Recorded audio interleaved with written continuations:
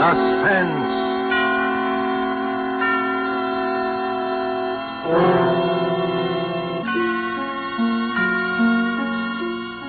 This is the Man in Black, here to introduce this half hour of suspense.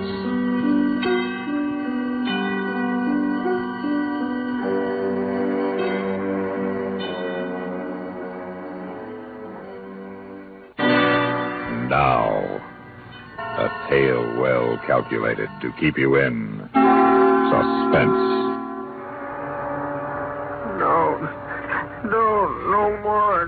No more in the name of heaven. Hold him, Harvey. Sure. Please, stop. Now, let him go. Sure. How you feel, Ernie? How you feel, copper? Come on, tell me so I know. Oh, no, you oughtn't to laugh at him, Harvey. He's hurt. Hey, Ernie, you hurt? You hurt, Ernie? How's it feel to be in the cell of your own jailhouse, Ernie? Look, Dylan. No, you look. On your feet and take a look, Ernie. Ernie, Don't hit me anymore. take a look. You see the pretty pistol, Ernie? It's wood. Yeah. Wood? Yeah, I whittled it, Ernie. Wood. Right after I whittled that bow for your kid, I made me this gun. I put some shoe polish on it. Mine. Yeah, he's neat. Sure. And now we got a real gun, yours. And we're going to get out of here, out of the jail. Everybody's screaming that nobody's going to break out of. Come on, let's go, Ernie. Let's go. Let me tell you something, copper. From now on, from the second I do this, from just then on, just listen to what I say. Don't repeat it. Just listen to it and do it. I said, let's go. That means we're getting out. I said, keep your mouth shut. It means you say just one word and you're dead. And the last part of it is, when I'm ready to kill you, I'll let you watch. That's fair enough? Now, let's go.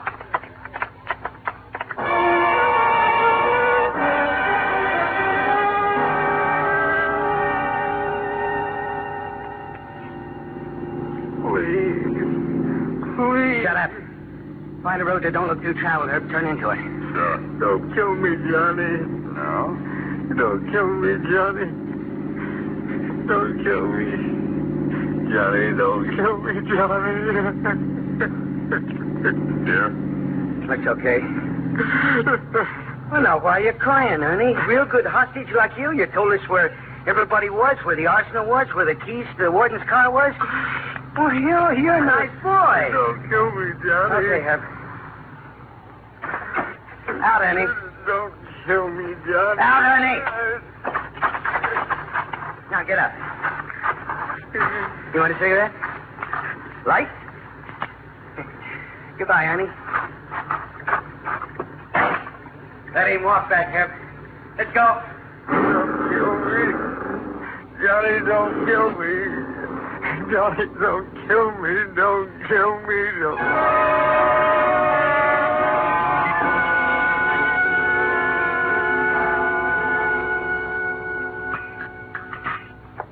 I like you. I know, I can tell. It's one of the reasons I like you. Come on, Johnny, let's scram from this joint. Let's get going. Give Herbie another piece of your apple pie, huh? All right. Want some more coffee? No, thank you, ma'am. Don't rush Johnny and me, mister. Hi. Pretty girl like you slinging in a road diner like this. Don't do that, Johnny. What? The truck drivers and the tourists say just what you said. It don't become you. What does become me, Molly? Me? Listen, Huh? you walked in here half an hour ago, and I said to myself, it's John Dillinger. Fellow whose picture I see in the papers with that smile on his face. Same smile as you got now. And you know what about that smile, Johnny? It means you've been there and you've seen it. Whatever there was to see. And nobody's going to fool you. Johnny, what's down the end of the road? You want to see? The way you'll show me. I'm coming back for you, Molly. Yeah, I know. First, I got to see some people up the road, a couple 100 miles up the road. People expecting me. And you're coming back. Yeah.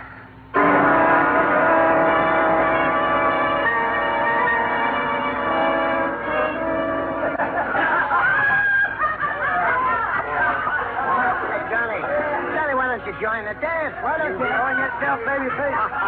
The time we've been together, Johnny, I've been jumping for joy. I just want you to... on a grave. Herbie's grave. Yeah, well, Herbie shouldn't have tried a thank job all alone. You should have come up there to Wisconsin with you and your friends, had a party, had fun. Yeah, should have had a party. Should have had fun. You miss Annie, huh? Lonesome for Annie, Johnny? You know, if Annie Sage is here, you... Yeah, what? She's waiting for me in Chicago. Real soon I'll drop in. When? One more day here, then we move out. Oh, you kidding? Party's only 4 days old. We're just beginning. Where you going to have it better, Johnny? Look, who's going to think to look for you in a crummy roadhouse in the Wisconsin woods? We could stay here for weeks. You could sing for Annie. No, I like Annie with Chicago around her. Don't push it, Johnny. Every cop in Illinois is watering at the mouth for a chance. So you got a liking for my face? Huh? My face, you like it? Oh, sure, Johnny. Well, sure. You like my face? Annie likes my face. That Molly and the cops. They like my face. What are you trying to say? Well, there's a doc in Chicago, a plastic surgeon. For $5,000, he'll make me a new face. Then I don't run. I don't hide. Then I have me a party in Chicago like you never dreamed. Like you never... Where's Dillinger? Where's John Dillinger? I gotta see someone, John Dillinger. Who's... I'm Dillinger. You gotta get out of here, Mr. Dillinger. Why? Cops. The back roads is full of them. Cars with cops in them. And plainclothes guys. And they're heading here. I ran all the way through the woods. You gotta get out of here, Mr. Dillinger. How close are they, kid? Up at Point Racine. They gotta take the dirt road's detour before they... That's why I cut across the hill and through the woods. I ran all the way. How did you know I was here, kid? Everybody around here knows you're here, Mr. Dillinger. The big party you're having, this roadhouse open in the middle of winter, and somebody must have pigeoned on you. Call it. But not you. No, not me. That's one of the cars, Mr. Dillinger. I just bet it. Kid. Yes, sir? You're a good boy, and I'm going to make you one of my gang. You like that? Oh, sure. And I'm going to give you my gun. Here, kid, you take it. What's your name? Paul Harvey. Well, I tell you what, Paul. You go out there, and if that's really the cops, like the way you said, I want you to stall them. How'll I do that, Mr. Dillinger? Think of something, Paul, because you're the kind of a guy I got around me. Guys who think of something when the chips are down. Guys like you. Go on, Paul. Do what Johnny Dillinger told you.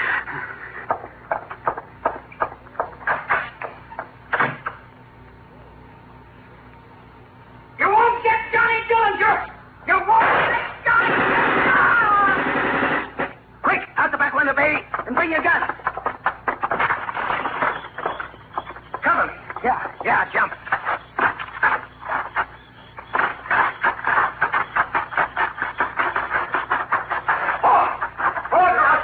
Hit the ground. You see him? No.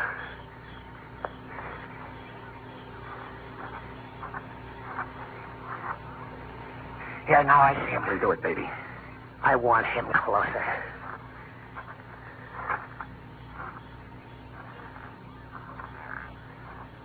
You two men, get up. Get up and put up there. See you around, baby face. Think you had fun at my party.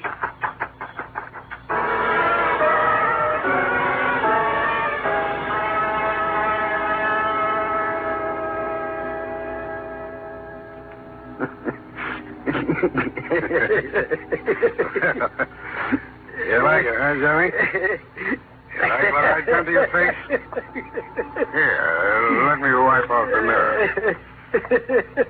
You like it, huh? You're a butcher, Doc. You're a drunken son of a Chicago butcher. You're a slaughterhouse medic. Oh, you just hold your tongue, Johnny. Thing, Dicky. Now, wait a minute. I want to tell you something. 5,000, Doc. That's what you agreed on. It's what you get. Now, you listen to me. You died there on my operating table. You died for sure. You died stone dead. What are you talking about? My assistant and that slob that gave you too much ether, and you were dead. And I thought fast, and I grabbed the hemostat and pulled your tongue over your teeth. Then I gave you artificial respiration. You were stone dead, Johnny. And I brought you back to life. You're a drunken butcher, Doc. Go on, give him the $5,000, TK. Thanks. Thanks a lot, Johnny. Now, Johnny. Huh? Your fingertips. And new face don't do you any good without you got new fingerprints. That's right, Doc. You're thinking, Doc. Yeah. I got it already. Right over here. Come on, Johnny.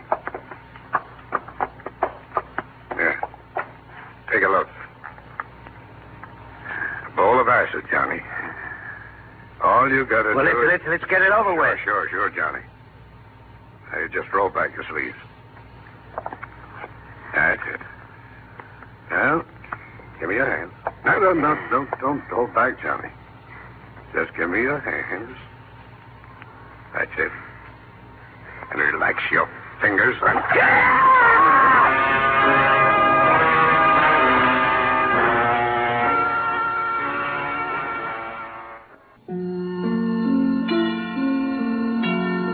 Look at you. Honey. Look at you. Honey. Hands bandage your face. Get away from me. All right. All right, I will.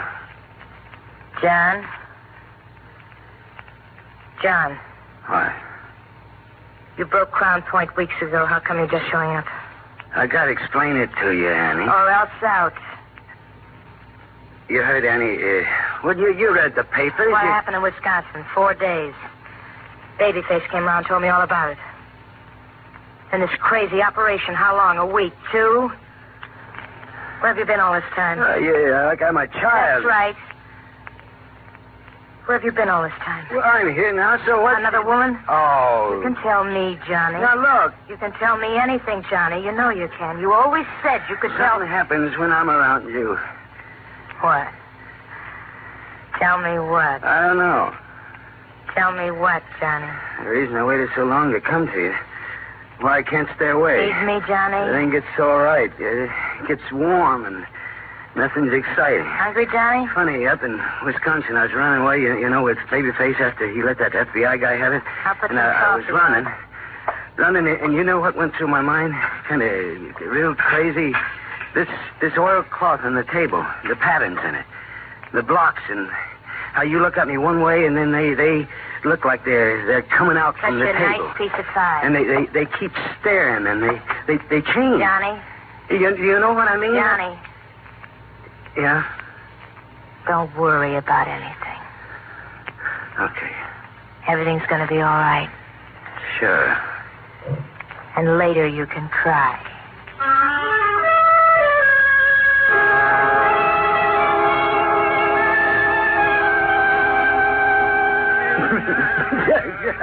I like to see you laugh, Johnny.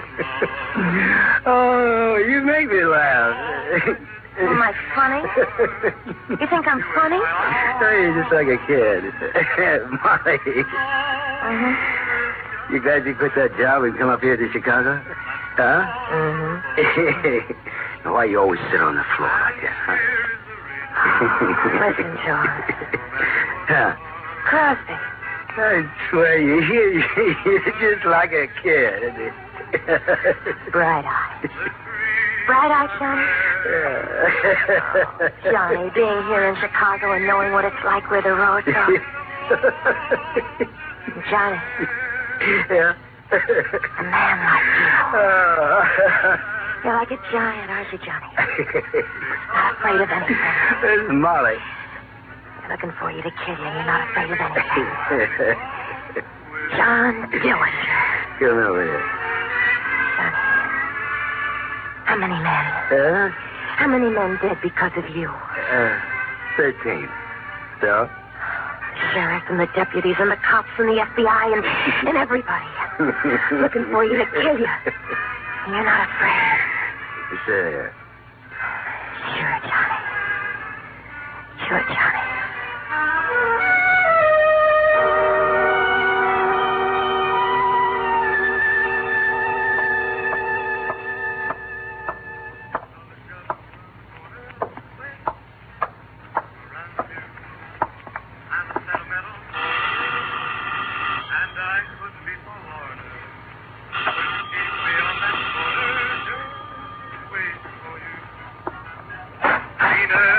Yes? You're Molly? Yes, I'm Anna Sage. Johnny? Johnny. Did you blew in?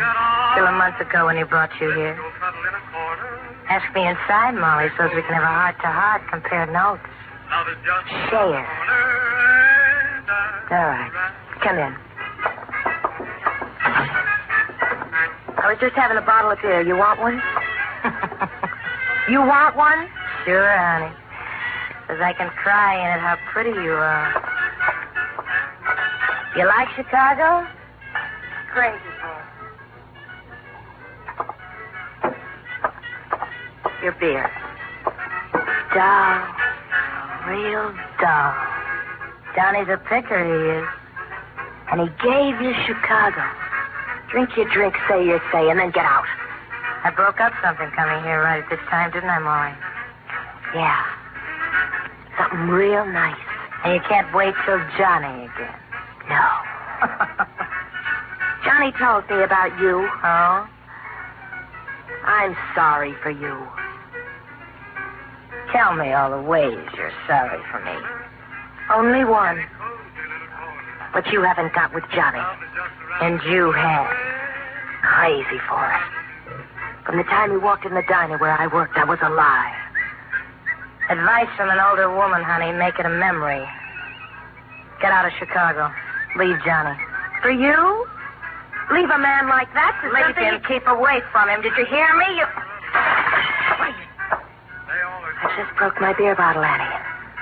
The way I once saw a man do in a bar I worked in Des Moines.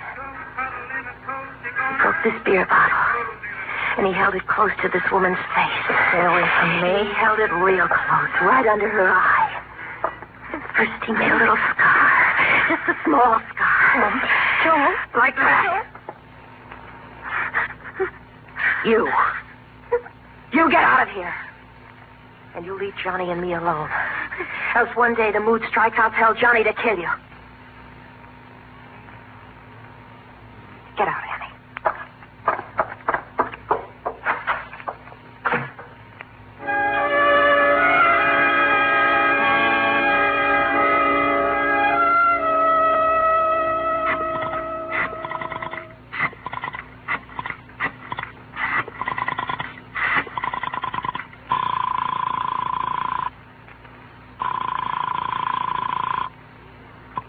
Federal Bureau of Investigation, Carl Lee speaking.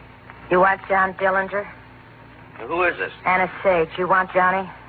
You giving him to us, Annie, for the $5,000? Not for the money. I don't care about the money. I don't want Johnny anymore, that's all. Sure, Annie. Now, where... I'll set him up for you. I'll call you later, where and when. Well, listen, Annie. You just stay by your phone, and I'll make you a hero.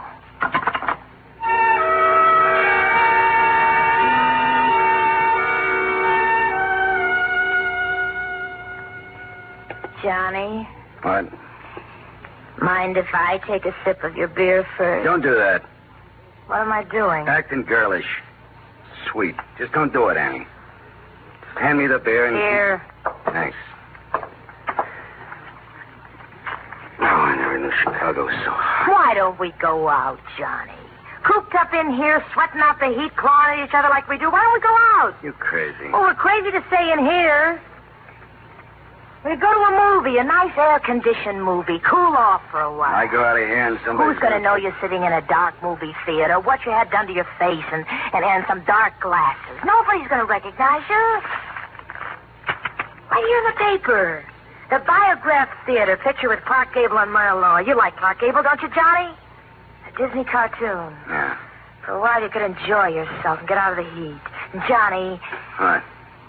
You ask Molly to come along if you want. Annie? I mean it. You go call up Molly and ask her to meet us here, and then the three of us will go to a movie. And Yeah, Molly told me you was around. Is that how you got that little cut under your eye, honey? Yeah. no sense anybody being mad at anybody. No, there ain't. I'm glad you figured that out. So why don't the three of us get together for a movie tonight? Sure, I'll call Molly.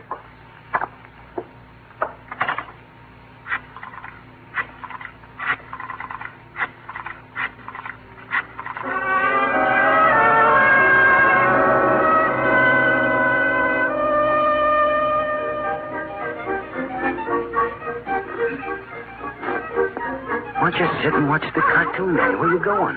Some candy. You want some candy, Molly? No. I got a figure to worry about. Excuse me, then.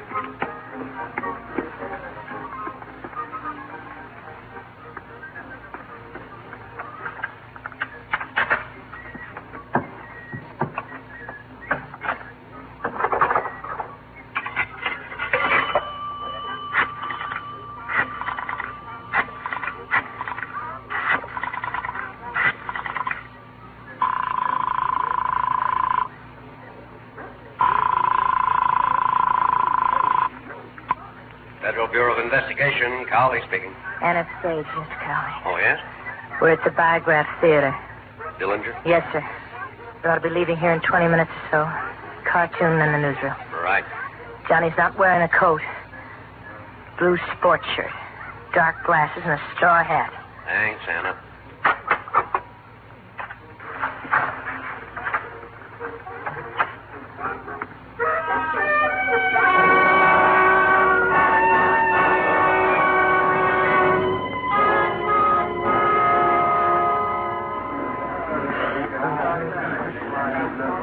That fella Hitler, he's a comer, huh? It's hot. Even with the air conditioning, it's so hot. Sit down and get some beer. You want to go with us and get some beer, Annie? No, I'm going home. Well, we were just talking Do what about... you want. I'm going home. Oh, who's afraid of the big bad wolf? Oh, boy. You feel it, Molly? What? The heat? You feel it? Yeah. Well, we'll go to someplace and You get two go on. I'll go. Johnny Dillinger? FBI, Johnny. Don't go for your You're gun. not going to... I said don't go for it. Annie! Hey!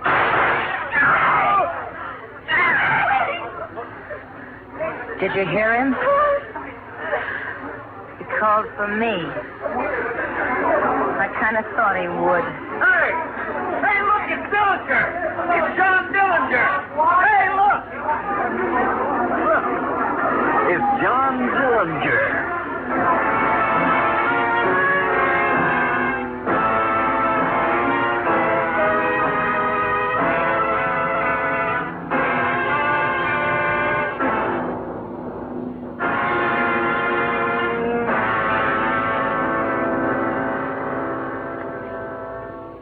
And so closes tonight's tale of Suspense.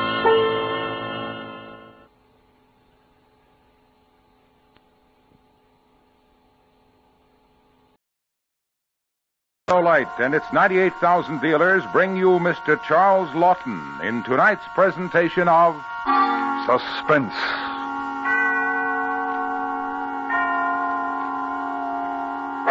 Tonight, Autolite presents the dramatization of an amazing document in which an unbelievable voyage is chronicled, beginning with that moment when Fletcher Christian led the men on HMS Bounty to mutiny.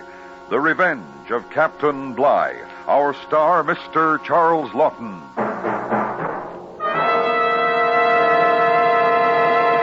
Well, Hap, doing a little reading? Looks like a good book. Well, it's not, Harlow. Sure can't tell a book by the cover. Well, it's the same with spark plugs, Hap. You may not always see it, but there's a big difference. What's the difference, Harlow? Well, in Autolite spark plugs, the difference is ignition engineering. That means that Autolite spark plugs are designed by ignition experts. The same Autolite engineers who build complete ignition systems for many of our leading makes of cars, trucks, and tractors. Spark plugs are the heart of the ignition system, and Autolite specialists know just how to design and build spark plugs for the finest all-round performance money can buy. Ignition engineering makes the difference with me, Harlow. Well, it should with every driver who is interested in long, smooth, and efficient performance. That's why millions of wise motorists specify and insist on world-famous ignition-engineered Autolite spark plugs, either standard or resistor type. Remember, from bumper to tail light, you're always right with Autolite. And now, Autolite presents transcribed Mr. Charles Lawton in The Revenge of Captain BLIGH, hoping once again to keep you in suspense.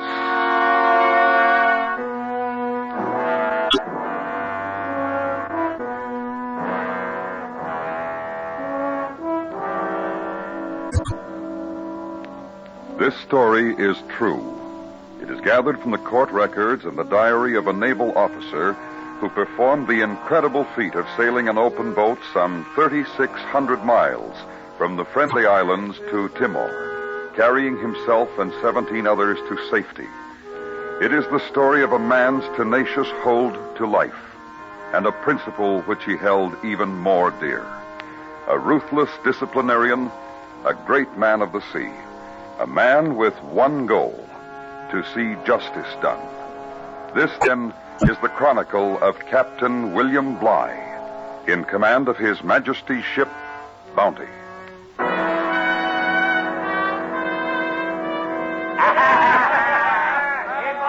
right, now. Cheer up before we put a shot into you. You hear me? You listen. All right, my lads, now you hear this. I'll do you all justice before I'm done, for I know who's and who. Mr. Christian, you lily-livered wretch. You and the whole besotted lot of you. You're hanged.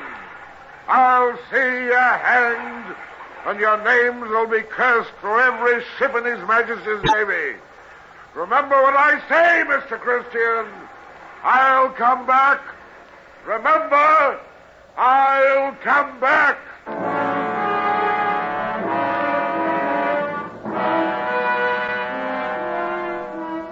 We were 19 in number. The size of the launch was 23 feet from stem to stern and rowed 6 oars. 4 cutlasses were our armament and no other arms of any kind. We were cast adrift with 28 gallons of water, 150 pounds of bread, 30 pounds of salt pork, 6 quarts of rum, and 6 bottles of wine. We were so deep and lumbered that there were 7.5 inches of wood amidships between us and the sea. And that's the way it was when we dropped astern of His Majesty's ship Bounty. A ship in full mutiny, commanded no longer by your obedient servant, Lieutenant William BLIGH.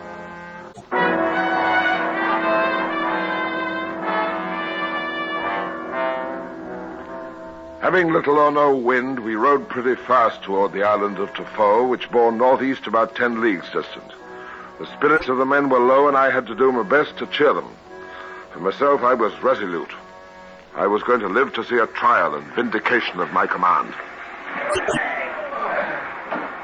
I'd feel a sight better, Captain, if we had an armful of muskets. So would we all, Mr. Hayward. So would we all. But we haven't, and must make the best out of what those scurvy knaves have given. In with a will, lads. Captain BLIGH won't let you down. You'll all live to swill ale and pinch a bit of strawberry jam again. Mark my words. That bird is almost hull down, Captain. Aye, they're bound for Otaheite. They flatter themselves with the hope of a happier life on that island than they can enjoy in England. I heard some of the men talking about the women there a few days ago, sir. But I never believed that it would lead to mutiny. This. Well, it has it not, Mr. Hallett? And like true British sailors, we must take the good with the bad. Am I right, lads? Our task is to forget the past until an opportunity presents itself to remember. Then we'll have justice. Meanwhile, we'll put in at Tafar and take stock of our position. Give us a song, lads.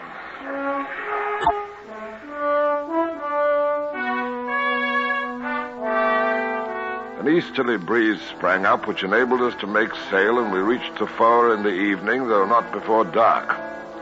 There being no anchorage and the shore so steep that we could not land, we were obliged to keep the boat under the lee of the island with 2 oars. Thus we spent our first night adrift.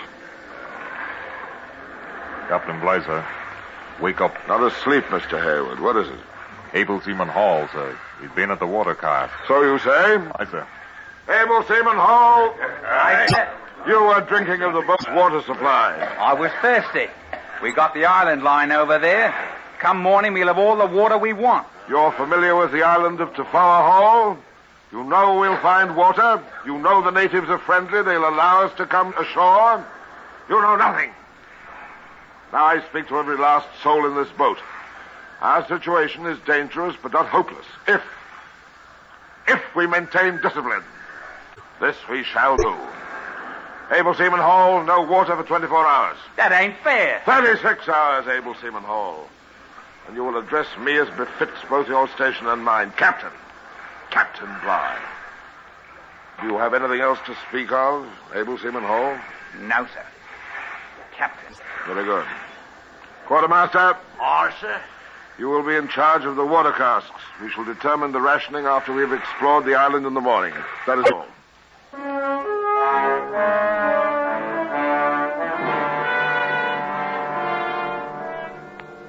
As I saw it, it had to be that way. These few men loyal to me are going to live. I would see to it. And to live meant measures which in their very harshness could mean the salvation of us all. Little did we realize then that our lot on that first day was a veritable paradise compared to the hell that was to follow.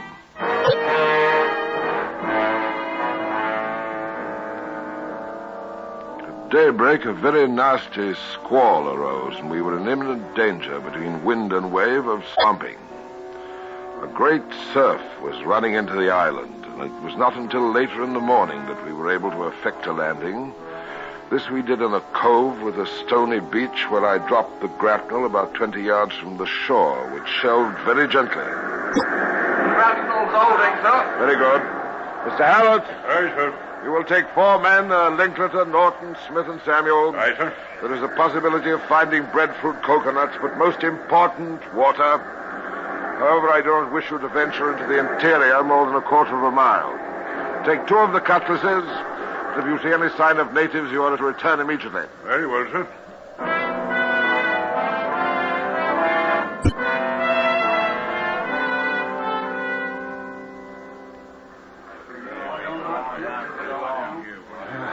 They've been gone for over an hour, Captain. I am well aware of the time of the day, Mr. Hayward. Well, sir, I was wondering, perhaps they've run afoul of the natives. In which case, if we followed, we could do no better than run afoul ourselves. No, Mr. Hayward, without musket and pistol, we cannot take the risk. Aye, sir. These islanders, all of them, Mr. Hayward, treacherous. You must remember that. If anything were to happen to me, you would be next in command. I give you warning now, for I've sailed these parts. You must behave with the utmost circumspection. Undertake no landing unless you take reasonable precautions, such as we do here, lying at anchor from the shore. Better wet feet than cut throat. Aye, I'll remember, sir. Captain, I see them, sir. Up on the bluff there. They're running. There you are. It's natives. Natives after them. Go, look. They're even great bloody stones. Hurry! Quartermaster. Oh, sir. There's over 100 of them. 2. Our lads will never get down in time, sir. We'll give them every chance to, Mr. Hayward, until it is no longer safe to remain. Go. One of our lads is down. Look. Who is it? Can't see. He got bashed by one of them bloody stones. Get to your oars, lads. I can see Mr. Hallett, sir. I can recognize him and Smith, Samuel, and Linklater. It's Norton they've hit up there. How do you look at the door, sir? That's enough, Mr. Hayward. Heave the grapnel, quartermaster. We'll stand by with oars. I can't. It's foul, Captain. I can't move it. Get another hand on the line, quartermaster. Give the lads a hand over the side. Now, heave, lads. Heave for your lives. Get down, Captain. Get down here. Heave.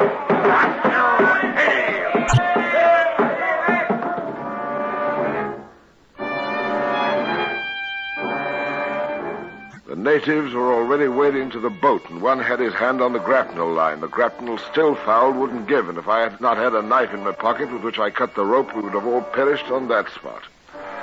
As it was, their attack with the heavy stones, which the natives threw with great accuracy and skill, disabled a number of us, including Mr. Midshipman Hayward. The unfortunate Jonathan Norton, who had been felled on the bluff, was a loss I felt most keenly. Thus, we escaped the onslaught of the Tofoan natives and, setting sail, steered for the open sea. It was at this point that I decided to tell the men what was in my mind. Provisions are accounted for, sir. We lost 3 bottles of wine, 1 of rum, 5 pounds of pork in the attack. Bread is in good condition. Thank you, Mr. Harris. All right, lads. Here is the plan I have considered. I put it to you as the most reasonable for our well-being. We're with you, Captain. All right. We set a course for Timor, where there is a Dutch settlement. Timor? That's a full 1,200 leagues, Captain. Not in an open boat. In an open boat, Able Seaman Hall. 3,600 miles. The closest point of safety, unless you prefer the sanctuary of another Tofoa. Captain, begging your pardon, sir, but we have no maps. Precious few instruments. I am aware of that fact, Dallas. I say no. Without provisions and overloaded as we are. I am not asking permission, lads. I am saying thus and thus. I give you the privilege, as sailors of His Majesty's Navy, of knowing the captain's decision. A rare privilege indeed. From this moment, the rations will be as follows. 1 ounce of bread and 1/4 of a pint of water a day. The pork will be equally shared in 1 ounce portions every 2 days. I shall now demand your promise that you respect my order, for in so doing I promise you that you shall see England again. You have mine, sir. And mine? I'll give mine gladly, Captain. So be it. Break out the rum, quartermaster, a tot for every man. We'll drink to Timor.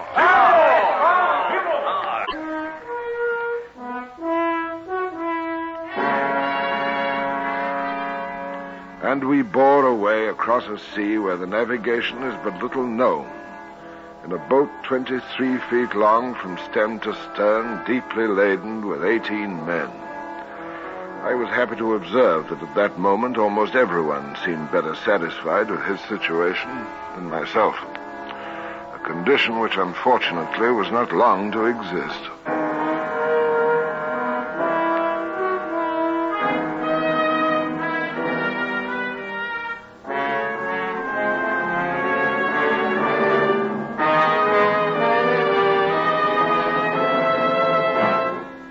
Autolite is bringing you Mr. Charles Lawton in The Revenge of Captain Bligh. Tonight's presentation in radio's outstanding theater of thrills, Suspense.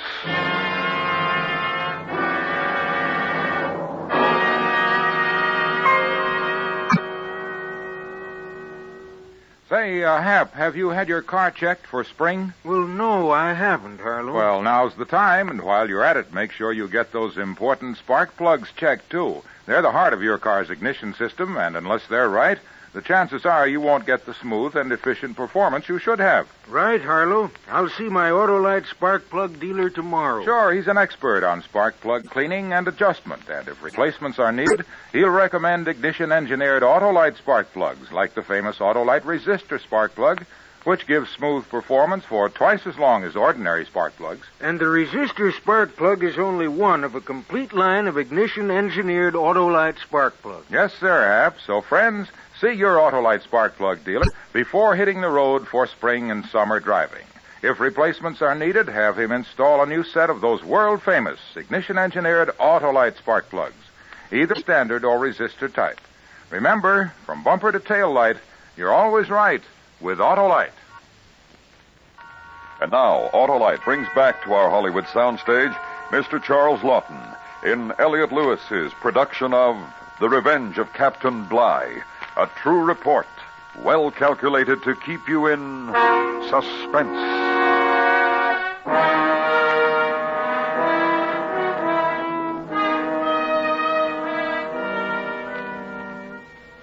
The remainder of that day and the following until noon, we made with sail 94 miles. We passed a number of islands, but did not venture to land, and so the hours passed into days. We logged our passage, 500-600 miles, always closer to England. Justice.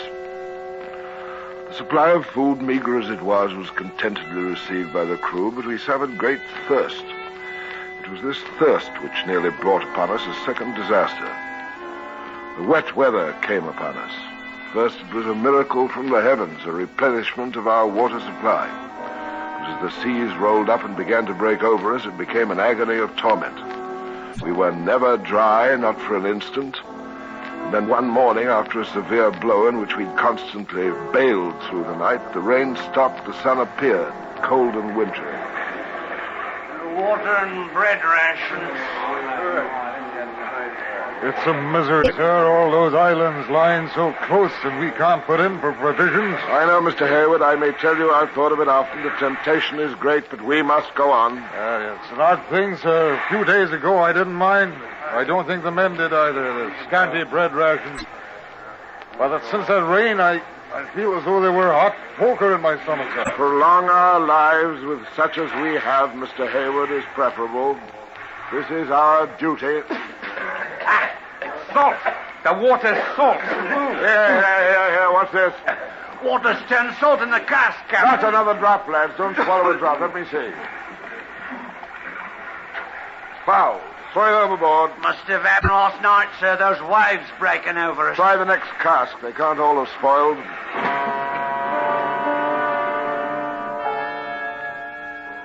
Salt. An ocean of salt about us and in the boat. The precious water casks, not a gill fit to drink. An ocean of salt. Now the sky was cloudless.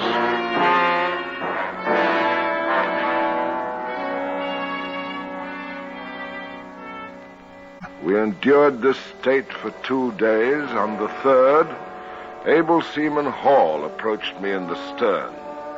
I was readily apprised of what was to come by observing the furtive expressions on the faces of half a dozen or so of the men near him. Captain? What is it, Hall? Your station is forward. Beg permission to speak to the captain, sir. Permission granted. Me and some of the men, sir, we've been talking. Them islands we passed a day ago, and more on the lee horizon. We respectfully request you to put in for water afore we all perish from thirst. No. Sir. My answer, Able Seaman Hall, is no. All of you. Do I have to remind you again of Tafoa, of Jonathan Norton? There are clouds building up to the north. Perhaps in a few hours we shall have rain. And if we don't, Captain? Then we'll wait. The rains will come again. In the meantime, we will wait. Wine, then, Captain. We've still got the wine. Fizz us up of that. Mr. Hallett. Aye, sir. Fetch me those wine bottles. Aye, sir. The wine will remain by my side. Whosoever desires to partake of it without my express orders will do so at his own peril. Do I make myself clear? Able Seaman Hall, the interview is over. You may return to your station. Captain, you... Aye. Sir.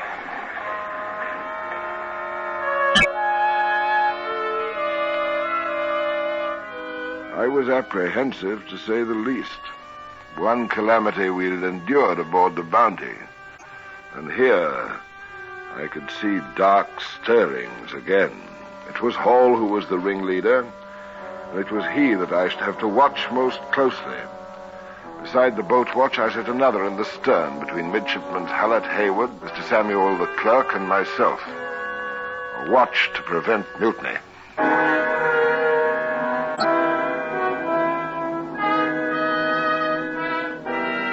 Providence smiled upon us the next day, and the rain fell in torrents.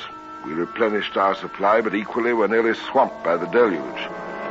In the afternoon, we saw many birds about us, boobies and noddies, but none alighted to nourish us by their presence. In that great expanse of sea, distance was measured by sameness. It might have been 1,000 miles we had sailed, or 10,000. By my reckoning, we were now approaching the coast of New Holland. Our appearance was shocking, and several of my people were half dead. I resolved, therefore, to risk all and make a landing on one of the New Holland group, if such it was. This, a day and a half later, we did, without incident. It's a very small island, sir. There's not much here, I'm afraid. Did you see a sign of natives? No, sir. Then we are at least fortunate in that. The men found some oysters, sir. They're bringing them in now. That's about all. Oh, a few berries. Very good, Mr. Hayward. Now listen to me, you, Mr. Hallett, and you, Hayward. We can't remain here. If once the men accustom themselves to this place, we shall have great difficulty in making them return to the boat. I know, sir, but don't you think a few days... I do not. A few days and we shall have lost the will to continue on. There is a goal to be reached, Timor. A settlement where the processes of law may be affected. I purposely chose this island in the hope that it was not inhabited. But over there, from there may come the danger. It, too, may be uninhabited. And if it is not, these natives are a seafaring people. You have not perhaps seen their canoes, Mr. Hallett. Take my word, we are even now more than likely observed. No, we must get underway before sunset.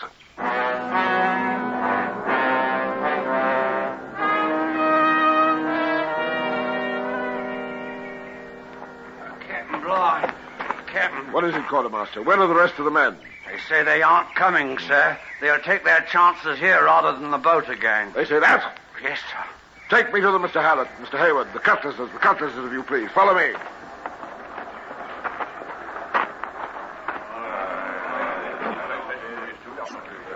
I have ordered you into the boat. I repeat that order. Captain, we can't. We're off dead, sir. Able Seaman Hall, step forward.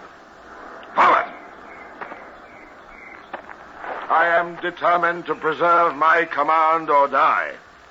Mr. Hallett, give this man a cutlass. Neither he nor any other man will cheat me of the justice which I will have. I have lived this long with that purpose. Hold. One or the other of us will have his way. You'll kill me. That is exactly what I intend to do. I'm obliged, Mr. Hallett. Now, Hall, defend yourself. It ain't fair. I ask you, is it fair? No, it is not fair. Pick up your cutlass, man. Have mercy. Mercy, Captain. You nasty little beetle. Get into the boat before I cut your ears off. The whole lot of you. Now.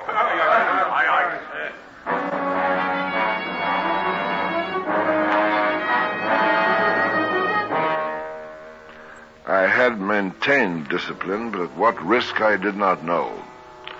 The men had laughed at Hall's discomfiture, but I knew that unless our lot was soon bettered, their laughter might soon turn to growling. For the next few days, however, I must admit that I was pleased with their renewed confidence, all except for Able Seaman Hall, who upon occasion cast glances which were laden with villainy.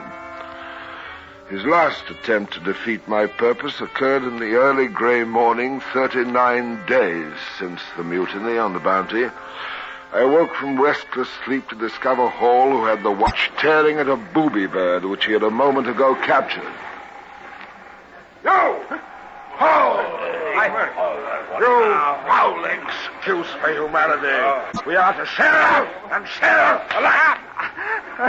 I will not stand for any more. You think that I do not suffer as you, all of you? I thirst and hunger. I brought you more than 3,000 miles in this twig. We're alive. In 2 days, maybe, we should reach Timor. I have lived to see justice done. It will be done. I have lived because it is my duty to bring you men who have been loyal to me to safety. This, too, will be done. Hear me? Mr. Hayward, we will divide the bird amongst the men, equal shares. The blood will be given to the weakest, Ledward, LeBogue, and Nelson, and a dollop of rum to the rest.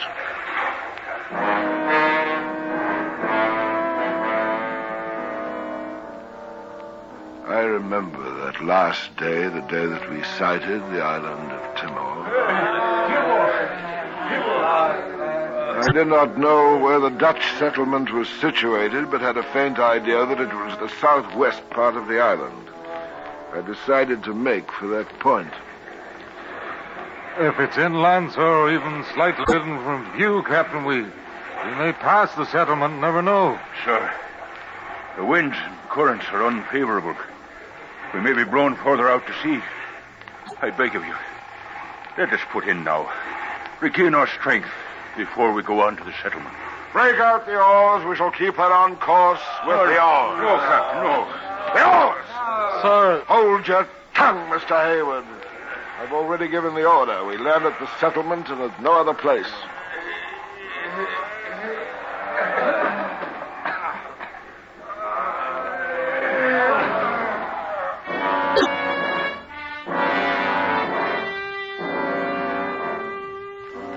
It was at daybreak of the next day that we came to a grapnel off a small fort and town which I later learned was Kupang, Dutch settlement of Timor. Among the things which the boatswain had thrown into the boat before leaving the Bounty was a bundle of signal flags and the Union Jack. These I now had hoisted in the main shrouds as a signal of distress, for I did not think it proper to land without leave. So ended our voyage.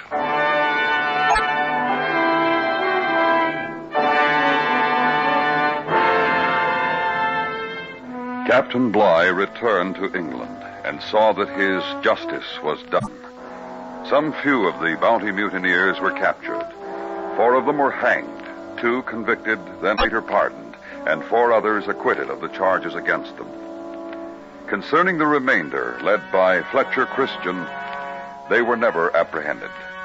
However, their descendants may be found in person, living a now peaceful life on Pitcairn Island, deep in the wide latitudes of the Pacific Ocean.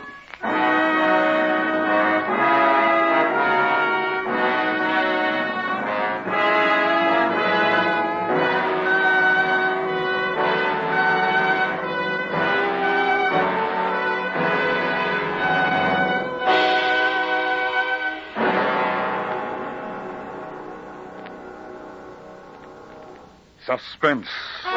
Presented by Autolite. Tonight's star, Mr. Charles Lawton. This is Harlow Wilcox for Autolite, the world's largest independent manufacturer of automotive electrical equipment.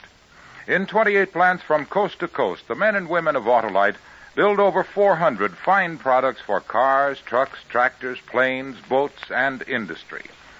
Autolite contributes its manufacturing experience and skills to the fields of transportation, electronics, agriculture, die casting, and plastics. The Autolite name is famous all over the world for products of unsurpassed quality and performance. In service, too, Autolite facilities are worldwide.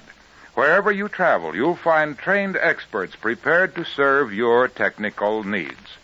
So, for superior products, always look for the name Autolite, because from bumper to tail light, you're always right with Autolite.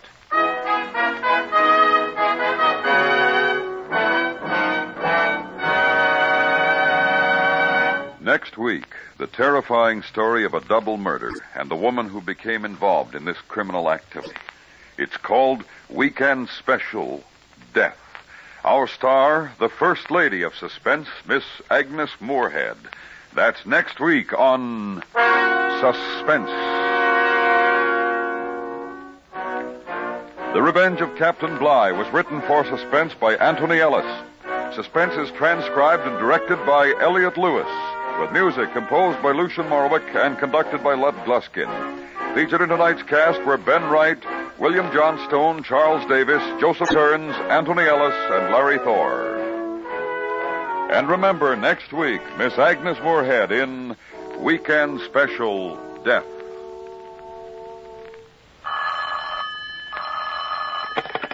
You can buy Autolite standard or resistor type spark plugs, Autolite Stay full batteries, or Autolite original service parts at your neighborhood Autolite dealer. Switch to Autolite. Good night. Many people in Europe and Asia are still suffering from lack of food. $10 will send 21 pounds of nourishment to a starving family. Mail your contribution to CARE, New York. This is the CBS Radio Network.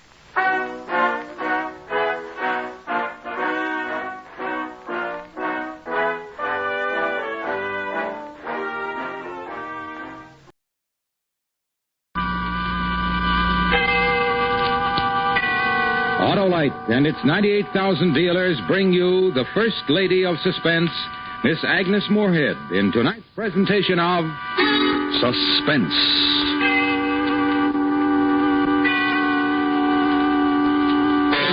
Tonight, Autolite presents the terrifying story of a double murder and the woman who became involved in this criminal activity. Weekend Special Death. Our star, Miss Agnes Moorehead.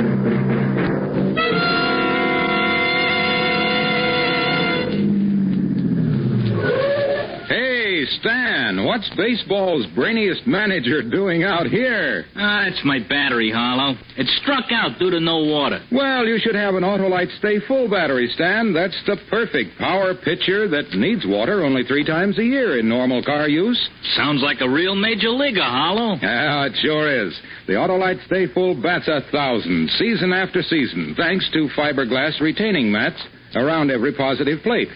They reduce shedding and flaking to give the Autolite Stay Full longer life, as proved by tests conducted according to accepted life cycle standards. Drop me off at the nearest Autolite battery dealer, will you, Harlow? Sure, Stan. He'll fix you up with an Autolite Stay Full, the battery that says right on the case, needs water only 3 times a year in normal car use. Remember, Stan, from bumper to tail light, you're always right with Autolite.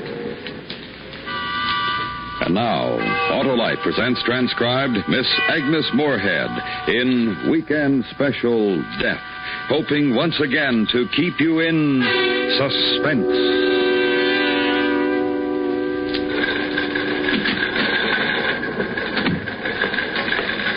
Who is Franz? I am. I'm Lee Stanley. Oh. What is all this? Maybe you can help us, Mr. Stanley. The woman says she works for you. Rita, she certainly does work for me. She's worked for me for 2 years or more. Why are you holding her? What does she do for you? My secretary. Look, if I can't get any answers from you, I'd just as soon call Captain Hilliard at home. I understand you're an attorney, Mr. Stanley. I am. Right now, you might consider that she's my client, and I want to see her. I'm warning you, Franz, I won't tolerate any irregularities. You're holding her, and I have a right to see her. Come on. I'll be in 201 for a couple of minutes. Okay, Lieutenant. We got her down the hall here, Mr. Stanley. Booked yet? Not yet. When we picked her up and tried to get some information from her, she just gave us her name and address and asked us to call you. That's all we know, except, of course, the 2 guys she was with. She was with 2 men? Yep. Well, where are they? Are you holding them? Sort of. What do you mean? They're dead. Yeah, Mr. Stanley, your secretary killed them. In there. Go ahead, Mr. Stanley. She's waiting for you. Yeah. Lee? Lee, is that you? Yeah. Oh, Lee.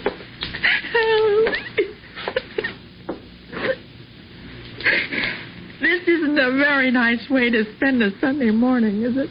No. Hi.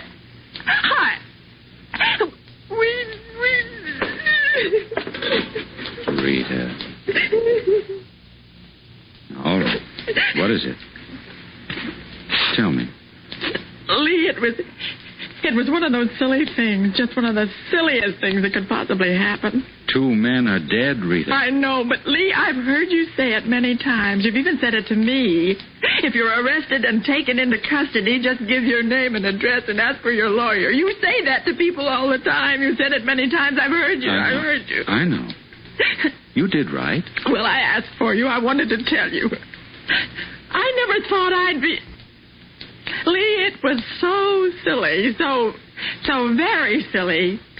Coffee was 92 cents a pound, and they had a special on steak, $1.15 for T-bones, and there were some bakery goods. What? The weekend specials. Well, yesterday afternoon, in the office, I was making out my list for the week. Oh. And I was getting my list ready. I was going to stop in the market on my way home.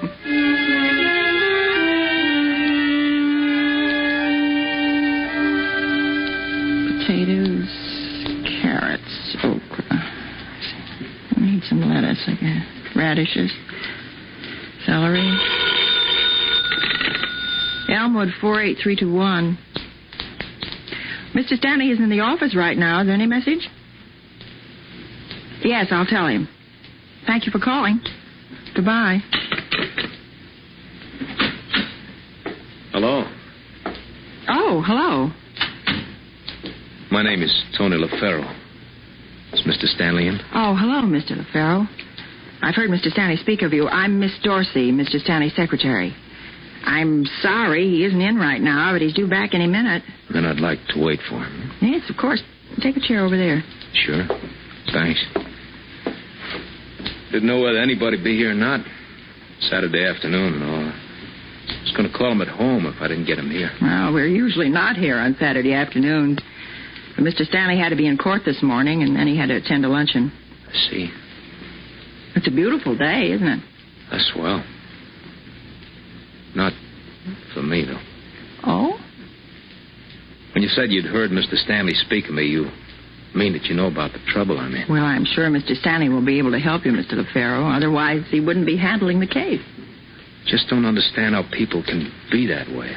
I didn't take that car. It was mine. It belonged to us, me and my wife. I had a right to sell it, and how she can charge me with theft, I don't know. I can't understand any of these things. Well, what's this? Hello, Tony. Mr. Stanley. What's up now? My wife's back in this country. She's going to throw some more charges at me. That's right. I received a letter this morning. I'm out on bail now, waiting for my trial and that other thing. Will they put me back in? You better come in my office. I brought those receipts and bill of sale on the car that you asked me to find. Good. All right if I leave now, Mr. Stanley? Go on in, Tony. I'll be in a minute. Make yourself comfortable. Sure. Rita, have any plans this afternoon? I want to get my shopping done. Why? Well, I hate to ask this. It's such a swell afternoon and all, but he's in more trouble than he knows. There are 2 new warrants against him for grand theft. I want some information before they're executed, if possible. I'll need you. Oh, Lee. I'm sorry. These things happen now and then. Well, I'll get my book. I was going to play golf, if it helps you any. Well, it doesn't. You know something? What? That mild, sweet little man, he's so polite and gentle. How could he get into all this trouble? Because that mild, sweet little man is a liar and a thief, and they usually get into trouble. Oh, you're always... If he had a gun, he'd as soon blow your head off as look at you. Sorry I ever took him on as a client. Well, let's get started.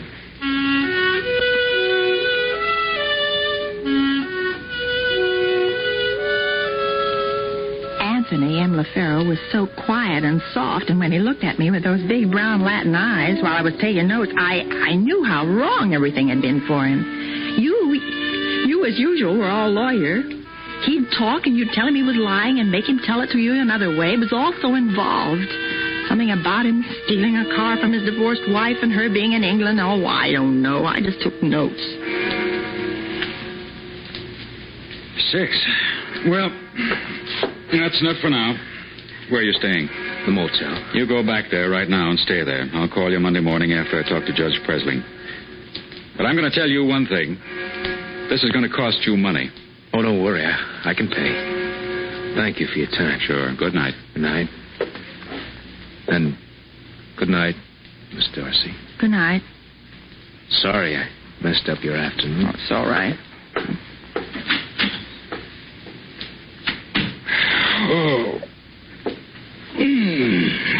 Where's my coat? There. Oh. What about these? Well, they have to be typed up. By when? I'll need them first thing Monday when I talk to the judge. When can you do them? I better do them right now, Lee. Oh, you're tired. I'm busy tomorrow, and I don't want to take them home. I think I'll just stay here and get them out right now. Oh, thanks. I better be getting along. You were swell. Just a minute. I have to go shopping before the stores close tonight. Oh. Here's your check. Thanks. I'm flat broke. See you Monday. Night, boss. Night. You were swell to stay, Rita.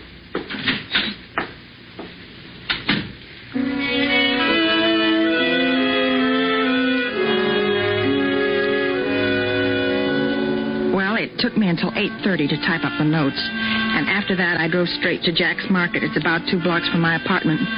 I wanted to cash my check, get the groceries, and go home. My idea was to have a little something to eat and get to bed early. Well, it didn't work out that way.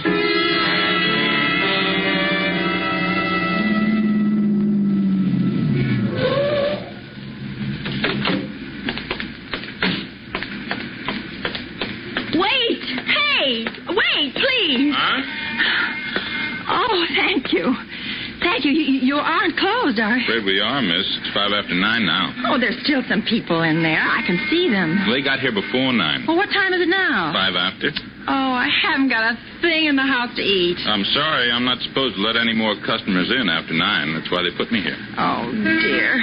There's nothing in the house at all for dinner. I'm sorry. We're open from 10 to 6 tomorrow. Could you come back then? Yes, of course, but what about now, tonight? What do you want? Well, I could get by with a little steak. Well, just something for now. I just got off work Well, and you isn't looking now. You go ahead. Oh, thank But you. don't say anything to anybody. It'll be my neck. Just pretend you got here before 9. I gotcha. Go that way. Okay, thank you. Go ahead. Good night.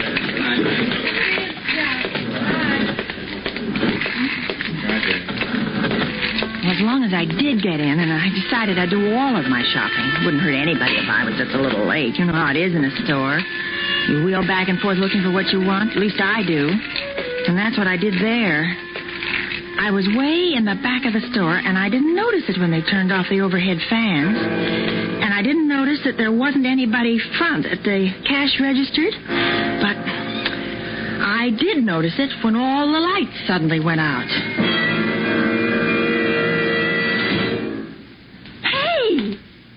Hey, I'm still in here.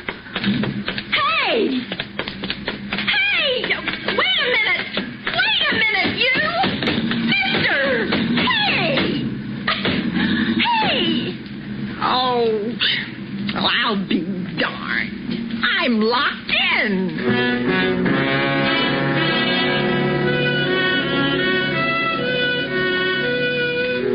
The Jack's Market. You know how they are. Always built in from the street so that you can park on any side. Well, that's fine when you want to park, but when you're locked inside at night and you want to get somebody's attention so you can get out, it isn't so fine at all. As a matter of fact, it's terrible.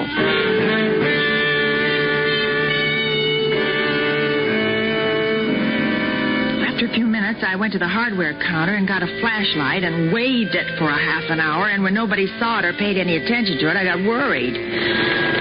I was more worried when I got in the phone booth and found out I didn't have anything but a check. And I couldn't open any of the cash registers or the door to the little office in the back. I want you to know things got a little worse about 2 in the morning, after I'd settled for a pint of milk and a piece of cheese and stretched out with a sack of flour for a pillow. Something woke me up. Something near the side entrance.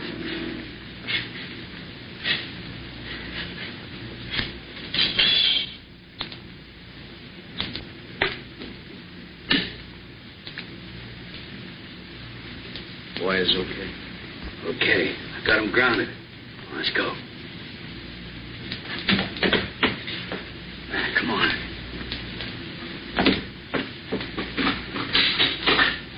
No, wait here till I get set up. Keep an eye open. Here, take this. Anybody shows their face, use it. One of them, the bigger one, went to the little office carrying a load of tools with him. Well, he didn't worry me, but the other one, the one in the white overalls and the hat, worried me a lot. He didn't see me, but I saw him. It's your client, Lee. The liar and the thief who'd as soon blow your head off as look at you. His name was LaFaro, and this time he had a gun in his hand.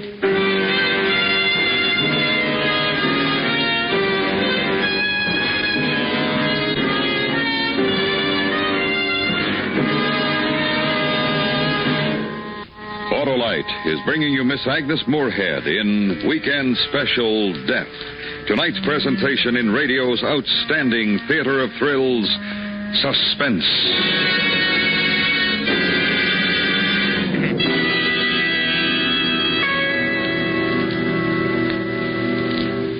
Well, Harlow, I signed up an Autolite Stay Full battery. Ah, smart move, Stan. You got yourself a real pennant winner with that great battery that needs water only 3 times a year in normal car use. And they tell me that Autolite Stay Full has a life that's longer than an umpire's face, Harlow. Yes, sir, Stan. Fiberglass retaining mats protect every positive plate to reduce shedding and flaking and give the Autolite Stay Full longer life. as proved by tests conducted according to accepted life cycle standards. The Autolite Stay Full really makes a hit with me, Harlow. And with everybody who wants a battery with pep, power, and peak performance every time. Friends, visit your Autolite battery dealer. He services all makes of batteries, and if you need a new battery, he has the Autolite Stay Full, the battery that needs water only 3 times a year in normal car use. Remember, from bumper to tail light, you're always right with Autolite. And now, Autolite brings back to our Hollywood soundstage Miss Agnes Moorehead in Elliot Lewis's production of Weekend Special Death, a tale well calculated to keep you in suspense.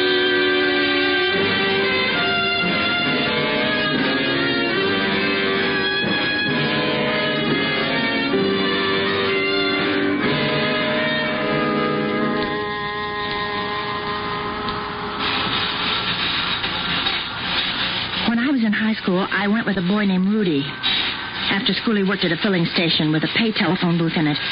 And when Rudy wanted to call me, and nickels were very scarce in those days, he had a way of making a call without any money. I remembered Rudy, bless his heart, married, 5 children, and I certainly had a call to make. Well, 2 men were drilling holes in a safe. One of them had a gun, and I was locked in a supermarket with them, and I wanted to tell somebody. Well, I took off my shoes and got myself up to the telephone booth. I left the door open so the light wouldn't go on, and then I went to work the way Rudy showed me. And I must have done something right. Good old Rudy. Hello? Hello? Is there anybody there? Hello? Oh, please. Hello? This is the special operator. Oh, hello? This is the special operator. Hello? This is the special operator. Are you having difficulty? Oh, I certainly am. You'll have to speak louder. I can't hear you clearly. I'm in trouble. I'm locked in. I'm sorry, miss. I can't hear you. I can't talk any louder. What is it, miss? I'm in trouble. I'm locked in a supermarket. There's too many are trying to open the safe. Well, this connection's very bad. What number are you calling from? It doesn't make any difference. I'll have to know your number before I can help you. Well, it's Evergreen 50972. What number are you calling from? It's Evergreen 50972. Now listen to me. I want you to get the police over here right. Very bad, miss. You hang up. I'll phone you right back. See if I can make a proper connection. Don't hang up. No. Oh. Hey, what? Oh, that sounds like a phone's off the hook. Isn't this? There's a phone up in that part of the store, isn't it? Yeah. Let's take a look. Oh, that's funny. What now? Well, stop, just like that. Come on, let's take ourselves a look.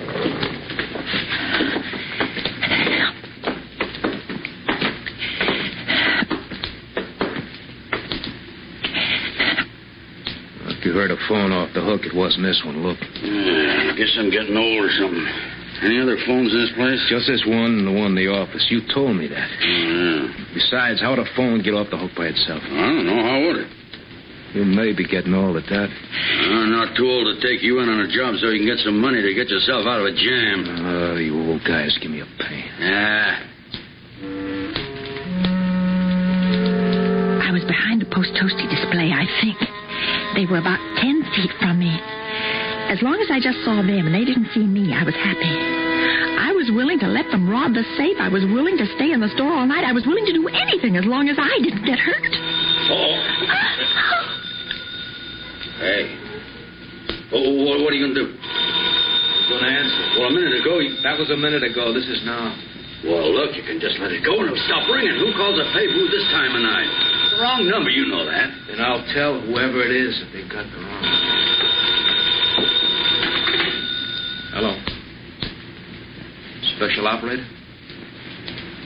Yeah, this is Evergreen 50972. No, I'm sorry. No one could possibly have called from here in the last 5 hours. I'm the night watchman. Yeah, thank you. Fred? Yeah? There's somebody in here. Trying to use that phone 2 minutes ago. Dame. Dame? Yeah. All right, come out, wherever you're hiding. Hey, you crazy. Suppose she's got a gun. If she did, she'd have used it by now. Come on, come out.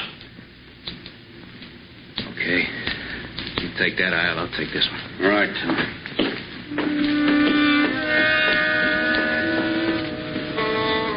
There was one advantage. I knew they could have used a flashlight and nobody on the street would have seen it, but they didn't know that. So it all went on in the dark. The chase, I mean. I crawled, they walked, I slithered, they crept. There was one point when I was near the soup counter and they were off in the vegetable market. I thought I was safe. Oh, dear. Oh, dear. Come on, get out. Bring her back to the office where we can use the light. Come on, you. All right, take it easy, take it easy. Oh, that's tough. That's real tough. Come on, shut up. All right, get the door. Yeah. Hi. This Dorsey, isn't it? Oh, you know her? Yeah. Yeah, works for my lawyer. Oh, swell. How'd you get in here? Well, come on, can't you talk? I was locked in by mistake when they closed the store. I was locked in. You said that. I didn't have any change. I couldn't call anyone. No? No! I didn't want to be here. I don't care if you rob this store. I don't care what you do. I don't tell anybody. That's so? Yes. Just let me go. I won't... But you did make one call. I'm locked in a supermarket. There are 2 men here. That's about the way it went with the operator, isn't it? You're kind of nice in a certain line. I said that to myself this afternoon. Kind of nice. Stanley says I lie all the time, doesn't he? I've never discussed you with Mr. Stanley. What are we going to do? Huh? I said, what are we going to do? Well, we're going to finish the job. I need some money. I mean, what about her? She's seen both of us. She could pick us out of a show-up, mug files. I got 2 losses already, and so you. I know. Oh, what are we going to do? Relax. She isn't going to say anything or pick out our pictures. Huh? No. We'll kill her, Fred.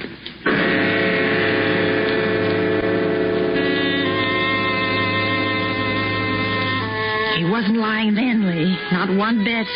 I knew that. I knew it the minute he looked at me. He told me to sit down on the floor facing the wall. I did, expecting a bullet in my back any minute. Instead, I had to sit like that while they went to work on the safe again. Come on, hurry it up. Hurry it up, will you? Going as fast as I can. Don't open one of these things in 15 seconds, you know. Doing my best. Oh, lousy drill. You pushed it too hard, that's why it broke. Well, you're pushing me too hard. Get it open. We haven't got all night. Just a second. You, ever seen a safe crack before? Hey, you. No. No, I haven't. Pretty interesting, huh? How are we doing? Close. Just a little bit here now. Yeah, okay. Okay. All right, try it. Okay. No, not yet. Well, it should be. Well, I tell you. Yeah. All right, let's get loaded up and get out. Miss Dorsey, it's a very interesting project. Cracking the safe. I'm sure it is. Oh, knock it off. How much you make a week? $60. 60 a week, huh? Tell me, you know how much I'm making this week for 2 hours' work? Do you? No. I'm making... Well, I haven't got time to count it now. Okay, that's it. All right, let's go. All right, baby. Where to? That way. Out there? As good a place as any. Well, the noise. I'll jam this into one of the flour sacks. It'll kill it. All right, get the lights and let's get out of here.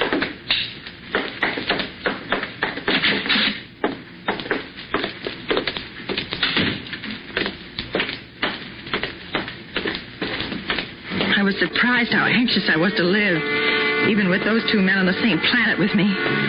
My eyes were pretty used to the dark by the time we were out in the aisle passing the ginger ale display. Ever break a plate glass window?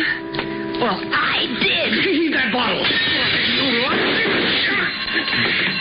Oh, you crazy fool, you hit me. Fred! Where are you? Where are you? Alarm or no alarm, I'm going to get you, baby. Get you good. You scared? Scared, are you? Running won't be any good. I'll get you sooner or later before you get out of here. Sooner or later. I've been following her with things all night long. This time it was the other one. The dead one. I didn't see it in the dark on the floor, but I felt it. His gun.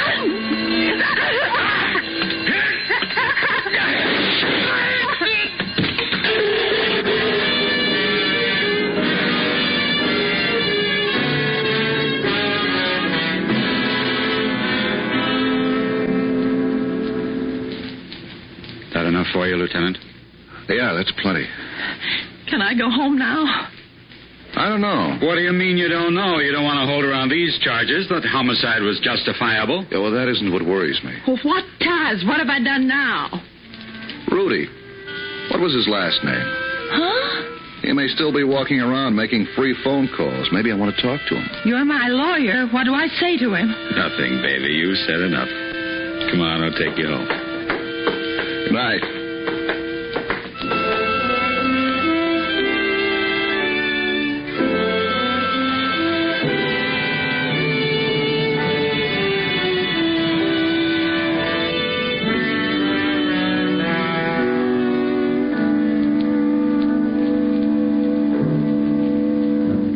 Suspense.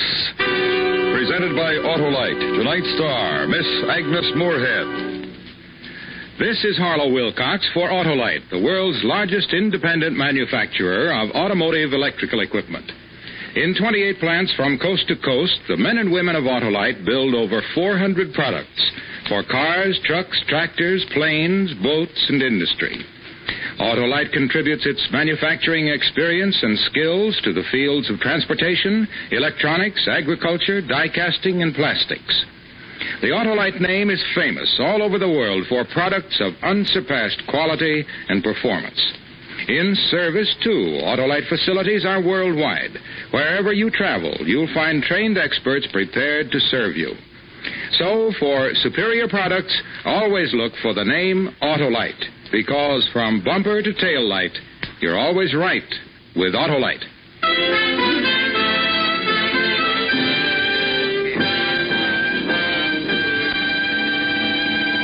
Next week, the true story of an escape to freedom in which it has been necessary to change the names of all the principal participants in order that their survivors, still imprisoned, may live. It's called Listen, Young Lovers. Our stars, Mona Freeman and Robert Wagner. And that's next week on Suspense. Suspense is transcribed and directed by Elliot Lewis, with music composed by Lucian Morowick and conducted by Lud Gluskin. Weekend Special Death was written for Suspense by E. Jack Newman. In tonight's story, Anthony Barrett was heard as Tony and Joseph Kearns as Fred. Featured in the cast were Hy Averback, Whitfield Connor, Mary Jane Croft, and Barney Phillips. Agnes Moorehead is now appearing in the Universal production of The Magnificent Obsession and will start on tour in October in her one-woman show, The Fabulous Redhead. And remember, next week, Mona Freeman and Robert Wagner in Listen, Young Lovers.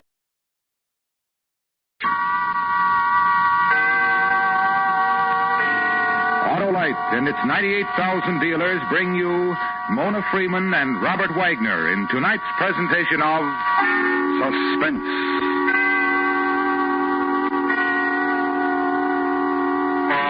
Tonight, Autolite presents the true story of an attempt to escape to freedom, in which it has been necessary to change the names of all principal participants in order that their survivors, still imprisoned, may live. Listen, Young Lovers. Our stars, Mona Freeman and Robert Wagner.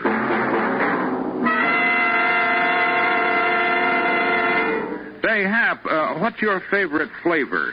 Chocolate, Harlow. Why? Well, everybody has a flavor preference, but on something really important, they sometimes take anything. Like what, Harlow? Like a new part for a car's electrical system, Hap. When you need a new contact set, for example, you should always insist on one exactly the same as that installed by your car manufacturer. And on my car, that means Autolite, eh, Harlow? Yes, Sir Hap. Autolite builds complete electrical systems for many of our finest cars, trucks, and tractors. So, if your Autolite-equipped car needs replacements, always insist on Autolite original service parts. And what about cars that aren't Autolite-equipped, Harlow? No matter what make of car you drive, always play safe by making sure the parts replaced are exactly the same as those originally installed. And for your Autolite-equipped car, the best is Autolite original service parts. Remember, from bumper to tail light, you're always right with Autolite. And now, Autolite presents transcribed Robert Wagner and Mona Freeman in Listen, Young Lovers, hoping once again to keep you in suspense.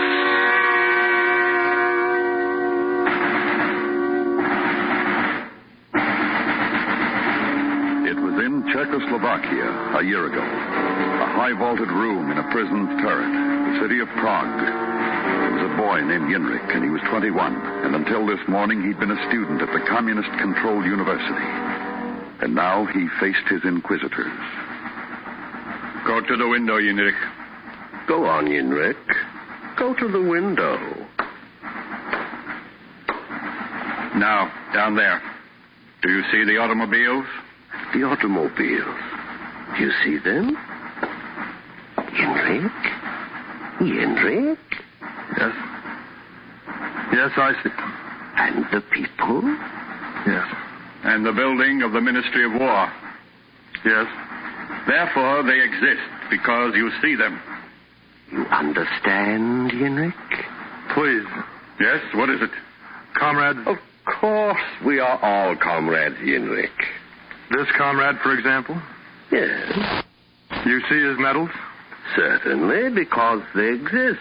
And his sword? Yes. His head? Yes. His mind? Comrade, his mind? Or this comrade's mind? Or... Shall we have you shot, Yenrik? Or is expulsion enough? What do you think, comrade?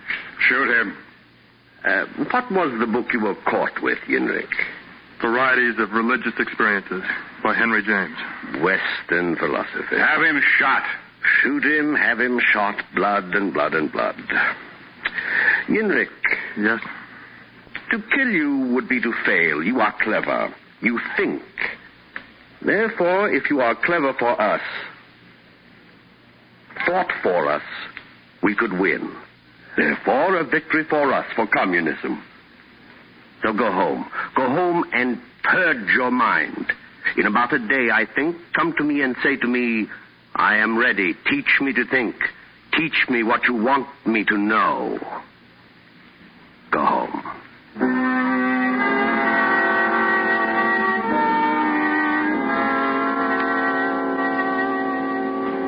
And for this they expelled you? For daring to read? For daring to think? For this, Mulata. This that they have done to you. Yes. After it will come arrest and torture and imprisonment and the labor camp. Mulata. And death. As it came to Mikolash, who also was a student, who also read of alien philosophy. Mulata. Death. Stop it. We speak of it no more, Mulata. What time is it? It's almost the hour of... Turn on the radio, then.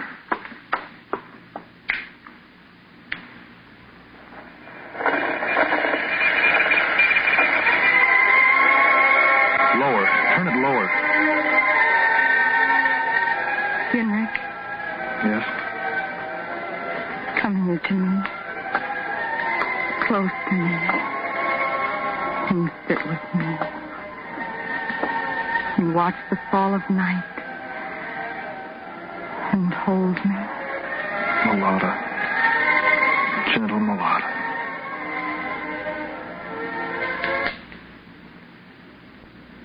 This is the voice Czechoslovakia. And the voice of Radio Free Europe, bringing you the news of the free world, bringing you the knowledge that you are not forgotten, and the hope of your future liberation. The voice now of Free Czechoslovakia. This is Password Little Garden. Dear Mother, we know these are the worst times you have ever lived through, but you must believe that one day we will see you again. This is Password Hephaistos, calling my friends from the Krumlov area. The border crossing was hard and exhausting, but it was a success. Now I am well and I see true freedom. Tonight, as we promised, we are going to tell you about the Free Europe College in Strasbourg. Like Radio Free Europe, the college is maintained by the voluntary contributions of the American people. It is for students who have escaped from the Soviet orbit, from Soviet tyranny, from Soviet terror. For students who have fled across the border and come to Germany, where they have found a climate of freedom and of learning. Henrik, why have you turned it off? Why? I thought I heard a step on the stairs in the hall. Yes, I did hear. Turn on the lights, Mulata. Quickly. Perhaps it's only the man who lives up.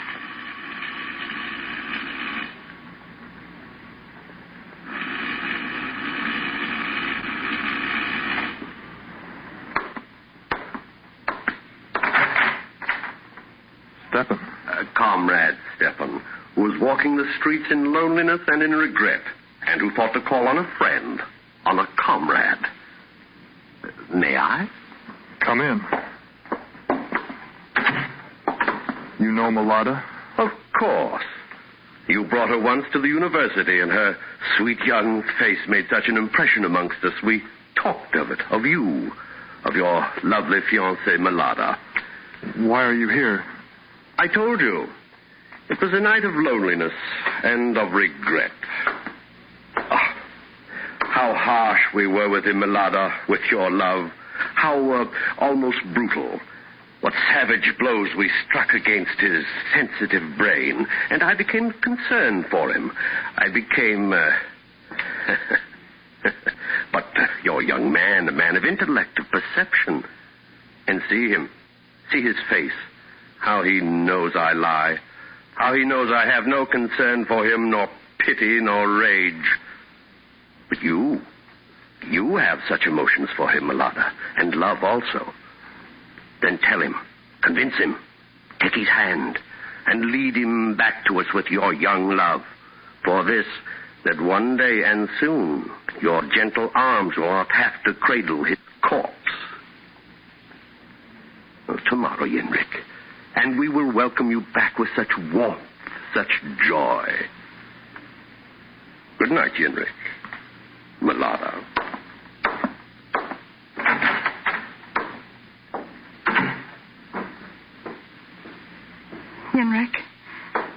Henrik, beloved. Yes. What was said on the radio. The Free Europe College in Strasbourg. For those who escaped. I cannot. You must. You will. Hear me. Not without you. Then with me. It's not alone with me. It is 300 miles. 300 miles of guards and border patrols and informers and dogs.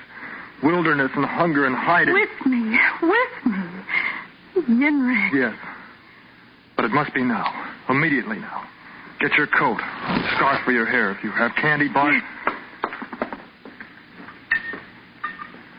Quickly, Mulata. Quickly. Yes. My scarf, my coat, candy bars, and this. Take it, Yenrik. What is it? The same that I have for myself. A small bottle of liquid. Of poison that is kept here for insects and vermin. Mulata. If we are caught, we will drink it. Together we will drink it. In this way, they will never separate us. This way we will never leave each other. Yes.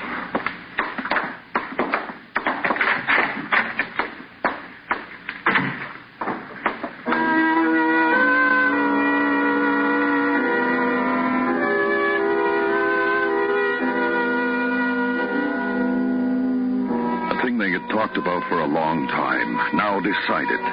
But how to get to freedom? No passport, so they dare not trust trains nor other public conveyances. Nothing but their feet to carry them. Two sweethearts out for a casual stroll. So they walked. Prague to Kladno, across the Tava River, swollen by spring rains, to Kraslice, and close to the border now. Lonely paths through the mountain roads, and across fields, to the young lovers, almost a pleasant adventure. Almost.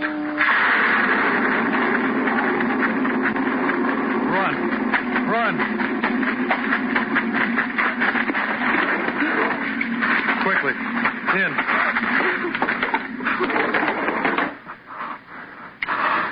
When the rain came, when the lightning struck that tree back there, and the thunder, I prayed for a shelter for you, and now there's a barn. Now there is shelter. No, whatever it is, Mulata, no. Don't move, don't talk, but lie. See? There, near the wall. The straw. Hello. Go back to the house, son. The colt will be born, I will call you, and you will name. Don't breathe. Don't move.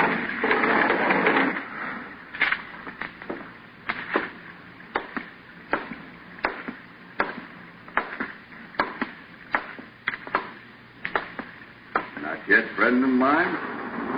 And what shall we name your colt, my son wants to know? Ludmila? And if a stallion, shall we name...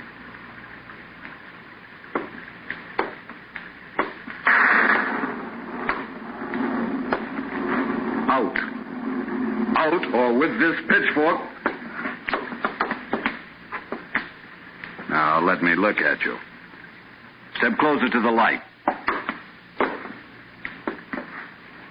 Two of you now. We're not thieves. No? Truly, we're not thieves. Then what? Hikers. Throw down your papers, then, so I'll know it. Well? There are no papers. Refugees? Yes. From what? Terror. The government of Czechoslovakia? Yes. I throw down the pitchfork for whatever symbol you wish to make of it. I am your friend. Oh, how grateful. Hush. Now listen to me. Yes? Sleep. And at dawn, I'll wake you. With directions to the border, which is nearby. And there is a guard I know who is there. And I will send you to him. And he is a friend. And he will show you how to get into Germany. I envy your courage.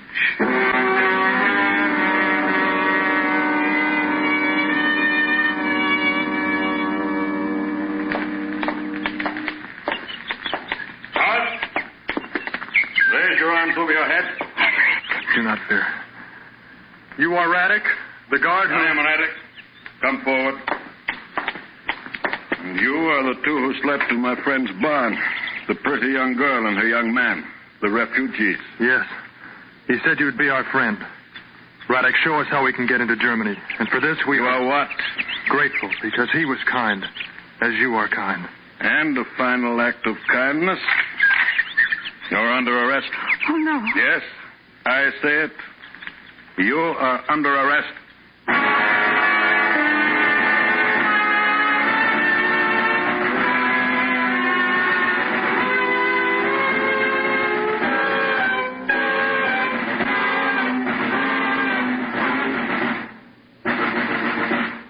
Autolite is bringing you Mona Freeman and Robert Wagner in Listen, Young Lovers. Tonight's presentation in radio's outstanding theater of thrills, Suspense.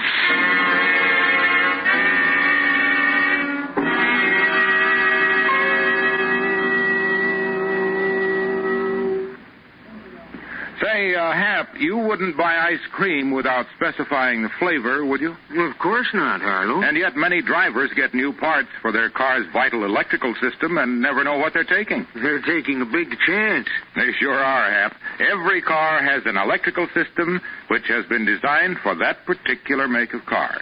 When parts need to be replaced, the wise owner will insist on original service parts exactly like those first installed. Like Autolite original service parts for Autolite-equipped cars, eh, Harlow? Right, Hap. Autolite original service parts for the coil, distributor, starting motor, generator, and voltage regulator are designed to work together as members of a perfect team. No matter what make of car you own, get parts exactly the same as those installed by the manufacturer. Then you'll be sure of safe and efficient operation. On Autolite-equipped cars, insist on Autolite original service parts. Because, from bumper to tail light, you're always right with Autolite. And now, Autolite brings back to our Hollywood soundstage Robert Wagner and Mona Freeman in Elliot Lewis's production of Listen, Young Lovers, a true report well calculated to keep you in suspense.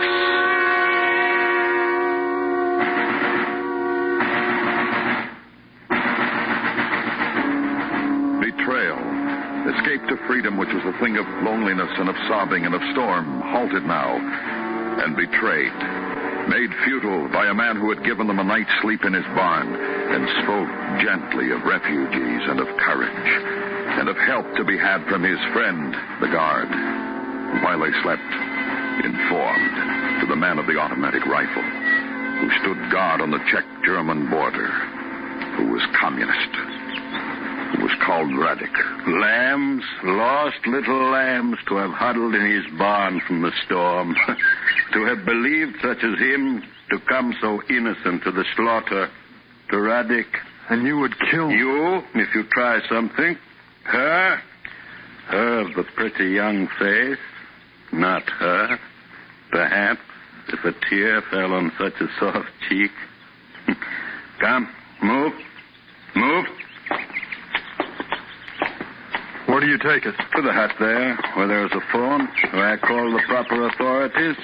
Tell them Radek has snared 2 more. Radek? Radek? How soft you say my name, and without fright. The thing you said. What thing? That you would kill him. If he wants it, if he must pretend to you, he is a hero. He is no hero. Good. Not a hero. Something else. Mulata. Something else you are. Coward and traitor. Student who is superior to all around him and arrogant and looks down upon those around him. Upon you, little one? Upon such pertinence as you?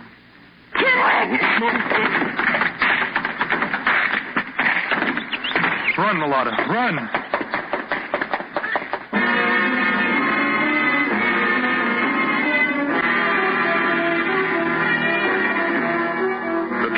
And run across the border into eastern Germany, and keep running. And behind them the shouts of clamor and the baying of dogs. And like animals, hide. Run again into darkness and under the shield of night. Exhausted sleep. Dawn then, and the highlands of eastern Germany to walk, and the forest of Bommerwald. Dangerous to walk the roads because they spoke no German, therefore easily recognized as foreigners, easily arrested, and not dare ask for food, but walk where wilderness is, wander the bogs of Gringerwald, and dig for food. Henrik, I have found another. Good. We will have a feast. Here, Mulata, under the tree. Shelter, warmth, food, and with my love. What more to ask? Freedom. Eat. I do not want to eat. You must. These berries and garnished with roots, and after we will hunt for... Lie close to the ground. Very close. Do not utter a sound. Breathe into the earth.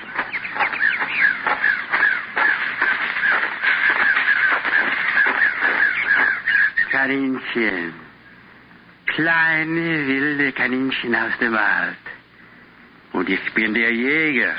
Und ich habe euch gefunden. Und euch gefangen. Steht auf! Und ich töte euch! We are refugees. We're not dangerous. We are but... Sie sprechen. Die wilden Kaninchen sprechen. He doesn't understand us, Mulata. And his look, as if he were mad. His pistol. He holds it so close to your face. He will kill you. He will.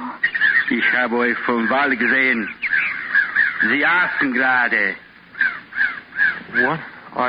essen. So. Hungrig. He's hungry. The sign he makes. Give them to him. Give him the roots and the berries. Take them. Please take them, old man. Nein. You are hungry. Take them. We will find others. Dankeschön.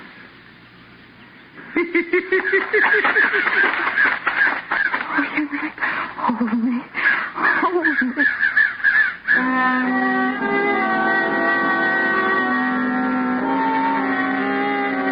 By now, they had lost all track of time.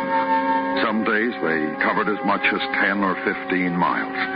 Other days they knew they were lost and had to retrace their steps. And always there was the hunger. And always the feeling somehow that the trip would never end. I can't go on. I can't. Mulata. You go. You can make it. No, listen. What? Listen, can you hear it? A car. We must be near a highway. We'll ask someone for a ride. Yes. No. But... No. Suppose it's a communist who stops for us. Immediately there will be questions. Then there will always be the bottles, Mulata. The bottles of poison. We'll die together, and that will be our victory. Yes. Then come.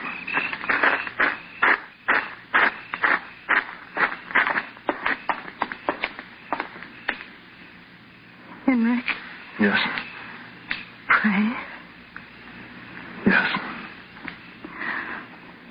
Was there ever such a prayer? That a vehicle should come by? That the driver of the vehicle be not a communist?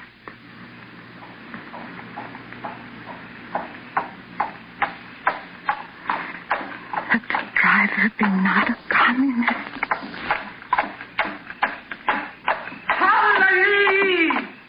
Please, will you give us a ride? Sprechen Sie Deutsch? Nein, we don't speak German. We're Czech. Kind, children. Get into the wagon quickly. Get down on the floor. The car approaching has a spotlight. It is a patrol car. Quickly.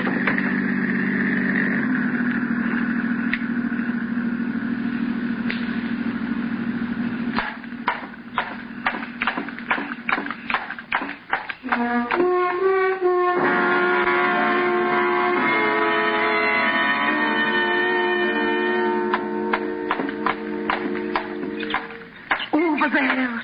You see the bridge? Yes? It is the best time to try to cross it.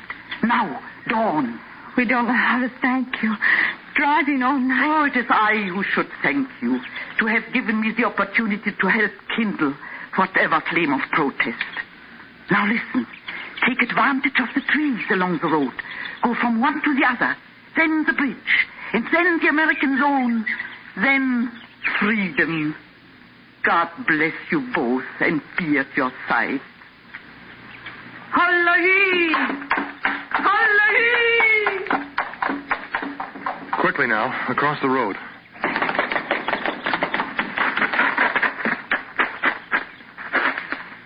Now, as the woman said, from tree to tree. Yes. All right? Yes. Now. Look, at the bridge. Guards. 2 guards. Russians. Walking their post. And across the bridge is freedom. Across the bridge is life. Yes. While the guards are walking away. Yes.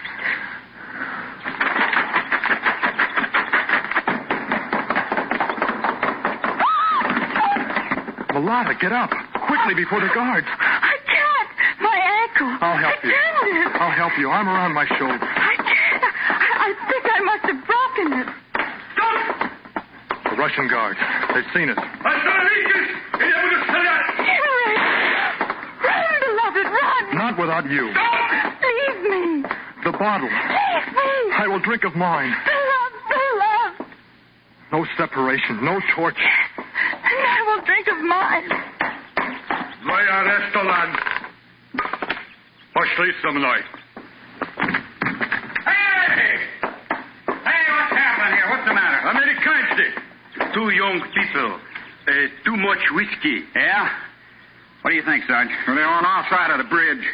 Please? Well, we'll take care of them. But they are our people. Our side of the bridge, Commissar. You see the marker? Our side. But carry the girl, Nolan. I'll take care of the guy. But... Knock it off, Jack. Our side of the bridge. It belongs to us. What's the matter, sis? Too much of the booze? Boys. What? Sarge. Yeah? Poison. She said, here, the guy, too. Come on. Let's get a move on.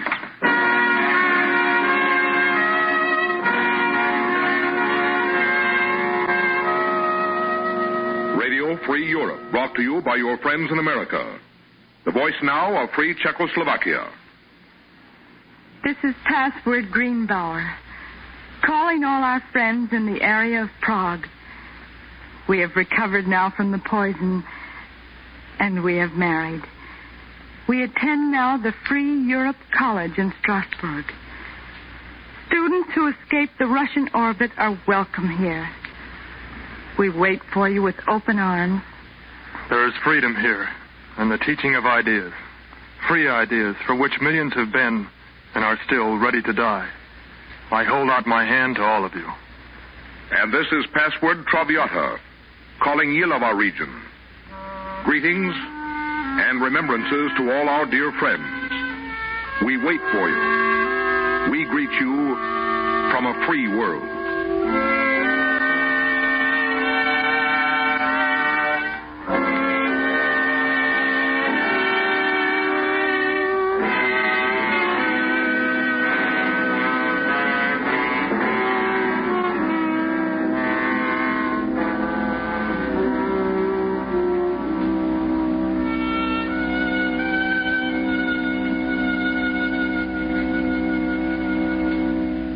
Suspense, presented by Autolite. Tonight stars Mona Freeman and Robert Wagner. A few weeks ago, the $100,000 Autolite family charity drawing ended. Since then, 47 regional drawings have been conducted under the supervision of member clubs of the American Automobile Association. Tomorrow in New York City, the national drawing will be held. A distinguished committee of civic, religious, and charity leaders will witness the event as your representatives. The first person whose name is selected will designate $50,000 in cash to any charity or charities he or she wishes. The next person will designate $20,000, and the third person selected will designate $5,000 to his or her favorite charity. The next 22 persons named will designate sums of $1,000 to $3,000 each to charities they choose. The persons selected in tomorrow's drawing will be notified by mail this week. And now this is Harlow Wilcox speaking for the entire Autolite family, thanking each and every one of you who registered.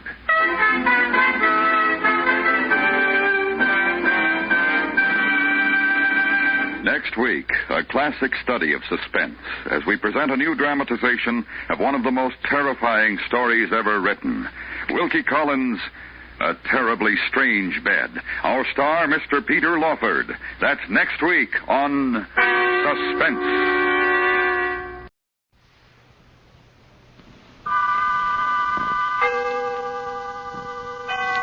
Autolite and its 98,000 dealers bring you Mr. Peter Lawford in tonight's presentation of Suspense.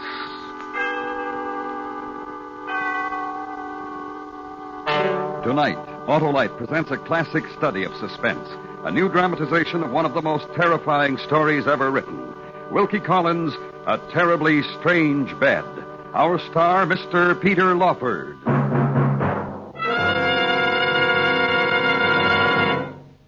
Harlow, what is so wonderful as a day in June? Why, world-famous Autolite spark plugs, of course, Hap.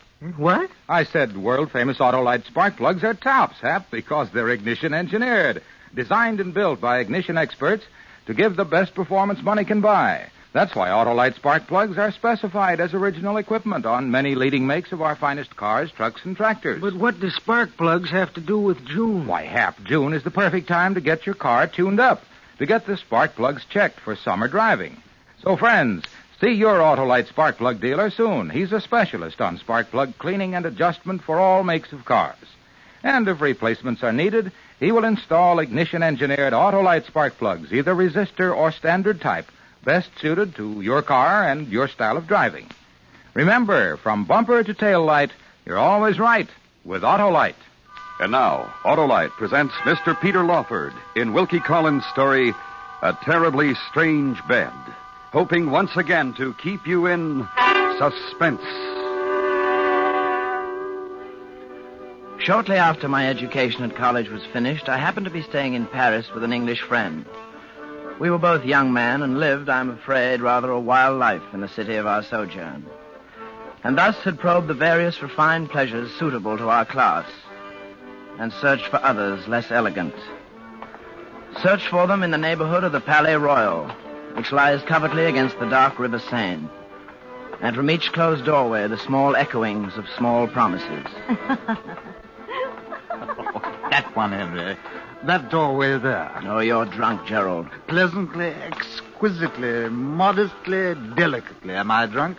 And therefore... Therefore what, Gerald? The doorway I have suggested and the word Frascati painted on it. Noble word, noble mysteries. I've been there. Oh, sly and traitorous friend. You have been there. And alone, slyly and without me. And it has a ghastly kind of respectability. 5 franc respectability, and it would not amuse me. Come along, Gerald. Come along, Gerald. That's it, Gerald. You're coming along very nicely. What I want, Gerald... Oh, what you want, Henry. Want and you shall find. Want and you shall find. What I want is somewhere where we can see a little genuine blackguard, poverty-stricken gaming, with no false gingerbread glitter thrown all over it. No gingerbread for my friend. Thank you, then. A place not fashionable, not respectable. A place of evil, perhaps. And of emotions I've never known. Oh, Gerald, come along. Gerald will not come along. Gerald is content here. Look, listen to me. Gerald is content here to lean his weariness and his search against this doorway. Against... Gerald!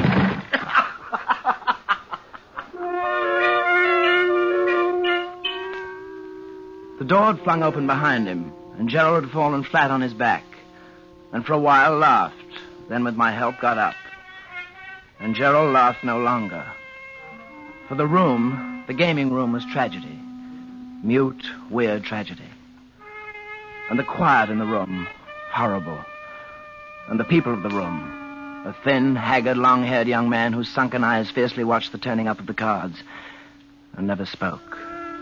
The flabby, fat-faced, perspiring player who registered on a pasteboard how often black won and how often red and never spoke. The dirty, wrinkled old man with the vulture eyes and the darn greatcoat who had lost his last sou and still looked on desperately and never spoke. The voice of the croupier. Red and black, make your bets. Red and black. The voice of the croupier, dull, thick in the atmosphere of the room. We had entered on a laugh, but the spectacle before us was something to weep over. I'd found it. The pleasure I searched, I'd found it. Henry. Yeah? Your eyes. The look in them. Yes? It's what you wanted, isn't it? The place of evil and of emotions you would never... I want to play. Of course you do. Come then. Red and black, make your bets. Red and black, your bets. Red and black, your bets. 1,000 francs on black.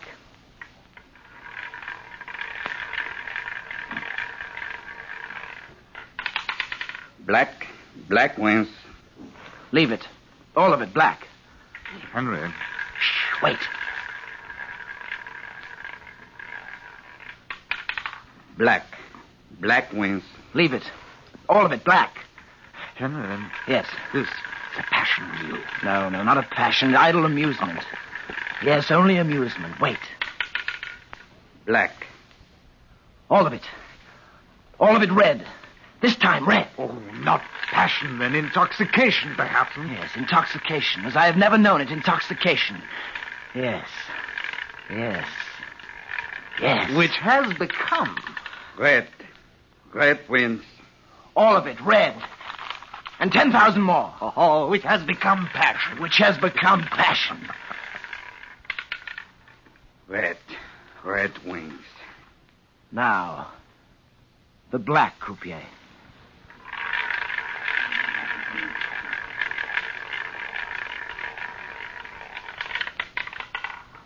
Black. Oh, permit me, sir.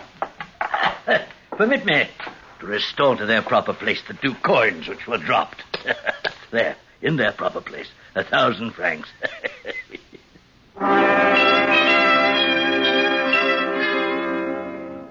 A tall man, and quite fat, pinched into a frogged and braided surtout. A man of goggling, bloodshot eyes, mangy moustaches, and a broken nose. And the dirtiest pair of hands I ever saw. Yet in the mad excitement, his look, his hands, held no repelling influence on me. For now, in the mad excitement, in the reckless triumph, I was ready to accept even such as he. What wonderful luck is yours, sir. I pledge you my word of honor as an old soldier. In the course of my long experience in this sort of thing, never, but never have I seen such luck as yours. Thank you. Go on, sir. Boldly, handsomely, break the bank. I assure you, sir, I have every intention. Do it then, sir. Go on, break the bank. My gallant English comrade, boldly break the bank. All of it. Black.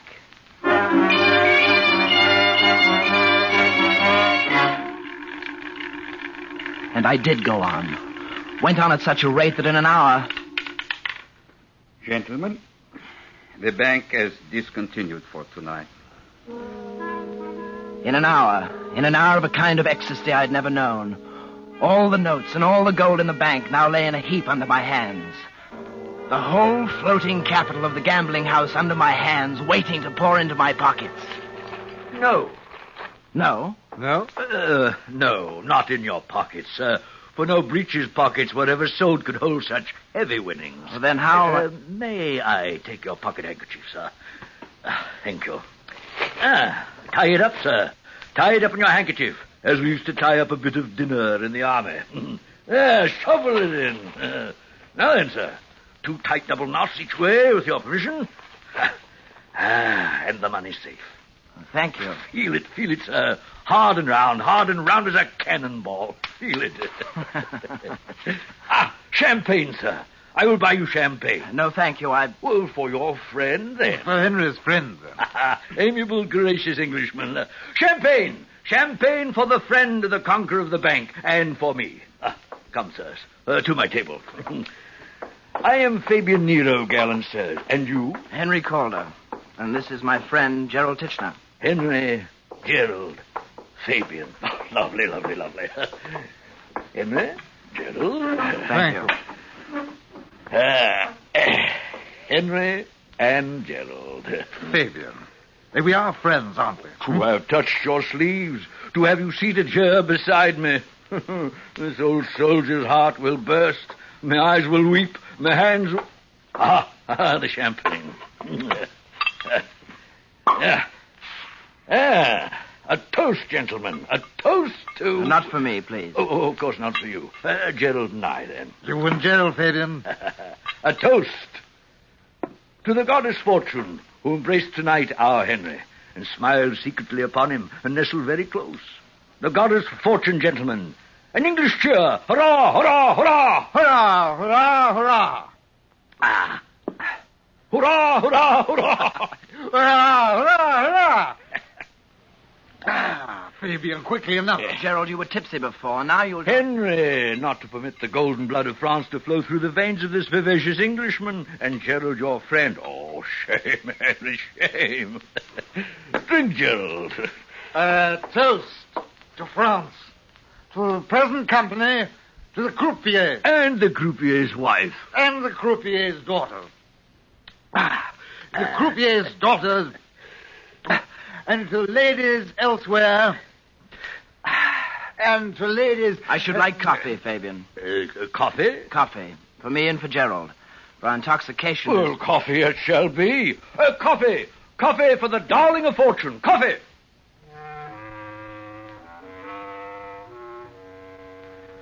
The word pronounced by Fabian Nero seemed to have a magical effect on the company present. They suddenly had lost interest and all rose to depart. Probably they had expected to profit by my intoxication, by the proffering of champagne. But finding I would have none of it, had now abandoned all hope of thriving pleasantly on my winnings. Whatever their motive might be, at any rate they went away in a body. And the silence of before was now deeper than ever.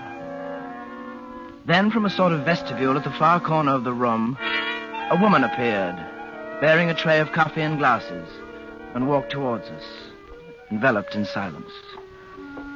Woman of emaciated face and burning bright eyes and wisps of colorless hair drifting across her rouged cheeks.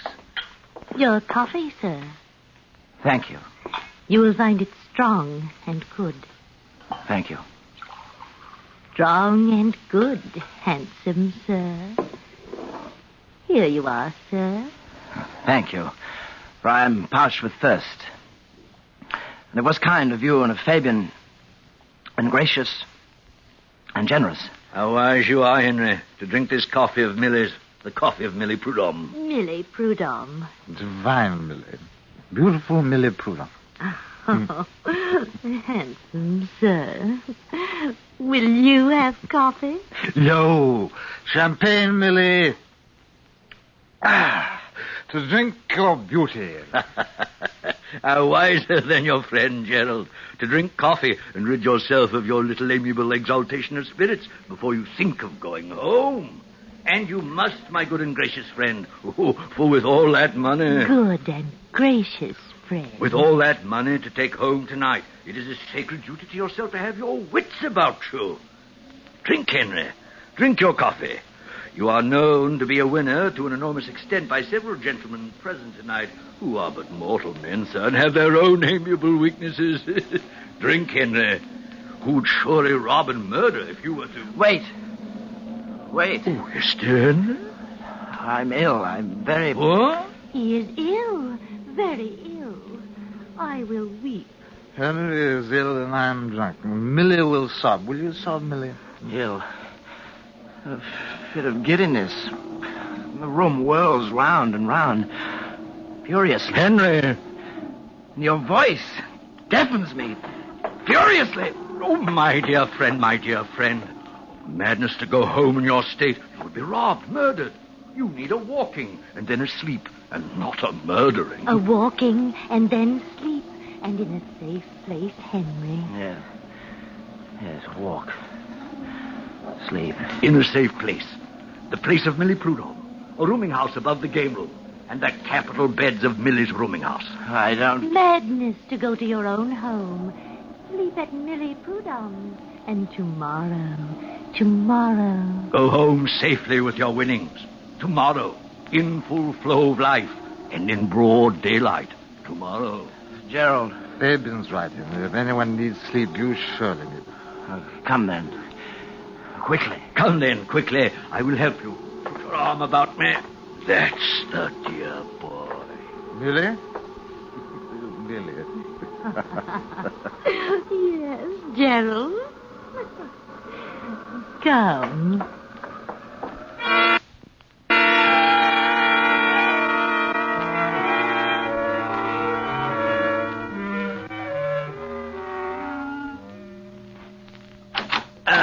Here, Henry. Here. The choicest room of Millie Prudhomme. The capital bed there. And the tasteful furnishing. And the deep sleep to be had. And the safe one.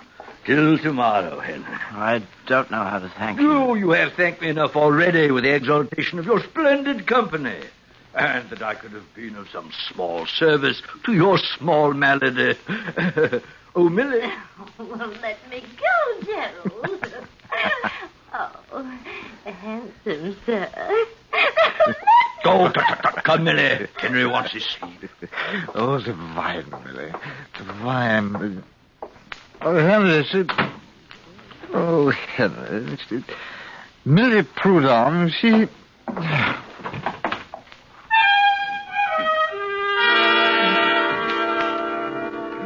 Gerald passed into his particular oblivion in the middle of a sentence. I walked over and locked the door. Then I took my money, my winnings wrapped in a handkerchief, and placed beneath the pillow of my bed. I lay down. My senses still swam, and I looked up at the heavily brocaded canopy, and it seemed to move. Somehow to move. And for an instant I thought, this was a terribly strange bed.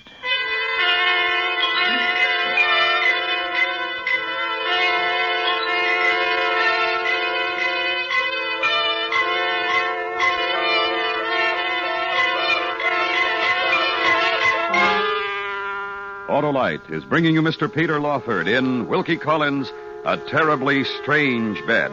Tonight's presentation in radio's outstanding theater of thrills, Suspense.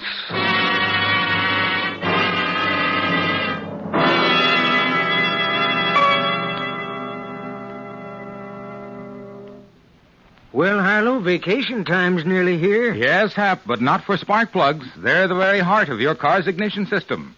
And if they're not right, the chances are you won't get smooth and efficient engine operation during summer's hot and heavy driving. That's why now is the time to check 'em, eh, Harlow? Yes, Hap, and when replacements are needed, wise drivers insist on ignition-engineered Autolite spark plugs, like the famous Autolite resistor spark plug. That's the amazing double-life spark plug that gives top performance for twice as long as ordinary spark plugs. And the Autolite resistor is only one of a complete line of Autolite spark plugs designed for every use. Right, Harlow? Right, Hap. So, friends, see your Autolite spark plug dealer tomorrow for a spark plug checkup. And if you need replacements, take nothing less than ignition-engineered Autolite spark plugs, either standard or resistor type. You'll be glad you did, because from bumper to tail light, you're always right with Autolite. And now, Autolite brings back to our Hollywood soundstage Mr. Peter Lawford in Elliot Lewis's production of A Terribly Strange Bed, a tale well calculated to keep you in suspense.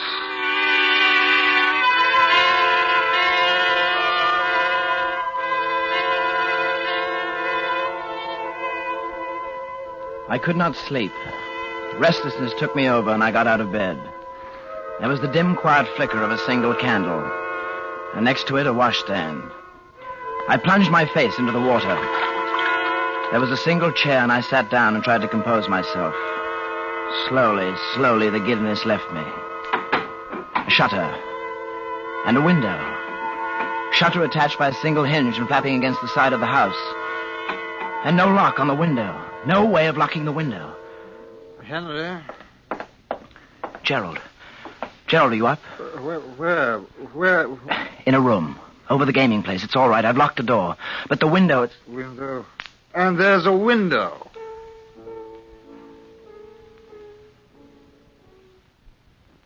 Listen.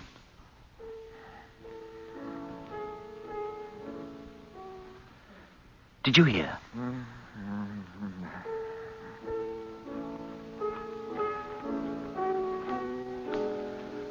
I was wide awake, and every one of my senses seemed to be preternaturally sharpened. Piano and a song I had never heard, and then behind it, the laughter. Wide awake, yet somehow the effects of whatever drug I had drunk seemed suddenly to arise again, and for an instant toy with my perception, so that I reached for the wall to steady myself lest I fall down. Leaned against the wall for support. The jollity of the evening, Mildred, and the youth from England. Oh, dear Millie, dear Millie, dear Millie. So it is. And Fabian,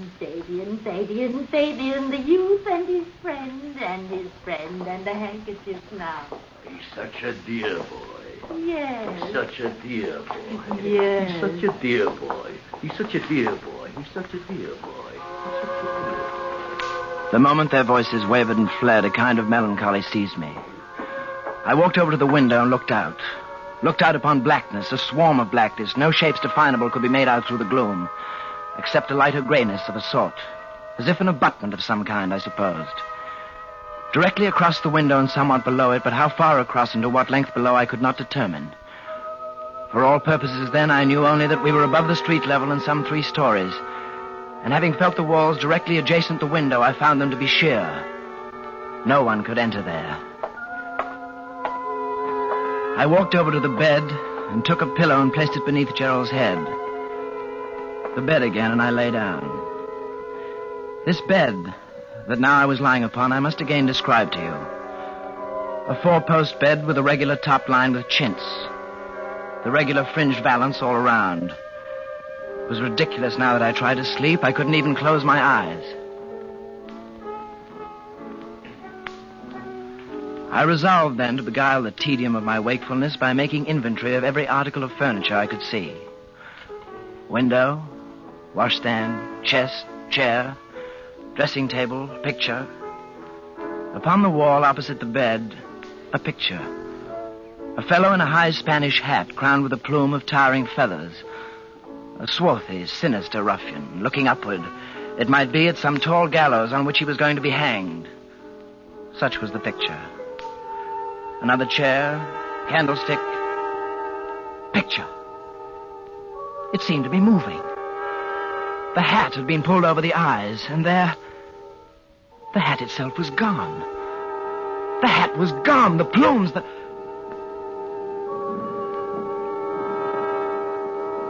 Was the bed moving?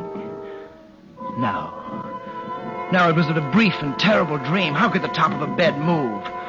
Brief and terrible dream. Trick of the eye and the mind's going down for a moment into sleep.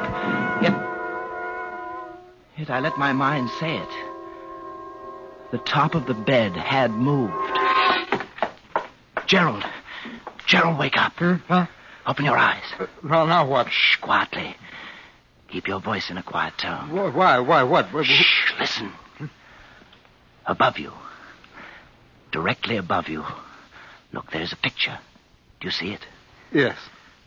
A minute ago, the man was wearing a hat. He was wearing a hat. Now he is not. Oh, my friend, you're very drunk. I'm very proud of you. Fool, listen to me. All right, Henry. Where there was a hat is now a peephole, and we are being watched. All right, Henry. Now stay where you are, but be alert. All right, Henry. Henry. Yes? What are you going to do? Make sure of a thing. What thing? The bed. What? Keep your eye on the canopy. I'm going to lie in the bed now, Gerald, and make sure that they're not trying to murder us. How? By feigning sleep.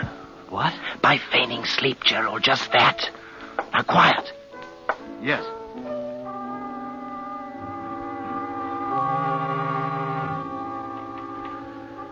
Now, I am constitutionally anything but timid. I have been on more than one occasion in peril of my life, and I have not lost my self-possession for an instant. But when the conviction settled on my mind that the bed top was actually moving, it loosed a feeling within me, foreign, laced through with terror. So I lay there, motionless, speechless, breathless. The candle spent went out, but the moonlight still brightened the room. I lay there.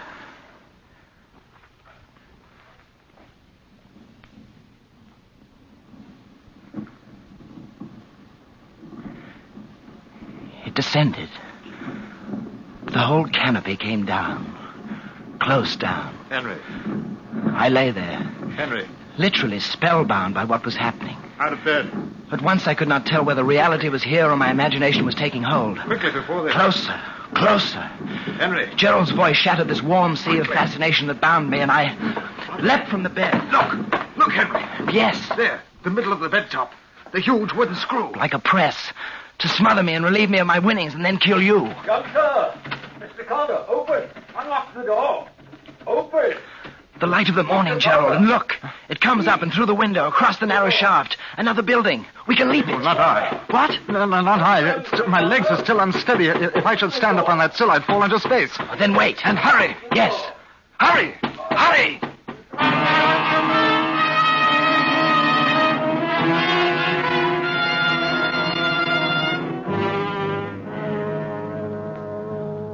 The rest of my story is soon told. From the building next door, I reached the ground and sought police. With them, I returned. And Mr. Fabian was seized, as was Mrs. Prudhomme. The police congratulated me on my good fortune and Gerald's on his, and told us that they would probably never know how many people had been smothered in this diabolical bed. So tightly was the canopy pressed to the bed that I could not retrieve my money. The mechanism had to be released from the room above. The police bade us go, and finding ourselves walking homeward, Gerald said to me, I know a place where gambling is carried on at such a fever pitch that you'll be carried to the heights of excitement. Needless to imagine, I refused to go along with Gerald. My adventure cured me of ever again trying rouge et noir as an amusement. The sight of a green cloth with packs of cards and heaps of money on it will henceforth be associated in my mind with the sight of a bed canopy descending to suffocate me in the silence and the darkness of the night.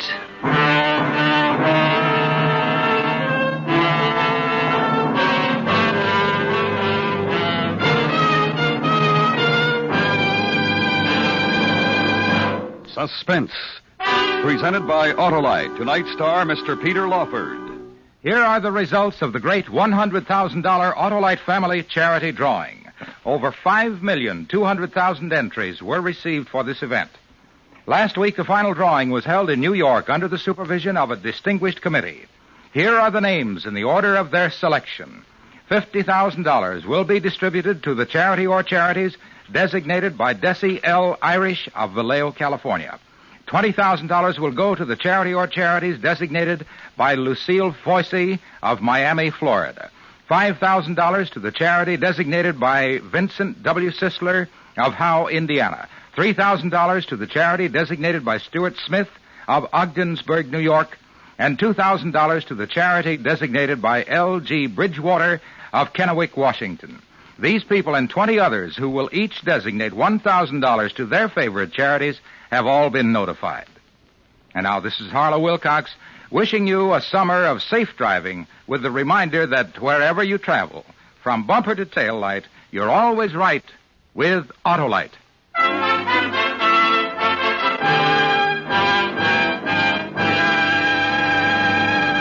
Next Tuesday night, June 15th, we will continue with a new series of suspense programs.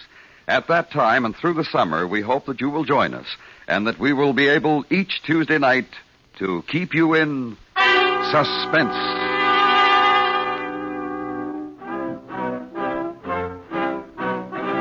Suspense is produced and directed by Elliot Lewis, with music composed by Lucien Morowick and conducted by Lud Gluskin. A Terribly Strange Bed was adapted for Suspense by Morton Fine and David Friedkin, from the story by Wilkie Collins. In tonight's story, Ben Wright was heard as Gerald, Paula Winslow as Mildred, Joseph Kearns as Fabian, and Vic Perrin as the croupier.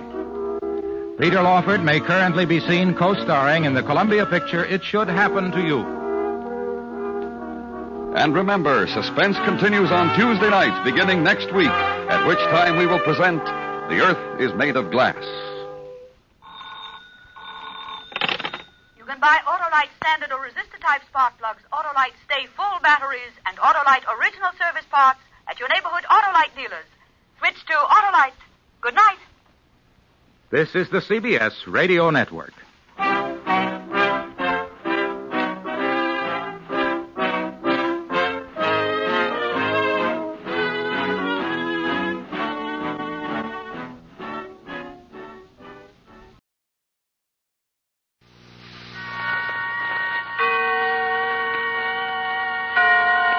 And now, tonight's presentation from radio's outstanding theater of thrills, Suspense.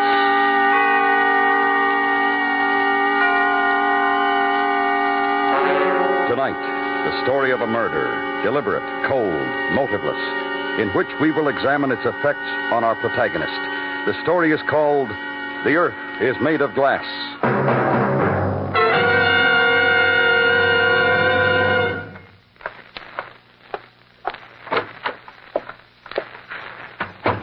Good morning, Dr. West. Oh, good morning, Miss Adams. I've brought down the night charts from the 4th floor. Now look them over. What sort of night did you have? Fairly quiet, Doctor. No new cases. If there were, I don't know where you'd put them. Well, we have one vacant bed this morning, 436. Mr. Steele? Yes, he died about 4 a.m. Surprised he held on that long. I thought you might be upset, Doctor. I mean, the day supervisor, Miss Rosenberg, told me you and Mr. Steele were either related or very close friends. No, not at all. Mr. Steele suffered certain delusions. And just before he died, he asked me to give you this, Dr. West. It's some kind of diary or journal. He said he owed it to you, that it was in compensation. Very well, leave it on the desk. I'll ask who's in charge of settling his estate. All right, Doctor. I looked at the first few pages. Very strange. Oh? Well, I'm going off duty. Very well, Miss Adams. I'll see you tomorrow. Yes, Doctor. The Journal of Richard Thomas Steele. Strange. He tore out a good many pages. Everything up to July 26th. That's only a month ago. Why on earth did he leave it to me? Who do you think I was? Poor devil, there was certainly something torturing him. July 26th, an extremely depressing day. From early morning on, the air was hot, heavy, sticky. I stayed indoors.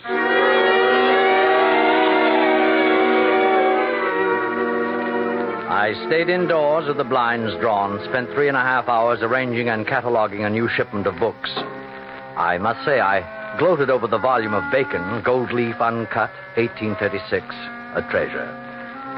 In the afternoon, I ventured out to play chess with Elliot.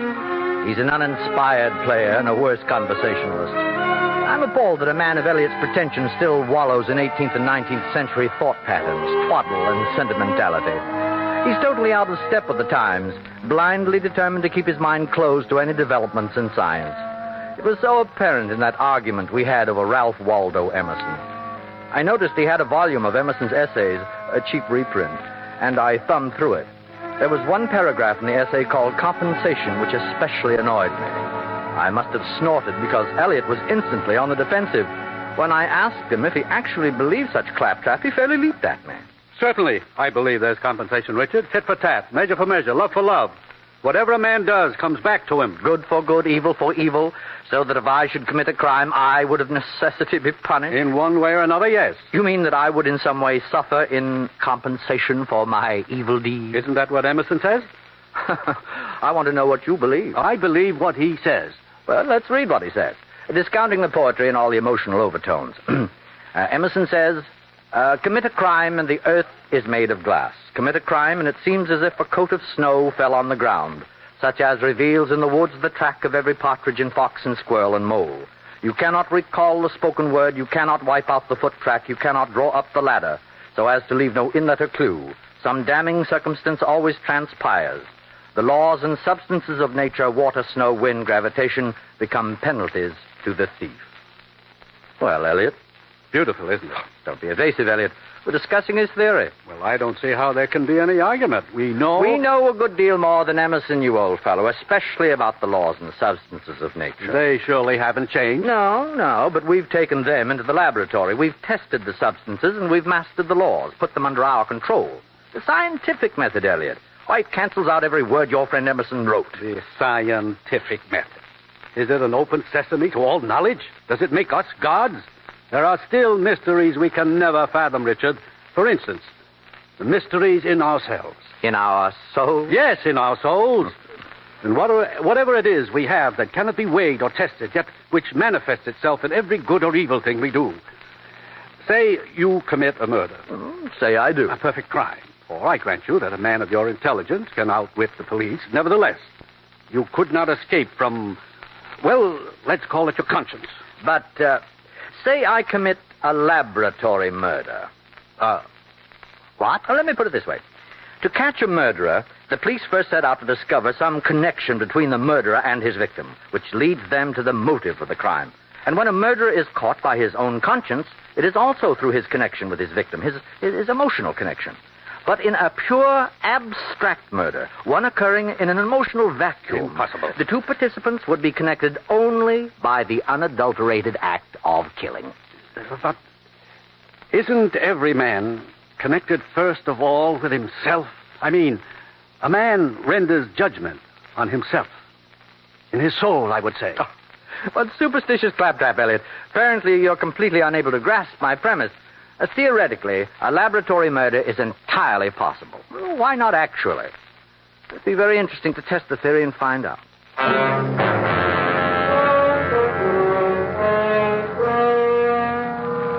July 28th. The weather continues warm, humidity high. This is the last summer I shall spend in New York. Today, I roamed around my library, read a little, thought a great deal. It's odd how I keep referring back to my conversation with Eliot. Abstract murder, a laboratory murder. I jotted down one or two theoretical points today. An amusing project in such hot weather.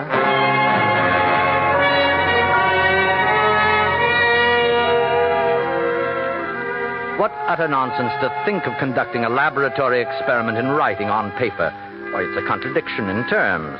The core of the scientific method is to prove theory in life. So, let us proceed actually to create a pure murder. A murder committed, as I said to Eliot, in a material and emotional vacuum. A murder of someone with whom I have no connection, whom I have no possible reason to kill.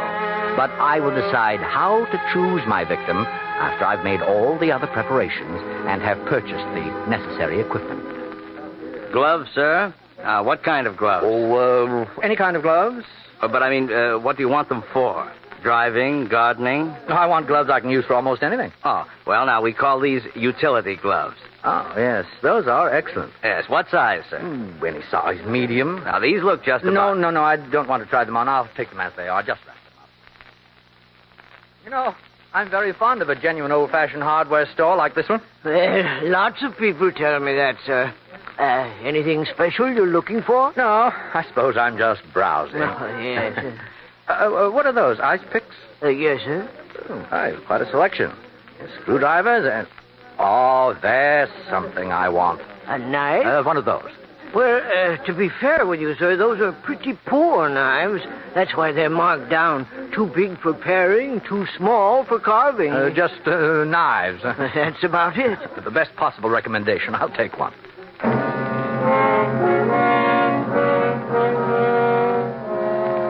A meaningless knife, all-purpose gloves, knife and gloves new, factory-made, uncontaminated by human association, smelling only of the harsh, impersonal machines which turned them out. My first safeguards against the intrusion of emotion. And now, to complete my plans, who will it be? I must never see his or her face. I must not know his or her name, age, occupation, thoughts, or desires. I must come into contact with this victim as casually as though we were blown together by the wind. There can be no selection, no volition on my part, except the elementary volition necessary to raise my arm to kill.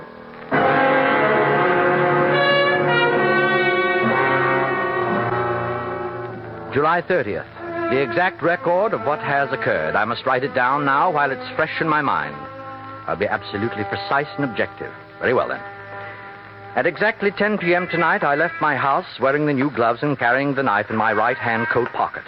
I walked an undetermined number of blocks, turning corners at random, taking care to observe no street signs or landmarks. I observed only one thing, that there were many people on the street. In fact, I became aware that I was pushing through a rather dense crowd. I walked on with difficulty, but not once did I allow myself to become conscious of the exact nature of my surroundings. Then, at last, I found my progress through the crowd blocked by what I can only describe as a human back. I raised the knife and drove it into the back with all my force. I continued walking without haste, pausing only a fraction of a second to hear.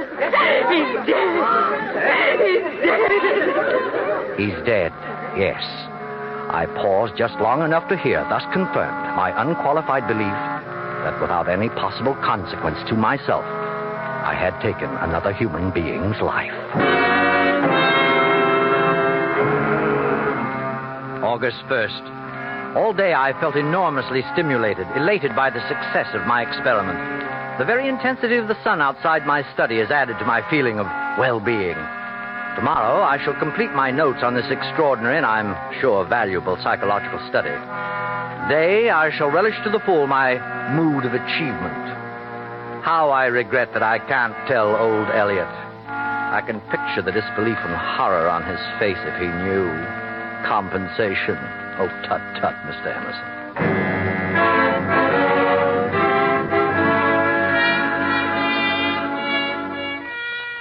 August 3rd. Yesterday I was unable to write in my journal because of the excessive heat and because I suffered from a headache and a vibration in my ears. Today I'm forcing myself to write, to have on record the final control in my experiment, my laboratory murder. To assure complete ignorance of the identity of my victim, I have read no newspaper and will not read any for a period of 2 or 3 weeks. Nor will I hold conversation with anyone apt to be morbidly interested in murder as reported in the tabloid press.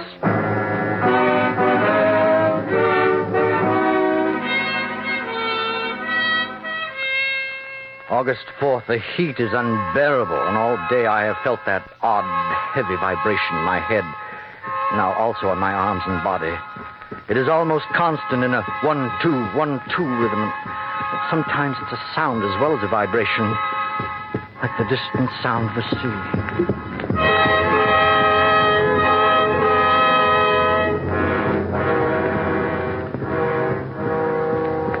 I must consult a doctor. Last night I was kept awake by the throbbing in my head, and toward morning I was subjected to a new agony. Very softly at first, but louder and louder, like voices heard in delirium. My head became filled with an almost hysterical babbling.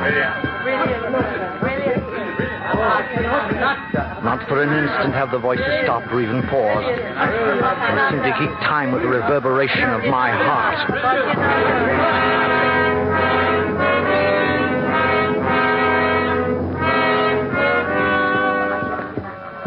August 8th. I have no need to consult a doctor, for I know the nature of my illness. Last night, trying to drive the unspeakable uproar from my brain, I turned to music. But when I put the record on the machine, Schnabel's recording of Beethoven's F minor sonata, the Appassionata, the sound and the voices rose to a bedlam, shrieking, drowned out the music. And then I knew, in spite of every precaution, my laboratory murder had not taken place in a vacuum. Two things had penetrated my shield. First, the voices echoing in my ears, the fragments of speech about a concert, are the same voices I heard in that crowd, rising again and again to the climax of a woman's scream.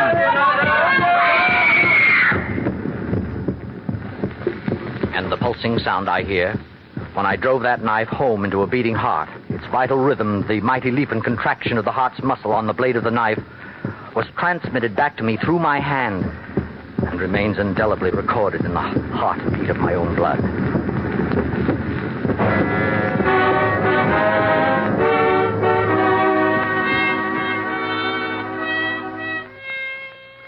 August 11th. During the past hour, the incessant hammering of sound has receded, but I know this respite will be brief. Now, while I'm able to reason, I must discover where I erred and act swiftly to correct my error. There's no turning back. The death I caused is an accomplished fact, and each day I remember something more. Today, suddenly, like a photograph imprinted on my brain, I saw the black collar of his coat, his gray hat, and between his clipped, silky, reddish hair. And I had and still have an insatiable desire to turn his head around, to see his face. Perhaps there's only one course for me to take, to reverse my plan, learn everything about my victim, every possible detail, create for myself a total portrait, and then discard it in its entirety. Learn his name, age, address, all the statistics of his life. I beg your pardon, Miss. Where are the newspaper files? What dates did you wish to see? The week of July 30th. Which paper? The Times. I'll start with that. Now, just a moment. I want them for the whole week. Yes. Here are all the copies for July, bound. And these loose ones are August, so far. Oh, thank you. Now, don't take them out of the reading room and return them to the desk when you're through, please. Yes, thank you, I will. I opened the bound volume near the end and immediately saw his picture, page 1, center. The photograph was blurred, but without reading a word, I recognized him because he matched his hair. I mean, his face went with the back of the head I had seen. But before I could read the headline above the picture, someone spoke to me. Pardon me, but may I look at that for just a moment? Oh, it couldn't be. Standing at my shoulder, smiling, young, apparently as alive as I. But it was. He was there. He, my victim.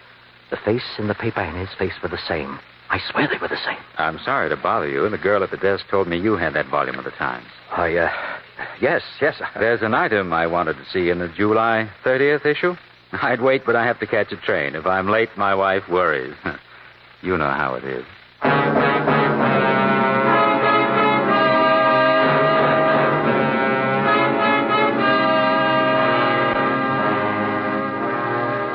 If I am late, my wife worries. And that night, he was very late. Somewhere, she's still waiting. Is that what he wanted me to know? Oh, but this is madness, hysteria. It's merely coincidence that the man in the library looks so much like him. He's dead. I know he's dead, and the dead neither walk nor speak. I must believe that. And I must go back to the library and find out where he lived, who and what he was.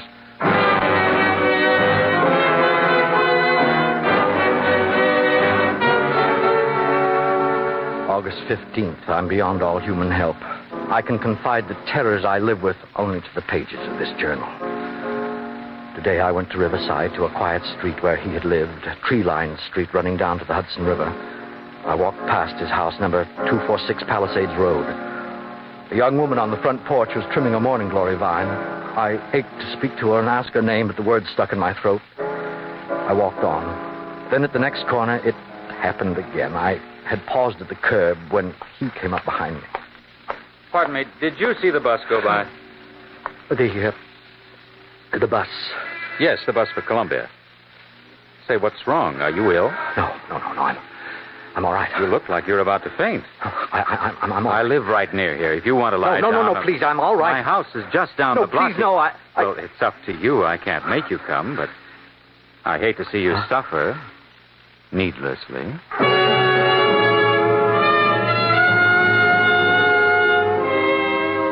August 20th. He doesn't like to see me suffer. Yet because of him, there's one day, 1 hour when I'm free from despair and fear. Yes, I accept him now. The dead do walk and speak. At least one dead man does. Whether actually or in the madness of my brain, I do not know. I only know that if I venture out of my house, inevitably he finds me. Sometimes he follows at a distance, sometimes waits ahead of me and beckons, and sometimes he meets me face to face as he did 2 days ago. I was going home, and I stopped at the corner drugstore. Evening, Mr. Steele. Malted? No. I'll have a cup of coffee. Sure thing. Yeah, this stool's vacant, next to this gentleman. Thank you. Go ahead, sit down. Sure, sit down. I won't bite you. Here's your coffee. No, Joe, I changed my mind. Look, fella, if it's something about me... What's wrong, Mr. Steele? What do you want of me? Tell me what you want. Me? I don't want anything. Then why don't you leave me alone? Somebody you know, Mr. Steele? Apparently, Mr. Steele thinks he knows me. I do. Oh, I do. Maybe so, mister, if you say so. But if you know me, it sure wasn't from this life. Must have been some other incarnation.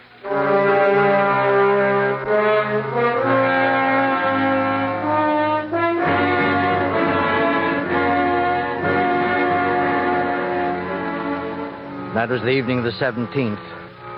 And yesterday, I'd started down the subway steps at 53rd Street. After looking all around to make sure he was nowhere near. But I'd only gone a few steps when I felt my arm jostled and I turned. Oh, pardon me. Please, what do you want? What? What do you mean? Why are you following me? I looked and I didn't see you, and then suddenly you struck my arm. Maybe it's just fate or something. Anyway, I said I was sorry. Then have mercy on me and go away. Look, you don't own the subway. Please, I beg of you. Okay. Since my face seems to give you the willies, I'll be big-hearted. I'm in no hurry, got all the time in the world, so I'll wait and take the next train. Will that help? You know it will. I don't know and don't want to, but run along now before I change my mind.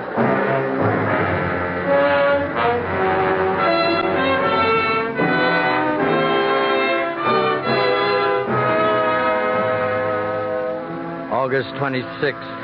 What will you have, quoth God? Pay for it and take it. Well, I have paid, and I must now take. For today I learned the cure for all my pain and torment. Today the course I have to take is clear. Today, on a deserted path nearing Fifth Avenue, I saw him again.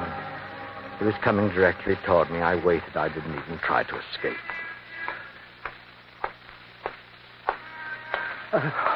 Wait, I must ask.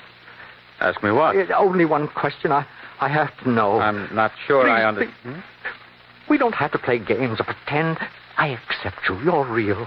Yes, I guess I'm real and enough. Only you can give me the answer. Why me? Please, I can't stand much more. Can't you see? You look sick. If you want me to help you, there's only one way you can help. Only one way. Just answer me. Well, okay. Go ahead. I'll try. Do you believe in compensation? Now, what do you mean by that? I mean, if someone does evil, if I have done evil, must I get evil in return? Well, say it again. Do you believe in good for good, evil for evil? Look, what about killing? Well, there's all sorts of killing. In the war, I killed several people. I know, but senseless killing with no reason. What is the compensation for that? You've asked a pretty complicated question of a pretty simple guy. The only thing that comes to my mind right now is what it says in the Bible, an eye for an eye and a tooth for a tooth. That's what you believe? Well, sure, I guess that's what I believe. Well, does that answer your question?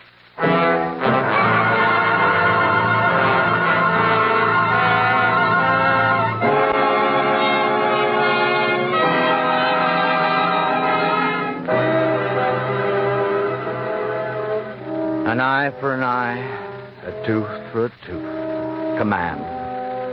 The price asked by the only one who can ask it. Well, I'll pay. For I've learned that no event between two human beings can happen in a vacuum. We're all enmeshed, bound together through our blood in a pulsing net. And if one of us does violence to another, he does violence to himself. Very well. This price I'm glad to pay. I'm glad to die for his death. There's no other way.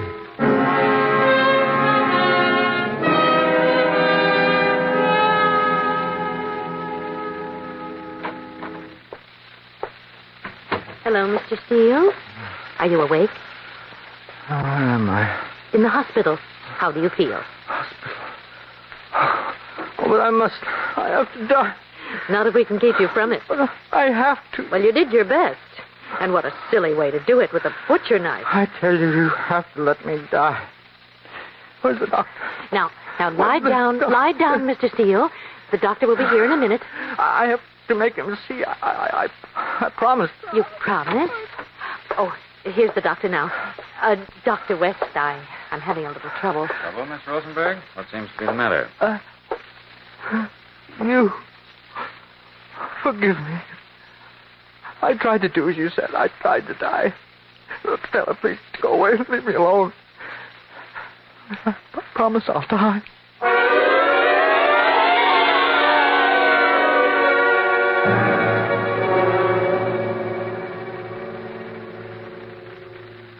Miss Adams? Yes, Dr. West? Did you finish reading his journal? Yes, Doctor. It's a weird document.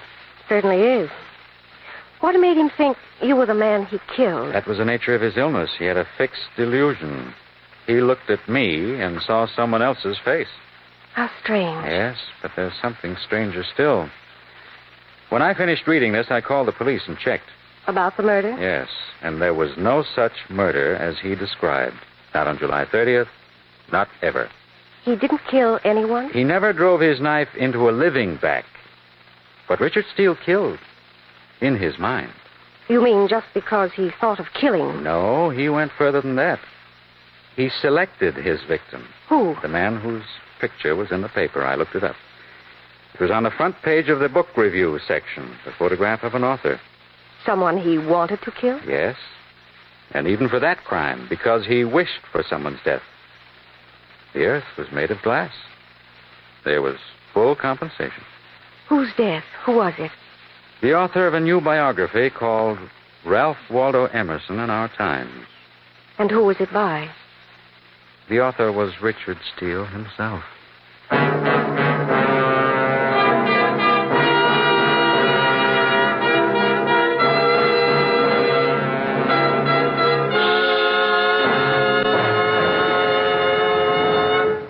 Suspense, in which Joseph Kearns was starred in The Earth is Made of Glass.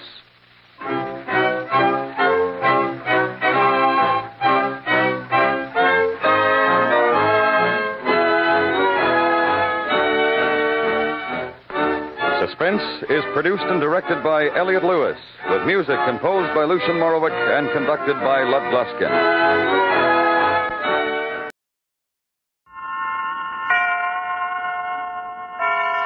And now, tonight's presentation from radio's outstanding theater of thrills, Suspense.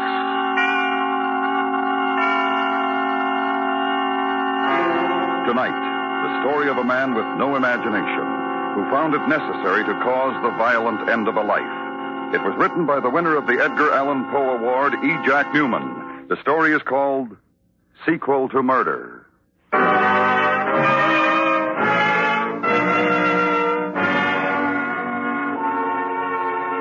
I read. I don't write.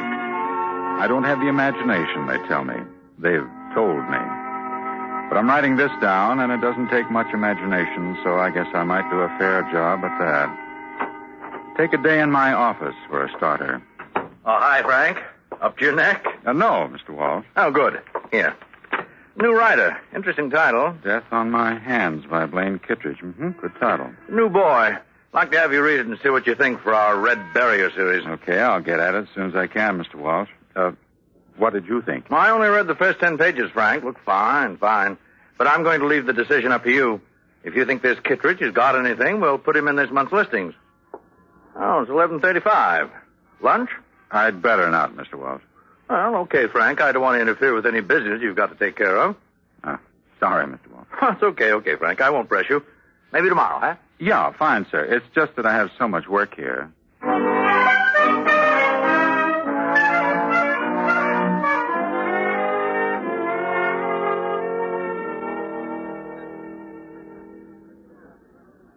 We certainly can't go on like this. I can't go on. You'd better work something out. I will. Now, there's no need for all this. You said the same thing a year ago, Frank. A whole year ago, you said exactly the same thing. And it's still the same as it was then. I still have all those empty nights when I can't see you. I just told you I'll do something, Bess. Why all this? I want you to understand how I feel, Frank. Exactly how I feel. Make no mistake about it. Either you do something now, today, when you see her, something definite, or that's the end. This way it's awful. Awful for me, too, you know. How do people get into things like this? Now, Bess. I didn't want to love you. I knew you were married. I'm such a fool. Bess, please. Don't worry. Don't worry, Mr. Galt. I won't sit here and cry. I wouldn't think of upsetting Mr. Galt while he ate his lunch. Oh. Don't you worry a bit, Mr. Galt. I'm going to work it out. Bess, do you hear me? Yes. But you're thinking of some other things, too. Oh, I know what you're thinking of. How it'll hit you in the pocketbook.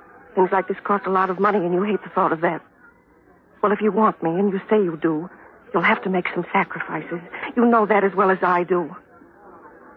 Oh, sure, look away from me. Look at the way to look anywhere. Well, I've made sacrifices already. I can't see my mother on weekends and tell her who I'm seeing. She always wants to know. I can't take her to meet my friends. I have to be satisfied with this. This meeting you at your restaurant and seeing you at your office. I don't have a life this way, Frank. You don't even have the imagination enough to arrange a romantic setting. Now, stop it, Bess. Get your book out of here first, Bess. What? Lillian just walked in. Oh. And if these terms are satisfactory, please advise by wire or cable. Yours truly, Frank Galt. Frank! Oh, Lillian. Well, I took a chance you'd be here. I thought maybe you'd buy me lunch. Sure, dear, sure.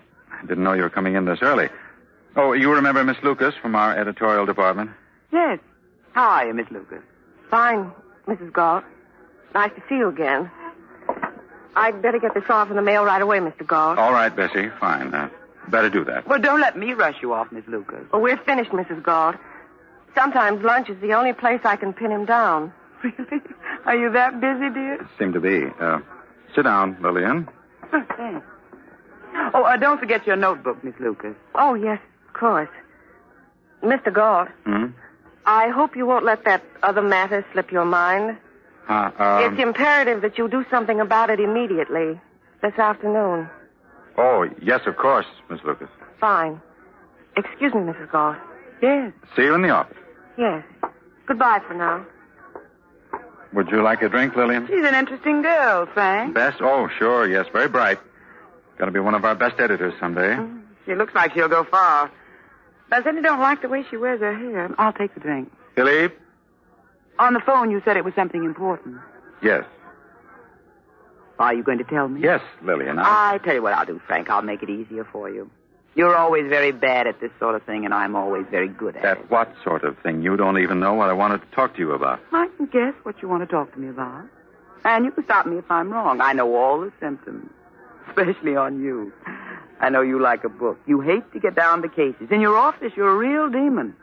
Doesn't take any imagination to read what other people have thought out. But this is hard for you, isn't it? I'll say it right out, Lillian. I want a divorce. Well, you did get it out, didn't you? I want a divorce because we don't get along. We haven't gotten along for 5 years. I want a divorce because I think we've tried about everything to make it work. It won't. Lillian, what do you think? What do you honestly think?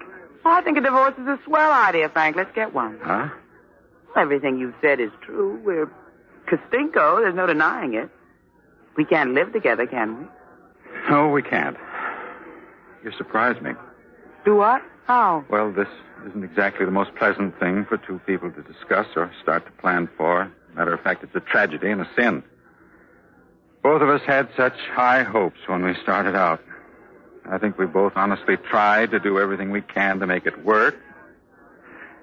Now, coming to this, we're admitting we failed. Well, that's one way to look at it, Frank. Very, very humane. But we're only human beings, aren't we? And we're two very nice people, aren't we? And it's too bad, but these things happen in life, don't they? Yes, they do.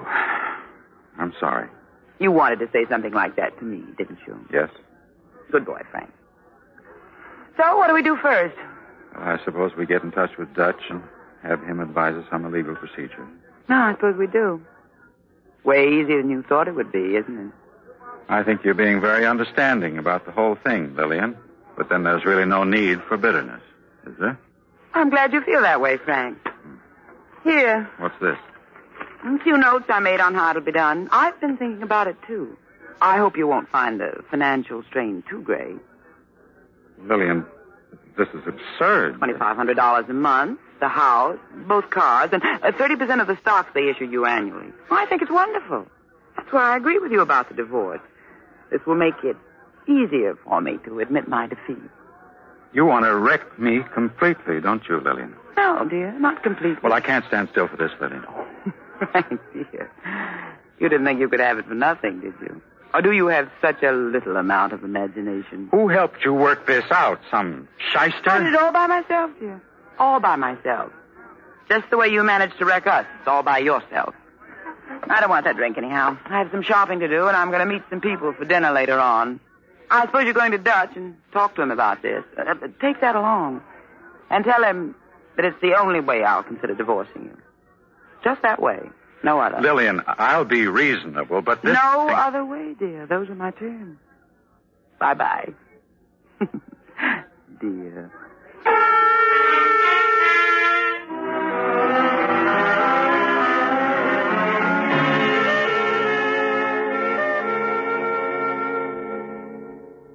Frank, you didn't talk to her, did you? Yes, I did. Well, what came of it? Why did you avoid me when you came back to the office? I've been trying to get hold of you all day and half the Up night. to my ears in work, Bess. Work? Yes, work, lots of it. I still have to work, you know. Well, don't get angry at me. Just tell me what happened. That's all you have to do. I'm lying in bed right now. I'm reading a manuscript. I have to make a decision on it tomorrow morning. Let's talk then. Now. Bess, I can't talk now. Lillian just walked in the next room. Yes or no, Frank? Yes or no? Say it. Say it now. Yes, we're going to be together. No, we aren't going to be together. Yes. She'll give you the divorce? Yes. Goodbye. Well, Hi. all tucked in, huh? Are you a little tight, dear? I'm a little tight. Yes, why? Nothing. It's just that I have to read this manuscript tonight. I'd rather not discuss anything about anything right now. Oh, I see. Death on My Hands by Blaine Kittredge. Interesting title, dear. Yes. Who's Blaine Kittredge? I don't know. Some new writer. We've never published anything of his before. Are you going to publish this? I don't know. I haven't read it yet, Lillian. Oh, well, don't let me stop you. Good night, dear. Good night. Frank, Yes. I hate to disturb you, but did you talk to Dutch? No. Are you going to? No. Then you don't want a divorce? What do you want, Frank? I want you to leave me alone right now. Okay. Bessie Lucas, isn't it? What? Oh, you're so bad, Frank. So bad an actor, and so she... So little imagination. I could tell her today when I walked in on your little lunch. Nothing to say? No denials, no confirmation? Frank, you haven't made a decision yet. I have. What's that, Lillian? I'm going to divorce you. I'm going to get everything I told you about in the way of terms, and on top of it, I'm going to name her. No, please. It'll look pretty tawdry, dear. Then you're a pretty tawdry person anyway, aren't you, Frank? Real company man who has to do his little job regardless of what. No.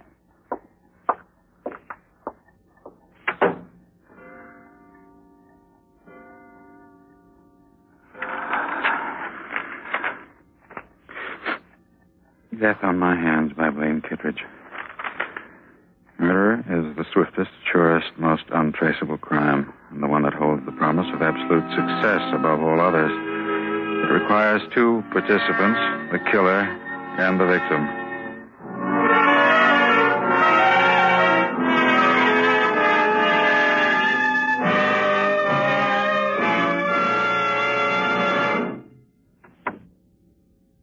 Frank? Yeah, What's the matter? What are you doing in my room? thinking.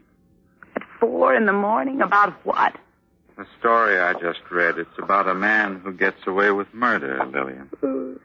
There's no way for him to be caught, no way at all, Lillian. You publish it, dear, then I'll read it. The trick is he never planned to murder at all. He killed his wife, and he got away with it. He half smothered her with a pillow, set the room on fire, and she suffocated from the smoke. Is there a cigarette over there? You want a cigarette? Well, might as well if you're going to keep this up. Here. Thanks. Now, where are we? The story, Lillian. I tell you what you do, Frank. You publish it and I'll read it and I won't have to listen to it, huh? I'm going to turn it down. Fine, you turn it down. But I'm going to use it, in a way, on you, Lillian. What are you talking about? I can't let you wreck me, Lillian. Oh, Frank, go on back to bed and stop being dramatic. I have enough imagination to know what that would be like. It'd cost me everything I ever worked for. For heaven's sakes, what are you doing? Put that match out. You're going to set this house on fire. Just the bed, Lillian. Frank, go get some water. The whole house will catch fire if you No, don't. not the house. Just this room. Your bed. They'll be able to save the rest of the house, and I don't mind building this room over. You're utterly mad, Frank. Utterly mad. Just hold the pillow over your nose and mouth just long enough to make you unconscious. No marks, Lillian. No fuss, just like the story. Smoke's really going to kill you, not me. It'll be the first thing you breathe. Breathe in when I take the pillow away. It'll be in your lungs, Lillian, for the coroner. You went to sleep with a cigarette in your hand, and you started the bed on fire, and you suffocated before I could help. Right in front of my eyes.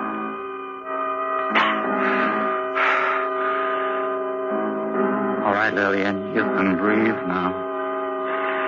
That's it. Breathe, Lillian. Breathe!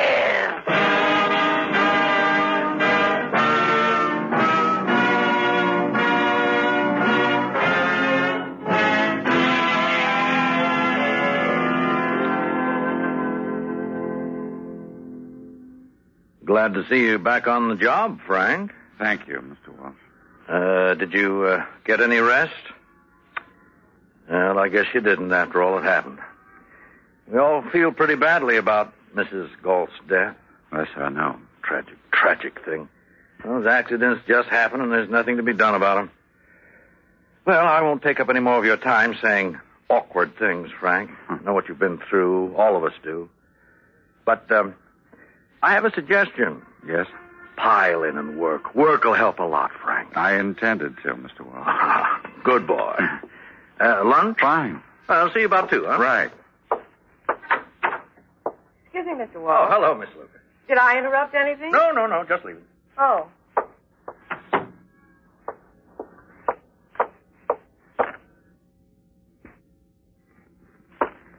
Frank. Bess. Darling. Bess. Darling, I can't say I'm sorry she's gone, but I am sorry about the way it happened. I'm sorry I couldn't be with you. I know you loved her once. All over now, Bess. Oh, Frank. It was awful for you, wasn't it? Awful.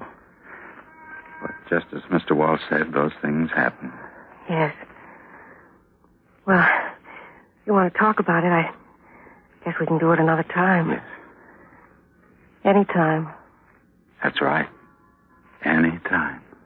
Do I sound cruel or thoughtless? Oh. If I do, I'm sorry. I just know that I've wanted you for so long. Now I can have you, Frank. Better get back to my desk.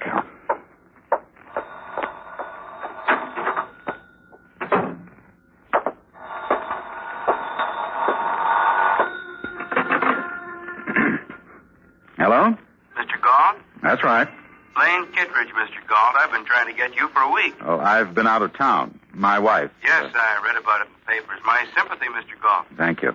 Mr. Kittredge, I'm sorry, but I don't seem to place you at the moment. Oh, we've never met. But just before you went away, I sent you a story called Death on My Hand. Huh? Mr. Goff? Yes. You remember now? You rejected that one, Mr. Goff, but I've written another one. Well, fine, Mr. Kittredge. Send it in. I'll be glad to read it. It's sort of a sequel to the other story, Mr. Goff. In the first one, I told you how a man got away with a murder. In this one, I tell you how he gets caught. Mr. Goff? Yes? I'll bring it in myself. Huh?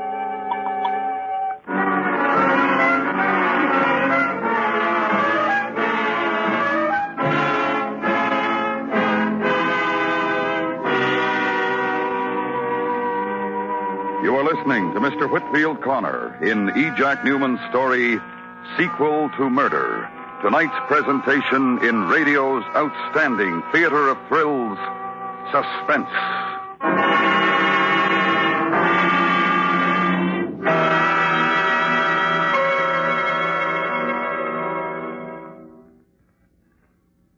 For full understanding of our changing land, to know more about the opportunities all can enjoy as America continues to prosper, send for the free booklet titled The Future of America.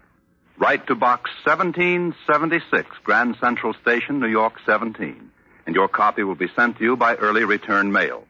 The address again is Box 1776, Grand Central Station, New York City 17.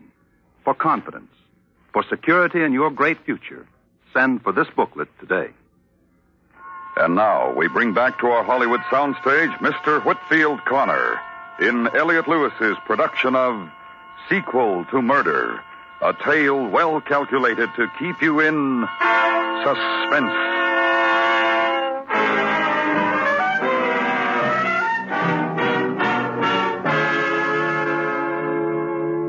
It isn't hard to write all this now. First, because the details were all there, and next because someone else really did all the writing. I did the reading. But the reader and the writer had to meet. I'm Blaine Kittredge. Oh? I got here right after I phoned you, Mr. Galt, but they said you were out to lunch. I've been waiting ever since. Sorry, Miss Kittredge. I suppose you needed that long lunch hour. Hmm? It fits in, Mr. Galt. You had to think of something to say to me, didn't you? I don't know why particularly. Because I have a story for you. The sequel to my first story. Oh, well, where is it? I have it here, in my head. All I have to do is put it down on paper, as the saying goes. Well, I'm afraid I can't read your mind. I'll help you. First, I suppose I should tell you I usually write my stories based on fact, more or less. I take all 7 newspapers here every day, for instance. Read them from top to bottom. There are a great many things in newspapers that make valuable material for a writer, Mr. Goff. Yes? That's what I do most of the time, Mr. Goff.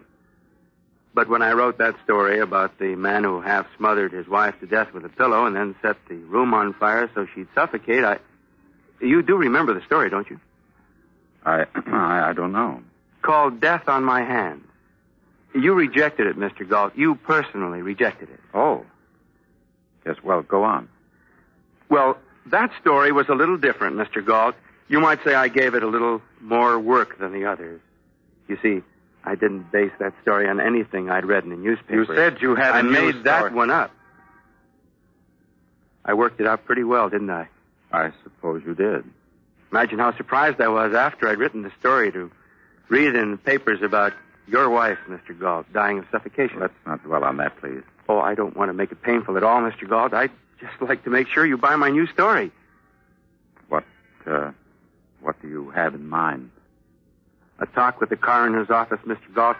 I'm sure that if I explained to them the details of my story and how you had the story, and of course they know the details of Mrs. Galt's death, they'd reverse their decision. We both know they'd reverse their decision about how she died.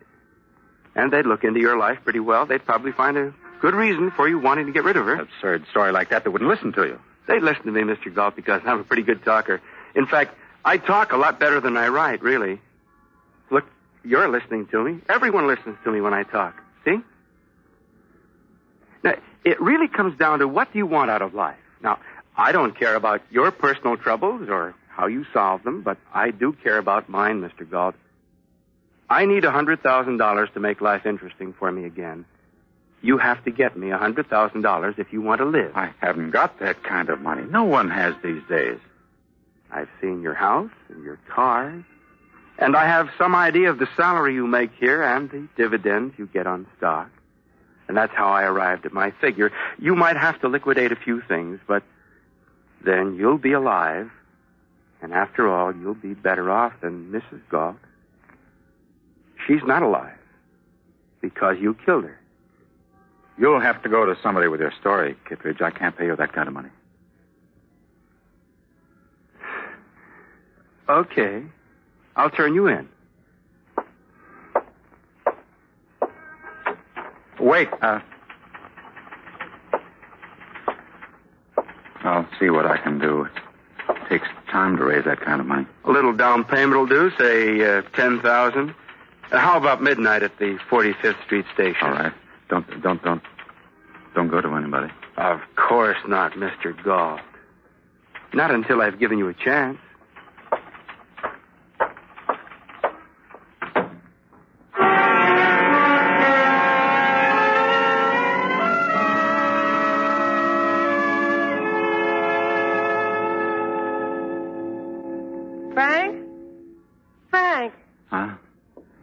What is it, Frank? Been sitting there looking out the window almost ever since you got here. You haven't touched your drink. Oh, I'm sorry. Is there something wrong with it? No, it's fine. Frank? What? For heaven's sake, Frank, this is supposed to be some sort of happy occasion. Are you tired or sick or something? What is it? Bess, I guess I'm just tired. Frank, who's Blaine Kittredge? Blaine Kittredge? Yes. A writer. Why? Well, he came into the editorial department today, just meeting some of the editors. I noticed he met you, too. He went to your office, didn't he? Yeah. I didn't like him, Frank. Is he a friend of yours? No, just someone I know. What is it? What, Frank? Tell me. Kittredge can ruin me, Bessie. He can ruin us. What? Bessie, the whole... Well, he wrote a story that I rejected, a story about a murder. The circumstances in the story, the murder and all, well, they're pretty close to the circumstances of Lillian's death. What? Don't you see, Bess, he has a good weapon, and he told me he means to use it today. Frank, Lillian's death was accidental. Of course it was accidental, Bess, but his story could make it look deliberate. What do you mean? Could make it look as though I had something to do with the death. That's ridiculous, Frank. Oh, Frank, why do you pay any attention to him at all? You're really upset, darling. He wants $100,000. Why, that's so absurd. Or is it? Frank. What? You're actually thinking of giving it to him, aren't you? Well, Bess, the way he presented it, I haven't got a chance. He could make the worst kind of trouble for me. Frank, is it the way he presented it or the way it happened? Frank, Lillian died accidentally. Didn't she? Frank? I did it for us, Bess. For us. It was the only way out. She wanted to ruin us completely so that nothing would have meant anything. Bess. I just wanted you. Look, Bess, look at me. You'll think of it differently in a while, and you'll know it was all I could do. I didn't mean ever to tell you, but remember, it was for us. Don't touch me. Don't ever touch me again. Bess.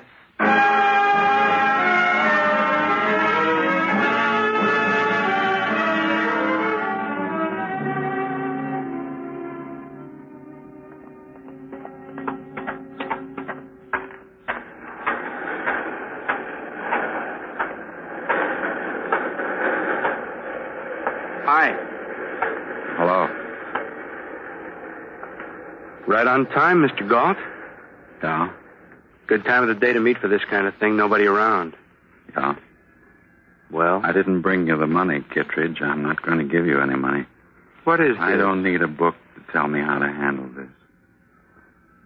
You're crazy if you try to use that thing here. You wouldn't get 10 feet without running into a policeman. Let's go over there. I haven't got much more to lose, Kittredge. All right. I learned a lot about homicide from you.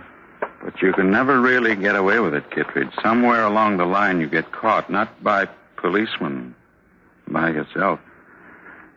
Someone else made me realize that. A man has to go on living. Look, Mr. Galt, you aren't going to solve anything here. I'll kill you. I know how to do it because it has to be done. You will fall in front of the subway, Kittredge. Oh. These men coming don't move or try to shout at them. Just let them walk past. I mean that.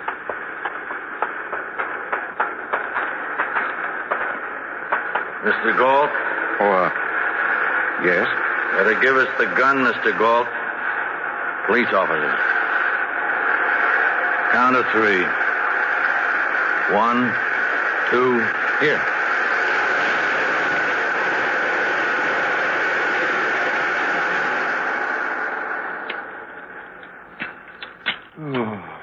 Boy, am I glad you two showed up. He was just telling me how he was going to kill me.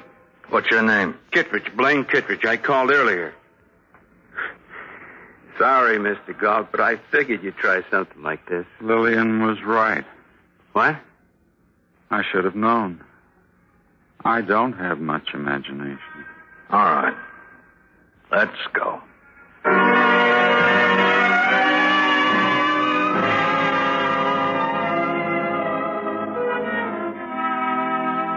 No reprieve. I didn't think there'd be one anyhow. Don't care about that part of it. I do care that Bess never came to the trial. But I would have seen that. I would have known she'd take it that way if I'd had any imagination.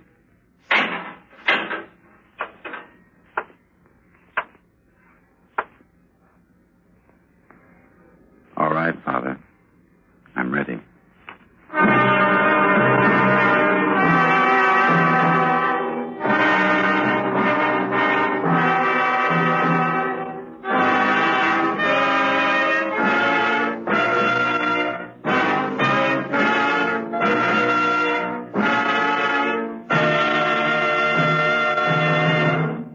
Suspense, in which Whitfield Connor was starred in Sequel to Murder.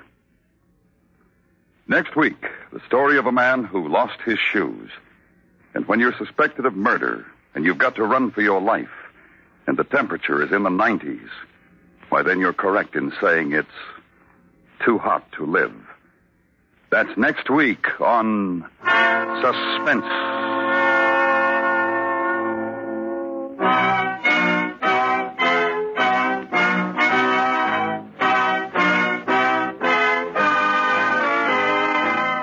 Suspense is produced and directed by Elliott Lewis, with tonight's music composed by René Garrigan and conducted by Wilbur Hatch. Sequel to Murder was written for Suspense by E.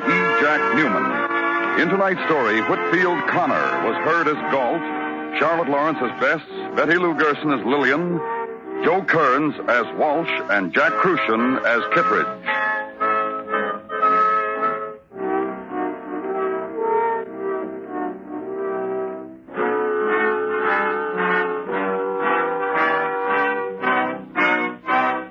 This is the network, and tomorrow's the night when CBS Radio's crime photographer takes on his latest murder case.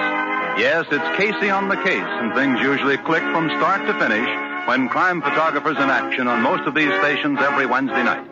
Be sure you're in your favorite radio side seat tomorrow night when Casey, crime photographer, cuts loose with his camera, his brains, and his instinct for adding up clues to a killing.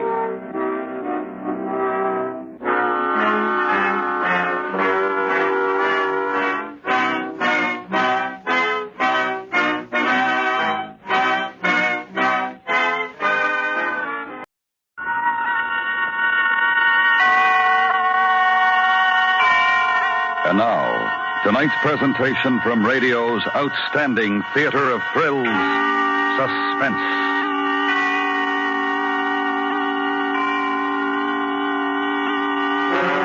Tonight, the story of a man who lost his shoes.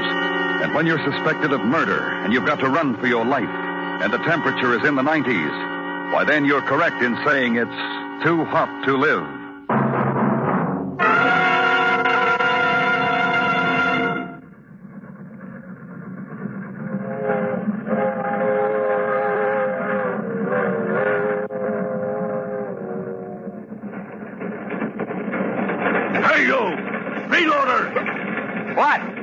sell tickets on this freight. It was empty. I didn't think anybody'd mind. We're slowing down for a crossing. I don't want to find you when I come back. Where are we? Half-mile from Marcus Junction. Thanks. Forget the thanks. Just beat it before somebody inquisitive starts asking questions. Yeah, don't they always?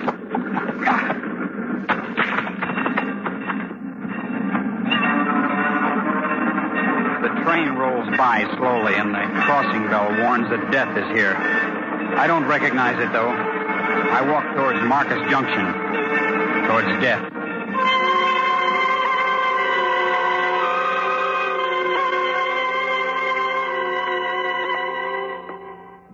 The sun is 11 o'clock high and starting to pucker the tar road. I'm heading in. Sweat is beginning to streak through the old suntan uniform, and my shoes are sucking tar every time I lift them.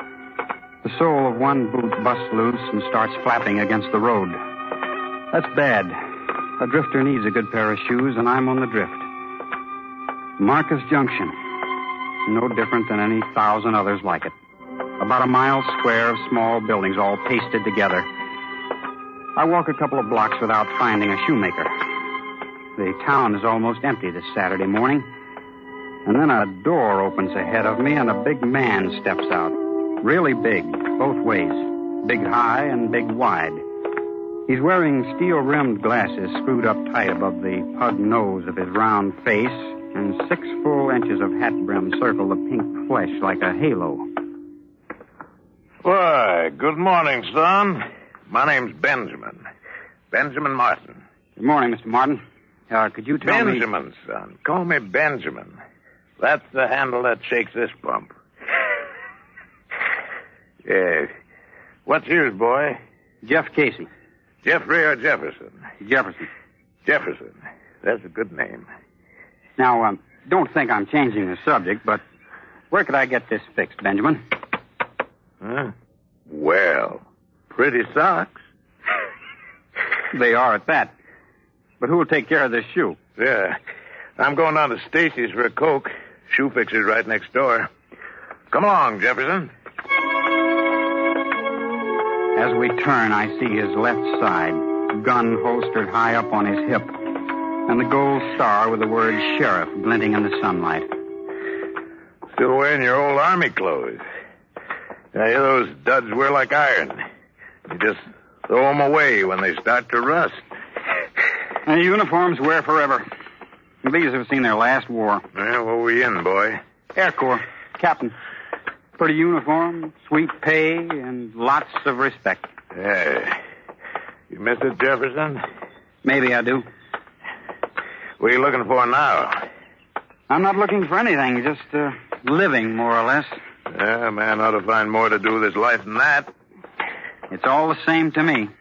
I could die today, and it wouldn't make any difference to me. Or anyone else. You got a bad taste in your mouth, but you'll spit it out someday.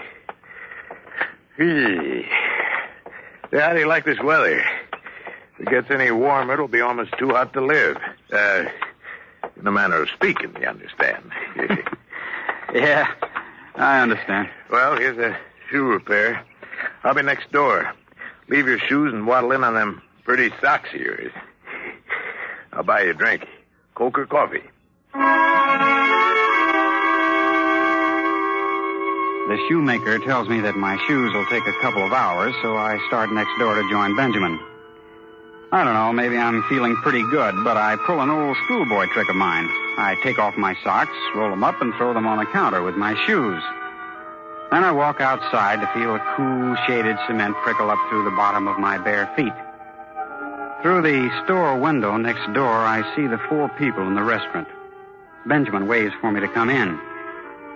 Inside the entrance, a blond sliver of a man who's showing about 3 inches of wrist and shin bone below the edges of his clothes. The squat moon-faced grill man has his pop eyes focused intently on the argument. His flabby hands, purple-red from too much hot soapy water and frying grease, make fluttering passes at a fly. Now, look, I want you to get out of here once and for all. I go in, brushing past the argument, walk over to Benjamin, and sit on the next stool. I shall return. No, she's... Hi, Jefferson. Hi, Benjamin. Came for the coffee. In a minute. Rachel's about finished. And all her sins must find her out. She's a Jezebel and kin only to the devil. Yeah. You'll find it on the menu next week. Now find yourself a street corner and get it out of your system.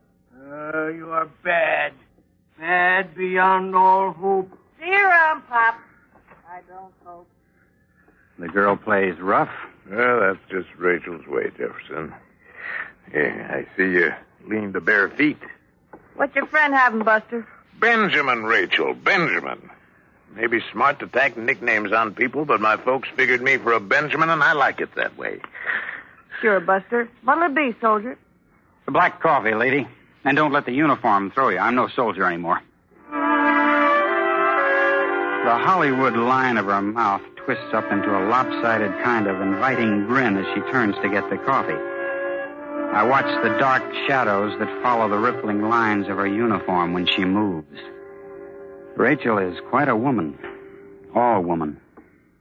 Coffee, barefoot. Like you, soldier. Hey, your friend's real pretty, Buster. Yeah, you think everybody's pretty. Oh, but he's a doll. You be around long, soldier? Long enough to get my shoes fixed, Rachel. Rachel. That name doesn't go with you. It's a name. Too bad you're moving on so soon. New faces are scarce around here. Especially one like yours. Well, I got some lauding for us. Will I see you before you go, Jefferson? I'll find you, Benjamin. Do that, boy. Eee, I'm afraid to face that heat out there. Now, you behave yourself, Rachel. Yeah. Swell. You, like playing it tough? Under it all beats a heart of gold. Tell me what it's like in the world outside, soldier. Hey, Rachel, why don't you put up some more coffee? Tend to your bacon, lover. I got company. Your boyfriend? Lover boy there? Oh, no, that's Kenny. He's keeping company with a hot grill. You ought to talk about me like that, Rachel. It's not right. Well, then don't bother me while I'm with my friends. Hey, soldier, I'm off about now. Let's you and me go out to carnival for a couple hours, huh? You let her alone. Don't go with her, you hear? Yeah, I hear, Kenny. I'd like to, Rachel, but how do I go barefoot? Oh, forgot. Got any other ideas? Yeah. As a matter of fact, I live upstairs over this greasy spoon. Let's go up and mix ourselves something cool while we wait for your shoes. You can't do that. It isn't nice. It don't look right. Don't it? Let's go, Rachel. Don't. You can't. I'll stop you. Go hash some potatoes, lover. My arm, soldier? No, Rachel. I'll get someone to tend here. I'll come right up. You do, and I'll barbecue you on your own grill. We go out, and my feet scruff over the shaded pavement as we pass through the doorway on the left. I follow her up a flight of stairs and into a small box-like apartment. Living room, bedroom, kitchen, and bathroom. Be it ever so humble, this is home. Let's kick out a wall or something. The windows don't help much, but the drinks will. Why do you have to lean into the kitchen? Why not just walk in? Fresh varnish on the floor. The heat don't let it dry. It's a long reach for a long drink. It's a long day. Here you go, soldier. Don't you believe in mixing anything with your liquor? Before the cubes will melt. Now, what do we drink to, soldier? The heat. The heat. Cools you off, don't it? It burns its way down my stomach and explodes. That's good, ain't it, soldier? My pores open and the perspiration oozes down. Yeah, let's have another. Don't let it wear off. She's still talking, but I'm going numb. Let's drink to my country. Heat. No food. I shouldn't be drinking. Who cares? You're a real cute soldier. I'm getting Let's drink foggy. down. She's drifting closer. I don't know who kisses who first. Oh, yeah, you're real pretty. Bitter tears. Tears of loneliness and regret. Another drink, huh? Hey! Everything is moving around like feathers in a high wind. Clumsy soldier, here's another glass. And sometimes one drifts in through the fog.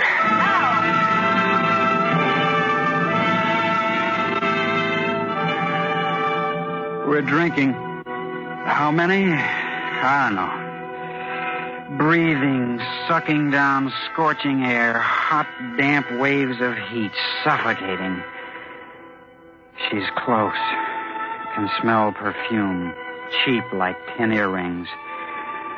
Black rolling in. Black velvet and the shimmering heat, wavering like plucking a taut string. Wavering, wavering, wavering.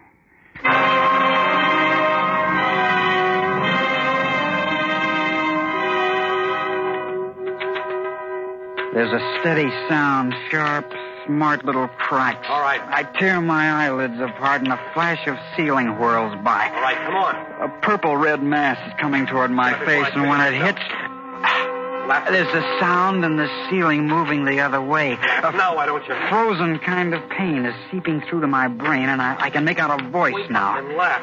I get my hand up to my face and wipe my eyes. My hand comes away wet and sticky and red. Come on, wake up. The ugly purple mass comes. Awake now? Swell. I got something for you. Over there, in the corner of the kitchen. See how she's lying there? Take your hands off me. That's how I found her.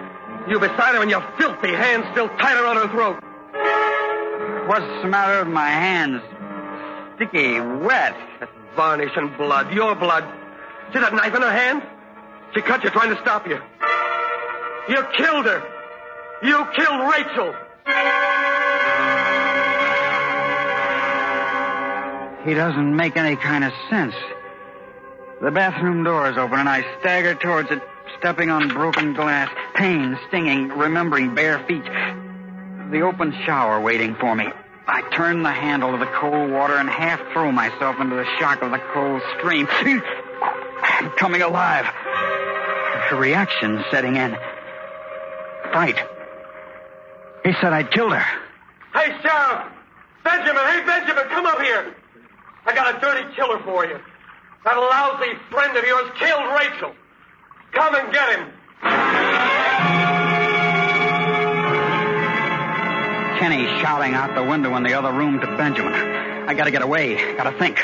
What happened? What? I get through the bathroom window, out into the glare of the sun, and my feet hit the scalding tar, the marquee. I scramble across it, drop to the street. A narrow alley, and I'm running down it toward the fence that blocks off the far end. A garbage can near the fence and a woman putting something into it. I jump, reaching for the fence. Hey, what do you think you're doing? Let me go. Let go. Pick up that garbage, you crazy. Let go. I didn't do it. What do you mean? I saw you kick it over. I'm not going to clean up that mess. I didn't kill her. Take your hands off me. Why would I kill Rachel? Why would you kill? All right, Jefferson. Come along and tell me why you killed Rachel.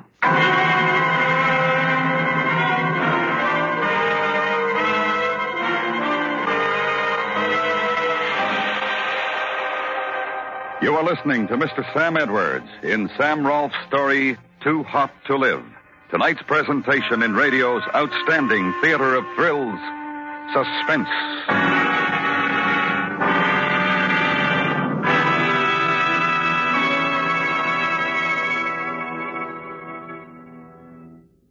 Bachelor would be completely safe was on a stag line. Usually, of course, there's no more secure terrain. But a couple of slick swindlers figure out a new wrinkle in crime, and the stag line becomes the focal point for a neat, ruthless racket. Hear the complete story of the stag line swindlers tomorrow night, when CBS Radio presents the FBI in Peace and War on most of these same stations.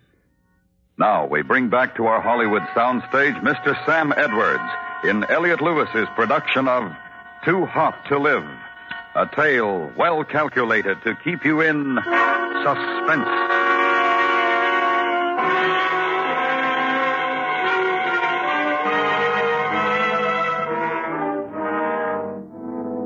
Benjamin is leading me out into the sweltering street again. The sun burns into my flesh, accusing, as if to cause the murder to flow out of my open pores. And Benjamin walks beside me again, not holding me, just talking, asking questions, which I can't answer. Why'd you do it, son? I didn't kill her, Benjamin. I don't remember, but I... You don't sound sure, Jefferson. Now, don't you know? We were drinking. I blacked out. Drunk unconscious. You could still move around. Could do what was done in that apartment. But I couldn't. Why would I want to do a thing like that? Maybe you played it too rough. Maybe she tried to stop you. Cut you with a knife. Why'd you run away? I was scared. Kenny said my hands were around her throat. Blood, varnish, heat. Remember anything? Rachel. Sprawled on that gummy floor. I can't remember. Yeah, I'll have to lock you up, and then I'll go back and have a good look around. Maybe I'll find something. And if you don't? Rachel's dead, Jefferson. Wasn't premeditated, but that don't excuse it. She's still dead. They'll try to hang me. Why can't I remember what happened? What led to this? The sweat's rolling down Benjamin's forehead, collecting along the top of his glasses, sliding into his eyes. They smart and snap shut. He has to stop. Try to rub the sting away. I slap at the glasses, knocking them off his face, and grab for his gun. His arm comes down fast, hard, chopping at my hand, numbing the arm to the shoulder, and the gun falls to the road. I run, hobbling up and down, lopsided. Jefferson! Trying to get away from Benjamin, from the burning and torn feet under me. Come back. You can't get far. I'll get you anyway. I'm running again down the burning streets, out to the end of town, toward the railroad. Now off the searing pavement. But jagged rocks and sharp brush tear at the numbed pain that is my feet. I run till my legs slide away from under me, then crawl, dragging a body that has no feeling, a dead weight that robs my arms of their strength. And finally, steel rails glisten ahead as I lay sprawled out, heart and lungs going crazy in my body. Something starts down in my chest, spreads up to my throat, spilling out of my mouth. I run out.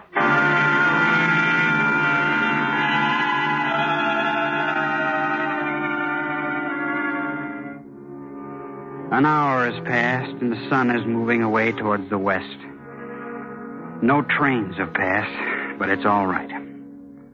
I know what I have to do now.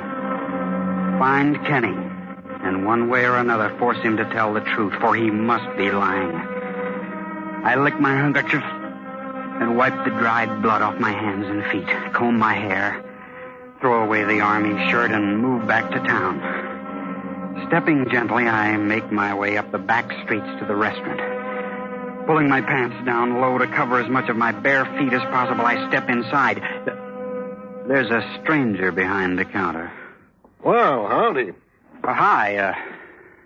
Where's everybody in this town? Oh, most are out at the carnival. Some are looking for a killer roaming around. I heard about him. Heard he was picked up a couple of miles out. They got him. Good deal. You know, Rachel worked here. Yeah, I know. Say, where's Kenny? Oh, he's out at the Clovis place. He wanted to be the one to tell Rachel's folks about, you know.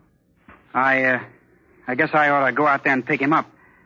I don't know the place too well. How do I get there? Oh, just follow this road down. About a half mile out of town, you'll find a dirt cutoff. Can't miss the mailbox. Thanks. Say, if you miss him, who'll I say was asking? Just tell him his cousin Jim was here. No, pleased to have met. Hey, you ain't wearing shoes. You're the one. You're the killer. Run again. Another alley. Blistering pavement, cement ripping, and the jagged rocks again. Time is running, too. Running out. Benjamin will know where I'm going. Out to the main highway. Pants pulled low and thumb up in the air. Here comes my ride. He's got to stop. Gotta stop. Please. Time, sir. Thanks, mister. Thanks a lot. You're welcome, but I'm not going far. I'm just going out to the Clovis farm. That's about... I know the place. Why are you going there now? I'm a cousin of Kenny's. I'm going to meet him out there. Oh. I don't place you. I'm visiting from back east. You're not wearing shoes. Yeah. That's a silly thing. I lost my shoes while wading barefoot in a stream. It didn't help my feet any. What stream is that, fella? You know the one. I don't know the name of it. It's out there in the woods. Yeah. I think I know the one. This is the dirt road you want. House is over the rise. Thanks again. See ya.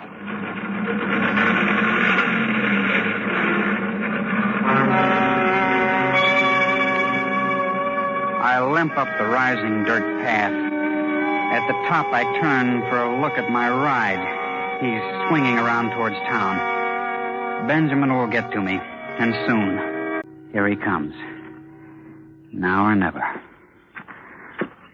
Hey, now, quiet.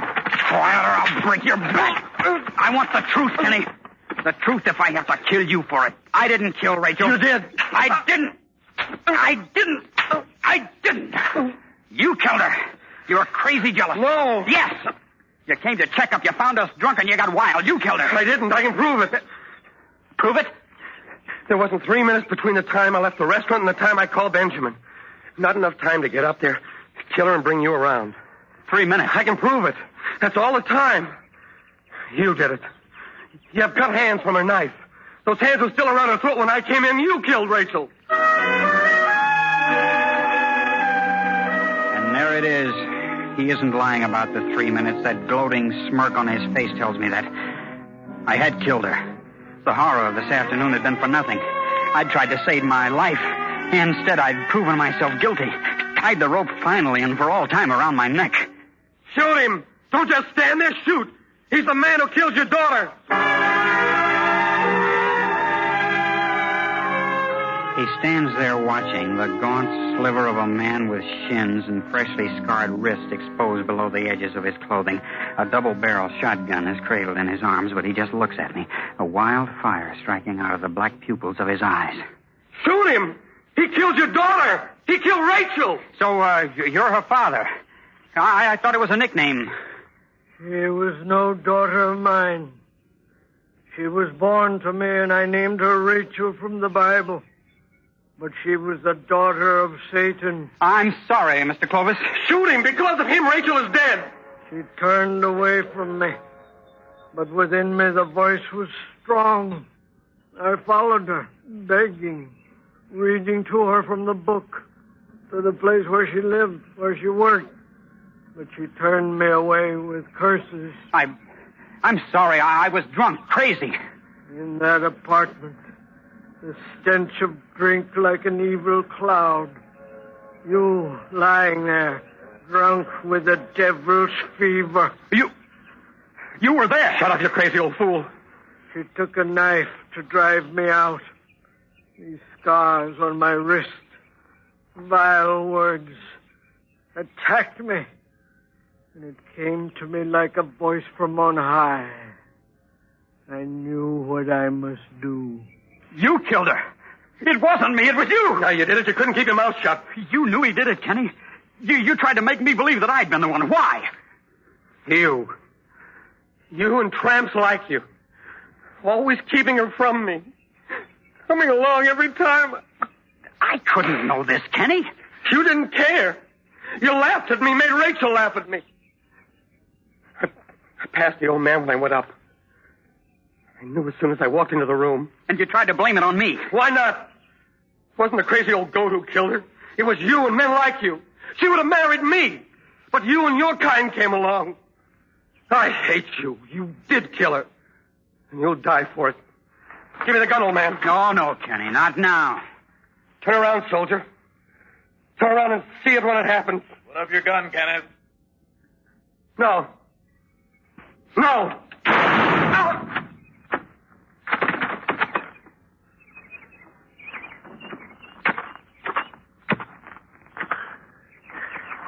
All right, Jefferson. We'll go home now.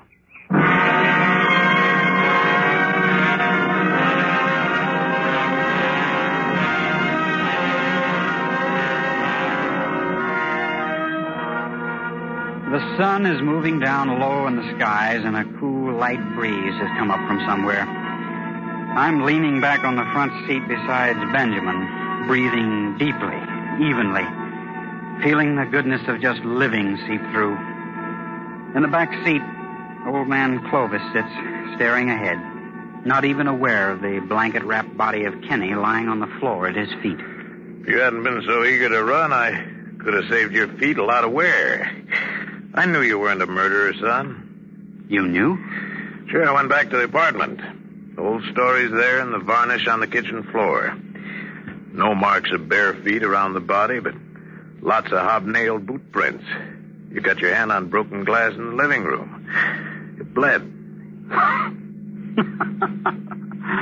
And I was running. Yeah. For a man who don't care whether he lives or dies, you sure got lots of jackrabbit in your legs. What a day.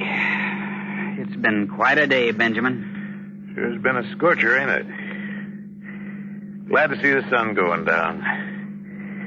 On a day like this, it's almost too hot to live. Don't say that, Benjamin. It never gets that hot.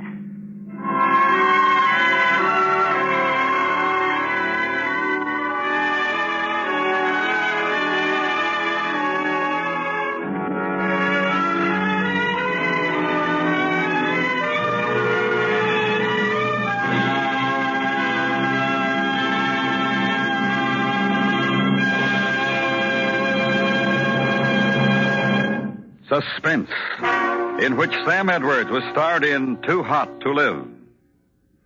Next week, the story of a woman who had a strange visitor. A man who wanted to spend a day with her, just waiting until her husband got home from work so that he could kill him. It's called The Tip. That's next week on Suspense.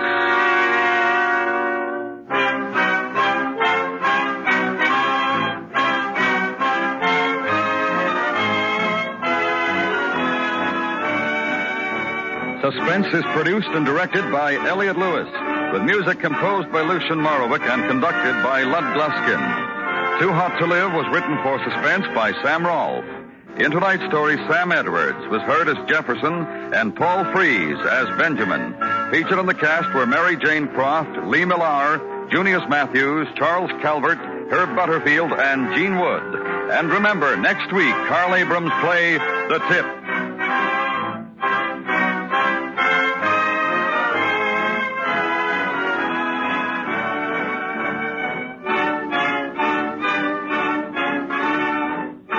The tragic story of an unidentified boy hit by a car after hitching a ride on the back of a truck is told tomorrow night on CBS Radio's 21st Precinct. Police of the 21st Precinct tracked down the boy's identity through his sweater marked Red Tigers. Before they're through, even case-hardened cops have to swallow hard to keep back tears. Don't miss 21st Precinct tomorrow night on most of these same stations.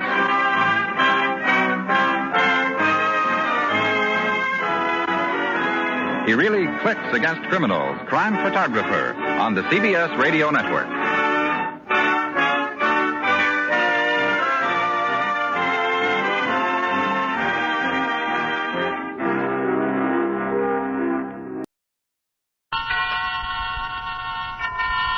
And now, tonight's presentation of radio's outstanding theater of thrills, Suspense. Tonight, the story of a man who killed and a woman who helped him try to get away with it. It's called Run, Sheep, Run. Our stars, Kathy and Elliot Lewis.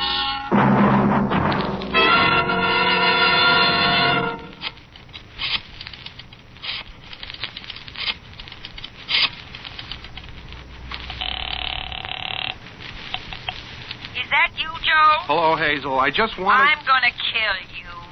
Now, Hazel, why do you always say that? I am. One of these days I'm... Hazel, honey, it's the fog. I'm in a gas station now, just below Redondo. The fog's been so You're thick... doing it again, fabricating. Honey. Making up stories. Fog. Why don't you say hail or some other terrible storm of nature? Typhoon and be done with it. Fog. And here it's as clear as crystal. Honey, Hazel. Who you got there with you? How many girls? Now, Hazel, you know... Better get home, that's all. All right, the fog's lifting a little. I'll try to chance it now. But it's been so heavy, honest, I thought I'd better pull up by the side... Honey? Hazel, honey? Hazel? Oh, Hazel.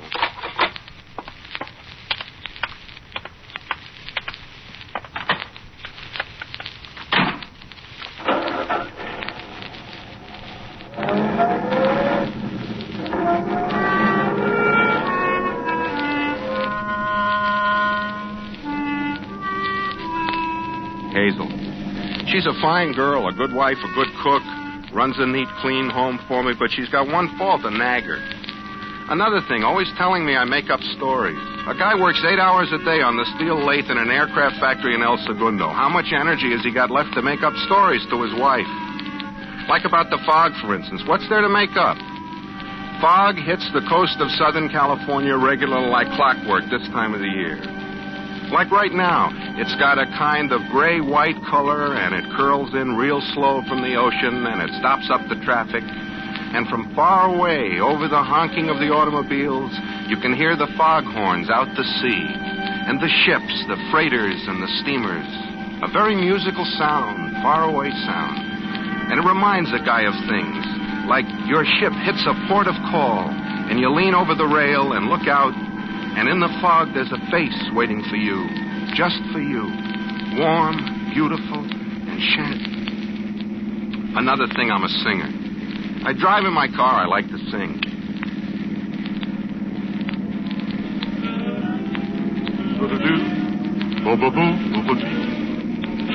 Rose young in heart.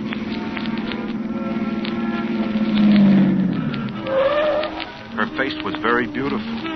My headlights hit it just right. No mistake. Not the fog, not the mood. A very stunning face, and the smile sweet.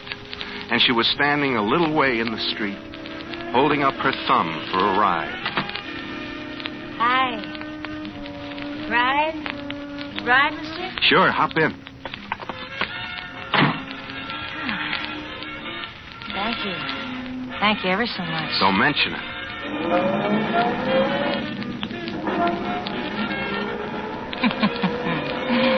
What?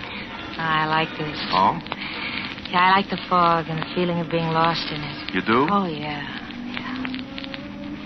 As if I were 1,000 miles away from anything and anyone. Nice feeling. Exciting. Secret and exciting. How come... Yeah? A girl like you, how come you have to... I mean... You mean why I was hitching a ride? A girl like you? My car stalled about a half mile back and I was alone. I don't know anything about cars, so I just left it there and started to walk. Then I remembered my thumb. I just held it up. But somebody like you... What I mean is it could be dangerous. Getting a lift from just anybody. Get in some stranger's car and not know what kind of... You'd worry about me. Well, yes. Yes, I would. Gallant. Well, it's just... Gallant. And a gentleman. Well, it's just if I knew anyone like you, I'd worry. I like you. You headed for Long Beach? Mm-hmm. You get to that stop sign up ahead, turn left. Why? Coast Highway will take us right into Long. Maybe it won't be as crowded as the Coast Highway, and maybe not so foggy. Maybe it is a little out of the way. Maybe it'll take longer, but... Left, just up ahead? Yeah.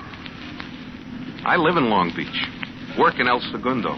Make the drive every morning and night. I live in Long Beach. Where do you... What's your name? Joe Haywood. Mine's Roberta. Roberta what? Just Roberta. Call me Bobby if you want. No, I like Roberta. I can be driving through the fog and see a lovely... and see her and stop so as I can help out a girl whose name is Roberta. In shining armor. Through banners of mist in shining armor. My wife's name's Hazel. Joe and Hazel. Joe and Roberta. Joe. It's bumpy. Rough. Yeah. I told you maybe it'd take us longer. Fog's just as heavy. Heavier. Nice. Do-do-dee. Do-do-doo. Do-do-doo. Do-do-doo. Roses. Bubble.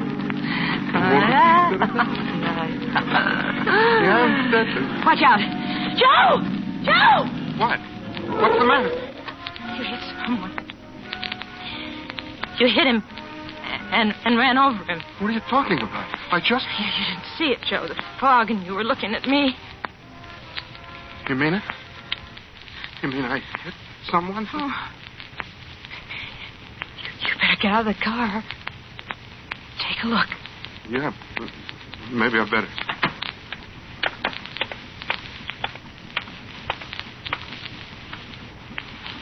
Oh.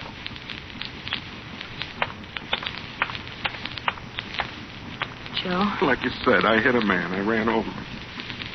Oh, Joe. He's dead. Sure, Joe. You know sometimes a quick look like that, you can't. You sure? I'm sure I killed a man. Joe? What? What's going to happen to you? What happens now? I don't know. Just keep quiet a minute, huh? Sure. Roberta. A nice person like you, a really wonderful person, to get mixed up in a thing like this, and police. What do you tell them? How you were riding along singing and looking at me and manslaughter. That's what they'll do to you. Oh, Joe. Roberta, don't do that. You worried? You worried about me? Yes. Listen, Roberta. Just listen to me. It's trouble. It's terrible trouble. Yeah, trouble, and I don't know what to do. A thing like this never happened to me. Never. I'm all mixed up. Let's get away from here. Let's just get away. I killed a man. Let's get away from here. You hear me? It's never happened. Please let us get away from here. I just killed a man. I won't tell. Honest, I won't tell. I'd never tell Joe. Joe, we can't just sit here, please. Please, please, please. All right. All right.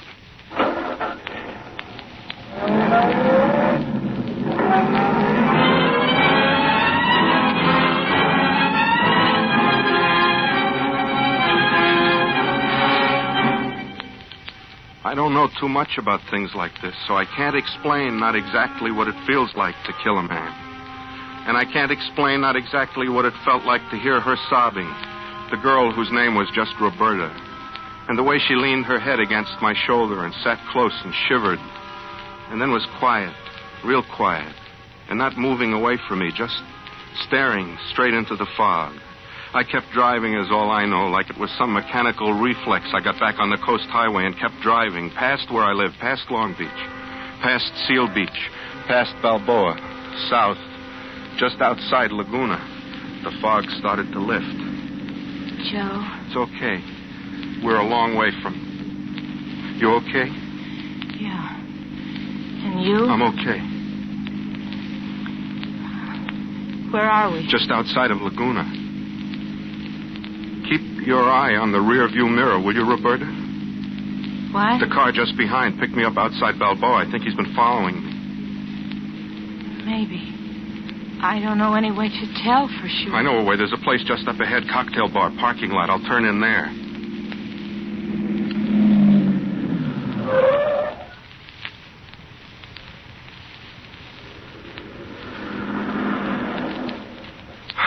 I guess I'm just jumpy and scared.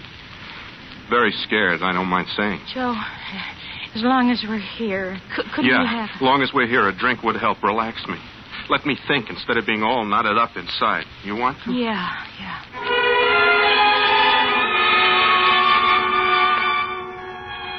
It was a place Hazel and I used to go to a lot before we were married. That kind of place. Jutting out over the ocean and a glass wall to look through at whatever horizon you had in mind that evening.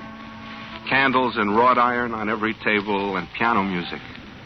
And the sound of the ocean washing against the beach and the place swaying with the tides rolling in from the South Pacific. About a place like that, I can talk like that.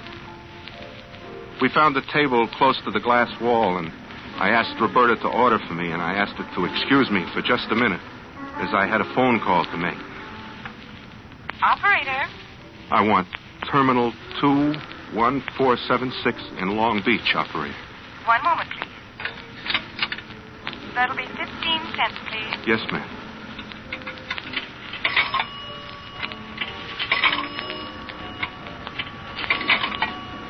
I'll ring your number.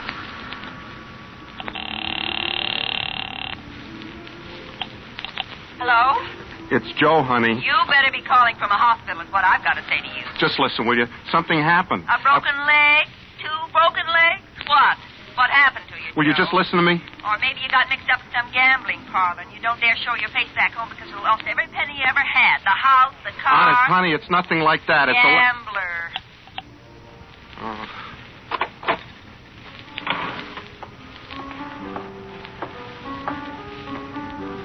Oh. Hello. I'm sorry, sir. I thought I recognized your young lady. I was wrong. That's right. He thought he recognized me. Oh. Yeah. Now, be a good chap. Take my word for it, huh? Her word, too. I'm very sorry. Good night, lady. Good night, sir. Hey, now you just wait a minute. That's what happened, Joe. Honest. He thought he knew me. I was setting him right when you Come on. Come on, sit down. I've been waiting. I waited to drink with you. Joe and Roberta.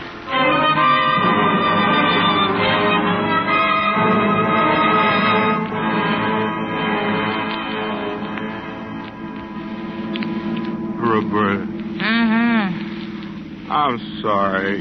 I'm sorry for what I got you into. And for being kind of loaded the way I am. Now, you just put your head on my shoulder. Don't think of anything. Oh. Traffic accidents throughout the Southwest. California State Highway Patrol reports that a short while ago, a man was found dead on Vernon Avenue outside Redondo. As yet, he is unidentified, but he is a victim of a hit-and-run driver. The Highway Patrol has asked that this announcement be made so that any person or persons who may have seen the accident will immediately... Roberta, they mean me. Maybe. What am I going to do? What? But you heard it, they'll... For sure. What'll... Sleep. That's what you're going to do. Sleep. Close your eyes and nestle close and sleep. Sleep, Joe. Yeah, maybe... So my head'll clear. Sleep. That's it.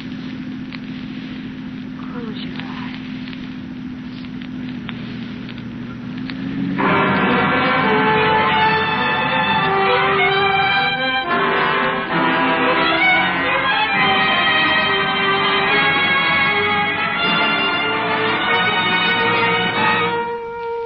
You are listening to Kathy and Elliot Lewis in Morton Fine and David Friedkin's story, Run, Sheep, Run. Tonight's presentation in radio's outstanding theater of thrills, Suspense.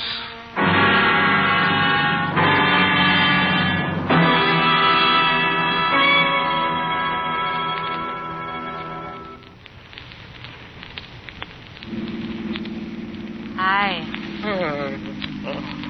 Hi, sleepyhead. Chloe, you old sleepyhead. Now, don't think about it. Where are we? Just south of San Diego. We'll be in National City in a little while. You know what I did? I don't want you to think about it. I killed a man. For my sake, don't. And I'm running away. Look. What? Over there, the sun's coming up, see? It's the start of my first day as a fugitive. It's... Honey. Honey? Of course it's honey. What we've been through together, what we... Oh, just a minute. What? Everything seems different. It's a new day, and my mind's refreshed. I don't know what you're talking about. A new perspective. Everything's terrible. But, honey, everything was terrible last night. But in the light of a new day, listen, I've killed a man, and I'm running away from it. That's right. Joe Haywood, murderer. Joe Haywood, murderer. I don't think about it. In Mexico. In Mexico? Have you ever dreamed of Mexico, Joe? Very often. In an hour. Mexico. With me. Last night. I don't know what happened to me. Seeing that poor man lying there, I guess it was shock. What made me do it? Joe, Mexico. With me, Joe. I must have been out of my mind. First, there was a girl out of the fog. Me, Joe, and I'm beside you now, and... What are you shaking your head for? Am I not pretty anymore in the morning? You're beautiful. Well, then what? Stop the car. What? Quick, stop the car. Now what? I'm going to make a telephone call. That phone booth in the filling station. Who are you going to call? Hazel. You know I'm going to call Hazel. She's my wife. I've just got to call her. I'm going to tell her everything. How I killed a man.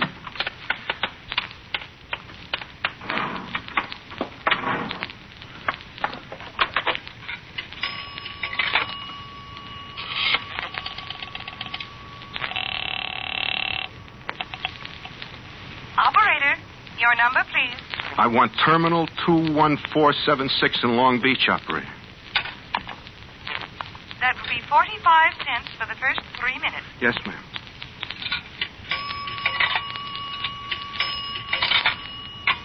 And a quarter. Thank you. Just a moment.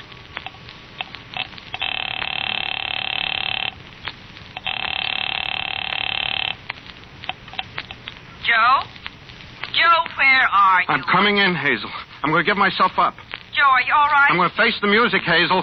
Face what music? What are you talking It's a long story, Hazel, what's happened to me and the strangeness of events leading up to... drunken bum. Hazel, listen to me. What's that music playing? And who are those girls I hear laughing? There's no music. Chorus girl, I'll bet you. And wine and whiskey. Joe? You hear me, Joe? Hazel, please. Don't come home. Don't ever come home. No, don't say that, baby doll. Hazel. Hazel. Oh.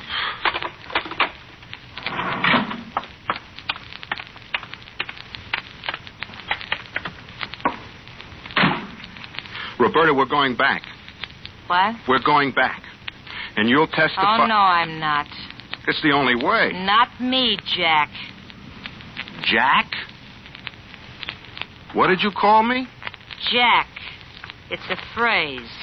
You want to know what? You don't look pretty anymore. Trouble? He wants to go back. What is this? He wants me to go back with him to testify. I know you. I know him, Roberta. He's the fellow who was talking to you at the bar when I came back from... I know you. Oh? What's going on here? What do you mean, what's going on here? What does this chap mean when he says, what's going on here, Bobby? Bobby? He calls me that. You didn't want to, but he does.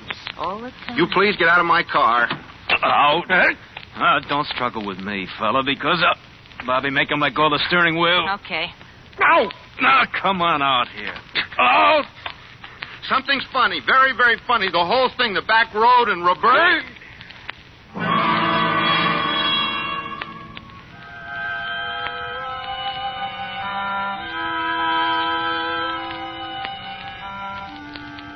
Now, that was the first time in my whole life I'd ever been knocked unconscious by another fella. I didn't see him hit me. Whether or not that would have made a difference, I don't know. I've been called agile. I might have ducked or something. And I don't remember anything when I was out. Spinning wheels of color and voices and rockets bursting and sounds. Nothing. I opened my eyes. I was flat on my back. Up. I got up. Into the car. Behind the wheel. I got into the car and behind the wheel. Roberta was sitting beside me. This is a gun, Joe. That's a gun, Joe. She'll tell you where to drive. You drive her there, you hear? Else she'll shoot you. I will, Joe. Straight down the road. And I'll be following along in my car. Bye.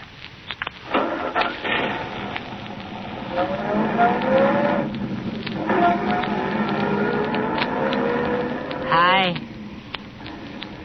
You were a liar from the word go, weren't you? Hi, Joe. With a gun. Take your eyes off it. Watch the road. With a gun. Mm-hmm. Where are we going? U.S. Route 101, Joe. Just follow the highway. Look at you. Pretty girl like you, sitting there with a pistol. Straight down the road. To Mexico. I promised you Mexico, didn't I? You think I'm stupid, don't you? No, I don't. I'd rather what's going to happen wouldn't happen to you, Joe. Still, you'd shoot me. Yes, I would. I don't pity you, Roberta. I guess I should, but I just don't. What's going to happen? You killed a man, remember? I'm not so sure. What's the matter? Not so sure, he said. The light flashes. What's going to happen? Well, I'll tell you. We're going to drive straight through to Tijuana. You like Tijuana? It's all right. Well, we're going to drive straight through. Then I think March... Is he going to kill me? Honey. I don't think he's going to kill me. He's going to use me for a patsy. Patsy? What are you doing with that word? I read plenty. And you are so right. You're going to be a patsy. Dump you in the car below Mexico where the police can find you. By the time they do, they'll have word you're the guy running away from a hit and run outside Redondo. Patsy. That's the word. Joe. I didn't kill that man at all. Joe. You did. I didn't. Yes, you did. Up ahead, Joe, is the border. Behave. Take your eye off the road for a second. Look at this gun. Now back on the road. Just behave, that's all. I got a story all fixed just in case the border guards. Just behave.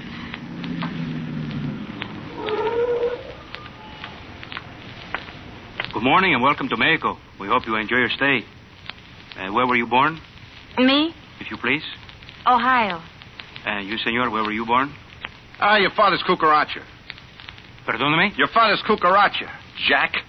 I do not understand this belligerence, senor. I wish only to hear which state you were born in. Also is comprasita. I can deny you permission to Mexico. Guard. It will avail you nothing, madam. This man has insulted me. I suggest... Get him suggesting. You want a suggestion, Jack? The guy in that car driving up. Talk to him. Guard, my friend here is upset. The The guy driving up, he's the boss of an international smuggling ring. Smuggling? Ring. We'll turn back, guard. My Right friend... there, guard. He's packing $200,000 in his suitcase. That fellow there in the gray sedan. Suitcase full of money. Very big smuggler. In the gray sedan? The one I'm pointing to, the gray sedan. The fellow's turning around. Oh, yes, I see. Senor! That's the fella. Senor! Wait, I wish... Go get him! Go get him!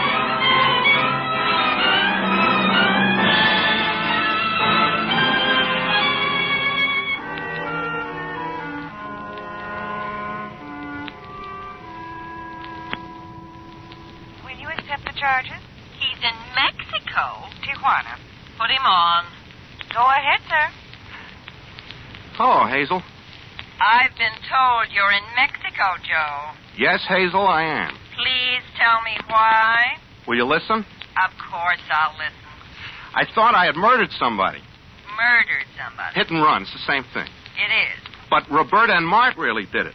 Beat up a friend for the money he had that he'd won in Vegas, and I was kidnapped, Hazel.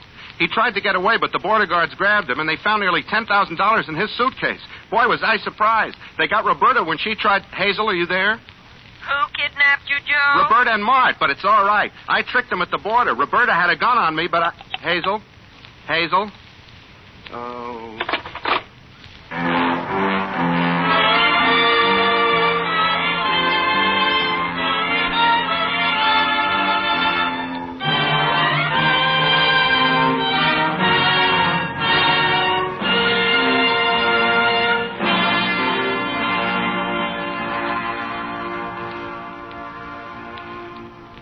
Suspense, in which Kathy and Elliot Lewis were starred in Run, Sheep, Run.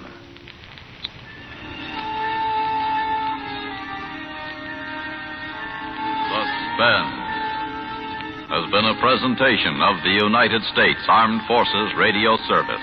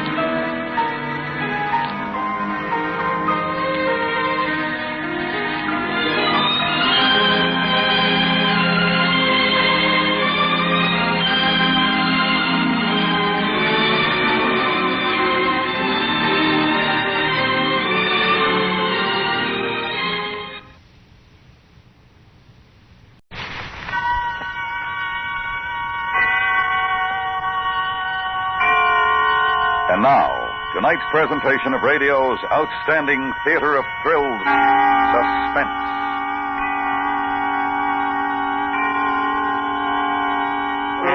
Tonight, the story of a man who felt that he had to prove himself, had to go to any length to make people believe him.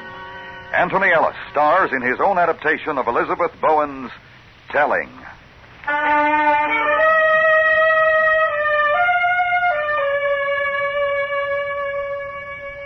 The chapel was a ruin, roofed by daylight, floored with lawn. In a corner, the gardener had tipped out a heap of cut grass in the lawnmower. It smelled stuffy and sweet. Outside, beyond the ragged arch of the chapel, there was sunshine. But not here. Terry looked up, feeling shy, noticing suddenly, surprised, the blood on his hand. Embarrassed all at once at the idea of anyone coming. His brain was ticking like a watch, remembering Josephine. Homecoming from Ceylon a month ago. That first interview with his father in the study, so heavy with solemnity. Sit down, Terry. Thank you, Father. Well, so you're back with us. That penny? Well, I suppose you rather expected it. No. As a matter of fact, this time I didn't. I hoped you'd make a go of it. Sorry. Yeah. Would you mind telling me what happened? No, I shouldn't mind at all if I knew. I thought things were going all right. And, well, then the letter from the office. And bye-bye, Ceylon. Hello, England. I didn't hear quite the same thing. Oh? Mockridge phoned from London, told me that you'd been shirking on the job, insolent to the plantation manager, and that they simply had no choice but to give you the sack. Well, it wasn't as bad as that after all. Look here, Terry. It's gone too far this time. When your mother was alive, I tried to understand. You were chucked out of school, 14, you remember? In Cambridge. Your mother was, I suppose she meant well, you being the youngest boy. I think if I'd had my way with you, though, it would have been better. But now you've been kicked out again. Your mother's dead. She won't protect you anymore. You're going to have to grow up now. Do you understand? Yes. Have you any plans? I don't know. Oh, Father, if I could think things out, I know I could do something. You've said that before. But I could. Or perhaps art. If I had a chance to study. Now, listen to me. And take that filthy cigarette out of your mouth when I'm talking to you. Sorry. I'm fed up with you, Terry. Your brothers and sisters are ashamed. We all are. Why the devil can't you be a man? School's finished. You're 24. I will not tolerate a slacker in my house. I warn you. This is your last chance. You can have a couple of weeks to get settled, and I'll try to find you something in the city. Father, that's awfully decent of you. I'm not doing this for you. I'm doing it for my own self-respect and the memory of your mother. Yes, Father. We shan't mention the Ceylon incident again. I think you'd better go upstairs now and get dressed for dinner. And remembering in the now high, cold walls of the chapel, Josephine. The first meeting after he'd been home for only 4 days. Josephine, with her chestnut hair gently framing that face that he had loved, yet been unable to visualize during those 8 months away from her. And a warm, lazy afternoon, the sound of tennis drifting across the lawn. Josephine. Charles has a marvelous serve, don't you think? Yes, he's good. I'm afraid I've never been able to stand up to him. Or John, for that matter. Oh, you don't practice. Oh, is that it? I thought perhaps it was just not much good at it. Oh, rot. Josephine, you know, it's the funniest thing. All the time I was in Ceylon, even when I wrote to you, I simply couldn't remember what you looked like. It's odd, isn't it? I'm sorry I didn't write to you. I've been terribly busy. No, it doesn't matter. I can see you now. Shall we go down to the court? I'd love a game when they finish. Josephine. Yes? Do you believe in me? What a strange question. No, it isn't. It's important. Do you? I think you're a very nice young man. Don't say it that way. How would you like me to say it? I don't know. But not like that. Not as though you were talking to the gardener's son. Oh, don't be silly, Terry. It's not silly. I know I'm not much good. Clumsy. And I thought it was my eyes. You know, I used to drink whiskey to help. Really, I did. For a little while, it did help. I could do things cleverly. I wasn't clumsy anymore. And then suddenly the whiskey didn't do any good. I wanted to make people proud of me. You, Josephine, I've always wanted that. If only you wouldn't take yourself so seriously, Terry. If you try and... Well, I don't know. Behave like a man, I am suppose. a man. I love you like a man, not a little boy. Oh, Terry. I could do something if I had the chance. I'm sure you could. If I thought that you cared, I could do anything. I need somebody. You to believe in me. Terry, dear, I'm very fond of you. You know I am, but really... No, don't say anything now. I'll show you. I'll make you proud of me, you'll see. All right. Now, do be a darling and try not to look so intense. I'm going to see how the game's getting on. Come along if you like.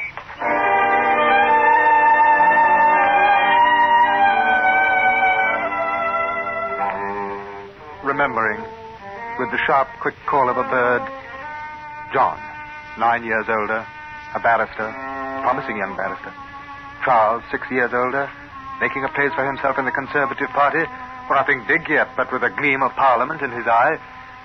And he'd get there. Everyone said so.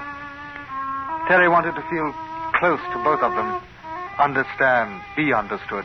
He'd always wanted that. Catherine, his sister, 20, with an anxious, methodical mind, loving life and gossip. They were together one evening a few days later discussing plans for the party. Oh, I think he's a perfect idiot. Besides, he's always asking me to marry him. Right. Strike out Percy Breck. Who else? But Josephine's coming, isn't she? Yes, Terry, Josephine's coming. You know, I think our little Terry has a crush on Josephine. Oh, don't be vulgar, Charles. Haven't you, laddie? I like her. Yes. Break your heart. She broke mine while you were away. Stop it. We've got to get on with the list. Charles, were you... Pots about her. Absolutely and forever. I didn't know. He's teasing you, Terry. No, I don't think he is. Oh, Terry, don't be a fool. Of course he's teasing. It's not a very funny joke. Oh, good Lord. I thought Salon would have toughened your skin a bit. Look here, if you two want to fight, do it after we've finished. Yes, my lad. Carry on. You can manage without me, I think.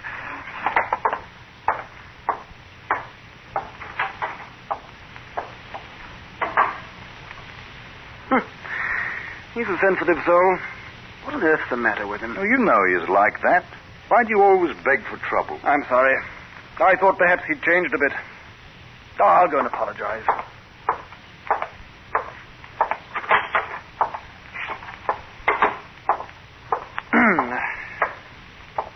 Mind if I, Yes. Oh, come on in. Come in. You sit on the bed if you like. Oh, right. I found a Gurkha regiment in the village today. Quite nice, don't you think? Oh, my hat, Terry, you're not still playing with lead soldiers. Well, why the devil not? It's my hobby. What's yours? I'm sorry. I came to apologize for what I said before. No, you don't have to. I understand. It's not true, you know. I was teasing about Josephine. It doesn't matter. Terry. Huh? You are keen on her, aren't you? She's a decent sort. I know, but... Well, you're not too serious, are you? I mean, you're not in love with or anything like that. Whatever gave you that idea? I wasn't sure. She's a decent sort, but not for you. Oh? Why do you say that? Josephine likes to have fun. I don't think she's ready to settle down. What does that mean? What I said, that's all. You're saying she runs about? No. Just, if you are in love with her, I wouldn't want to see you hurt. Well, thanks very much, but don't worry. I can manage. Righto. Only being brotherly. All serene? Of course. Good. Want to come down for a nightcap before you turn in? No, thanks. I'm rather tired.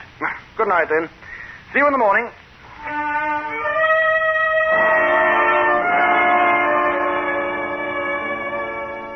Remembered, as a shaft of sunlight touched the tip of the upturned shoe, the night of the party. Bright moon, swirl of evening dresses on young bodies, warm, scented air, music, dancing, couples laughing, kissing in the security of shrubberies. Josephine. Lovely. But as he watched her, he began to understand what Charles meant when he spoke of her, and he didn't want to understand. He danced one dance, and then she was always gone, and Terry went looking for her. He found her in the old chapel, and with her was an indistinct figure, a man vaguely known, somebody's friend. Yes. No.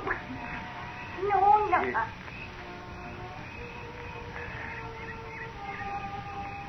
You ruined my makeup. Isn't that what it's for? You're the beast's arm. Unless you behave, I'm going back inside. I didn't think we came out here to behave. Besides, if you do go back, poor little Terry will be pawing you. Oh, no. Take your choice. I haven't got one, I'm afraid. Then here.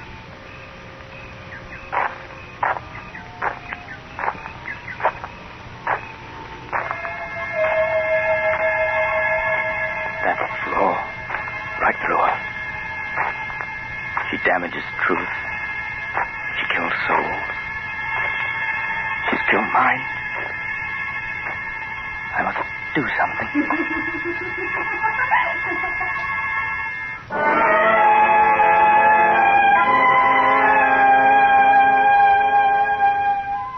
And remembering last night. All night thinking it out. Sometimes taking a drink, but mostly walking alone in the shrubberies, avoiding the others.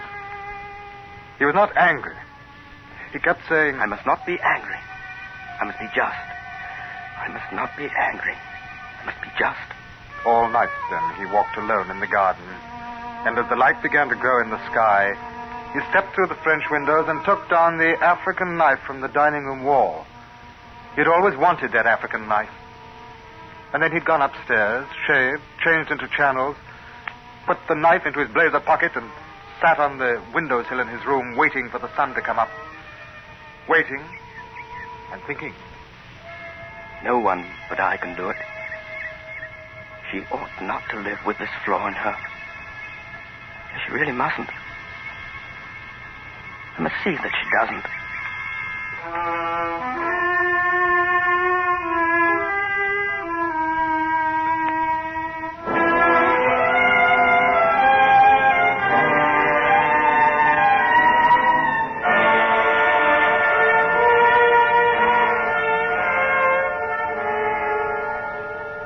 You are listening to Anthony Ellis, starring in his own adaptation of Elizabeth Bowen's Telling, tonight's presentation in radio's outstanding theater of thrills, Suspense.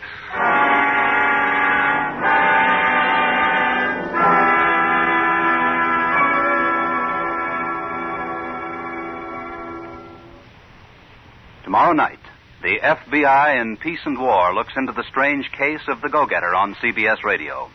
It's a thrilling G-manhunt involving the machinations of a used car dealer who has his own methods for undercutting competition. Don't miss the details over most of these same stations tomorrow night when the Stars Address presents the FBI in Peace and War. And now we bring back to our Hollywood soundstage Mr. Anthony Ellis in Elliot Lewis's production of Telling, a tale well calculated to keep you in suspense.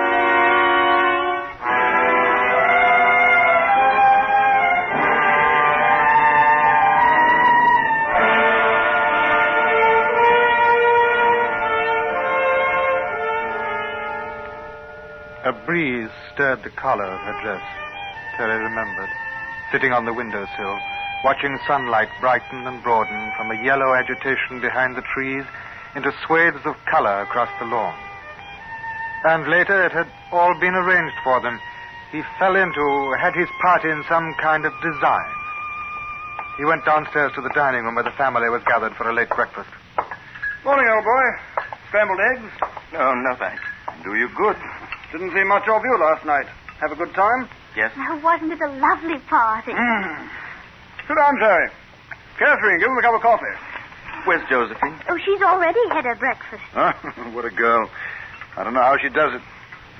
I've got a head like a melon. Where is she? Here's your coffee. You look done in, Terry. Feel all right? Yes. Morning, you lazy people. Morning, morning. Hello. Who wants to play a game of tennis? Oh, my. Oh. Would you like to go for a walk, Josephine? Well, I'd rather... all right. You have some breakfast before you go out. No, thanks. Then why the devil do you stuff your pocket so full, Terry? That jacket isn't going to be worth a brass farthing. You'll have to get it pressed. Oh. Oh, come on, Terry. Don't listen to him. He's jealous because he hasn't got that casual look.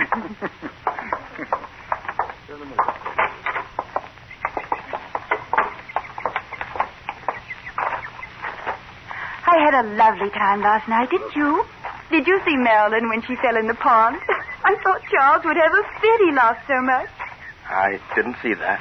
Oh, he must have kept your father up half the night. I hope he didn't mind.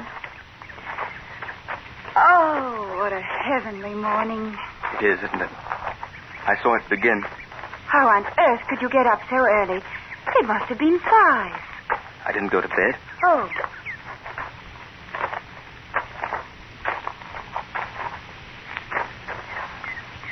I like it here, in the chapel. Don't you? Yes. It's quiet. Just want a chance to think, even to make things right. You know what I mean? Let's go on. No. Not for a minute. Josephine, I saw you here last night. Did you? With that man. I suppose you enjoyed yourself. Why did you let him kiss you? Oh, poor little Terry. Don't be tiresome, darling. Do you believe in me? Oh, yes, I believe, Terry. I understand. Now, be a good boy. Will you kiss me?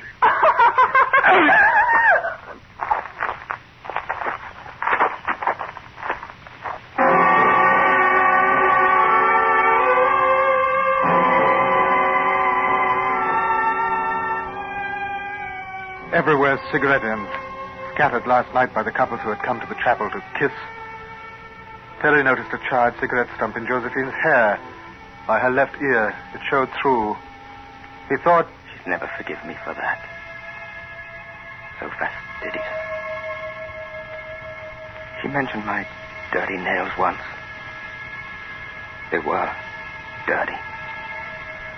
Oh, she'd never forgive me for this. He picked the cigarette out of her hair and threw it away. She lay now with her feet and lower body in the sunshine. The sun was just high enough. Her arms flung out wide at him, desperately, generously. On her face was a dazzled look. Her blood quietly soaked through the grass, sinking through to the roots of it.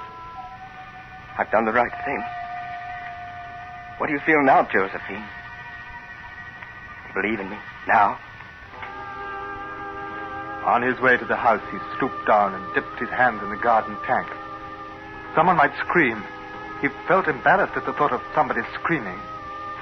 The red curled away through the water and melted.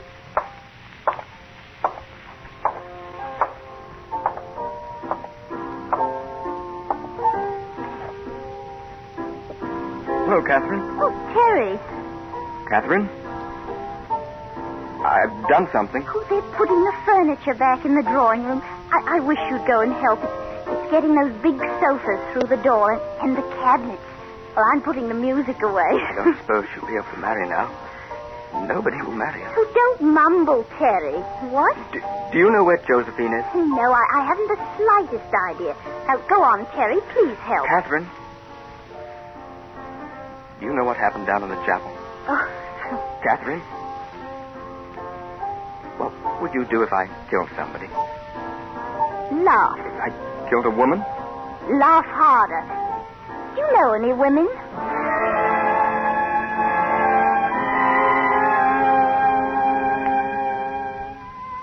She had not wanted to be cruel, but he'd spoiled something for her. Last night, she had gone to the chapel. She had been kissed. And now his talking about it had changed everything. She supposed he must have seen her and was being nasty about it. Might even tell Father. He'd always been like that. She found herself not liking Terry at all, almost hating him. Terry went to the drawing room and helped move the furniture. It was Terry's fault. They scratched the paint on the wall with a heavy cabinet. No blast. We've scratched the paint. No, it's my fault. It's nice of you to say we, though. I wonder if you'd say we I killed think her. perhaps you'd better help with the vases and things, old man. All right, Charles. But you should have seen the blood on my bad hands, luck. Dr. John, we'll have to move this rug out of the way. Righto. John, can I talk to you for a minute? As soon as we've finished here. I'll get a move on, Terry. We'll be all morning.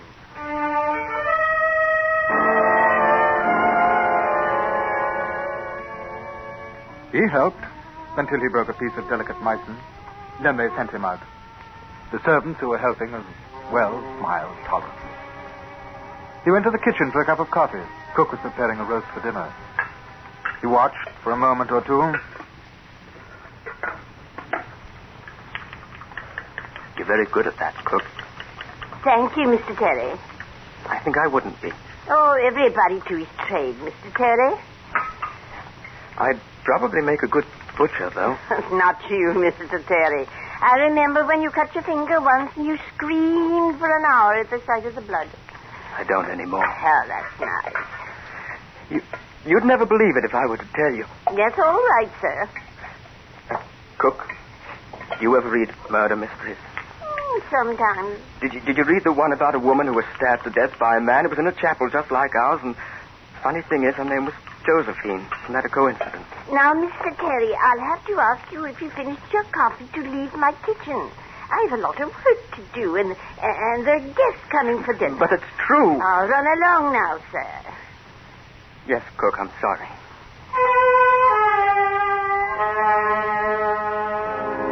He wandered out and into the hall. On the table were 2 letters come by the second post, waiting for Josephine. No one, he thought, ought to read them. He must protect Josephine. He picked them up and slipped them into his pocket.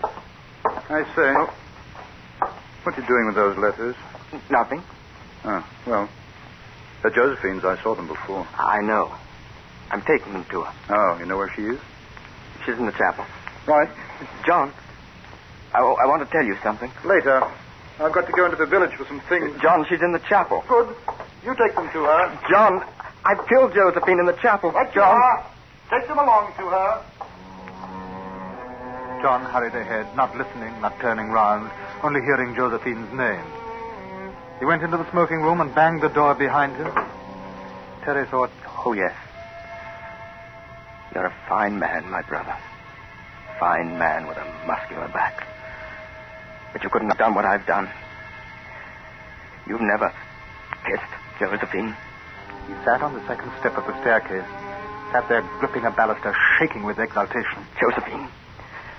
Josephine. Josephine.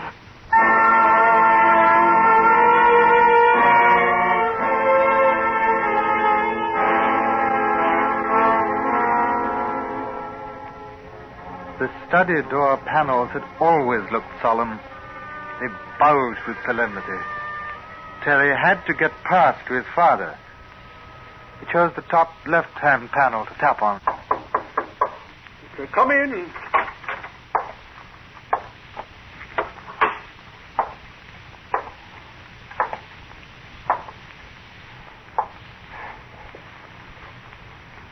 Father. What do you want, Terry? I'm busy. I wanted to talk about my future. I suppose, my boy, that you really have got a future. Well, sit down a minute. I'll just finish this letter.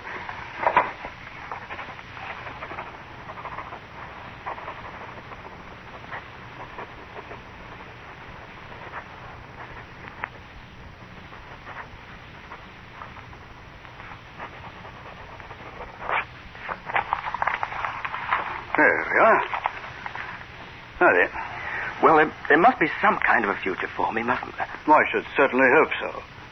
You've been giving it some thought? Yes. What about marriage? We haven't talked about that. You know, a nice girl might do something for you. Settle you down a bit, eh? Anybody in mind? No. Nobody? It's a thought. In the meantime, we've got to find you something in the city. That was the idea, wasn't it? Yes. There might be an opening at your Uncle Victor's bank. No, you weren't very good figures for you. Look here, Father. I've got something to show you. That African knife. What about it? That African knife, it's here. I've got to show you. What about it? Wait just a minute. It was here. I did have it. I brought it to show you. I must have it somewhere. Do you remember? The African knife? What's the matter with you, Terry? It isn't here. I haven't got it. It's lost. Oh, perhaps I dropped it on the grass or by the tank somewhere. But I remember wiping it on the grass. I had it then. It's gone. I've lost it. I've lost it. What do you mean? What are you trying to tell me? I don't know where it is. You'll be angry. Terry! Answer me! Terry! sister. She's outside. Catherine! You all right? Catherine! Oh, I only wanted to show it to him. Catherine! It's Josephine, Father! She's down in the chapel. She's dead. Somebody killed her. Oh, my...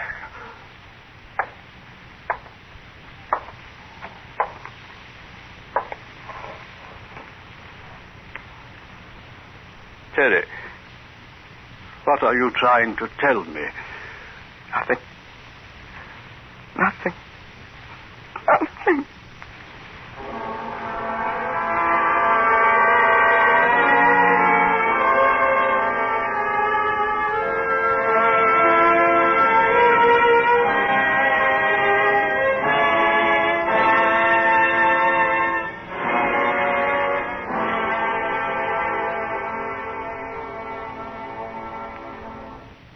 Suspense, in which Anthony Ellis was starred in his own adaptation of Elizabeth Bowen's Telling.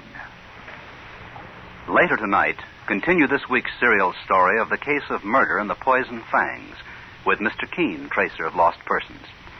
Mr. Keene will be working on this one the rest of the week. And a thriller it is, too, as you know, if you've heard this week's developments up to now.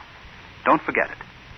CBS Radio brings you another half-hour, one-episode murder mystery, The Case of the Date for Murder, Friday night, on most of these same stations. Next week, the story of a murder in which no gun was used, nor knife, nor blunt instrument, nor poison, nor suffocation, nor force of any kind. And yet, a man was murdered. It's called Destruction.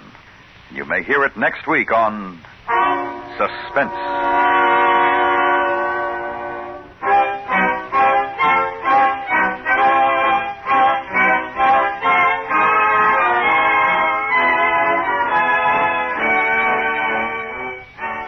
Suspense is produced and directed by Elliot Lewis, with music composed by Lucian Morrowick and conducted by Lud Gluskin. Featured in tonight's cast were Ben Wright, Herb Butterfield, Ellen Morgan, Betty Harford, John Daner, Richard Peel, and Florence Walcott.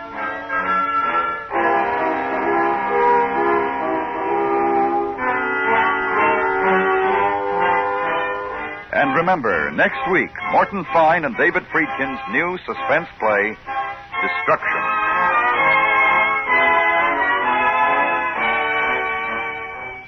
Action as a policeman really finds it.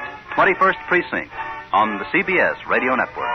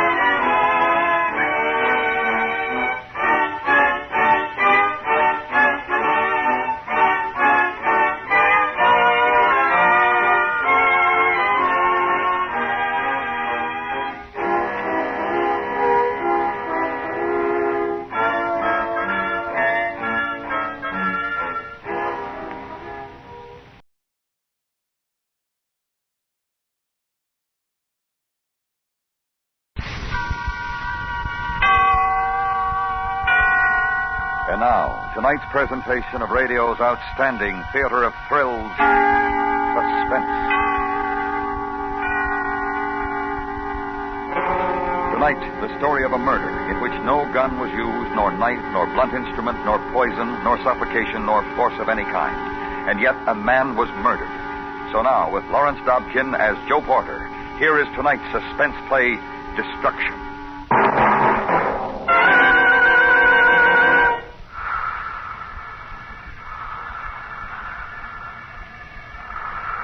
Okay, Doctor. Okay. Okay, Doctor. Okay. Color? You're going to be all right, Mr. Porter. You were brought here to emergency by ambulance, and you're going to be all right. Color? As good as new. Cyanotic at all? Don't worry about a thing, Mr. Porter.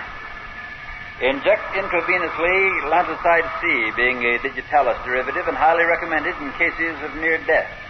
You won't die, Mr. Porter. As, for example, when a man collapses in the street, coronary seizure on the street, blood plasma by intravenous drip, as, for example, so as to restore the blood volume. Doctor? Yes, Doctor? Cyanotic, Doctor? His color is poor, Doctor. The will to live is a remarkable thing. Every cell in the body musters its own peculiar chemistry, its own soul, if you wish.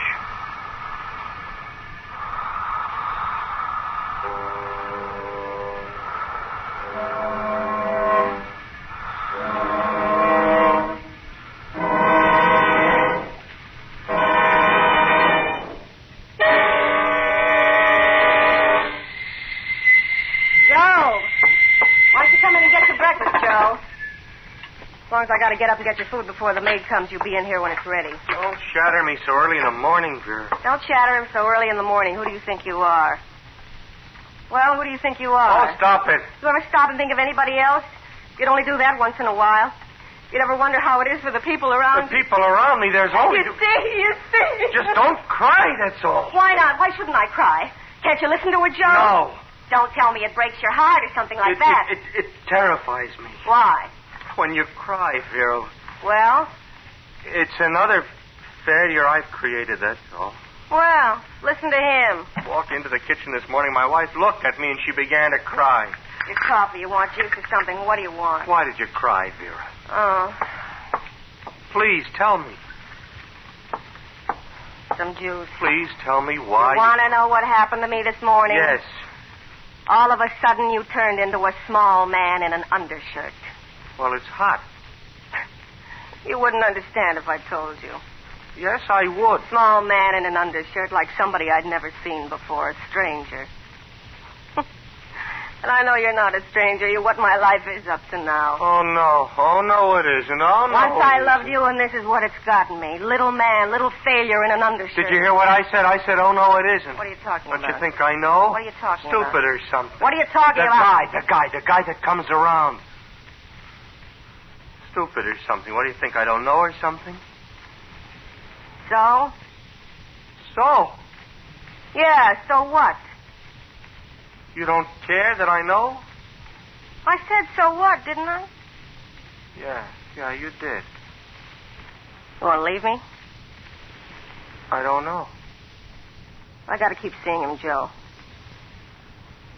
I don't love you anymore. I don't care a thing for you. Nothing? Huh? Joe, just not a thing. After 10 years, now I'm like dirt? I worked my head off so you can have a maid. I can't even get my socks darned. You sit around all day. You want to whip yourself with it? Yeah, just like dirt. Less. Okay. Less, Joe, to let you know where you stand. You want me to tell you some things about yourself. You want me to... You're a very little man, Joe.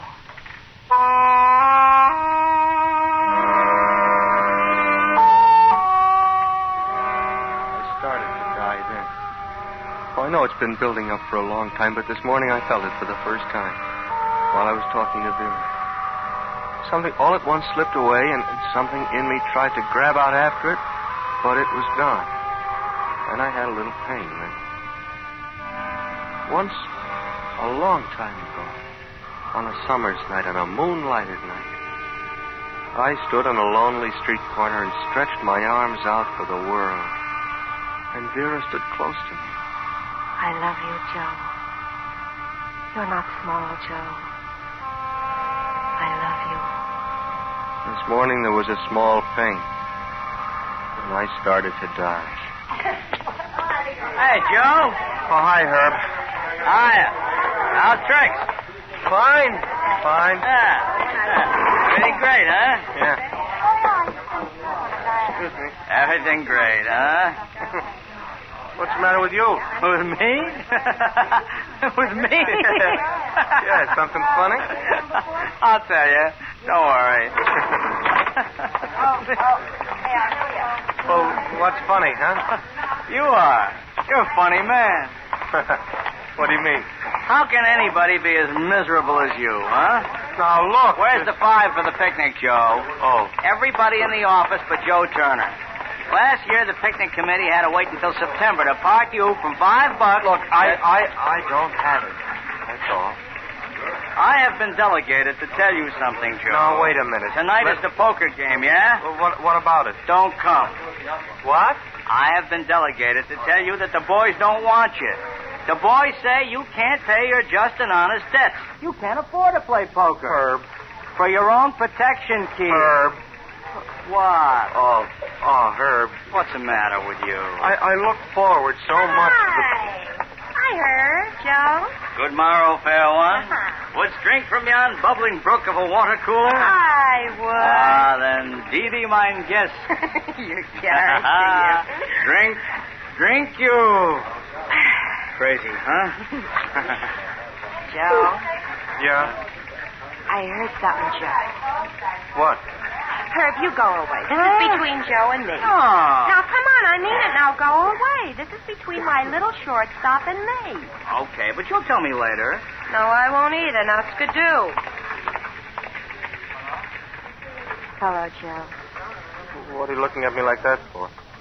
You're just lucky you don't have kids, that's all. What are you talking about? I've always wanted kids. What makes me so lucky I don't have any?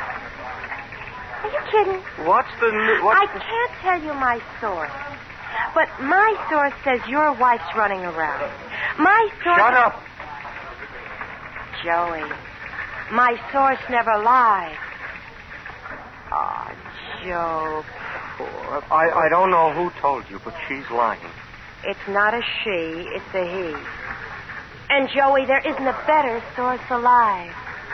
I know because I've got a lady friend who knows this party we're discussing. And what she's told me, he's told her about. Phyllis. Yeah? Don't say anything to anybody. Not to anybody. Why should I say anything? Because it's something that my wife and I will straighten out. Just please don't tell anybody, Phyllis. Little shortstop.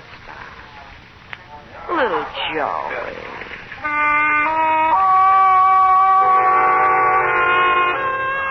Died the small deaths. Phyllis's face wavered and lost focus and dissolved into the day of columns and posting and plus signs and minus, ciphers, and Herb coming over just before lunch. Hey, man. Tough about your wife. Heard she's running around. Why that no good? It was strange. It was a kind of surrender bits of me seemed to be making. As if I were drowning. Submerging only so far and getting used to it and then sinking a little more. There was a time, a bright spring day, when a girl laughed at a very wonderful thing I had said and touched my hand. There were days. Turner, see you? Oh, sure, Mr. Collins. Right away, in my office. Sure, Mr. Collins. Door? Yes, sir. Have a seat. Thank you, sir. This is not a depression we're in, Turner. No, sir. Far from it. Oh, no, leveling off. I'd call it. It's a good sign. Anybody who invests in a false economy, now, mind you, I'm not saying at this stage we just passed through is anything but healthy. But now we've got to do a little bit more retrenching here. You agree? Oh, yes, sir. Yes, sir. You're fired, Turner. Economists all over the country agree that a strong inventory that's fluid is the soundest investment, and that any company that carries too much of a load as far as personnel is concerned is foolish. Now, I only appeal to your intelligence. You can see for yourself that we must cut down on our expenses. Please. Are you crying, Turner? Yes. Mr. Collins.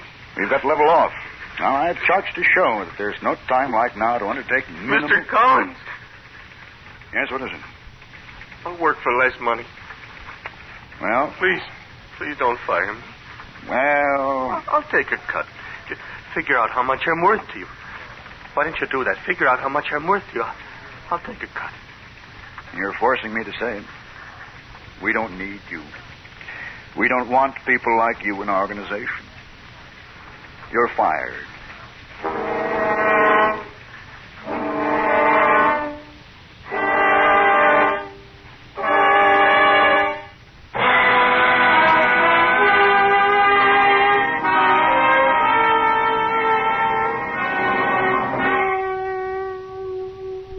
listening to Destruction, tonight's presentation in radio's outstanding theater of thrills, Suspense.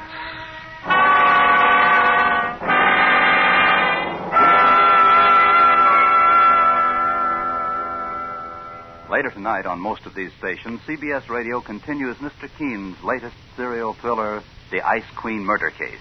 The old investigator finds himself skating on thin ice in his efforts to find clues. Tonight, through Friday of this week, continue with Mr. Keene, tracer of lost persons. Now we bring back to our Hollywood soundstage Lawrence Dobkin in tonight's production of Destruction, a tale well calculated to keep you in suspense.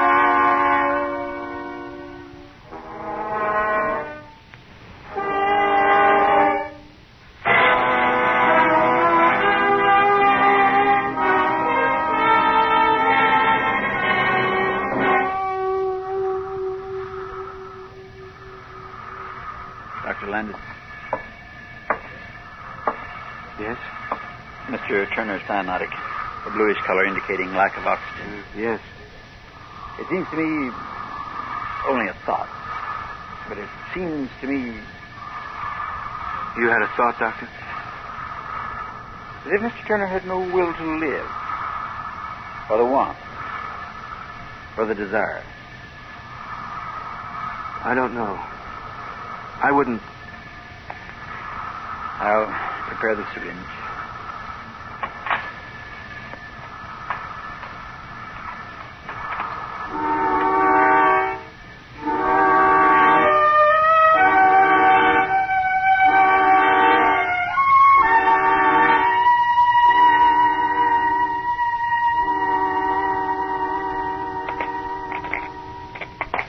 What Mrs. Porter said for me to do.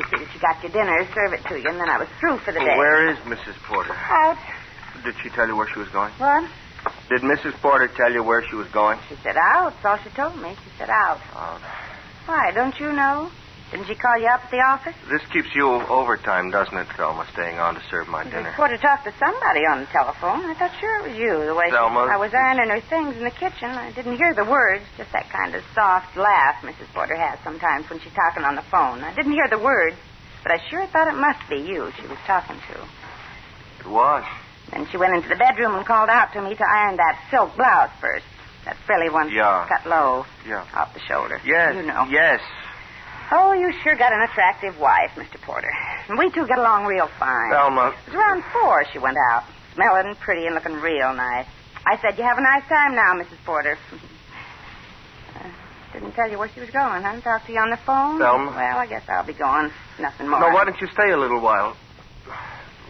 We'll talk. I hate to eat alone. I'll be through eating in just a few minutes. You could clear the table and maybe wash the dishes, and by then Mrs. Porter will be Not home. me, Mr. Porter. Well, she's already paid you the Not extra. me. Besides, What? if I was you, I'd go to a movie or something. Mrs. Porter's not liable to get home until real late. That's what she said to me. She said, tell him not to wait up.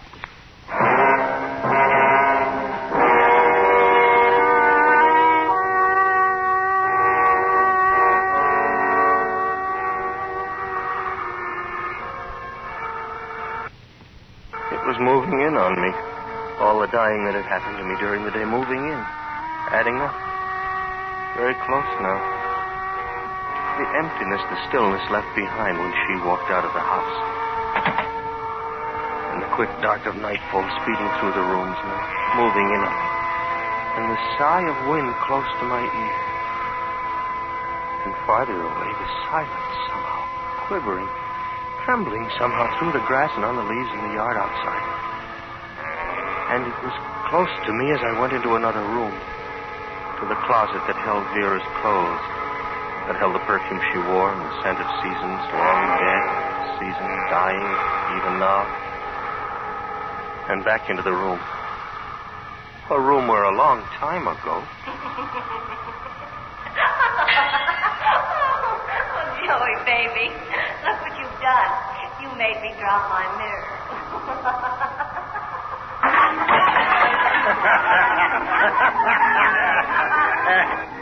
Trick, Sonny. Trick that just wouldn't work for me. But it's going to. Hey, Park, set me up another row of wine glasses. Gotta show my friend here this Who's trick. twisting your arm? What'd you say, friend? You said something? I said don't bother. You don't care if I ever do this trick? No. If not ever in my whole life I ever do this Look, trick? I don't. You're not a true friend. Why, any true buddy would... Forget it. You show somebody else. I'll move. Where are you going, friend? Get your paws off of me. Get my... get my paw. I like you. You're my friend. I'm going to show you my trick. I told you, get your hands off of me. You didn't tell me a thing. Because you're going to sit right there where you were sitting. And you're going to be friendly and watch a trick. Or else I'm going to smash your face in, little one. Make you drink beer right off the barroom floor. Sit down, little one. I like you, little one. I like how you pay attention. I like the... Well, these do, Mr. Stevens. These the kind of glass? You're a lad. A fine, upcoming lad you are. And look, I'll pay... Don't worry about it, Mr. Stevens. Do all the tricks you want.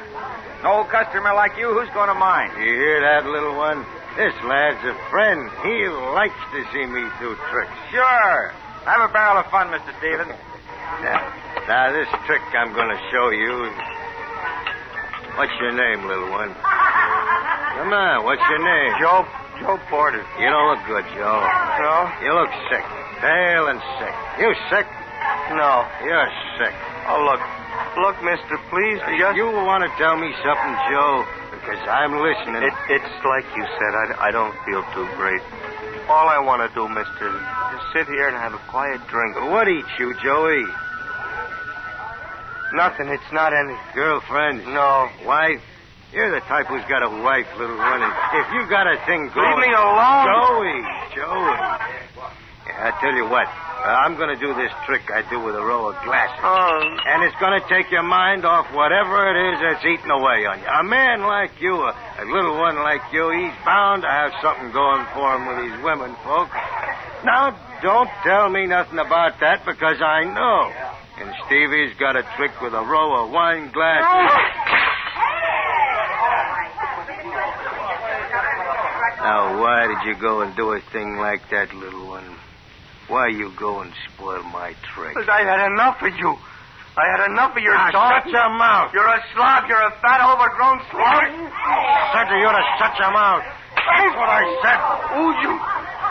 You come on outside. What's wrong, Mr. Stevens? Come around the side of the bar, lad. We got ourselves a drunk here. That's what's wrong, lad. Smashed your nice glasses and everything. He kept at me. That's what he kept bothering me. Kept digging at me. You got yourself a real drunk, lad. A lush.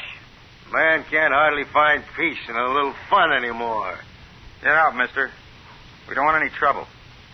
I wasn't making any trouble. It's him. It's this Maybe he doesn't understand you, lad. Only way to make a drunk understand.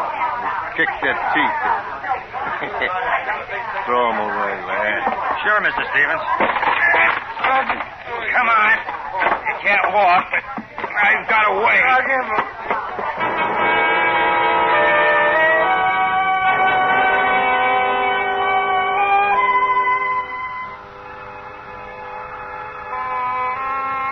Dragged me out, threw me into the gutter. A man and a young woman walked by, arm in arm.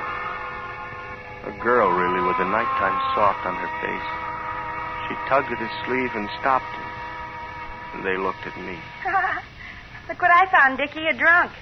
Yeah, A drunk in the gutter.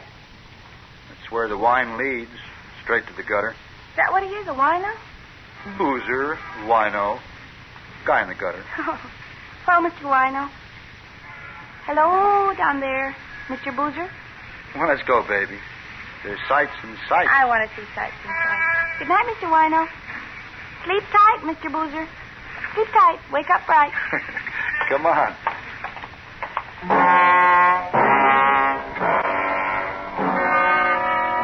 And they walked on. And it had a kind of warmth to it, this dying. And the hurt when a man had hit me and the humiliation. Part of it. A manner of dying that had begun a long time ago, far off time ago, and became the man of the tricks and a girl with sights to see. And along the gutter the question ran, how much longer now? How much further to die? Wonder and a warmth to it. Mister? You hurt, mister? Oh, you're hurt. Your face. Baby, poor baby. Oh. And a gentle touch on the hurt. You've been in a fight. You've been drinking and getting a fight. You shouldn't. Not a fellow like you. Nice-looking fellow like you. Let me help you. I want to. Honest, I want to. She helped me up. Maybe you ought to wash up a little, dust yourself off. A fellow like you oughtn't to go home looking like a wall hit him. A man like you.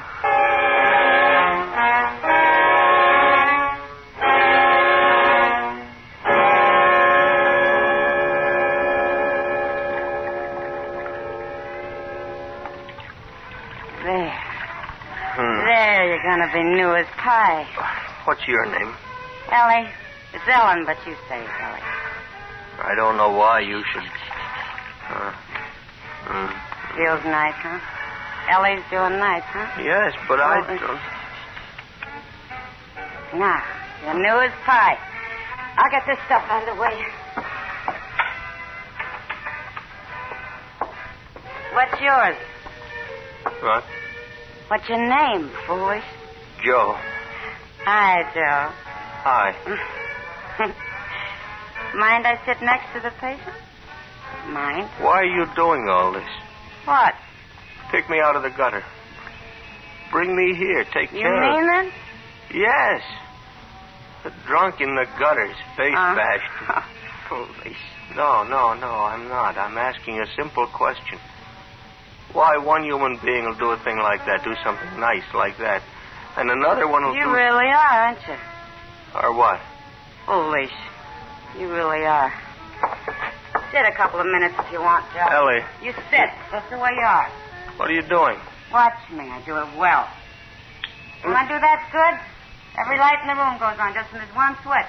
I had an electrician come up once and fix it. Why did you do that? Ask me again. Why? Why did you turn on all the I lights? could get a good look at you, Joe. A real close look. Ellie, all I want... Get out of here, Joe. Why? Don't make me let out a yell about it. Just get out. Before you were nice to me, kind? No more. Why? It's not much to ask. Just why? Tell me. You got someplace to go? Someplace far from here? Yes, I have. I have a home and... Wife? Vera. I saw it once. I was a kid and I saw it once. Never forgot. What are you talking about? I saw it. I was a kid. This man fell flat on the street. I came up close and I saw his face. Close as I am to you. What's that got to do Do with... it somewhere else. Die somewhere else.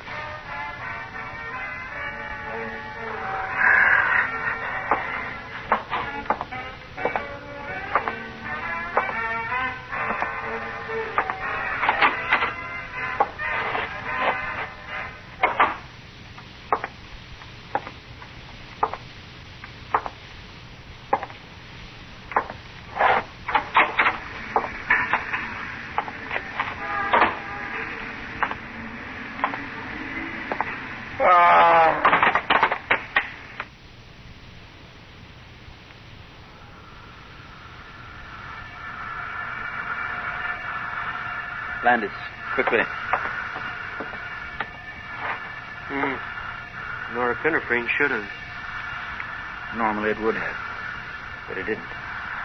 No response to it. The blood volume. No longer a question of that. Then, Andesite C, plasma, norepinephrine, and the one medication we cannot give, beyond our power to give. But his body seems to have lost the will to live. There's a chemistry that kills that we know nothing about.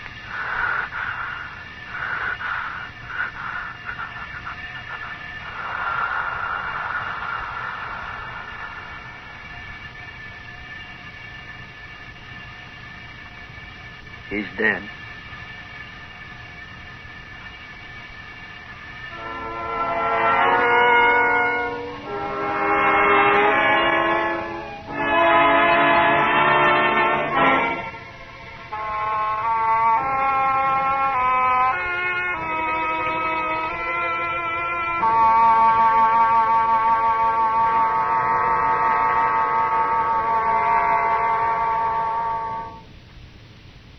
Suspense, in which Lawrence Dobkin was starred in Morton Fine and David Friedkin's story, Destruction. This Thursday night on CBS Radio, Kathy and Elliot Lewis will be on stage with an original thriller titled The Telegram. The Lewises paint a startling, believable picture of a young married couple spending a harrowing night with an unopened telegram. Listen for it, Thursday night. Next week, the story of a woman, a most attractive woman, who learns to her discomfort that even the smallest of arguments could lead to her death. That's next week on Suspense.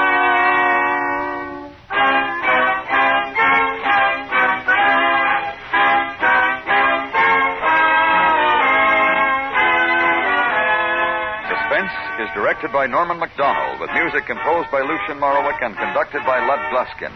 Destruction was written for Suspense by Morton Fine and David Friedkin.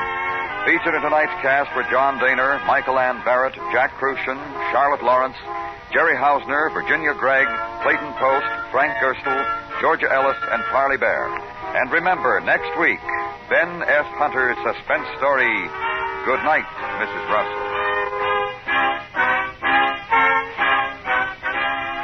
Listen while you work. Enjoy Wendy Warren every Monday through Friday in the daytime on the CBS Radio Network.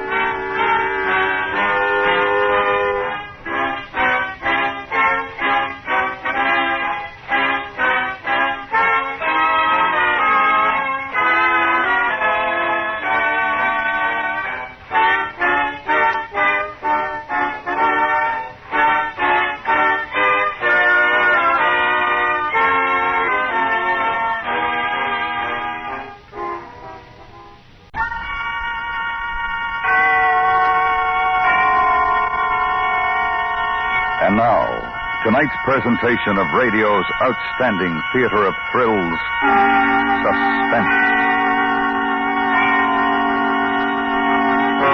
Tonight, the story of a woman, a most attractive woman, who learns to her discomfort that even the smallest of arguments could lead to her death.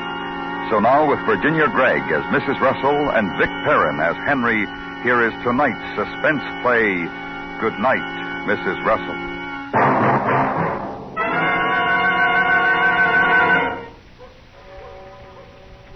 There's no escaping now.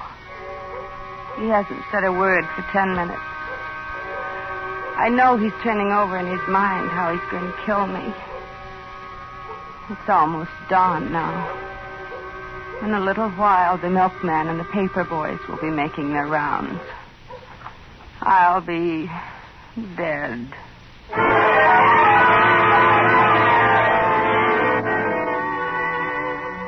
The cafe was just half a block away from where I worked.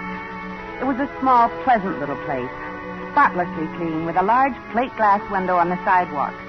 There was always a beautiful-looking roast turkey and a juicy baked ham in the window, and you could watch Henry carve off succulent pieces of meat and arrange them into neat sandwiches, with an olive and a dab of potato salad on the plate. Every noon, all of us who worked in the Hillmar building would go there for lunch.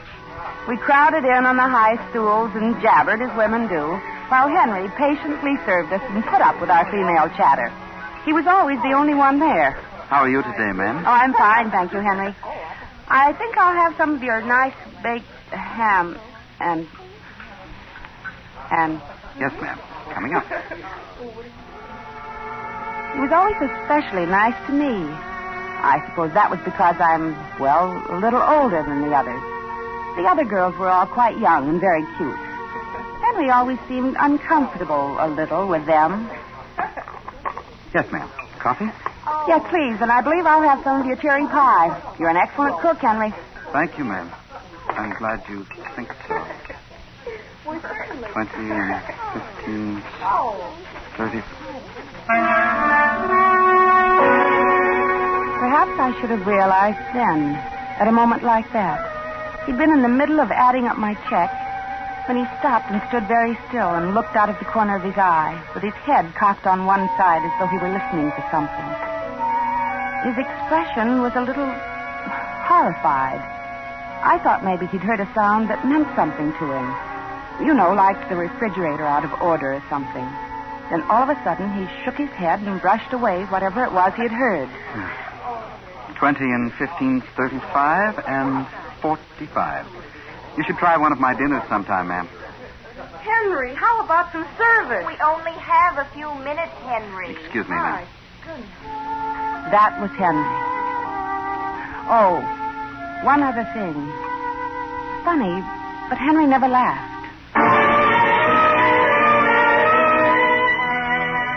Perhaps I should have realized about him because of that. But I didn't. He was so nice and clean and polite, I rather liked him. As a rule, I make my own dinner in the apartment, but one night I had to work quite late at the office, and I decided to stop by Henry's and get a bite before catching the streetcar home. Ever since my husband died, I've felt just a little uneasy on the streets alone at night. I was glad to see the bright light in Henry's little cafe down the block. Henry was alone inside, and I could see him fussing around, cleaning up the place. He didn't hear me approaching. What's that? Oh, you. You frightened me, ma'am. I didn't hear you coming. I just thought I'd try one of your dinners tonight, Henry. You mentioned it the other day. Yes, I know.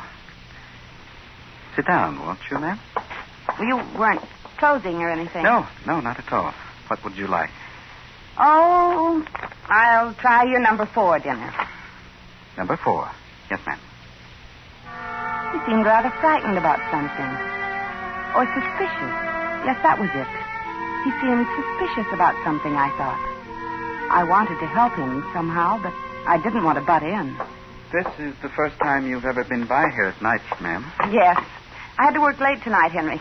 Didn't want to go home without dinner, you know. I see. Is something wrong, Henry? No, I'll get the rest of your dinner.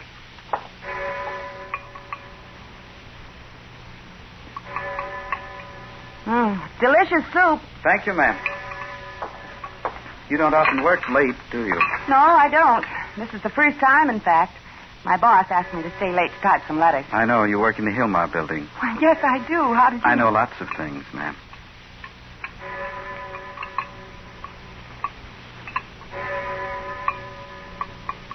This is a good dinner, Henry.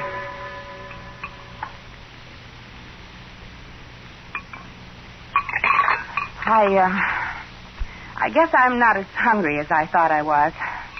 I'm afraid I'm going to have to leave some of it. I thought you liked my cooking. You said so just the other day. Oh, I do. I think you're a grand cook, Henry. It's just that I'm not hungry tonight. I waited too long to eat, I guess. You don't have to make excuses, ma'am. If you didn't like it, just say so. No, I mean it. Your food is wonderful, Henry. If it weren't, I wouldn't have come here. Wouldn't you? No. Now, could I have my check, please, Henry? 95 cents, ma'am. All right. There you are, Henry. You may keep the change. I'd rather not, ma'am. Here. Very well. Good night, Henry. Ma'am? Yes? Next time you come, I'll have something you like. But I did not... Oh, good night, Henry. Good night, Mrs. Russell. It was good food, but I felt rather ill at ease in there for some reason. That's why I couldn't eat. I decided not to go back there alone. It was rather hard to talk to Henry. And I didn't go back alone. That is, not for 3 weeks. I should never have gone back.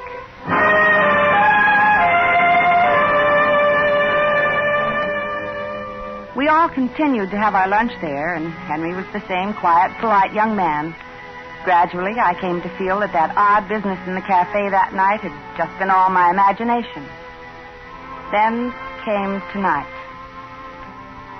I had to work late, and again, and for the last time, I went to Henry's.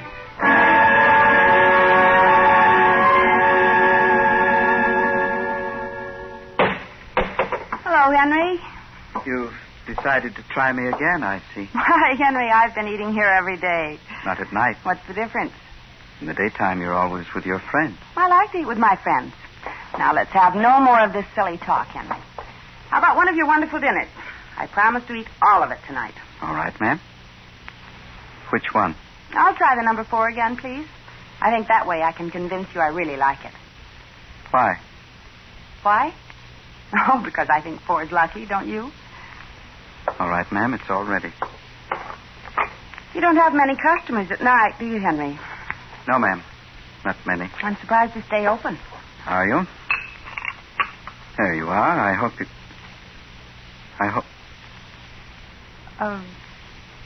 What is it, Henry? You seem to be listening for something. Is there Are you enjoying your dinner? Henry, I hate to sound like I'm prying. I know it isn't my business at all, but I think something's bothering you. Do you? Yes. There isn't any way I can help, is there? Nothing's bothering me, ma'am. Yes.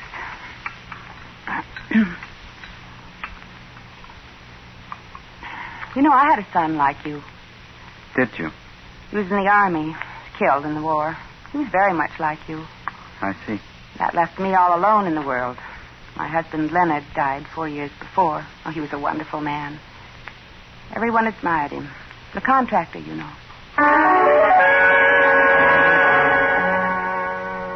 I began to notice that as I talked away about my family and everything, he became very quiet. He sat down on the cooler back of the counter and just watched me, his face absolutely blank. I couldn't tell what he was thinking. I was getting uneasy again. I just about decided to make up an excuse to pay my bill and leave. It was getting quite late. When my head began to feel heavy, and I began to feel sick and strange. Mrs. Russell? Oh, Henry, I feel ill. Henry, I'm awfully dizzy. I don't think I can. Henry? Can't you hear me? I believe I'm going to faint. Perhaps you'd better help. Did you do something? Good night, Mrs. Russell.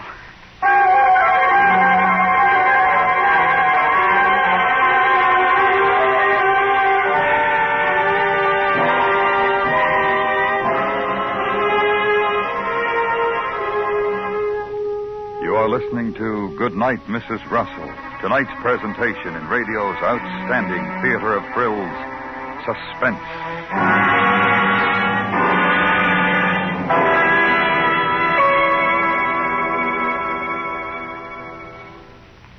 A one-man crime wave comes to an abrupt end when the FBI swings into action in an exciting tale tomorrow night on CBS Radio. The G-men break up the gentleman friend racket in brisk, efficient style. Listen to your FBI in Peace and War tomorrow night on most of these same stations. And now we bring back to our Hollywood soundstage Virginia Gregg and Vic Perrin in tonight's production of Good Night, Mrs. Russell, a tale well calculated to keep you in suspense.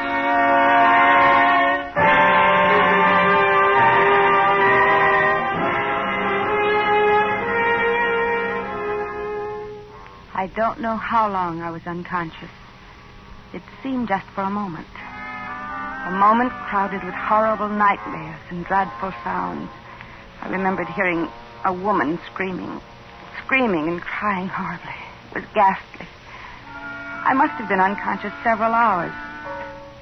And when I opened my eyes, it was dark. Pitch dark. A clock was ticking somewhere. And I realized that the screaming woman had been me.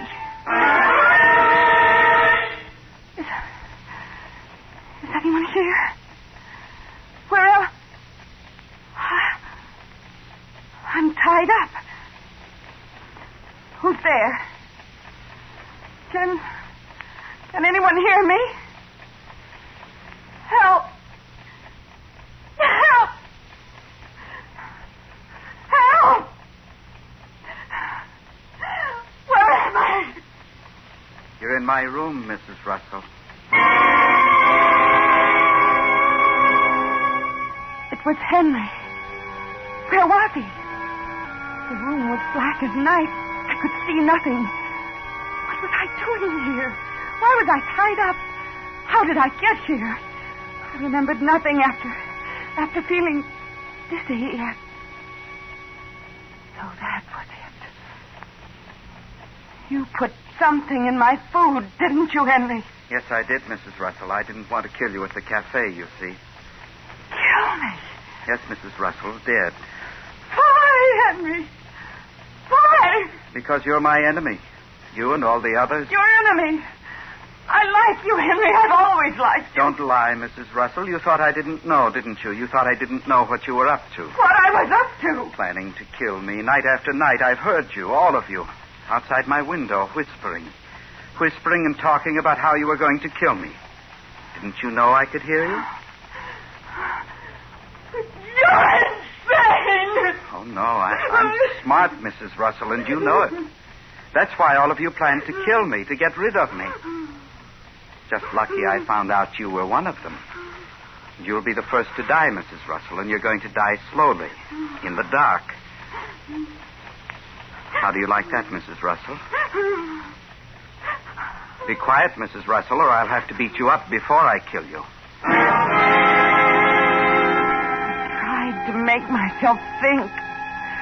I remembered you're supposed to humor people that are like Henry. I tried to control myself. No one can hear you. No one even knows you're here. I'm not going to untie you either. Not until you're dead. Henry, I'm only... You'll lie here in the dark and listen to the alarm clock for half an hour. Just half an hour, Mrs. Russell. And then I'll kill you. You see, I want you to suffer. Like you've made me suffer. Henry, I'm just an ordinary woman. How can you think these things of me? Oh, come now, Mrs. Russell. I'm smart enough to see through those remarks you made. Remarks? Always talking about what a good cook I was, as if you felt I wasn't a man. I know what you're thinking. Henry, I didn't mean anything of the sort. I really And then rubbing it in about your precious son in the army, rubbing it in and torturing Henry, me. all those things, they were your imagination. I didn't mean them that way at all. You're like all the rest. I'm too smart for you, and you know it, so you want to kill me. I'm a dangerous enemy, Mrs. Russell. How long have I got to live, Henry? Half hour? I don't know. The alarm will ring. Then I'll kill you. I was resigned to it then. It seemed so hopeless. But then I thought, if I could just get him to turn on the light, I might see a way out. It was a forlorn hope, but I tried it. Henry?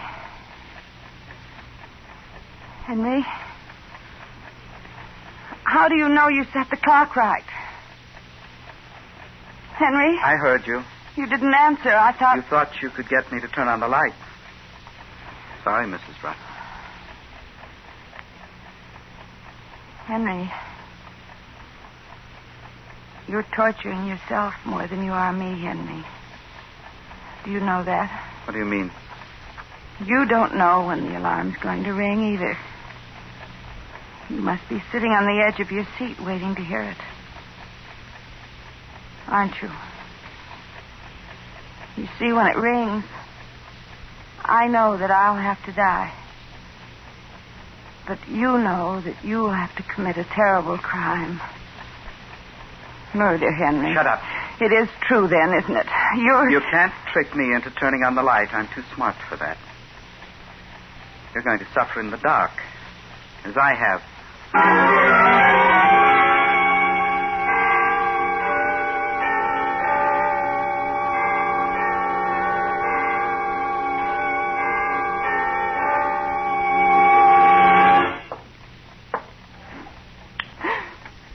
I decided to turn on the light, Mrs. Russell. At first I was blinded, after having been in the dark so long. Then I saw his hands. They were long and slim and brown. Blue veins stood out on the backs of them. I looked up at him. He was just staring at me. Then he picked up the alarm clock and looked at it. 10 minutes to 3, Mrs. Russell. You have 10 minutes to live. Can you wait? It was a tiny, neat living room. I was on a couch. The shades were down. There was no phone. The front door might be unlocked. It might be. I can wait, Henry. 8 minutes now. The hands were racing each other around the face of the clock. But if I could just get untied now, there'd be a chance. I'd have to be careful. But quick. 5 minutes, Mrs. Russell. Henry, what are those things strapped to that board over there on the wall? Oh, that's my collection. A collection? Match folders. Oh, do you collect match folders? Oh, yes. I'll show them to you. I held my breath as he took them down off the wall. That clock would only stand still for 5 minutes. Here. See? I have folders from all the famous night spots. Here's Ciro's. And the Store Club. And 21. Bet you didn't think I'd been to all those places, did you? Why, no. Have you, Henry? Sure. Lots of times. People would never believe me. That's why I have these. They're lovely, Henry. Yes. Henry, my arms and legs are numb from being tied up like this. Could you... No. I warned you not to get tricky, Mrs. Russell. I just wanted you to loosen my hands so I could look at your collection. Well, just your hand. He'd forgotten about everything but his collection for the moment. But that alarm would go off any second, and that would remind him. As he untied my hands, my eyes fell on a large jade bookend beside the couch. There. Now be careful, Mrs. Russell. You just wanted to see my collection, remember? Yes, Henry. Show it to me. Now, see this one? It's from the Coconut Grove. Yes, Henry. This one is I let my hand steal along the couch toward the bookend. Isn't it beautiful? Yes, it is, Henry. You're not paying attention. Oh, yes, I am. Look at I this had one. it in my hand I got now.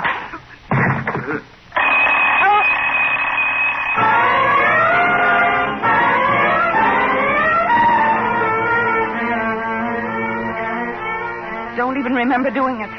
But somehow I'd gotten the bindings off my feet. And I was outside in the night. He'd been telling the truth. His house was the only one on that block. I ran as hard as I could. I didn't even think about direction, just ran. I knew he'd come to in a minute, and I had to get out of sight. I'm not used to such exercise, and my heart was pounding so hard it ached. In the middle of the next block, I stopped for a moment and leaned against the tree to breathe. Then I looked back, and I saw him. I could see him beneath the street lamp. He stopped, not knowing which way I'd gone. He was wild. His mouth was hanging open loosely. I shrank back further in the shadows and prayed he'd go the other way. He didn't. He started walking rapidly again, in my direction.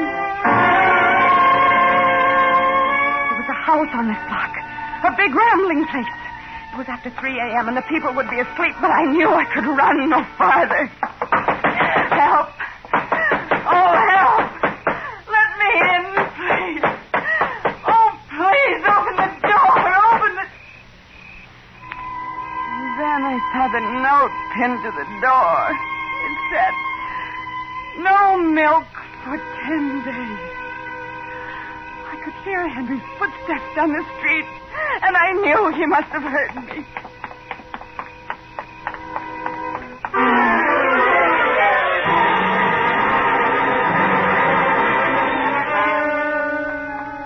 My heart felt as though it would burst. The street was deserted. And then I heard a car approaching. It was a block away. I ran out in the street and waved my arms. Help! Oh, help me! Stop, please! Oh, please, stop! Stop! Stop! Stop! Oh. Hello, Mrs. Russell. Henry! Come on, Mrs. Russell. But... Come on.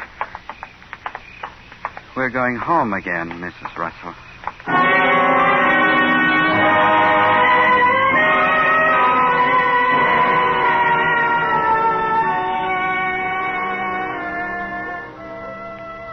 There's no escaping now. He hasn't said a word for 10 minutes. I know he's turning over in his mind how he's going to kill me. It's almost dawn now. In a little while, the milkman and the paper boys will be making their rounds. I'll be dead.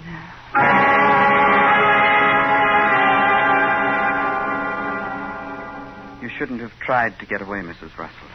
You made me very angry. I know. You shouldn't have hit me either. You were even smarter than I thought, Mrs. Russell. You almost made it. But you weren't smart enough. Were you? If you're going to kill me, Henry, please do it. Haven't you tortured me enough? You see? It just didn't do you any good to be my enemy, did it? I don't like to kill you, but I have to. It's the only way I can protect myself. Oh. Don't you see you're not well, Henry? Please try to listen to me. I'll have to kill all the others, too. If I don't, they'll kill me. The others? Don't pretend you don't know. I've heard them whispering about me. You must have heard them, too. The voices. The voices? All the time, just like I told you. When I'm at work, even here at home, I hear them plotting. They don't know I know. Henry, there's no one. It's all an illusion, don't you see? Just like you are, they're afraid of me because they know I can outsmart them. I'm too clever for them, and they know it. That's why they want to kill me. That's why you want to kill me, isn't it, Mrs. Russell? I don't want to kill you, Henry. If only there was someone... I've rather gotten to like you, Mrs. Russell. If you weren't dangerous to me, I might let you live. I'm not dangerous to you, Henry. Oh, yes, you are. I've decided to strangle you. If you close your eyes, it will happen very quickly. You'll hardly know it. Are you ready, Mrs. Russell? Now, please don't struggle. It'll be much easier for both of us. Aren't you going to close your eyes? No.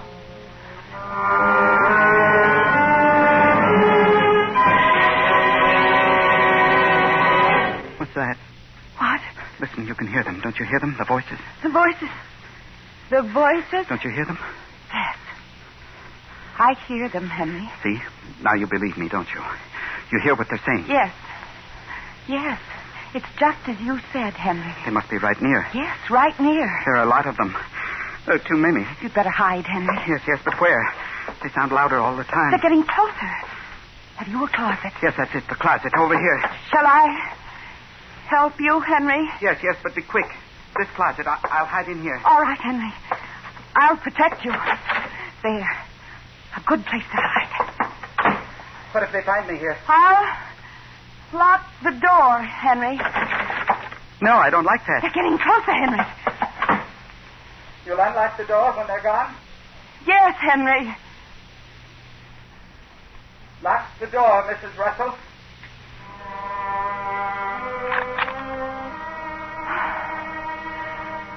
You'll be safe now, Henry.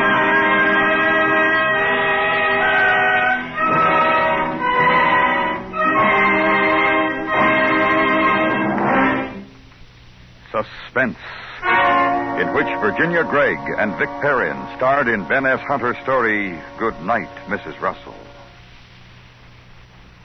No crime is foolproof enough, no hideaway secret enough when both Captain Kennelly and the 21st Precinct get on the job. Listen tomorrow night over most of these CBS radio stations when the police force of the 21st Precinct shifts into high gear to apprehend another criminal. Next week, the story of a supermarket and a young man who finds that after closing time, once the daily bustle is stilled, this very ordinary store becomes a place of danger and terror absolute. That's next week on Suspense.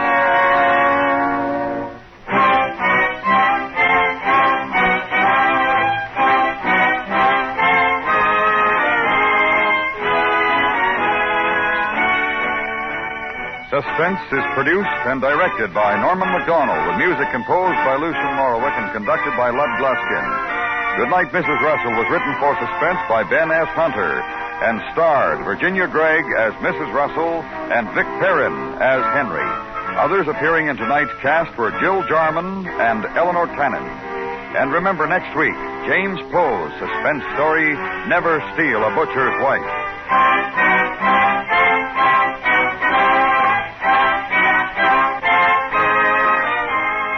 Stay tuned now for Johnny Dollar, which follows immediately over most of these same stations. This is the CBS Radio Network.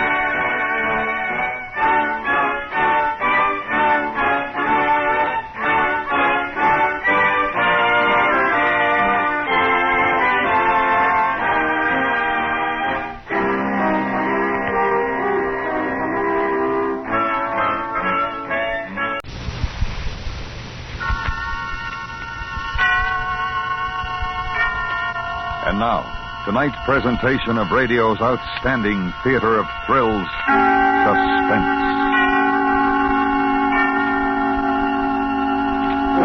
Tonight, the story of a supermarket and a young man who finds that after closing time, once the daily bustle is stilled, this very ordinary store becomes a place of danger and terror absolute. So now, with Hy Averback as Harry, here is tonight's suspense play, Never Steal a Butcher's Wife.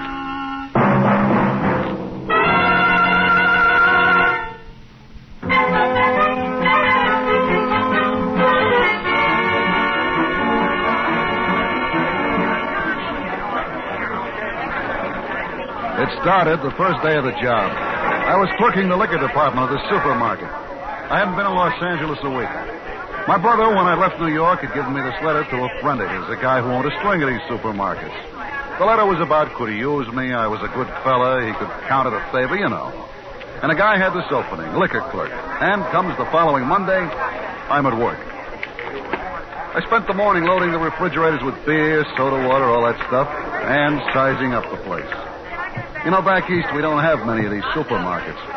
There was the vegetable department run by a nice little dark guy, and there was a delicatessen that was run by an old geezer and his frau. There was a bakery department and meat department, and, of course, the groceries. No clerks. You pushed a little cart around and helped yourself. To get out, you passed the cash register, and the girl loaded your stuff, rang up the price. My surveillance of the place had reached the girl who checked the groceries when the trouble started. She was looking at herself in a little mirror and putting on some lipstick. Her back was to me. I see her stop putting on the lipstick, but still looking at the mirror. I see her eyes in the mirror. And then she turns around very slowly and looks at me. Just looks at me.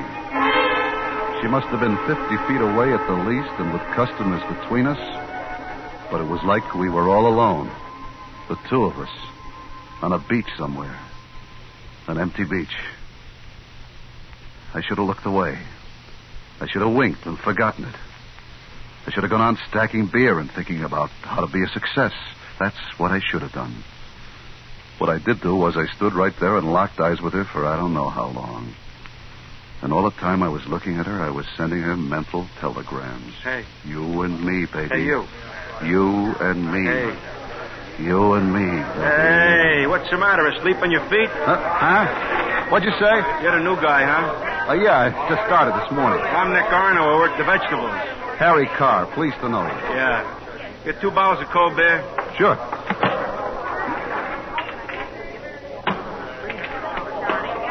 Cold as a witch's heart. Only don't open them here by the counter. You know the law. I have them out back with my lunch. Nick. What? Come here. Your gal over there by the cash register. Mary? Is that her name, Mary? Yeah. What about her? That's what I'm wondering. What about her? Oh. No soap. She's married. You kidding? You see that big guy over there with the knife? The butcher? Yeah? You ask him if I'm kidding. Well, who's he? Her husband. Oh. See you.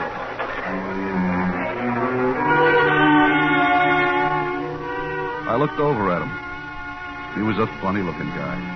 A real creep. He stood there sharpening a tremendous big cleaver, whistling to himself. He had on a hard straw hat and a white apron. He had those rimless glasses with thick lenses so that his eyes looked like baseballs. When he saw I was looking at him, he nodded and went on whistling and stropping. A real creep. Later on, I watched him softening up some sort of steaks. He had a big steel mallet with points on it, and he was whanging away at this meat like a pile driver. And I watched him grinding, and slicing, and quartering, sawing the bones off some of the cuts. And always those eyes like baseballs, and that teeny little mouth lost in the big red face, whistling. And I looked over at her, and she was giving me the eye again.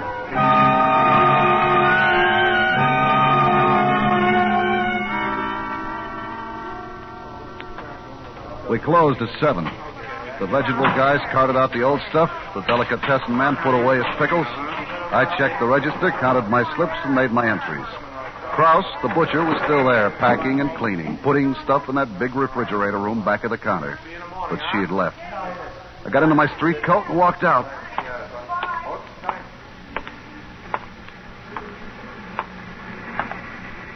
Hello. She was standing looking at the shoe display a couple of doors down from the market. I said hello. Don't you say hello wherever it is you come from? Well, sure. Hello. You taking the bus? Yeah? Which way do you go? Down to Western. Oh, I'm going that way. I'll drive you. No, I don't think you'd better. What's the matter? I wouldn't want to trouble you. No trouble. Come on. I'm parked right here. What about Mr. Krause? Oh, he'll be there an hour yet. He takes the bus. Oh. Come on. Well, come on. Don't be afraid. You're afraid of me. No, I'm not afraid of you. Well, then get in.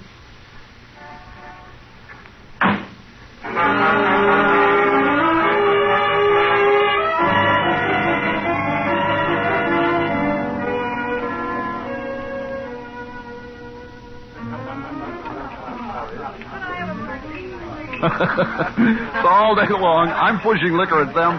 Now they're pushing it at me. Oh, you're cute, Harry.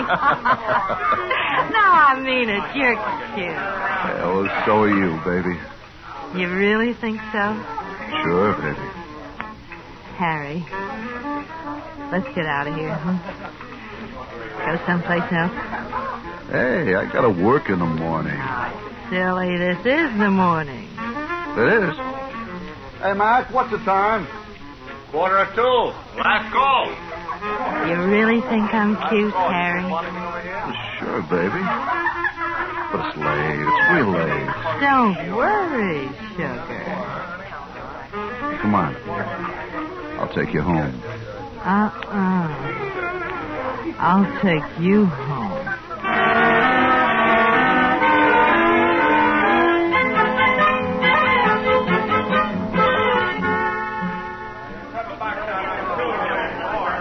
Of course, I felt lousy the next morning. I'm not much of a drinker. But she looked fresh as a daisy, smiling and joking with the customers. I didn't look over there. I didn't want to. Didn't want to think about what must have gone on between her and Krause when she got in. He didn't look happy. I knew why. I kept waiting for him to turn those baseball eyes on me. But he never did. Just went on smashing, slicing, grinding, sawing, all that.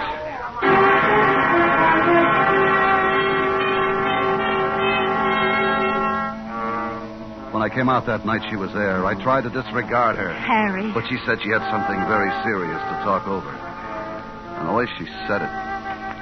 Well, I got in the car again.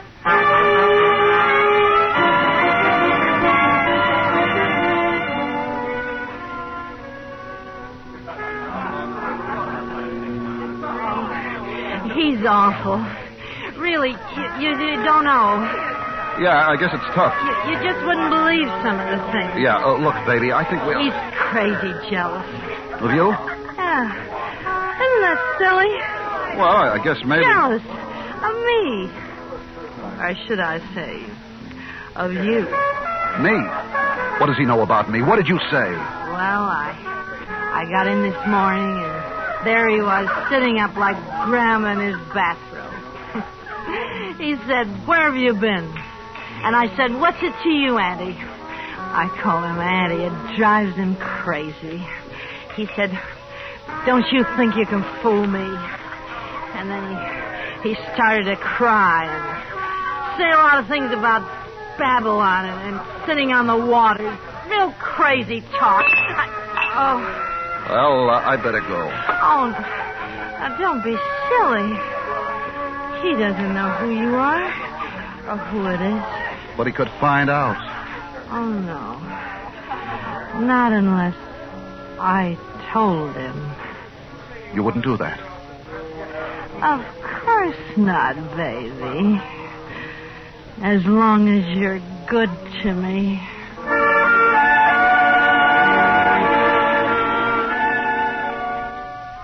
The next night, I stayed in the market. I was scared. Didn't want any more of that.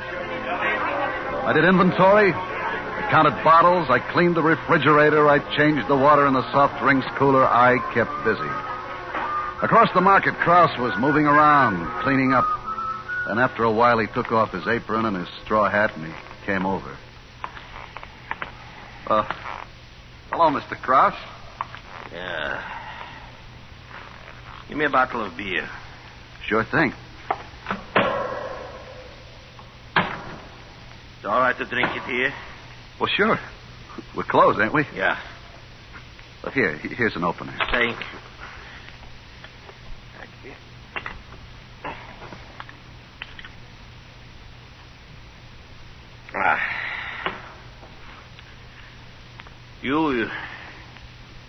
You're working late. Well, you know how it is. Nothing to do evenings. No? No, I'm new out here. It takes time to make friends. For me, maybe it would take time. Not for you, good-looking young fellow like you. Oh, I don't know. You're a big, broad-shouldered guy. Yeah, sure. Big. That's me. How's the beer? It's all right. Listen, you know my wife. Your wife? Yeah. You know her. Well, yeah, isn't she the one who checks the groceries? Yeah. Very nice-looking lady. You think so? Well, of course. Well, I mean, don't get me wrong. I mean it very sincerely. A very nice, respectable-looking... Yeah, sure enough. Listen, you noticed something funny goes on there? Funny? Somebody is playing around with her. I want to find out who. With her? You wouldn't believe that, would you? No, I should say not. Listen, do me a favor, huh? Sure. What? You keep your eyes open, huh? I will, Mr. Krause. I promise you. I find that guy. I find out who he is if it takes a year. When I do, I kill him. Good night. Good night.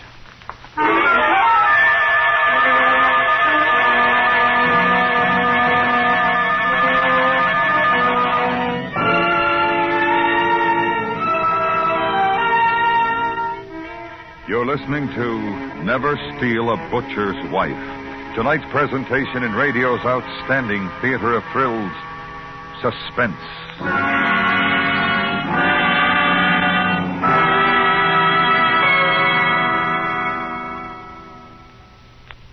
There are all kinds of tales of suspense, and you'll find an exciting one when you listen to the latest Perry Mason story on CBS Radio tomorrow.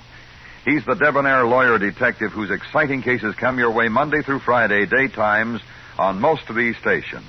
This week, listen to Perry Mason try to help a damsel in distress. And now, we bring back to our Hollywood soundstage Hy Averback in tonight's production of Never Steal a Butcher's Wife, a tale well calculated to keep you in suspense.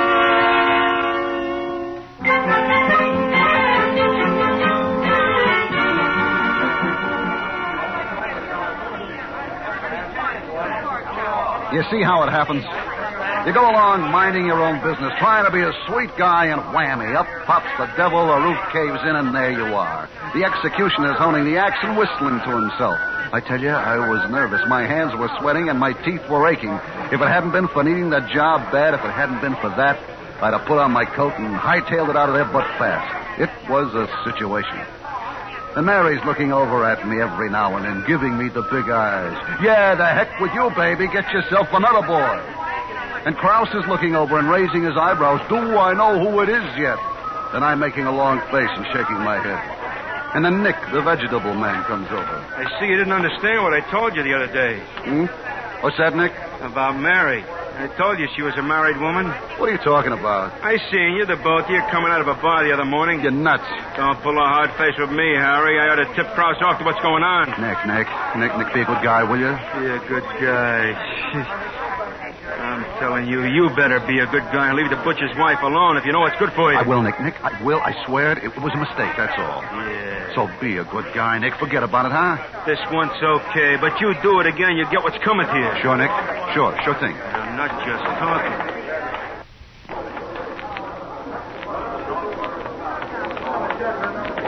Harry. What?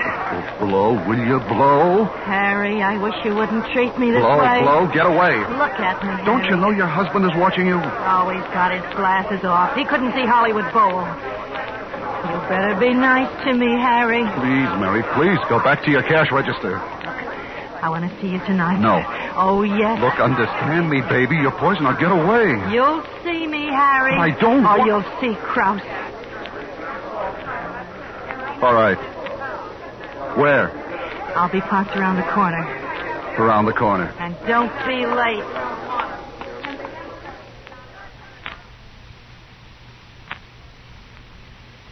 Oh, look, now stop being silly and get in. Look, can't you understand? I don't want any trouble. What are you so afraid of? Trouble. Oh, come on, baby. Let's go have some fun. Look, please, I've asked you not... What is it? Hello. I warned you. You got it wrong, Nick. Oh, no. Say, what is all this? You shut up. Don't you talk to me like that. I'll talk to you like I please, cheat. Harry! Hit him, Harry! I didn't hit him. He was looking down his nose at me, and he was a nice, wide-open target, but I didn't hit him. Because all of a sudden I knew what I had to do, and I knew I had to do it fast. Harry, where you going, baby? I didn't turn. Nick was still back there beside the car. I went into the market.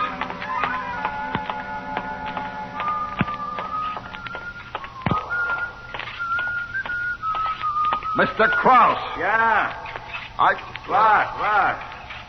I found out. What? I can't hear you. What? I said I found out. I found out who it is.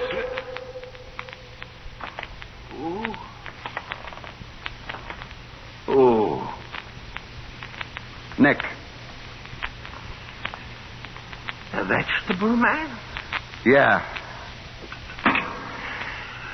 The vegetable man. Now, look, Mr. Krause, I knew yesterday, but I didn't want to get him in trouble. I told him to lay off, but he said nuts. He said if I opened my mouth, he'd tell you it was me, that I was the one. Vegetable man. I'm sorry, Mr. Krause. I never did like him. I never did. Well, good night. vegetable man.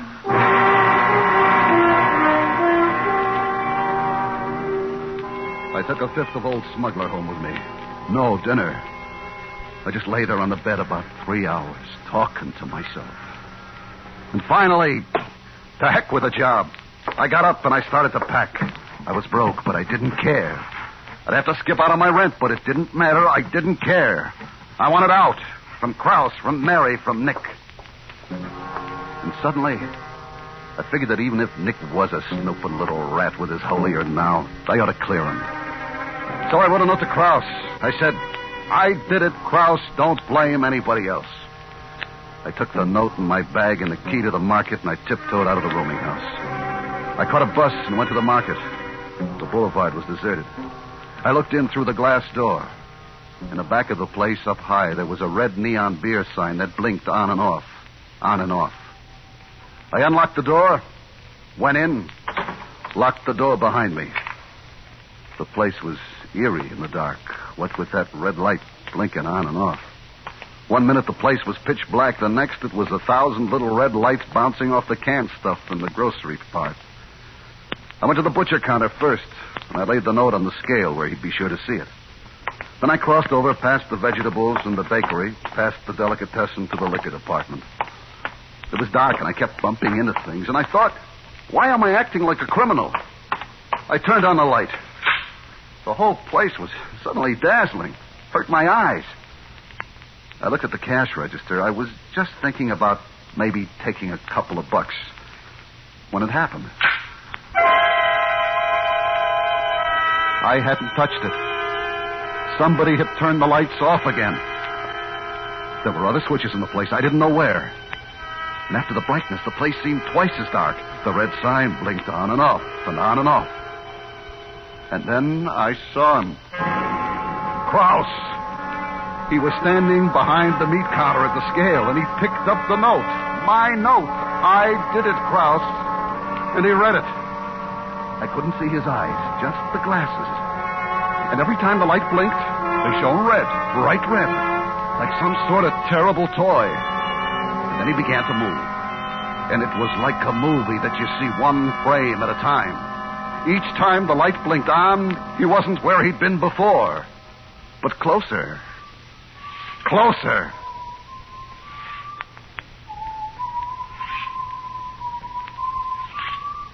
Krause?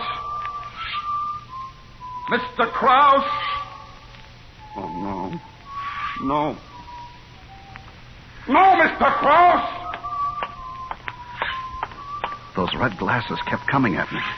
I edged toward the vegetables, and he moved too. I moved the other way, toward the groceries. There was a railing. I climbed over it, and I was in one of the long, narrow aisles of cans and bottles. The stuff was piled head high. I waited, hoping maybe he didn't see me. But he did. I hid behind a tower of dog food boxes.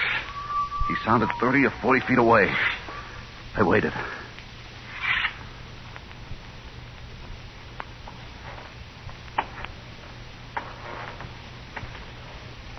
I looked around the corner. He was looking down another aisle. I ducked my head back.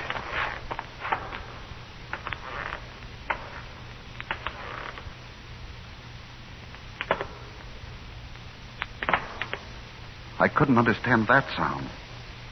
I looked again. The aisle was empty. In the center where Krause had stood were his shoes. He'd taken them off. Very quietly, I bent and took mine off, too. And I began to tiptoe away from where I'd seen him. And then I rounded a corner, and there he was, not 2 feet away, with his back to me. And I lost my balance, and I put my hand out to steady myself. The whole display went over. I ran. And then I was at the end of an aisle, and there was the wall, the back wall. And I turned, and he was coming straight at me. My hand touched something cold, a bottle. I grabbed it. It was ammonia. Krause! Krause, get back, Krause, or I'll blind you. Krause, I warn you, I swear I will. Krause, I've got ammonia here. I'll blind you if you come any closer, Krause.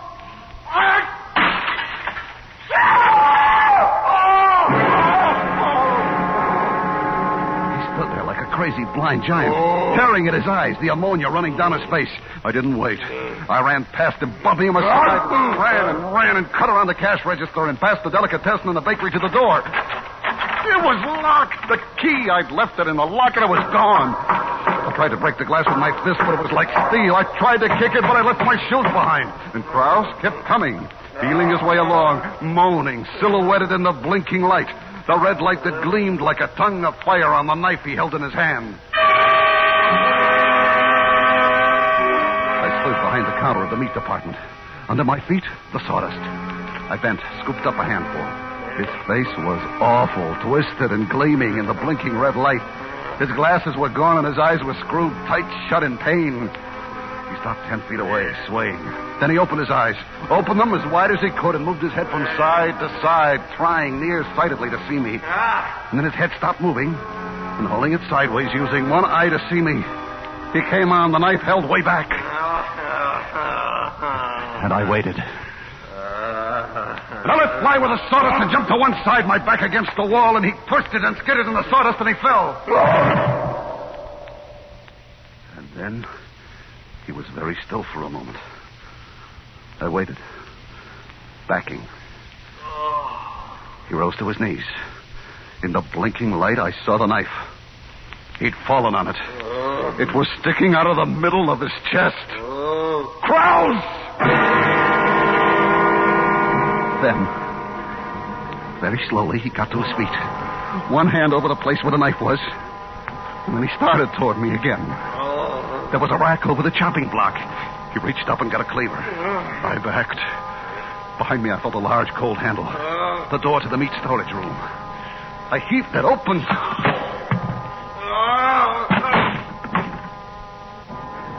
Inside, it was cold, bitter cold, and dark. In the center of the door was one small, thick pane of glass. It was clouded. I wiped it clear with my hand and looked out. Krause stood there, his face an inch from mine, looking in. And then his eyes rolled back and his face went slack and he fell out of sight.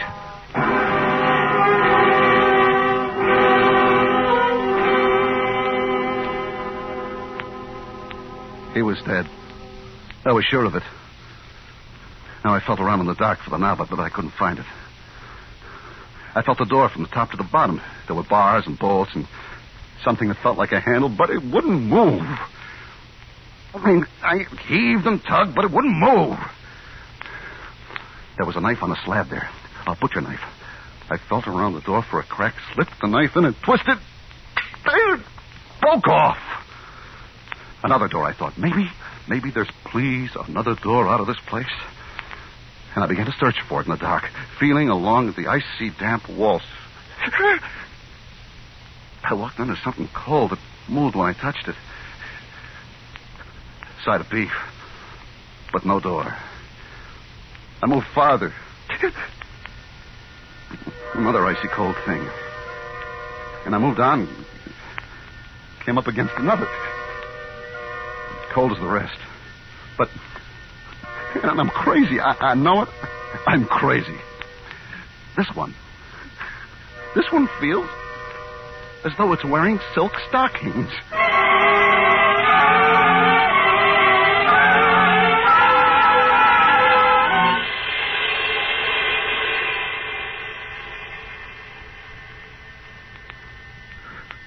So here I am. It's awfully cold. Cold as a witch's heart. Cold as a tomb. This thing I have in my hand, this knife handle, I wish it had a blade. I know what I do, I know.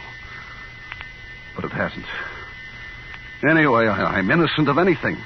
They'll believe me. They will.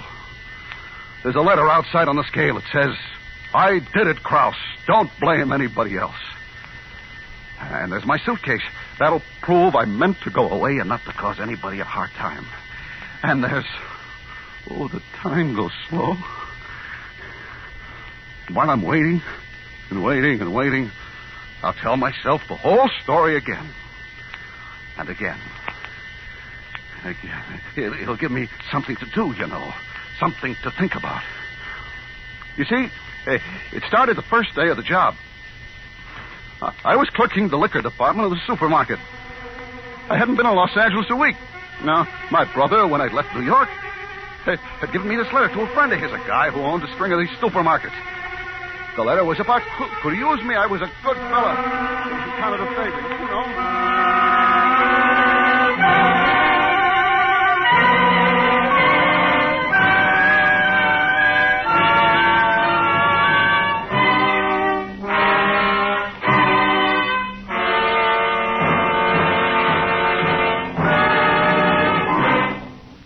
Suspense, in which High Averback starred as Harry in James Poe's story, Never Steal a Butcher's Wife.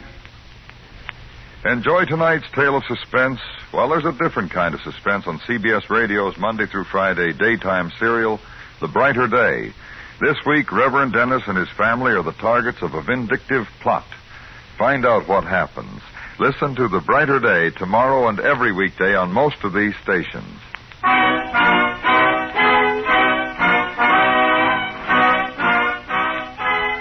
Suspense is produced and directed by Norman MacDonald, with music composed by Lucian Morowick and conducted by Lud Gluskin.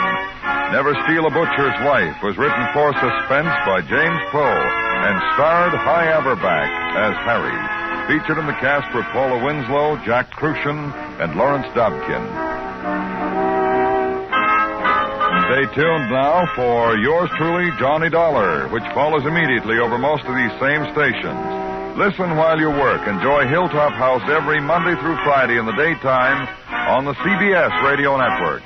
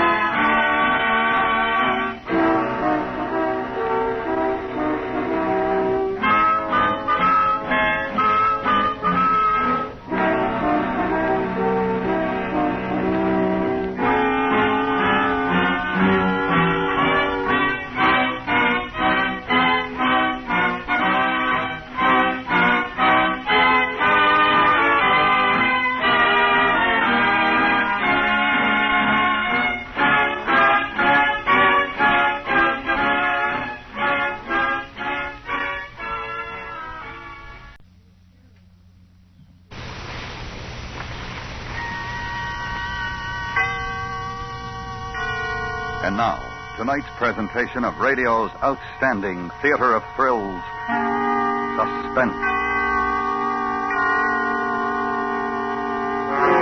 Tonight, the story of a pleasant young Englishman and his wife who encounter a murderer and a parson. They can't tell which is which, not for the life of them. So now, with Lawrence Dobkin as Edward and Paula Winslow as Joan, here is tonight's suspense play, A Little Matter of Memory.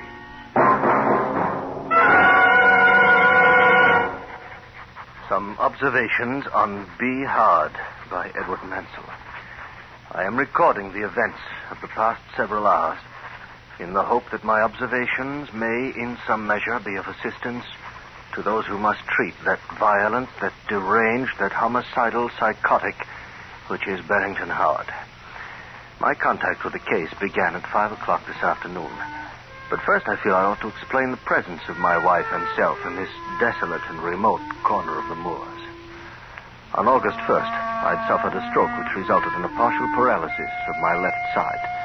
And for my convalescence, we came to this place, a tiny cottage high on the moors near Buckworth.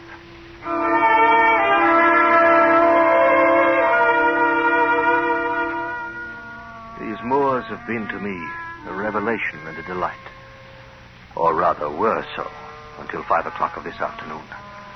We'd been off on a tramp, and were just returning to the cottage.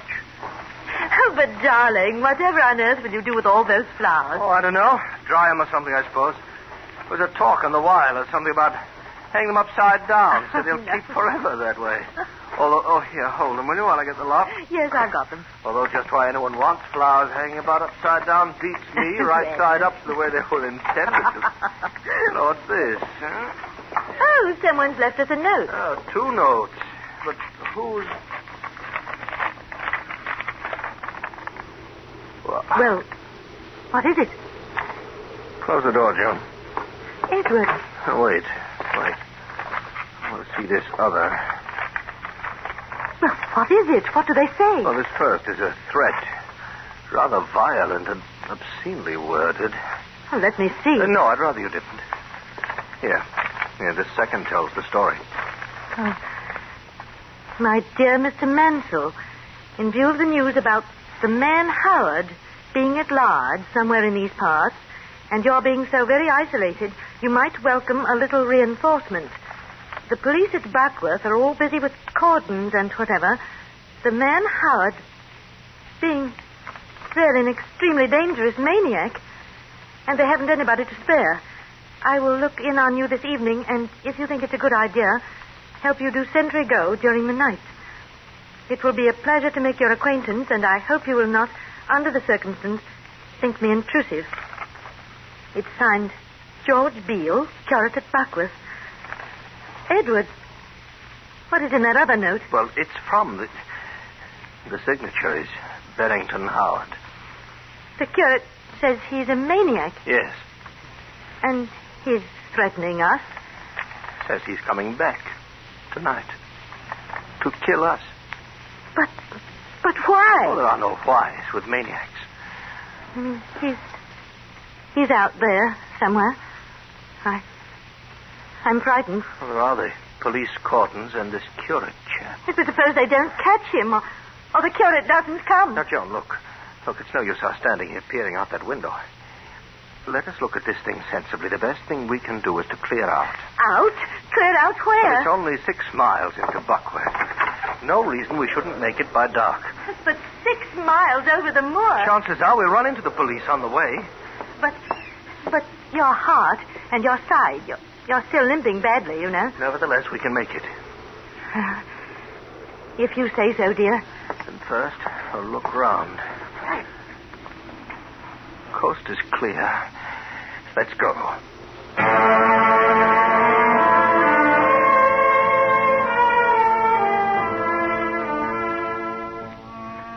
6 miles. A man in good health could walk it in an hour and a half. A man in good health, which I was not. And with each succeeding step, the dusky pale horizon, violet and smoky in the soft mist of the sinking sun, seemed ever more distant, more inaccessible. The heady musk of the moor grasses and the gorse, these we had delighted in until now, became choking. I could feel my eyes tear, my throat constrict. The heart in my chest thumped and shuddered with each painful limping step I took. And then we topped a rise. Edward! What? Oh, look down there. A constable. Hello there. Hello. Wait there. I'm coming up. Oh, what luck. Yes, you see, I told you. Oh, well, I must say we're glad to see you. You know, you people really haven't ought to be out here. Oh, you mean about the maniac? Yes, sir. You the folks renting Miss Blossom? That's right. But you see, we found a note from that, what's his name? A note? Yes. And so we thought the best thing would be to try walking it into the village. Don't think you ought to do that, sir. If you'll excuse a suggestion.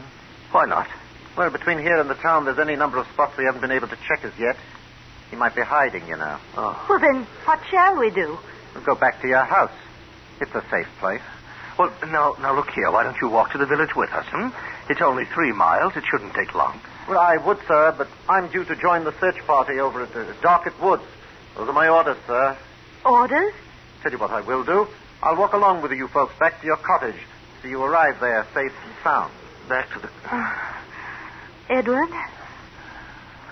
Very well.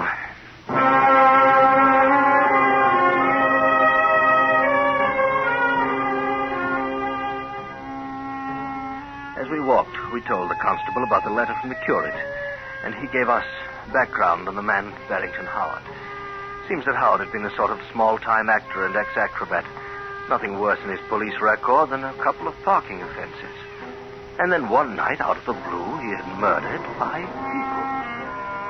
5 in a single night. And each had received a notification in advance. A short, obscenely worded, threatening note. Just like yours. But didn't they take any precautions? No, miss.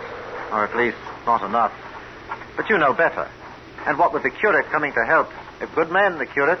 Used to be a commando. Well, about this man, Howard. How'd you catch him before? Oh, that was odd, that was. It was what you might call psychological. He was very clever at disguising himself. An actor. He might have got clean away if it wasn't for this psychological thing. What psychological thing? Well, it was kind of a joke, sir. Some folks, you know, you bring up certain topics, they grab the conversation, and away they go. You follow me? Oh, yes, I know the type. That's how Howard was. Ah, compulsive. Yes. And on this one topic, he had what they call total recall. Total recall? He could remember everything he'd ever heard or read. Facts, and figures, and dates. We used to get him on his topic down at the pub just to hear him go. It was sort of a joke, you see. And so after the crime, he was in disguise, but someone touched on his topic. Exactly. He started to talk, gave himself away. We nabbed him. Well, what was his topic? Germany. Germany? Mm-hmm. Germany. He had a compulsive total recall about Germany. All about Germany. Well, here we are. Well, I wish we could persuade you to stay. Your orders, Mum. Now, just you make sure your shutters are bolted on the inside. Yes. Put a bar across the door. You'll be snug and safe. Mind you keep that door tight till you know who it is that wants in. Oh, don't you worry, officer. We shall. Good night. Good night.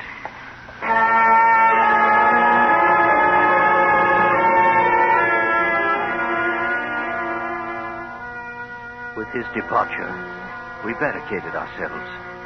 This cottage is very old, and built in the days of highway robbers, ideally suited to our situation.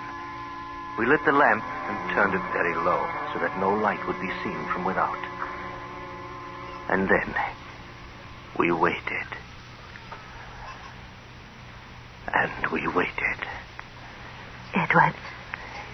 Yes. What's the time? 8:30.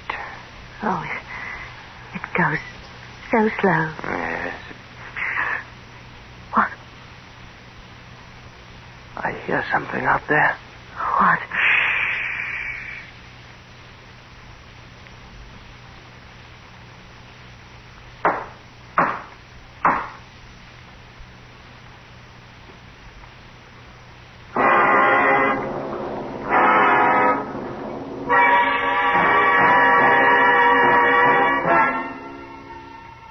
Listening to A Little Matter of Memory, tonight's presentation in radio's outstanding theater of thrills, Suspense.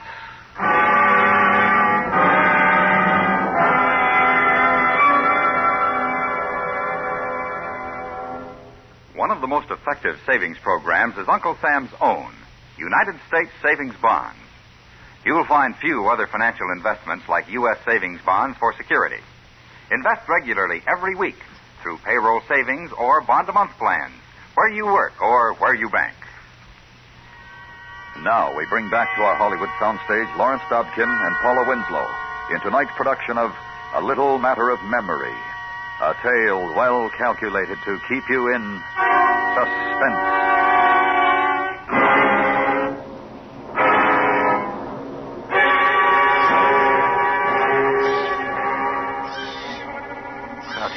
Dim light of the lamp, we watched the heavy oak door. Hello in there. Mansell? Who is it? George Beale, the curate. You got my note, didn't you? Oh, but how do we know it's not a trick? Yes. Got a torch? Yes. Stand back from the door and shine it on yourself. Excellent idea. Can't be too safe, you know. I'll just look out through the slit. Ah, yes. And she's got one of those collars on, you know, clerical. Oh. Oh, come in, sir. Mr. Mansell? Yes. This is Miss Mansell. Oh, I'm so glad to see you. I'd have got here sooner, but you know, every last person I saw wanted to talk. Well, we were a little worried, Dr. Beale. We thought you just might have met with some accident. Accident? Oh, let's not gribble. You mean you thought I might have run into him, don't you? Yes, I suppose so. Oh, but you're here now. That's what matters. Yes. And now let's see. Excellent place you have here. Yes, they really built them in those days.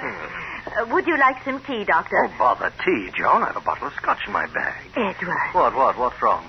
Well... Oh, you mean on my account? Oh, my dear lady. Oh. My collar may be clerical, but my throat is British, and at the moment quite dry. Now, you see, Joan, I've had some glasses, huh? While I find these... here we are. Yes. Good whiskey, a warm room, pleasant companions, and I'll turn up the lamp a bit if I may. Oh, yes, do. Dispel the gloom. Well, here are the glasses. There's little to fear about making light now, you know.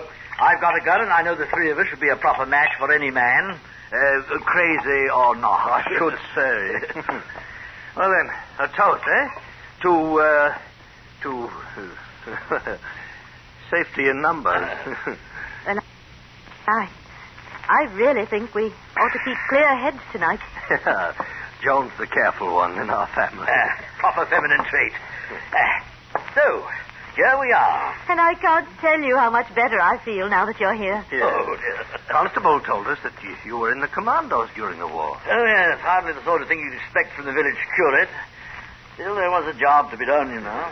Edward was in the air ministry. Joan. Desk job. Bad ticker. Never really got to see it like you chaps. The big do, I mean. Oh, don't be sorry. There are a lot of things I'd give my teeth not to have seen. Like Dunkirk? Like Dunkirk. Sticky wicked Dunkirk. Seems so long ago now that... would you like to hear about it? Here. Have another drop. Don't mind. Rum go, what? It was 0445 hours that we rendezvoused with the main force off the beat.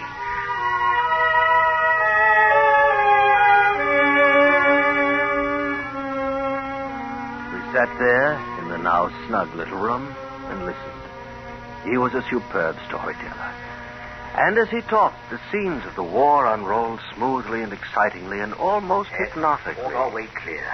And ahead of us at long last lay the Rhine. And after a while, what with the scotch and the warm room, I began to lose track of what he was saying. And then with startling clarity, I was wide awake. Entered Germany on the Cologne Autobahn at 3:45 on the morning of May the 20th, 1945. I remember it as if it were yesterday. It made this first sight of Germany a quite unforgettable impression on me. Of course, when one comes to think of Germany and the fate of Germany, then naturally...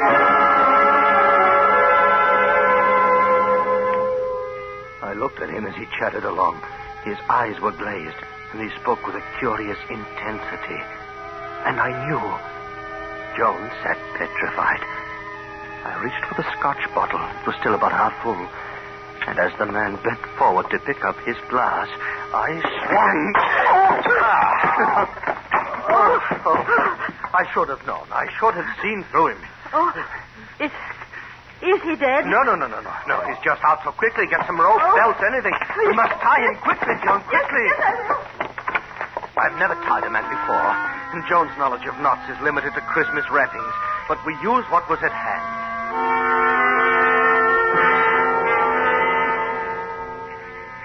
And now, we wait. What has become of the real George Beale, curate at Buckworth, heaven only knows. This thing at our feet, bound like some grotesque cocoon in myriad rags and strings, my best Charvet ties about his wrists, Joan's Montrachet nightgown gagging his mouth. What is to become of him is not our affair, but rather that of the physicians who must treat him.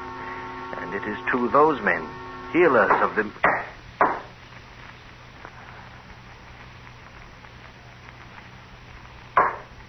Hello in there. Mansell. Hello. Beale? Is that you, Beale? Edward Mansell. Wait, don't open the door. Beale?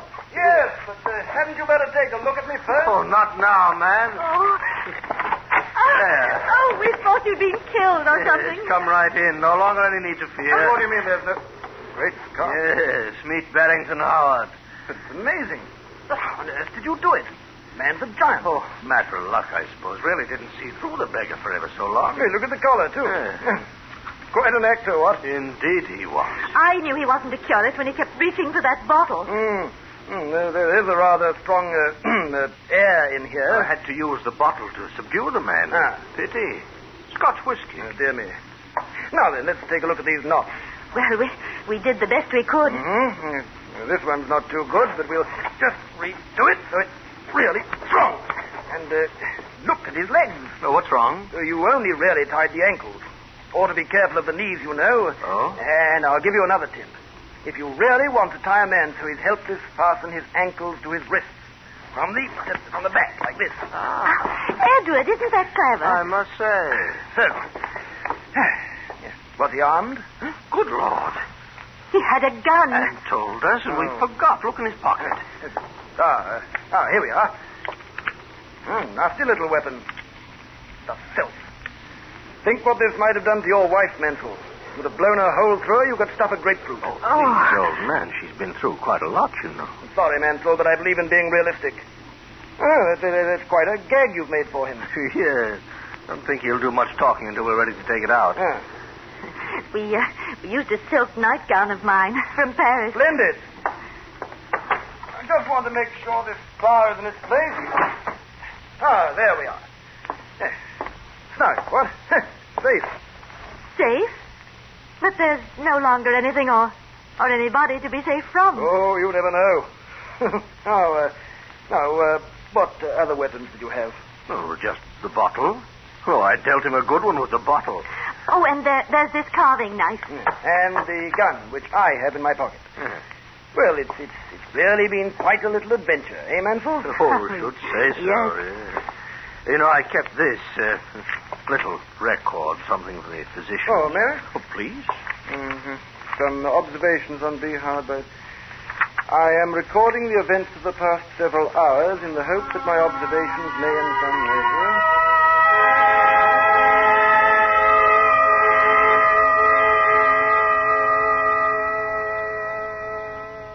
Well, of course, you realize that I'm not much for that sort of reporting. Oh, no. I think you did splendidly. Splendidly. I wonder who else may read these notes of yours. Look. His eyes are open.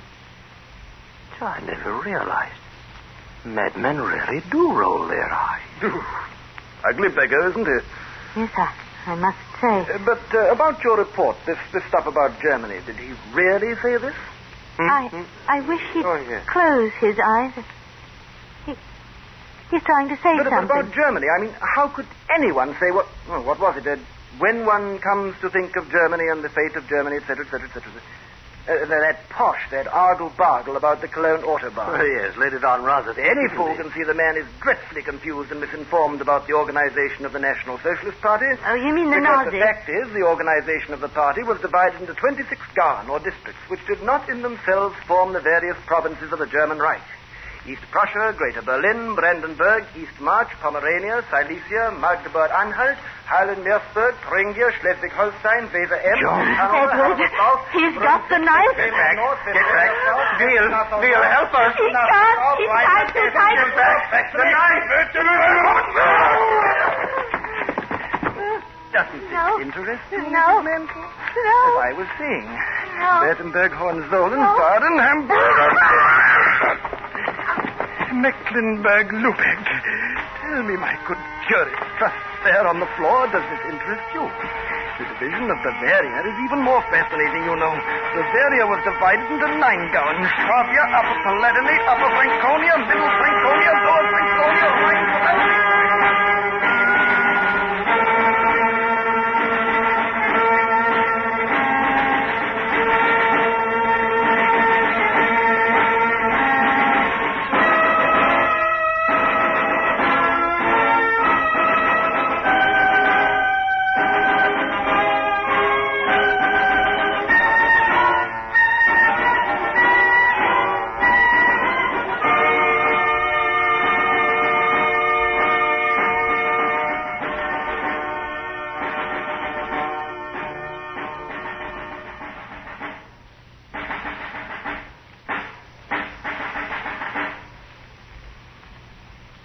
Suspense, in which Lawrence Dobkin starred as Edward with Paula Winslow as Joan.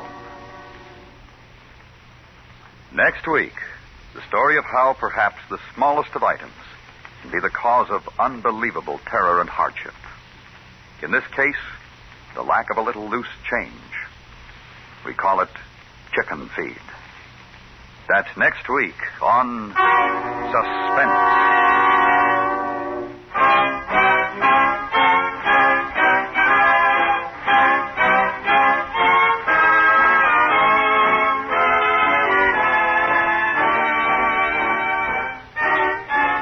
Suspense is produced and directed by Norman MacDonald, with music composed by Lucian Morowitz and conducted by Lud Gluskin. James Heldick's story, A Little Matter of Memory, was specially adapted for Suspense by James Poe. Featured in the cast were Edgar Barrier, Joseph Kearns, and Richard Peel. Follow the serial adventures of Mr. Keene evening times on the CBS Radio Network.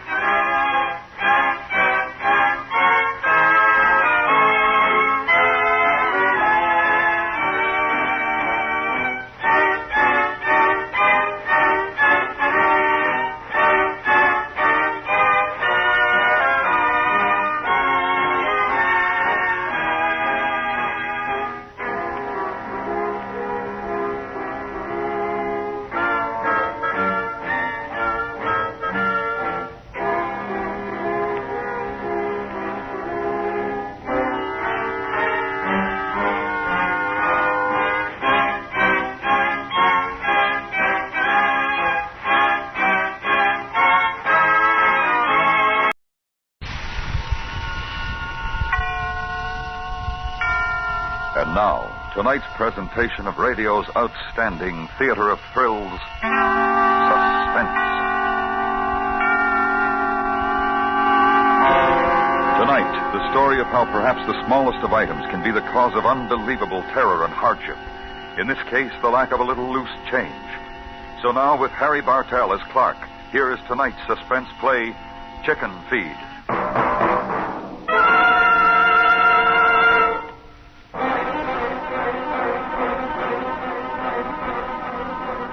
All right, it was a silly thing to fight over, I admit it. A nickel, a measly, worthless nickel. Chicken feed. Junior asked for a nickel, and I flipped it over to him, and Mary said I shouldn't spoil the kid. It was time he learned the value of money, and I said, great Scott, if I couldn't give my own child a nickel without her jumping down my throat. Oh, you know how those things get going. You keep saying things you shouldn't, and she lashes out with an answer, and before you know it, you've stormed out of the house, and you're taking it out on the car.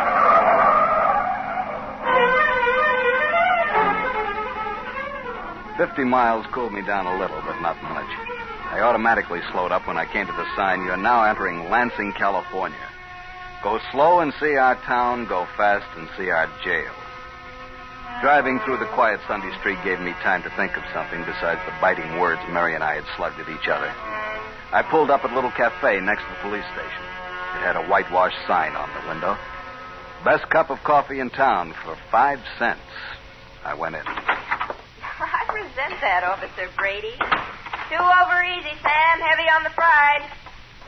What's yours, mister? Coffee, please. Coming up.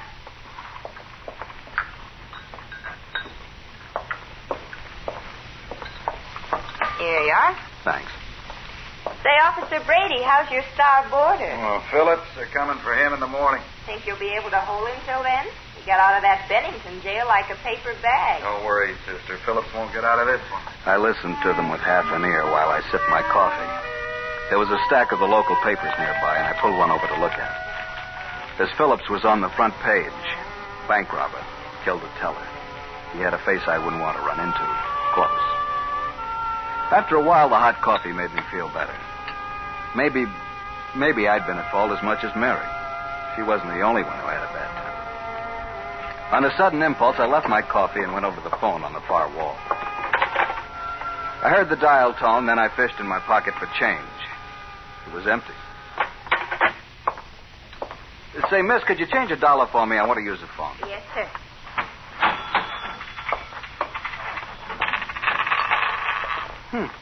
What's the matter, mister? My wallet. I seem to... look, I'll be back in a minute. Mary wasn't the only one with the temper. I'd stormed out of the house without changing the contents of my pockets to the suit I was wearing. I didn't have a dime on me, not a nickel. I rummaged in the glove compartment. Mary sometimes left a coin purse, but this time, naturally, it wasn't there. What seems to be the trouble, mister? Oh, officer, I seem to have come off without my money. Embarrassing. Yeah. I didn't realize it until I tried to phone. Where's your driver's license? It's in my wallet in San Francisco. Got any other identification? Well, the registration slip on the car. That's the car. What about you? Well, look, officer, I'm Ralph Clark. Clark and Jacobs in the Hatfield building. We're attorneys. Kind of far from home to be without any dough, aren't you? Well, I came out of the house without changing the stuff into this suit. You know how that How happens. do you happen to have the keys to the car? I don't take them out when it's in the garage. Say, you don't think... Where are you headed for? Well, I know it sounds funny, but nowhere, really.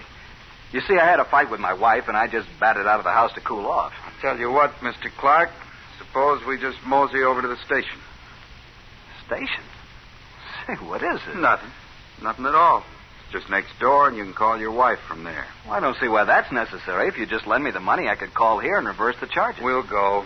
You can leave the car here. I'll take that key. Well, now, look here, officer. I don't get Move. Come on, move.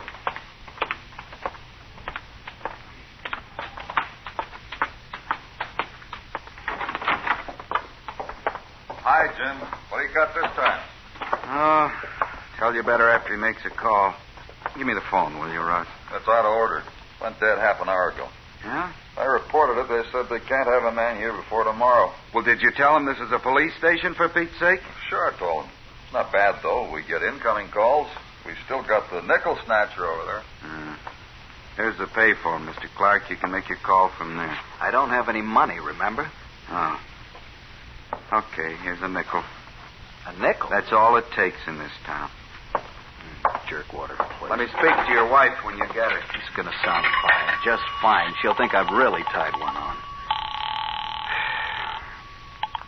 Operator. Operator, I want to call San Francisco, Fillmore 60098, and reverse the charges, please. Thank you. Your number, please.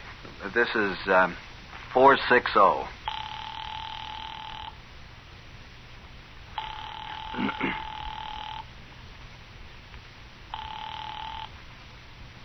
No.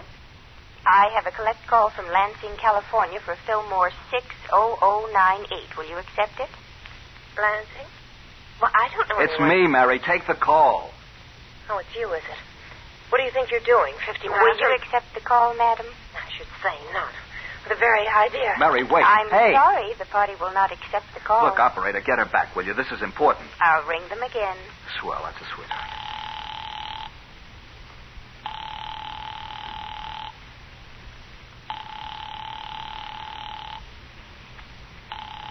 She's there, the little... Why didn't she pick up that phone? Your party doesn't answer. Oh. No soap, huh? Hey, they kept our nickel. Let me have another one, will you? I'll get hold of my partner. He'll identify. Look, we've wasted enough time. Come on in here. You're locking me up, right? What's the big idea? I'm holding you on suspicion. Suspicion of what? Defrauding the cafe, for one thing. And I want to check that car. You think I stole it? It's been done. Oh, now, wait. If you let me phone... You're entitled to one call. You've had it. Now, look here, officer. Inside.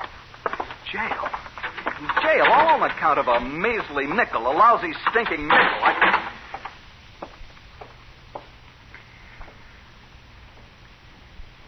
You mean you ain't even got a nickel?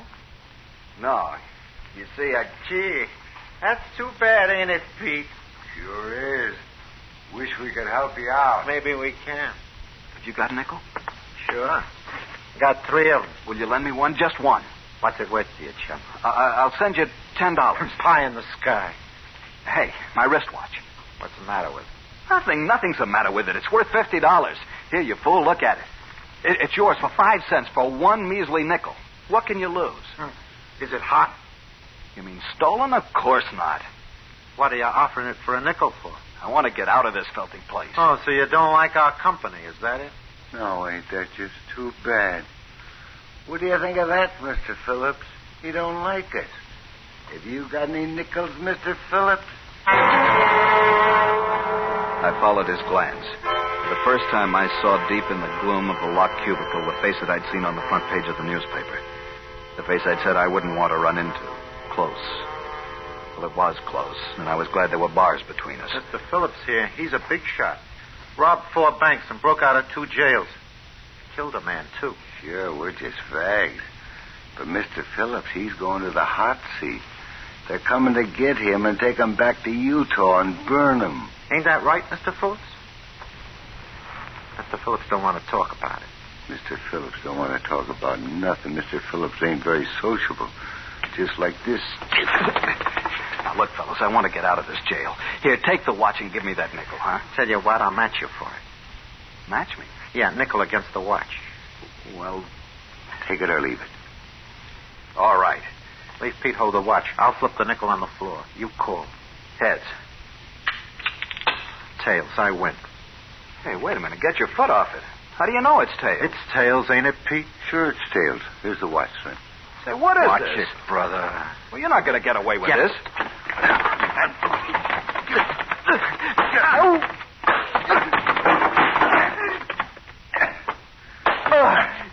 Don't kick me. Hey, what's going on in there? Officer. It ain't nothing. This new guy's acting up is all. Quiet down in there. Get up. Can't he? Trying to get us in trouble, huh? No. Look, fellas, for heaven's Shut sake. up. Okay. Kangaroo. I'll be the judge and you'll be the prosecutor, huh? Yeah.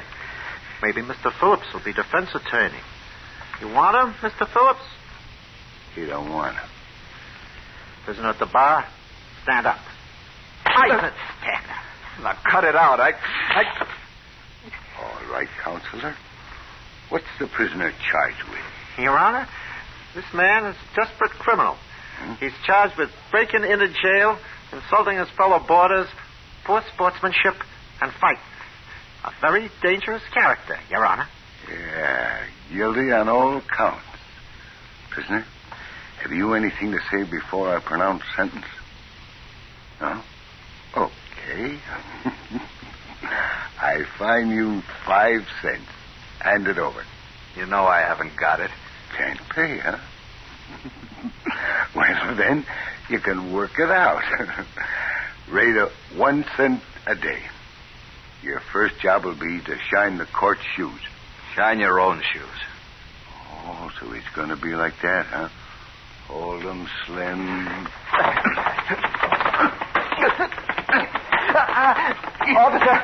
Officer! Oh! Pipe down in there. All right. Now get on them shoes.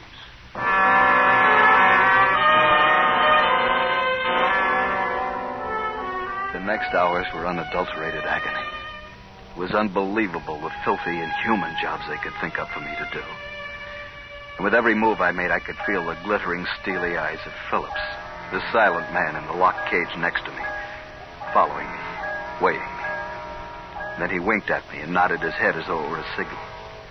And then his 2 huge arms came through the bars and thrust me reeling across the cell, and I fell and hit my head. And that's all I remember.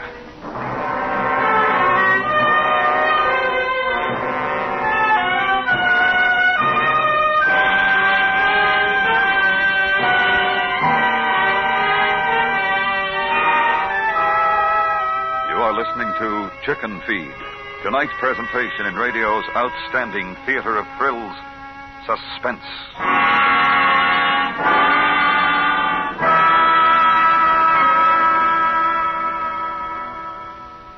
Every Thursday night on Night Watch, a CBS radio police recorder goes right along in the prowl car with actual police.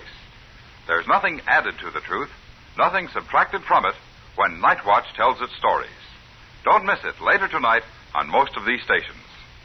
And now we bring back to our Hollywood soundstage Harry Bartell as Clark in tonight's production of Chicken Feed, a tale well calculated to keep you in suspense.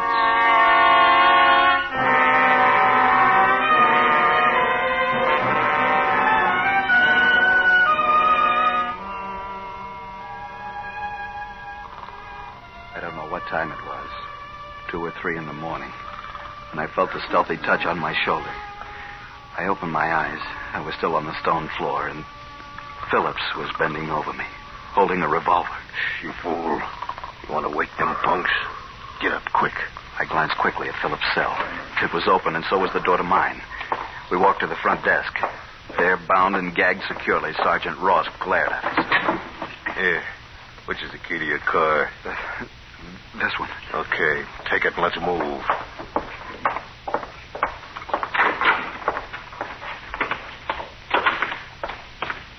Where's the car? Over there. You drive.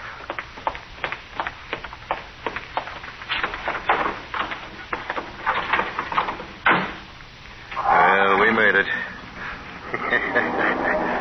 Them hick bulls, they panic me. Guy could spring that crock with a hairpin. You nearly done a fine job of lousing things up. What happened to you getting thrown in a can in the middle of the day? They picked me up on suspicion. Well, it wasn't supposed to be till midnight tonight. What? And all that phony kid stuff about the nickel. The nickel? Yeah. All you had to do was slip me the word that Jerry Nichols sent you. Served you right the way them lushers treated you.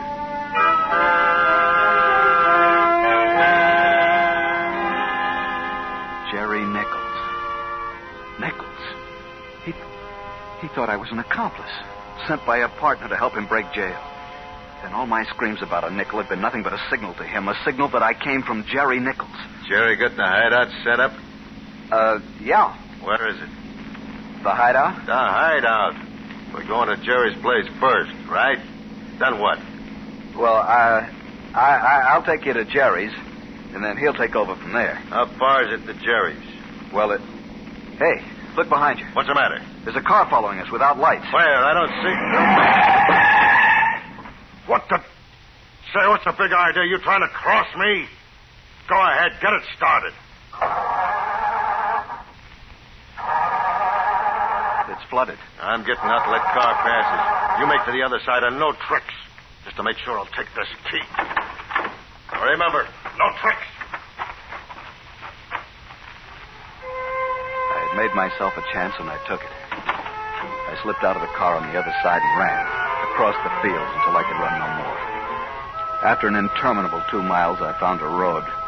And after a while, a dark shape loomed up before me, a gas station. And through the glass, I could make out the outline of a telephone. I tried the door. It was locked, of course, but I found a tire iron and sprang the latch. I ran to the phone and almost threw myself on it before I saw it was a payphone. In a rage, I shook the black box. There must be some money in this room. My eyes focused on a battered desk. There was some change in it. I took a nickel.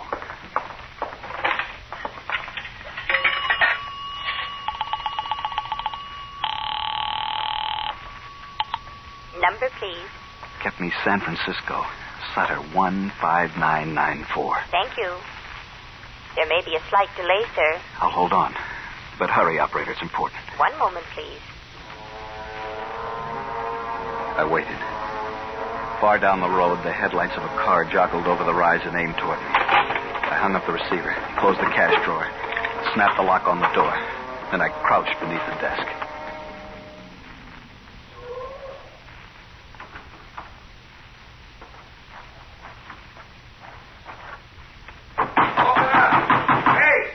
Try to wake that geezer before he sleeps like a dead. Hey, Jerry! All right, I'm coming. Who is it? Brady and Ross, open up. Well, you're a fine bunch of cops running out of gas in the middle of the night. Hey, come on in. It's chilly with the door open. Phillips broke jail. What? Well, you don't tell me. Yeah, how'd he do that? Well, there was 2 of them. He had an accomplice. Said he was a lawyer. We found their car abandoned on the road back of Ferris's hop field. Ran out of gas. It can't be far away. There was a big reward for Phillips after he broke jail at Bennington, wasn't there? Yeah. $1,000. Hey, you know him, don't you? You were in the Bennington boat when he did that break. Yeah. Yeah, we was roommates for a night. I was pretty scared. How'd he do it, the break? Well, I don't know. I was sleeping it off. $1,000 reward, huh? Don't you go getting any ideas now. That Phillips is a killer, and so's his partner, most likely. Well, I ain't exactly helpless myself. Got me a nice little fella in my side here. You take my advice, chum, and put the gun away. You show up here, you talk soft, and let us do the capturing. Sure. I'll play safe. Well, we'll be going. Just wanted to alert you, Jerry. Yeah, well, thanks. So long, boys.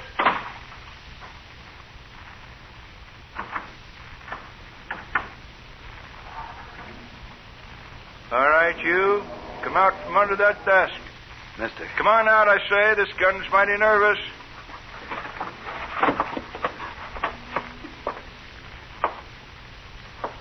Now get your hands up. Stand over there. Look, mister, I'll do the talking. Who are you? You gotta believe me. I'm not a criminal. I'm a lawyer. Oh, yeah, you must be that other one. Hey, keep them hands up. Now, where's Phillips? I left him in the car. Now, that's another thing. You can get the reward. I know who he's going to meet, and they're going to a hideout. I see. Who's he going to meet? Somebody named Jerry Nichols. There. Now, if you let me get to that phone, I can clear everything up. No, you don't. You stay right where you are. But that's my partner, my law partner in San Francisco. I only broke in here so I could phone him. He'll identify me. You don't believe me? Yeah, I believe you all right. Then what? Answer it yourself. You'll see. Not on your life, mister. You think I'm out of my mind? But you've got to answer it, Jerry. You don't know what I went through to place that call. You can't just stand there. Jerry. You're Jerry Nichols. Yep, that's right. So you see it. Jerry! Hey, turn off that light. It's Phillips. You stand over there where he can't see you. Now go on. Jerry! Come on in, Phillips. Hey, ran out of gas in that punk. Oh, Jerry!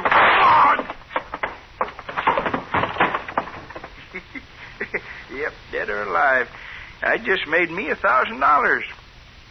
You're worse than he is. Shut up. Maybe I can get a reward for you, too. A small one. Feel the bullet land in my side just below the belt, and the avenues of pain spread out like the cracks in a hammered window glass. But somehow, strangely, it didn't stop me. I kept moving toward him. He backed away, surprised. He was aiming for another shot when we grappled. I got the gun, and he got my throat. He fell backwards over the chair, and I was on top of him. As we threshed around on the floor, I brought his hand up suddenly and smashed his own gun in his face. Still. Listen to his heart. He was alive. I got up gasping for breath, and then I realized that I was all right. Yet he'd shot me, hit me. I should be lying there on the plank floor instead of that grotesque heap in the shapeless flannel nightgown. I felt my side where the bullet had struck. Brought my hand away. There was no blood on it. There should be blood. I touched the spot again, fingered the contour of something small and round. I pulled it out of my watch pocket, battered where the slug had struck it, bent almost double. Nickel. The 20th part of a dollar. All a man needed to buy a cup of coffee, to make a phone call, to pay a fine in the kangaroo court. To save his life. And I'd had it all the time. I'd had it all the time. I'd had it all the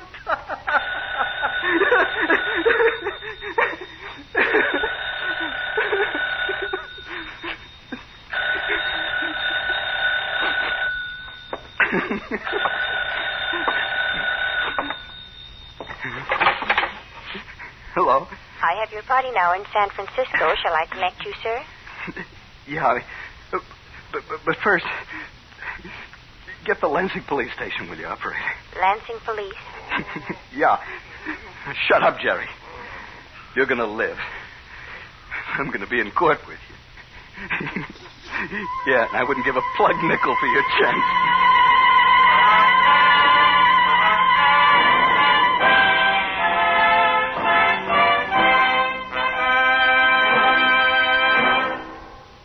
Suspense, in which Harry Bartell starred as Clark. Crime Photographer is now heard Friday nights on CBS Radio. Tomorrow, marking his move to the new Night and Time, Casey tackles a tough assignment confronting a corrupt political boss, a beautiful redhead, and the wayward son of a respected cop in his efforts to crack a protection racket rooted in the city. Don't miss Crime Photographer in action tomorrow night against crime and criminals.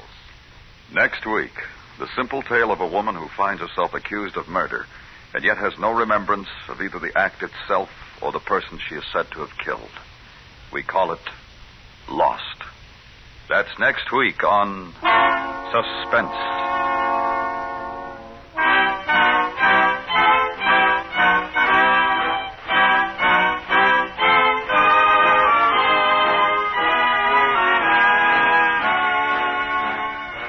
Suspense is produced and directed by Norman MacDonald, with music composed by Lucian Morowick and conducted by Lud Gluskin. Chicken Feed was specially written for Suspense by Lawrence Goldman.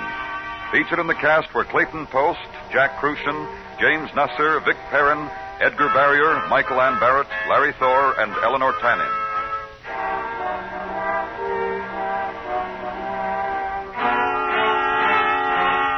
Rosemary Clooney sings Thursday nights on the CBS Radio Network.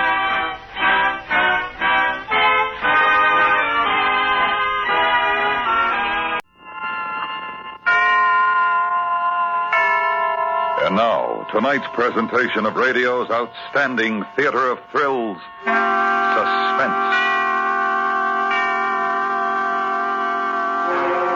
Tonight, the simple tale of a woman who finds herself accused of murder and yet has no remembrance of either the act itself or the person she is said to have killed. So now, with Paula Winslow as Alice, here is tonight's suspense play, Lost.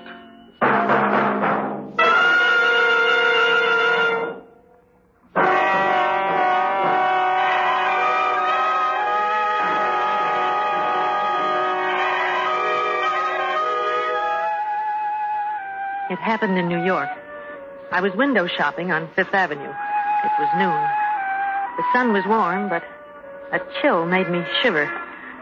I started walking again. I reached 59th Street, Central Park.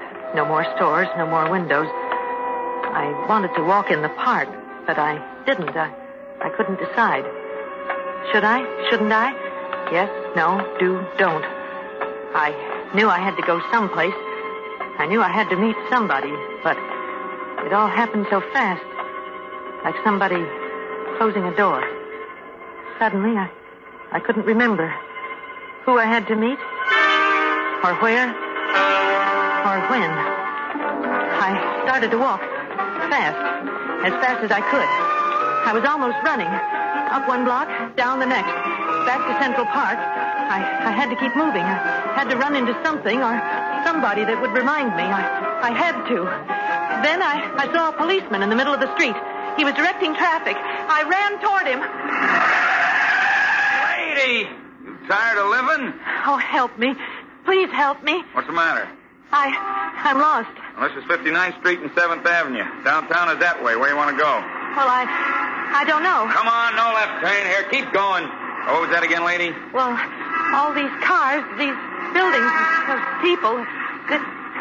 This looks like New York. Yeah, this is New York. Well, how did I get here? Where you from? I don't know. Huh? Well, All right, now, lady, now don't cry. I don't even know my name.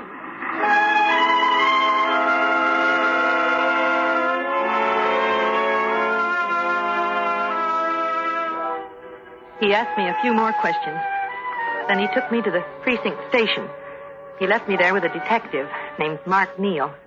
Now, let's go over what we got so far, huh? All right. The name Alice is on the inside of your wedding ring. It's on the lining of your coat. It's on your dress and burned into the flap of your purse. Alice.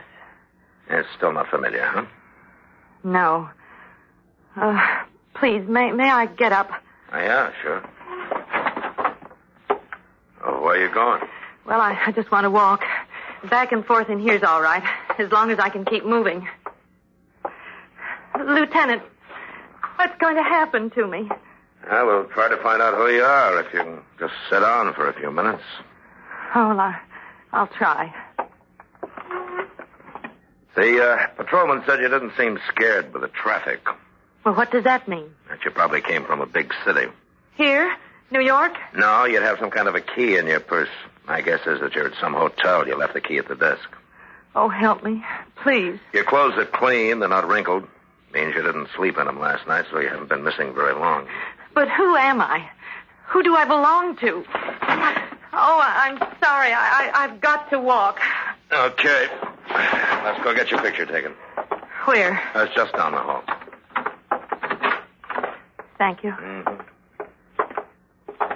We'll send your picture to all the papers and the TV stations. But what if... Suppose nobody recognizes me? Well, then it'll be up to the doctors. Doctors? At City Hospital. That's your next stop. Oh, will you stay there with me? Well, the hospital? Yes. Oh, you've got to.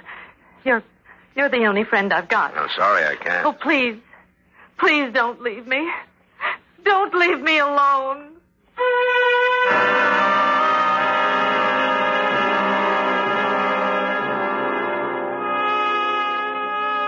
Alone. Alone in a city of 8 million people. I knew 3 of them. A policeman near Central Park, a detective, and the nurse who brought me here to this ward. This hospital ward. Hello. Oh, do I know you? I'm Dr. Corday. Oh, then you can help me. Please, I want to get out of here. I don't want to stay here. I can't. They made a mistake. Who did? Well, the hospital. I heard the nurse. I know what this is, the psycho ward for crazy people. Look, I'm not crazy. I'm not. I just can't I just can't remember who I am. Go ahead. It'll do you good. You think I'll start remembering? Maybe not, but somebody will recognize you. You're a celebrity. Your picture's in all the papers, and it's been on every TV station in the city. And nobody's called? Not yet. Doctor, how long will this last? When will I start to remember? Maybe a day, a week, a month. Right now, you need some rest. Oh, I can't sleep now. Did you take that pill the nurse brought? Yes. Sleep. And we'll talk some more after you wake up.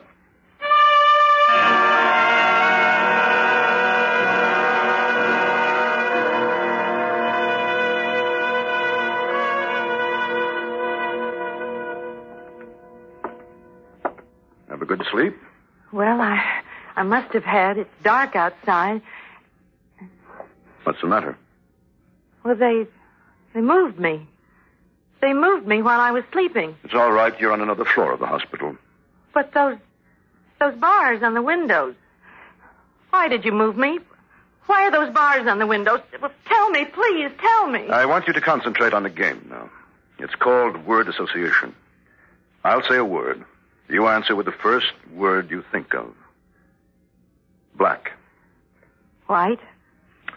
Texas. Big. Blood. Red. Gun. Kill. Bullet. Dead. Murder. Well, why do you pick those words? Blood and bullet. Please murder. answer. Murder. This is the prison ward, isn't it? It's just another floor of the hospital. It's the prison ward, isn't it? Yes. Well, I've been arrested. I've done something. But those words, blood and gun, I've killed somebody. You remember? Oh, then it's true. It's true. Alice, I want you to look at some pictures. Well, who did I kill? Who was it? Tell me. See if you recognize the people in these pictures. Try this one first. Oh, doctor, help me. Help me. Now, look at that picture. You know him? Well, should I? Do you? Oh, I don't know. Is he the man I killed? Is he? That's why you're showing me the picture, isn't it? He's dead. Dead. And I killed him. No, Alice.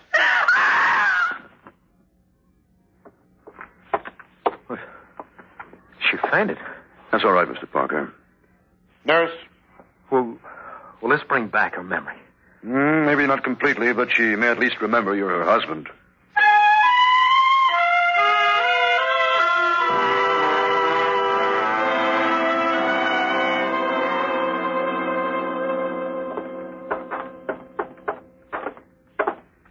This next one's my office, Mr. Parker. All right. Leave the door open so we can hear the nurse. Pull up a chair. Yeah. I didn't get much chance to talk to you before, Mr. Parker. Do you mind if I ask you a few questions? Fire away, Doc. I think you said you and your wife came here from San Francisco? Yeah, about a month and a half ago. What brought you here? I'm a songwriter. I can write better stuff left-handed than the junk you hear today. Mm-hmm. I'm not saying there are no good writers left, but look. Irving Berlin, no man. Rogers and Hammerstein, they're busy counting their money. Cole Porter, a has-been. Tin Pan Alley is begging for a great young songwriter, and I'm their boy. Have you written any songs? Hundreds of them, and all great. What are they? Maybe I remember some of them. Well, none of them's been published yet, but that's politics. That's why we come to New York, to make the connection. You look a good deal younger than your wife. I'm 24. She's 36. But don't crack that I told you. I don't want to hurt her feelings. How'd you happen to marry someone that much older? Want me to level with you? Help me treat your wife? Well, Alice is no Marilyn Monroe. Want me to spell it out anymore? I take it she's rather wealthy. We ain't living at the Hotel Bentley on my royalty checks. How's the marriage going? Sometimes okay. And other times? You could have sold ringside seats. What do you fight about? Always the same thing. Alice is a nice girl. And I like to live the way that she can afford. But let's face it, Doc, I'm 24. I don't think I understand. Alice, she gets crazy jealous if I say hello to another girl. Is that why she shot Joyce Carlyle? I guess so. All I was trying to do was sell Carlyle some of my numbers. If she gives your song a ride, you got a real chance. For your wife's sake, I hope Miss Carlyle pulls through. Huh? It'll have a terrible effect on Alice if Miss Carlyle dies. She's still alive? She had another transfusion about half an hour ago. Oh, where is she? Downstairs, second floor. Look, I'd better get down and see how she is. No, she is still unconscious. I've been getting word from the detectives. Detectives? They're waiting around in case she regains consciousness. Oh, Dr. Corday. Yes, nurse. Mrs. Parker is asking for you. Oh, thank you. Run along, Mr. Parker. Yeah, sure. You think you remember me? You'll know when you walk in that door.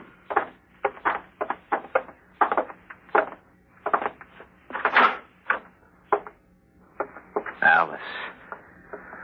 You called me Alice. Honey, I'm Vance. Vance? Your husband, baby. We came here from San Francisco, don't you remember? Oh, come on, honey. Let me hold you. Oh, don't.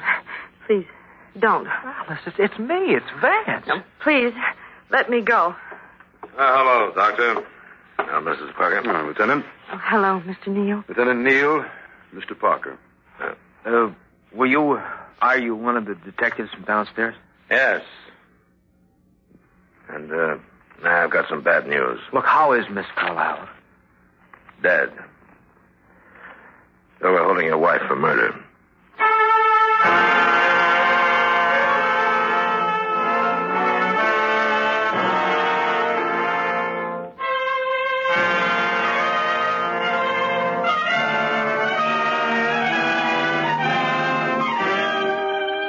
You are listening to Lost, tonight's presentation in radio's outstanding theater of thrills, Suspense.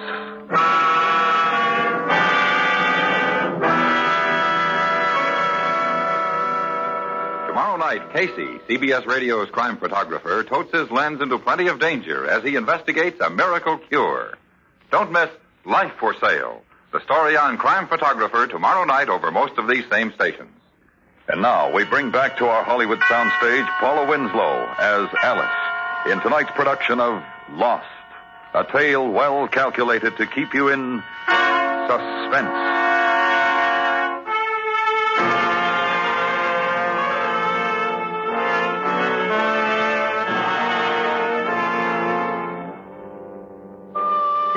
asked me more questions. I couldn't answer any of them. Dead or alive, I didn't remember Joyce Carlyle. I didn't even remember myself. Alice Parker, San Francisco. Alice Parker, San... Honey, you quitting? Oh, it's no good, Vance. That's the first time you call me by my right name. Oh, why can't I remember? Why can't I remember? Honey, you heard the head shrinker. Relax, forget it. But how can I? Well, what can they do to you? They found your handkerchief in Joyce Carlyle's apartment. That's all they got. They don't even have the gun you used, the witnesses. Well, I don't care about that. Besides, honey, they can't hang you for a murder you can't even remember. Vance, can't you understand? What? What ain't I have to? What? Whether they convict me isn't important. It's not. Look, even if they let me walk out now, I've got to live every day knowing I killed somebody. Oh, don't you see? Don't you understand at all? Yeah, sure, honey, sure. Look, I'll get a lawyer tomorrow, and you'll be out of here real quick.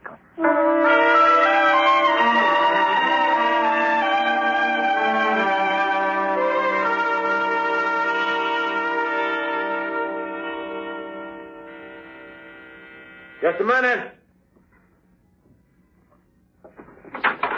Good morning, Mr. Parker. Oh, hi, Lieutenant. What are you doing here? I'd like to look around your suite, if I can. Oh, sure. Thank you. Come on to the bedroom while I grab a tie, huh? Mm-hmm. Just these two rooms in the place? Yeah, that's it. If you tell me what you're looking for, maybe I can stay. Is this your wife's dresser? Uh-huh. You were prowling for anything in particular? No. Just want to see if there's any sign your wife planned this. Makes a difference if it was premeditated. You ever see your wife with a gun? Oh, skeet rifle? No, a snub-nosed .22 caliber pistol, pearl-handled. You told me you didn't have any murder weapon. We found it this morning. Where? Near the 59th Street entrance to the park. Close to where Alice talked to that cop? Yeah, 2 blocks. Any fingerprints on the gun? No, but it's the right gun. Anything on the night table there? Phone books. Come on, you ready for the other room? Yeah, I guess so. Yeah. $27.50 a day for these 2 rooms. Make it a softer touch than Crosby's agent. You have the key to this desk? Oh, yeah. Yeah, right here. It's a little one. Thank you. How about that? $27.50 a copy. You think they throw in anything on the cuff? Nah. You want to watch TV, you drop 2 bits in that slot. Cost me $1 yesterday to watch a disc jockey. And, speaking of dough, I know this ain't any time to ask, but... Here are your keys. Look, you think they'll tie up Alice's loot while she's getting the marbles counted, huh? I don't know. It'll ground me real good if they do. You know, today was payday, and if she ain't around to sign my check... I'll remind her when I get to the hospital. Oh, thanks a lot. And, you tell her I'll be over later with the lawyer, huh? You better check first. What? She may be out. I'm taking her to Joyce Carlyle's apartment.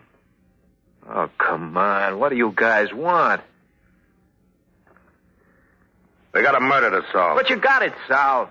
So even if Alice did kill his canary, she was off a rocket. There's nothing you can do to her.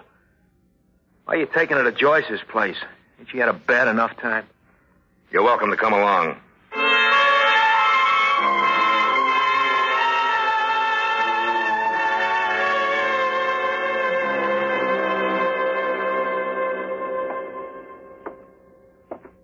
Morning, Alice. Oh, hello, Doctor. Feel stronger today? Well, I think so. How much is 2 and 2? What?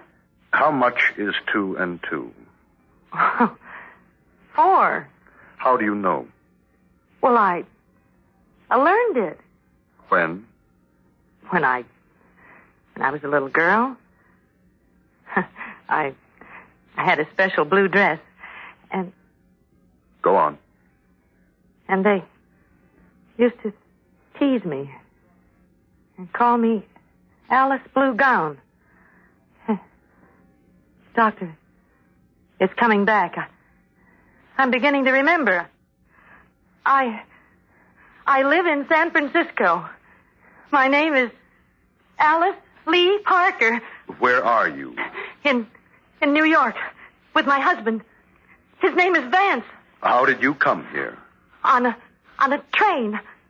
We got here last week. Last week? On Friday. It's our second honeymoon. Vance took me out Saturday night to the Golden Angel. We danced together, every dance. He never looked at another girl. The Golden Angel? The nightclub. Oh, it was wonderful. You remember a girl who sang at the club? Yes, a pretty girl. We liked her. Her name was... Joyce? Yes, Joyce. Joyce Carlyle. Oh, but no. No, that's the name of the girl You remember? No, I remember her name from last night. Last night? When the detective came in, he said she died. You remember shooting her? Oh, no. No, I thought I was all better. Oh, Van. Oh, darling. Oh, darling. Easy, honey, easy. She's almost completely recovered. Doctor. Oh, morning, Lieutenant. I didn't see you. Doctor, can you step out into the corridor for a minute? Sure. Pardon us. What is it? Does she remember the shooting? Not yet. There's still a gap, a kind of twilight zone of about a month. Yeah. Is there any danger in her visiting Joyce Carlyle's apartment? On the contrary, it might snap her out of it entirely. Good. I'll take her over there right now.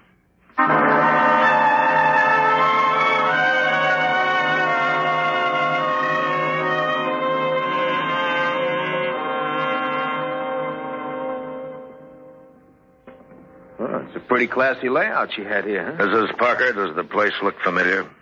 No, it doesn't. The next room is the den here. This is where it happened. Do you remember it now, honey? No. Miss Carlyle was sitting on that couch when she was shot. Oh, excuse me, that might be for me. Hello. Vance, yes. But why? Why? Why what? Well, why should I want to kill her? You thought that she was cutting your time. With you? Oh, Natch, I kept telling you that, honey, but you wouldn't listen. All right, thanks. But how could I do it? Well, finally adds up.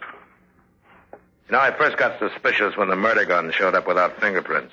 Why? Because you weren't wearing gloves when you lost your memory, and you had none in your purse. It looked like the gun was planted for us to find. Planted where it would look bad for you, Mrs. Parker. That phone call was from your hotel. Well, what have they got to do with this?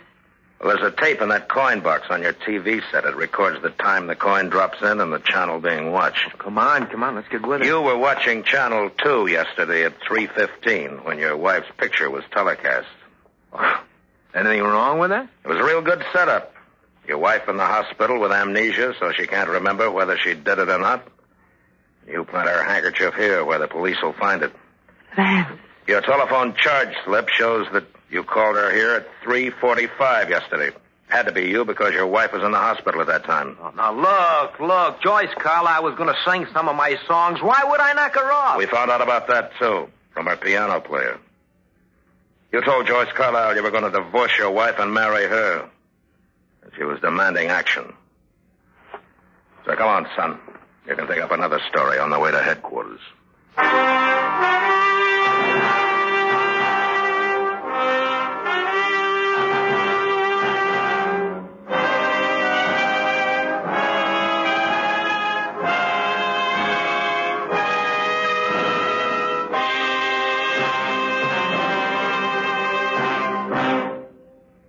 Suspense, in which Paula Winslow starred as Alice. Next week, the ironic story of an actor who played his first part perhaps too well, leaving himself unable to better his performance. We call it Rave Notice. That's next week on Suspense.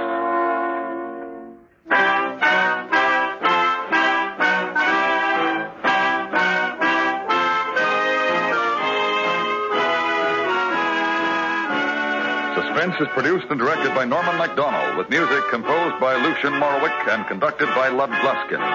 Lost was specially written for Suspense by Jerry D. Lewis.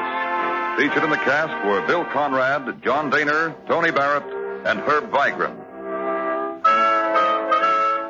You enjoy City Hospital every Saturday in the daytime on the CBS Radio Network.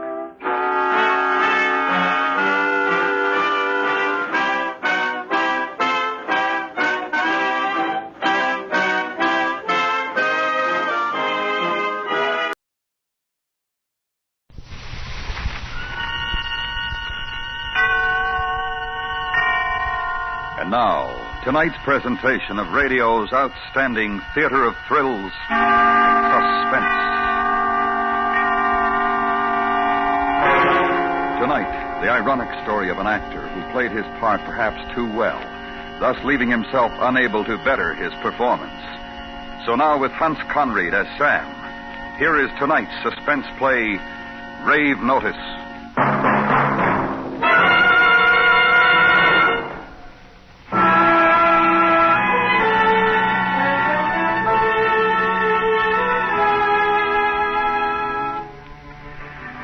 When I'm walking across Times Square like this, I'm just an ordinary man, plain, unnoticeable. It's as though I were invisible. Invisible. But wait, come here.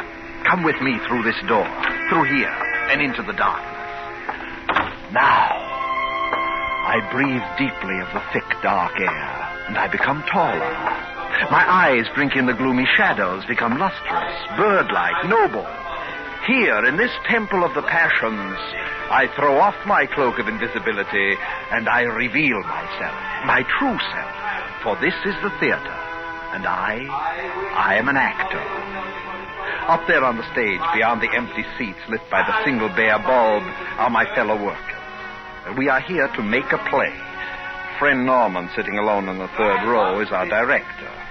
This is the 5th day of rehearsal. It's not a bad little play, but you know Norman. Norman will manage somehow to spoil it. Norman will misdirect actors and lose values. I've known Norman for years. Oh, no. Norman, why not? Why not?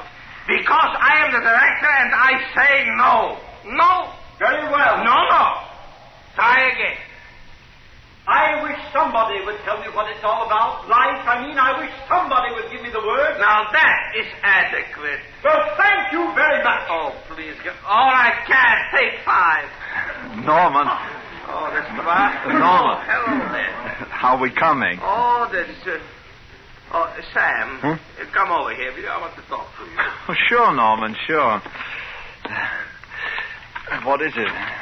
Now, Sam, I have had to turn over the bell ringer to Luther. The bell ringer? Well, that's my part, the bell ringer. What do you mean, Luther? No, please, don't make it difficult for me, Sam. Difficult? I'm not making it difficult. The bell ringer role is mine. That's all. There's no difficulty involved. Oh, please. Well, you joke. No, it's not as if I hadn't warned you. Well, tell me what's wrong. Tell me where I've stepped off, what irritates you, what doesn't fit, and I'll fix it. Shall I start? Now, that's my role, Norman. I carry the whole cast with that don't role. Shout, Sam. You're just making a fool of yourself. Why are you doing this to me? Because you are not right for it. Not right? No. You fat pig! What do you know? No, easy. What do you know about acting? Sam, take easy there. Fat belly, fat head, fat face. That's enough. You know nothing. I know you. I know actors. You're no actor. You stink. I'll kill you for saying that. I'll kill you. Witnesses, he threatens me again. Yes? Well, listen well. Norman, I'm going to kill you. Norman, I'm going to kill you. You see, you can't even deliver that line. Oh, you stink.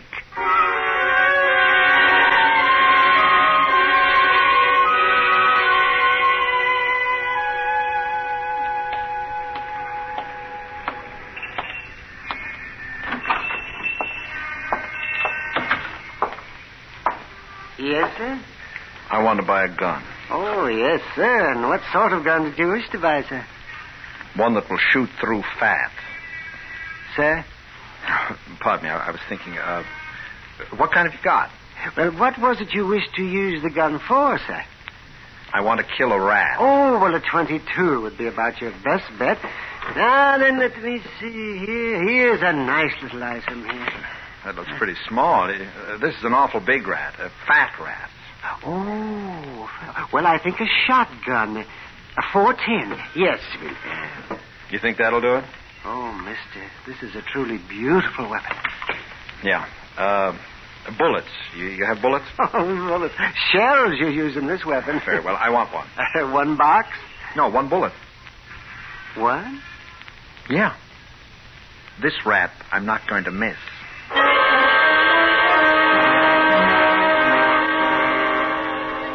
It's time now. He'll come out the stage door and he'll walk this way because he's going to Sardi's for a drink. I slide it out from under my coat. I smile and I say, "Goodbye, Norman," and I pull the trigger. Heart or belly? Heart or belly? Belly, yes. His cultivated paunch, fatted with actors' hearts. Am I invisible now? Mustn't be noticed until the moment. Perhaps standing a little too tall. Sag. That's perfect. The actor plays himself as a non-actor. Oh, you should see this, Norman. Now. Goodbye, Norman. Sam, no!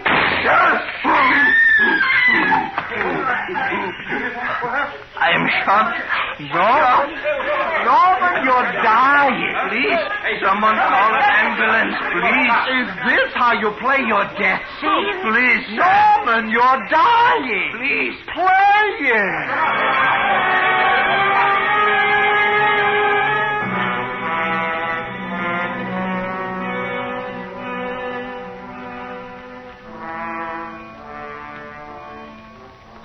With a shotgun, he did it right in the middle of 45th Street. Wow. They brought him in an hour ago. Give you any trouble? Well, like a lamb.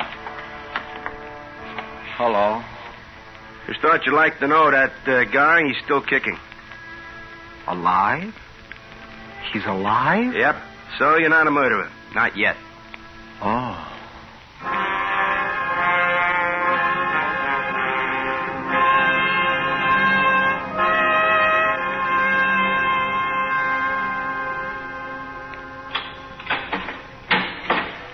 Hey, I brought your lawyer. What's that? I'm your lawyer. Oh, how do you do? Sit down, won't you? Thank you. They say he's still not dead. No, but he's thinking. When he dies, I become a murderer. Yes. They'll electrocute me. Yes. I must have been crazy. I thought of that. What do you mean? Temporary insanity. I thought we might plead that. Well, why don't we? Because you threatened him before witnesses, at least twice, went to a store, chose a gun with great care, waited for him to appear. You did all this, and then you shot him. Oh, that's right, I did. Well, that's premeditated murder. First-degree murder. So the temporary insanity thing is out? Way out. The only other thing I can think of is if we could prove you were insane all along. What would happen? I mean, if I were. Oh, they'd get the psychiatrists in, examine you, send you off to be cured. Of course. You seem very calm. I'm an actor.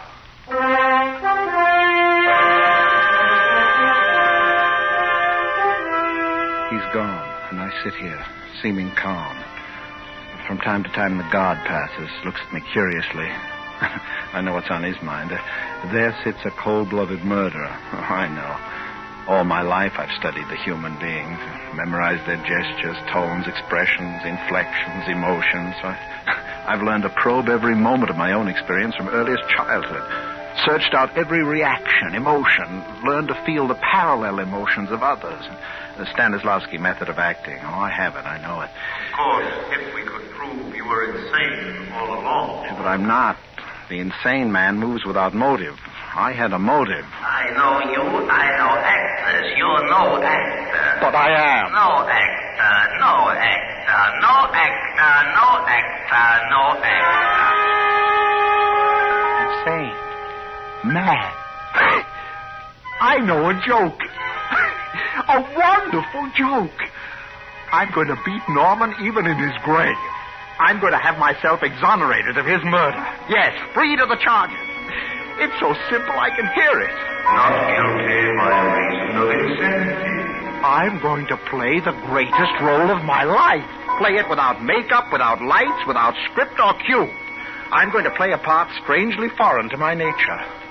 I'm going to play a homicidal maniac.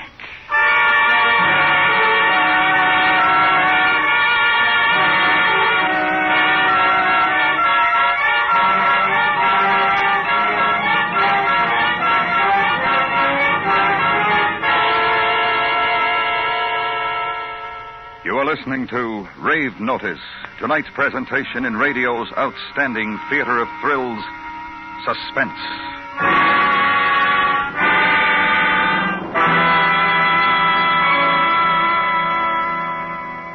Radio's only adult Western drama, Gunsmoke, now comes to you twice every Saturday on CBS Radio.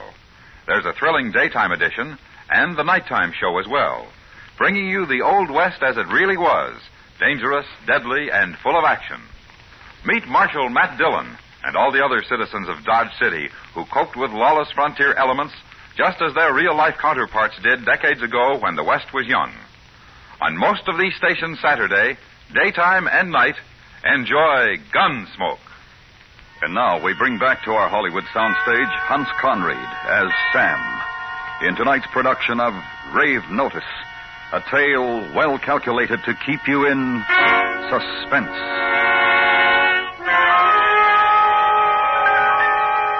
I'm going to play a homicidal maniac. How? Now, what is the most terrible thing I ever did? Thing closest to murder. I must recreate that mood. Murder. Killing. Blood. I killed a cat once. I was 6 years old. I had a stick. It was in an alley. This cat, I poked it, just for laughs. He didn't run. That's all I wanted to make him do, just make him run. No, he scratched me, and I hit him. I hit him with the stick. He started squalling, and, I thought I'm going to get into trouble. Stop that noise. Stop that noise. Well, I hit him again to make him stop, and again to make him stop, and there was blood. Red blood on the gray cement. And struck out the screen, struck out the light, struck out the awful gaze of those great yellow eyes. Strike out the light, strike out the spirit, the spark. I kill. A murderer I am. I kill for the thrill of the silence of the cat. I am a murderer. A murderer, am I? I kill without reason.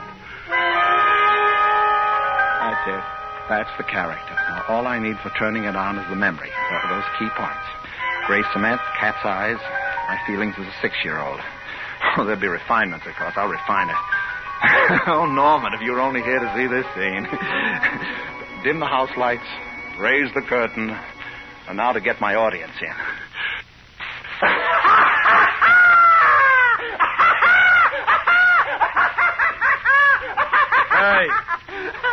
Hey, you. Hey. Who may I ask? Are you? Huh? Who are you? Who are you? Who are you? Oh, come on now, Mac. Calm down. No, I asked a civil question. I expect a civil answer. Who are you? Who are you? Who are you? It was so nice and quiet for a while there. Yeah. No, just answer my question. That's all I ask. That's not much reward for a hero to be asking, now is it? Don't you know who we are? I think he's putting on an act. Now, don't turn your head away. We know you hear us. I'll leave him be. You think he's kidding? What does it matter? Yeah. Well, that was very weak. You can do better than that. You're supposed to be a murderer, a homicidal maniac, so what's the emotion? Guilt.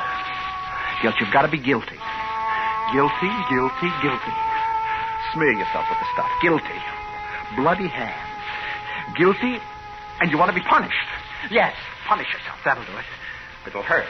So what? Not like it hurts when you say shave your head, slit your trousers, and strap you to your seat. Oh, that seat. 10,000 volts coursing through this poor player's frail body. Murderer. Guilty. Should be punished. 1, 2, 3. Curtain going up. Guilty! There's blood on my hands. Blood and filth and disease. I smashed him on the gray cement and smashed him. Murder! I murdered him! I'm a murderer! I confess it! I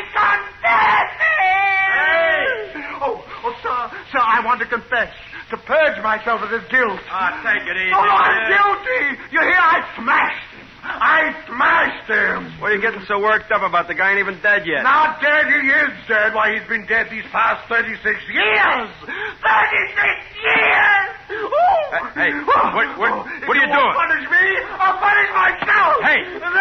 Hey. I'm guilty, and I shall be smashed. Your hand. If he was smashed. You're going to bust your head on the wall there. I shall be smashed. It is written. You know the writing in blood that lies across the counterpane in the bed under the window where the little boys are supposed to be far away in slumberland? Shut! Get the doctor!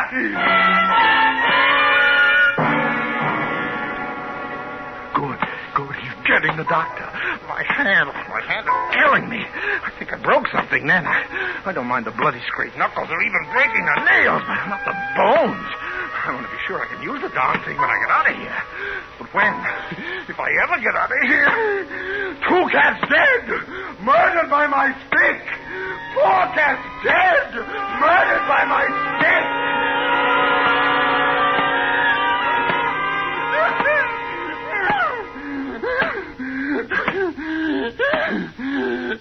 How long have you been doing this? About 15 minutes, Doc. Since just before I sent Schultz after you. I see. All right, now you can stop that. But I don't stop. I don't look. I keep right at it. Keep him apart. Murderer. Guilty. Stop it! It hurts, but I'm paying the price. Stop! I'm paying my way out of being electrocuted. I'm going to be free. All right, grab him. All right, come on. No, please. I want to pay. I'm the guilty one, and I want to pay the sentence of the court. Hold it. Let me go. Let me go. I will Steady. Hold on. pay. Hypodermic needle. Injection. That'll knock me out. I can't act if I'm unconscious. I can't play my part. My guilty part. I've got to hurt myself. I've got to hurt myself.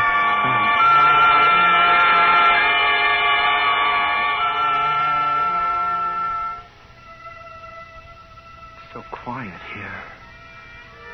So white. Such sweet stillness and peace. Gone the darkness of the cell.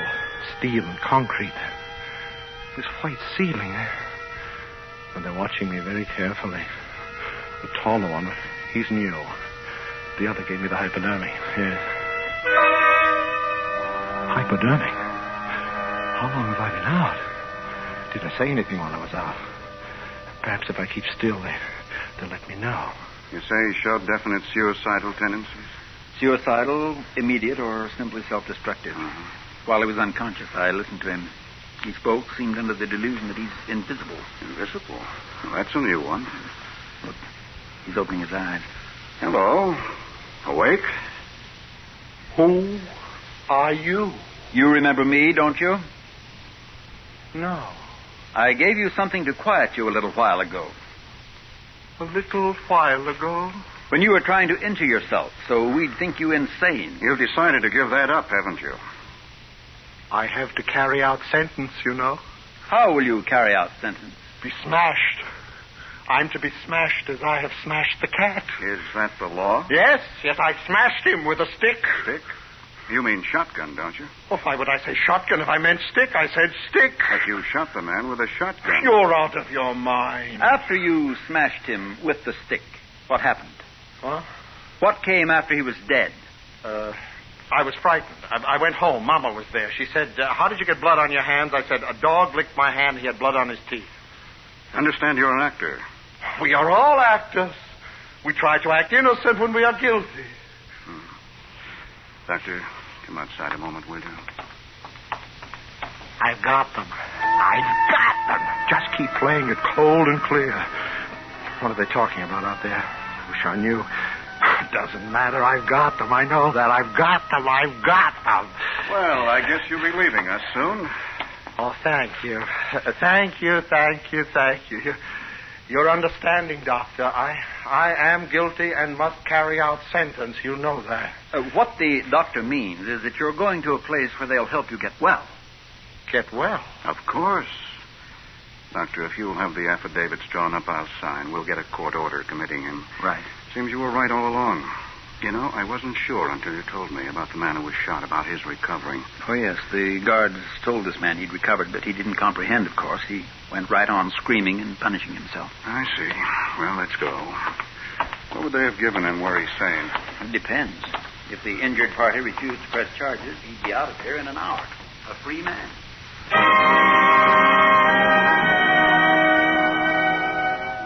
Recovered? But they didn't tell me he'd recovered. How could he have recovered? I shot him in his fat paunch. When did they tell me? It was while I was screaming, maybe. I was really into the plot then. I was deep in it. I couldn't have heard them. I couldn't have heard. And now he will walk out of here. I'll go off to an insane asylum, married to a role that I loathe, that I hate. No! Doctor! Doctor, come back! Come back! It was all a joke, Doctor, a game! Come back! Come back, please, Doctor! What is it? Listen, Doctor, I have a confession to make. I'm not insane. Please believe me. Believe me. Of course you're not. Just a little confused, that's all. No. You're wrong. Don't you see? Doctor, it was just a gag. Just a gag. Yes, of course it was. Now, you're going to a place where you can rest, and everything's going to be all right. Oh, no, believe me. I am sane. Why shout? No, I'm not shouting. I only want to press on you, Doctor. But you were shouting rather loudly. Oh, look, my lawyer said that if I could prove insanity, I wouldn't go to the chair. Chair? Yeah. I thought you were to be... You said smash. Oh, forget that. That was part of the method. Method? It's Stanislavski method. It's a system of acting. What do you think, Doctor? I don't know. The man seems to be telling the truth. Think so? I can fool you all over again if you feel it's necessary to prove my point. No, I don't believe you'll be able to fool me again. Oh. Doctor? Sane. I say the man is in full control of his faculties, is aware of his crime, committed it out of what society calls sober motive. You, sir, do you agree with the doctor? Agree?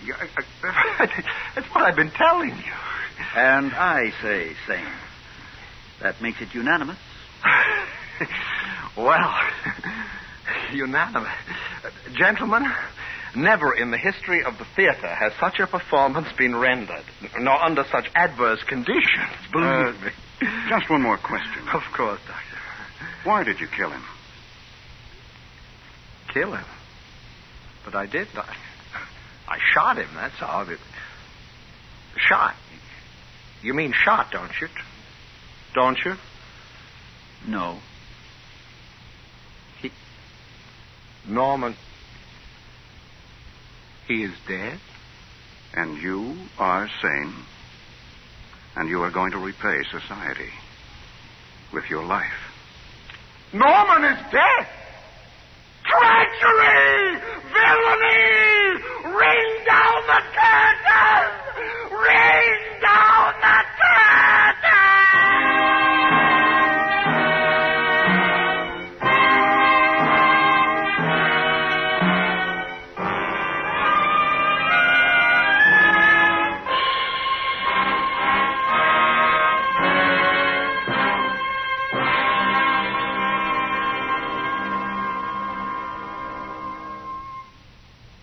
Suspense, in which Hans Conried starred as Sam. Next week, the story of several hours spent by two people in a deserted bus shelter, and the slow realization by one that the other is quite mad. We call it The Shelter. That's next week on Suspense.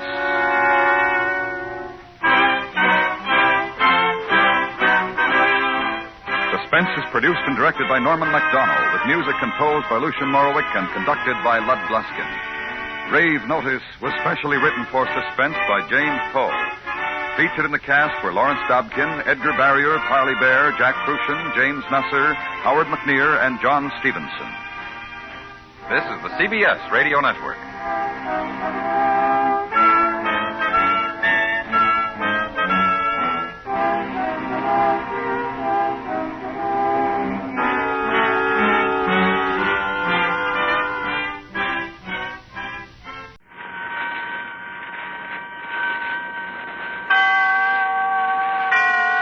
And now, tonight's presentation of radio's outstanding theater of thrills, Suspense. Tonight, the story of several hours spent by two people in a deserted bus shelter, and the slow realization by one that the other is quite mad. So now, with Joyce McCluskey as the woman and Vic Perrin as the man, here is tonight's suspense play, The Shelter.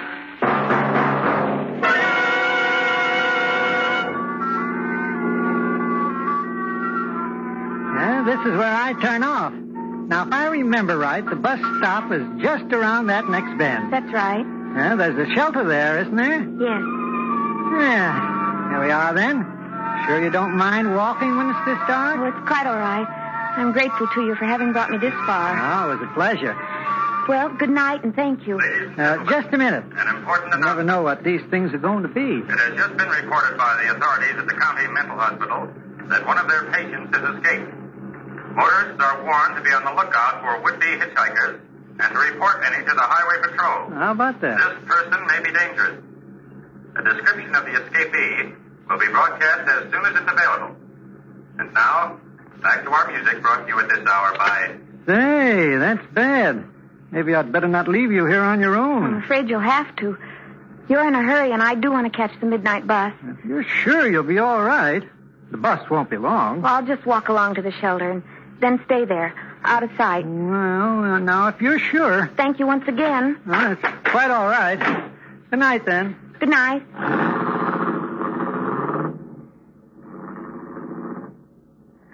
I watched his car turn off onto a side road and fade into the night. Then I walked ahead, towards the bus stop. It was farther to the shelter than I thought. A car passed me, slowed, and then stopped 100 yards or so ahead. I could hear a door slam as someone got out. Then the car turned around and came back past me. I suppose its headlights dazzled me. For a moment I could see nothing but pitch blackness.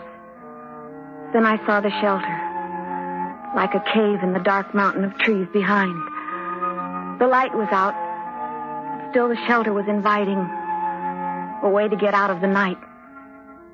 So I went in to wait for the bus. It was unbelievably dark in there. Like walking into a fold of black velvet. I could see nothing at all. Hello. Oh, I'm sorry. Oh. I'm waiting for a friend. Oh, it's quite all right. I didn't mean to frighten you. It's all right. There's a seat here. A bench along the wall. Thank you, I know. You know? I've been here before. Waiting for a bus. Oh, I see. You can find the bench all right? Yes, thank you.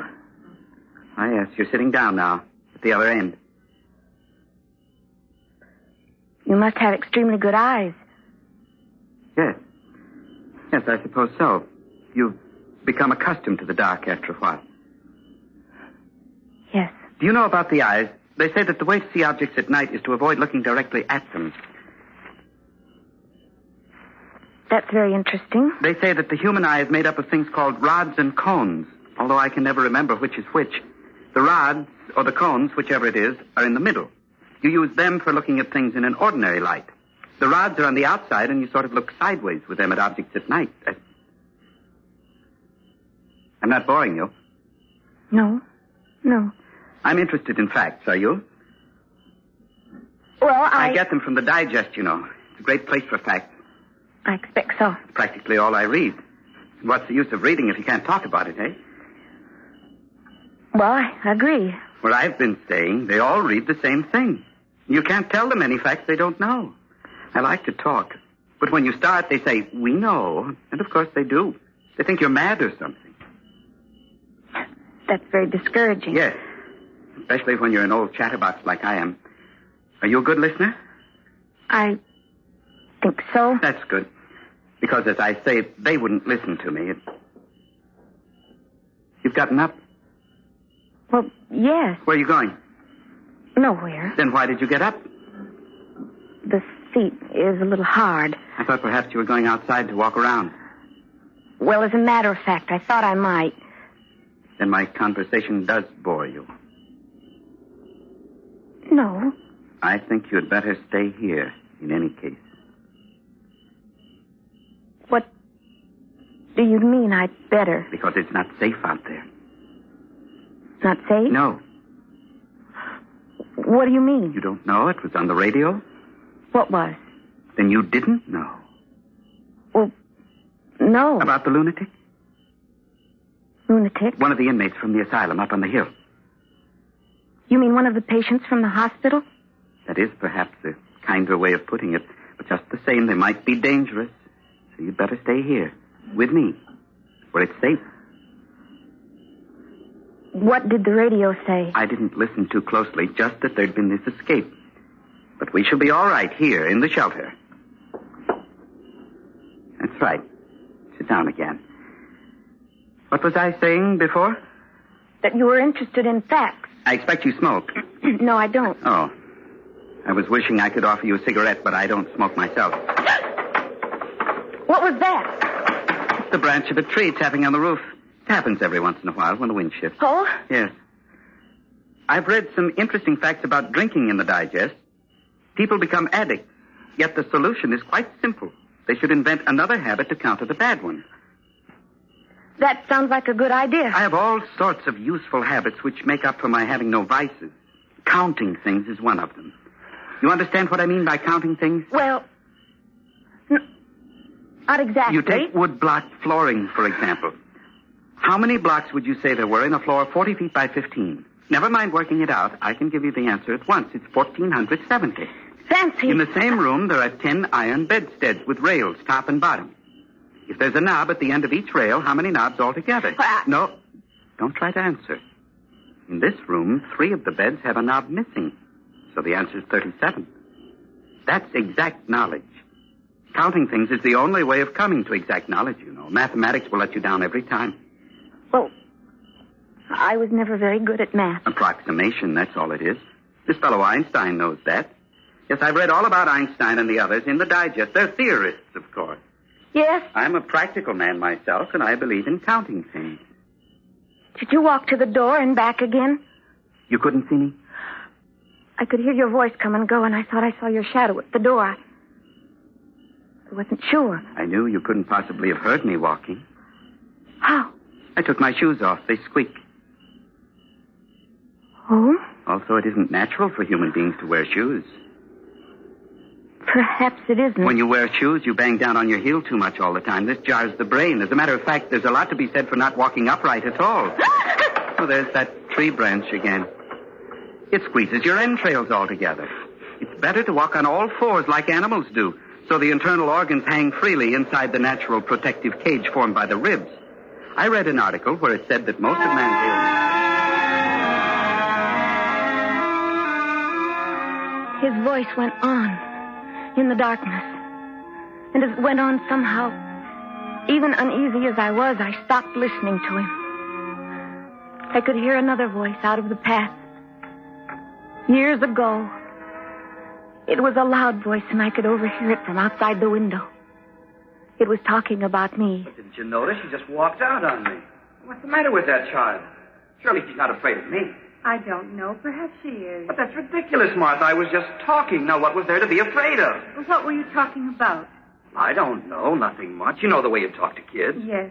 Well, then, she got up and walked out. She looked scared. Well, perhaps she's abnormally timid. I've noticed it before. When the Parkinsons were here, she used to go missing for hours at a time. I just couldn't find her. Well, they were strangers to her, but she knows me, for heaven's sakes. I always thought I was her favorite uncle when she was a baby, you remember? She certainly wasn't afraid of me then. I sometimes think her father's death affected her. Oh? Well, this strangeness about her, it seems to have started shortly after the accident. For goodness sakes, Martha, it's been 2 years. But she's only 12. She'll grow out of this strangeness. Well, I sure hope so. Say, what are you whispering for? Was I? Well, yes, and you still are. Well, I'll tell you, Will. I get the feeling when she goes missing the way she does that she hangs around, listening to conversations. I have the feeling she's listening to us now. You do? Yes. Well, where then? Outside the window. I'll take a look. No, Will, don't be a fool. That's the worst thing you could possibly do.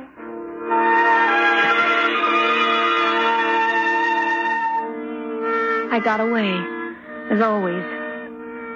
Although Mother always seemed to know when I was around or near.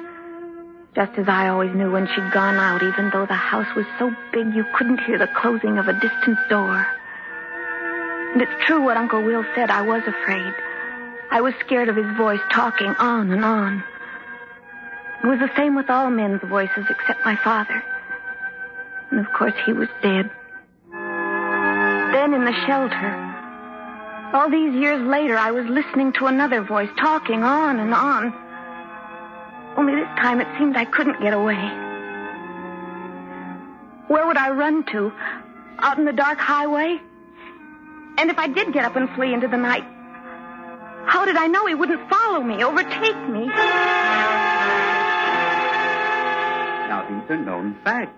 And sitting down is bad, too. One should recline in a tilted forward position. I try to do it whenever possible. Though I have to admit I'm finding it very difficult on this hard wooden seat. Yes. I should think so. Perhaps you think me eccentric. Your ideas seem very sensible. They're facts. That's... Oh. I startled you. Yes. I was sitting at the other end of the seat. It didn't seem sociable. I forgot for the moment that you can't see anything. I must have startled you. You're touching me. Why, so I am. Take your hands off me. Well, I was only trying... Go away! Go away! Be quiet. Be quiet, you little fool. I said be quiet. Be quiet.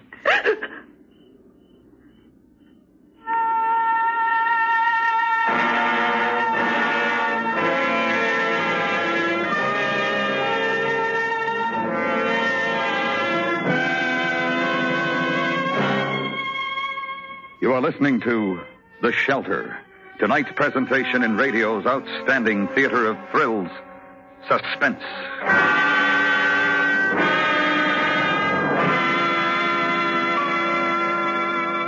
Gunsmoke, CBS Radio's thrilling stories of the Western frontier, is now heard twice on Saturdays.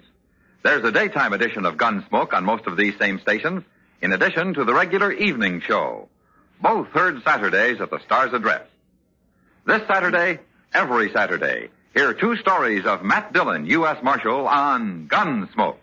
And now we bring back to our Hollywood soundstage Joyce McCluskey and Vic Perrin in tonight's production of The Shelter, a tale well calculated to keep you in suspense.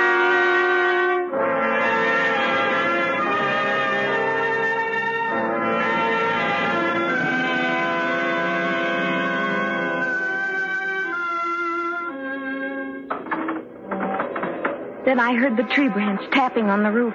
The stranger was gripping my upper arm so tight it hurt and bruised me. I'm sorry I had to do that. To slap you. But you screamed. Why did you scream? I was... You're not afraid of me, are you? Because there's no need to be, you know. I had to slap you because you screamed. You were hysterical. Your scream might have attracted attention. If we stay here quietly, we shall be safe.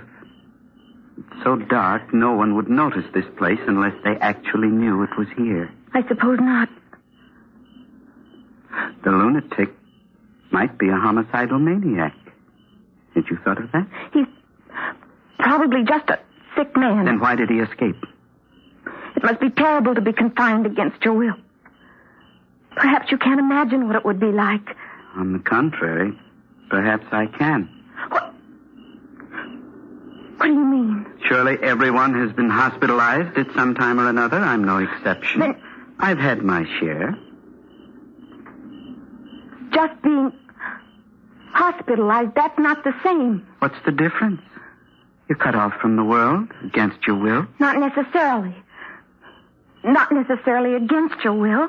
You think some people actually like to be cut off? That's possible, isn't it? Oh, yes.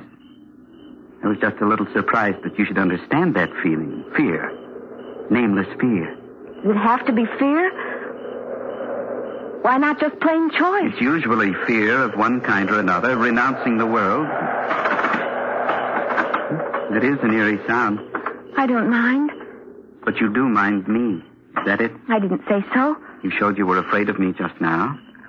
I don't know why I screamed like that. It was so stupid. Just the same, I think I'd better go. Go? Yes. Now, put my shoes on. I believe you would prefer to be alone. So I'll leave you here. Good night. Well, I didn't mean... Are you there? I didn't mean to be rude. Are you still there?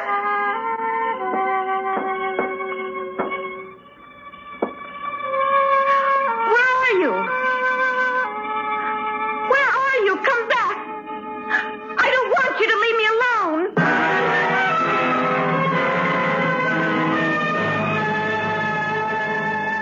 I went to the doorway of the shelter. My eyes were more used to the darkness now.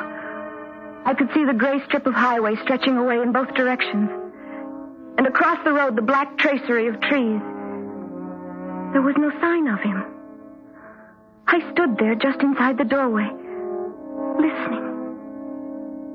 But there was nothing to hear but the sounds of the night. And it was funny. Everything had changed. Before I'd welcomed the thought of the friendly loneliness of the shelter, but now I didn't want to be alone. My nerves were jumping with every sound. I couldn't think of anything to do but retreat to the furthest corner in the darkness and try to shut out all the thoughts of the present. And after a while, I did sort of forget, sitting there in the silence. The past came crowding back to my mind. But my terror wouldn't leave me, and all I could hear in my thoughts was the sound of my own scream. All right, Martha, I've got it. Don't hurt her, Will. No. You can't keep me up. You can't make me stay. Martha? You think I should call him now, Will? It's up to you. But I have to be right. I can't do this to her unless... What else can you do? What are you planning, you two? Now, Martha. Now, she's quiet. I should blame myself for the rest of my life if we were wrong. Let go of me. There's nothing to blame yourself for, Martha. It couldn't be helped. I'll call him now.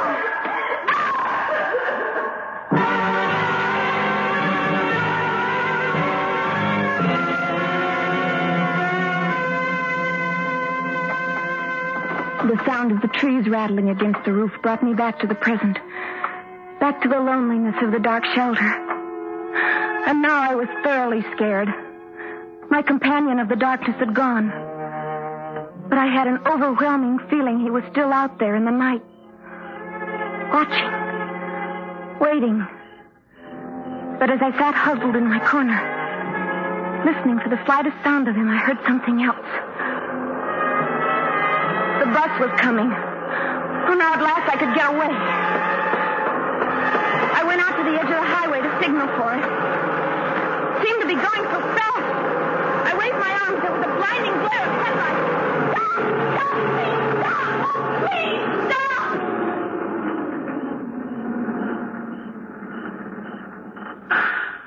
Well, why don't you go? You were there. I was never far away. But you... Why don't you go? It's waiting for you. I don't know. I can't go. It won't wait.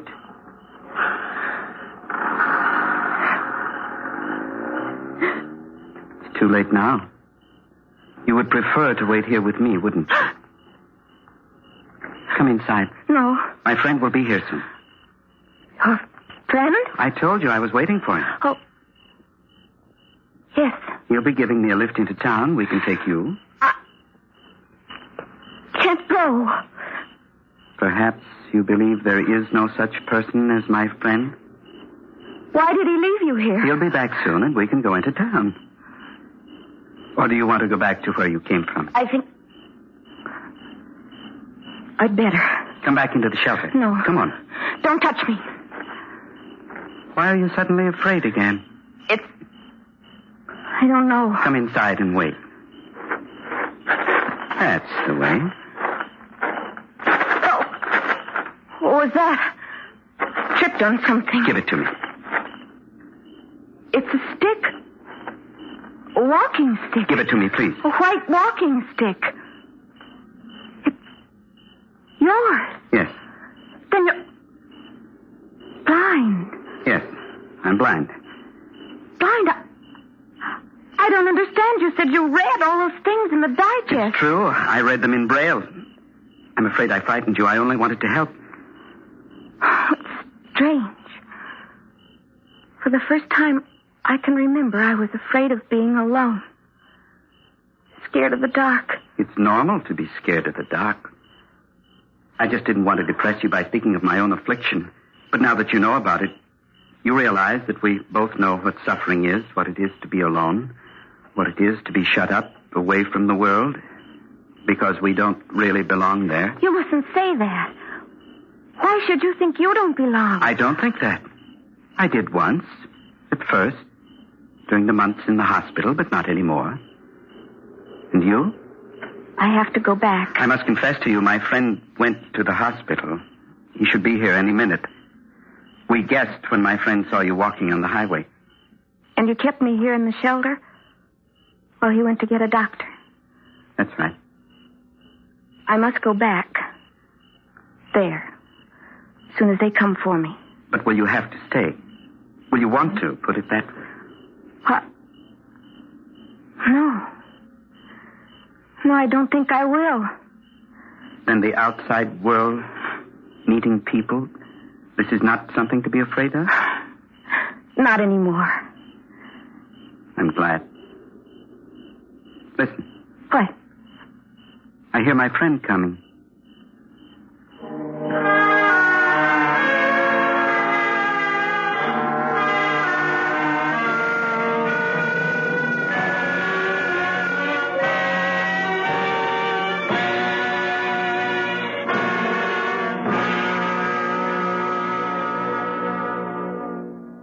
Suspense, in which Joyce McCluskey starred as the woman and Vic Perrin as the man. Next week, the story of a man who sets out to prove that he cannot be murdered, only to find there was a slight error in his calculations.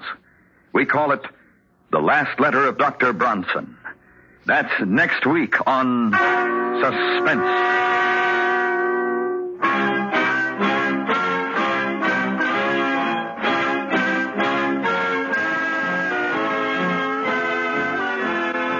Suspense is produced and directed by Norman MacDonald, with music composed by Lucian Morowick and conducted by Lud Gluskin.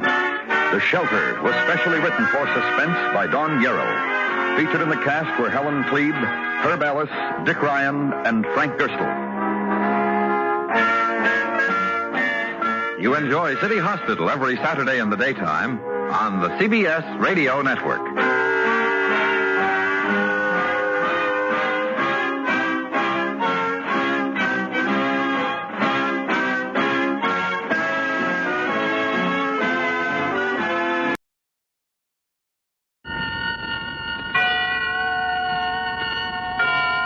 And now, tonight's presentation of radio's outstanding theater of thrills, Suspense.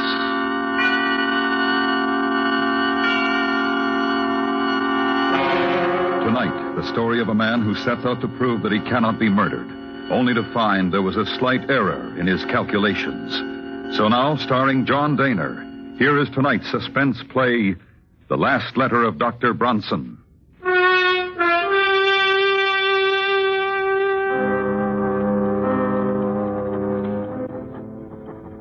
My dear Dr. Mosher, forgive me if I dash this letter off rather hurriedly. There are but a very few minutes remaining for me. The few minutes between now and midnight. You have always protested my fascination with the subject of death. It irked you to hear me discuss the latest electrocution or hanging. You alone, Mosher, will know how this fascination has led me to this terrible moment. I should like you to have all the facts. First of all, let me recall a conversation which we held here in my study a little over a year ago. Death and murder. There you go again, Bronson. Really, you're unhealthy. No. Now, wait, Mosher. I've been studying the question for some time, and I have concluded that there are 5 basic checks which serve to restrain man from murdering his fellow man. an interesting theory. No, it's more than a theory. I can and I intend to prove it. Oh, come on now, Bronson. I shall select 5 men, each of whom I shall supply with a motive to commit a murder. Greed, revenge, jealousy, whatever. I shall encourage each man to kill, and then restrain him from the act by means of the particular check which I'm testing. You forget, of course, that a murderer requires a partner in crime, the victim, the man to be killed. Well, I shall supply one. You will ask this victim to face 5 men, each standing to derive satisfaction or profit from murdering him? Correct. And his only chance of survival being the validity of your theory of check? Yes. Do you seriously imagine you will persuade any man to have such utter confidence in your reckonings? There is one such man. Who? Myself. Bronson, this is insane. Why? Why should I hesitate to risk high stakes on a sure thing? But your life... No, I tell you there's no danger involved whatsoever. When will you begin your experiment? Well, why don't we begin right now? Mosher, I invite you to kill me. What? There's a revolver right here in my desk, and I... You're joking, Bronson. I'm not. What possible motive would I have for murdering you? Motive? Why, we're associated rather closely in our work. You'll come naturally into my entire practice. I'll put that in writing for you. It's preposterous. Oh. Why won't you kill me, Mosher? Why? There are dozens of reasons. In the first place, I'd go to the electric chair for it. There you are. A perfect illustration of the first and most obvious check. Man refrains from killing because he himself will be killed by law. All right, Bronson. Maybe that proves your point, the first one at any rate. But what about next time? And the next? That, my dear doctor, remains to be seen.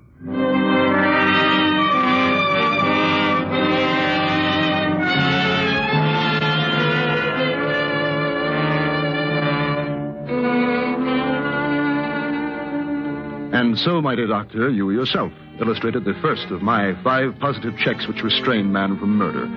Fear of the law. Now, that was more than a year ago. The remaining checks have not been so simple.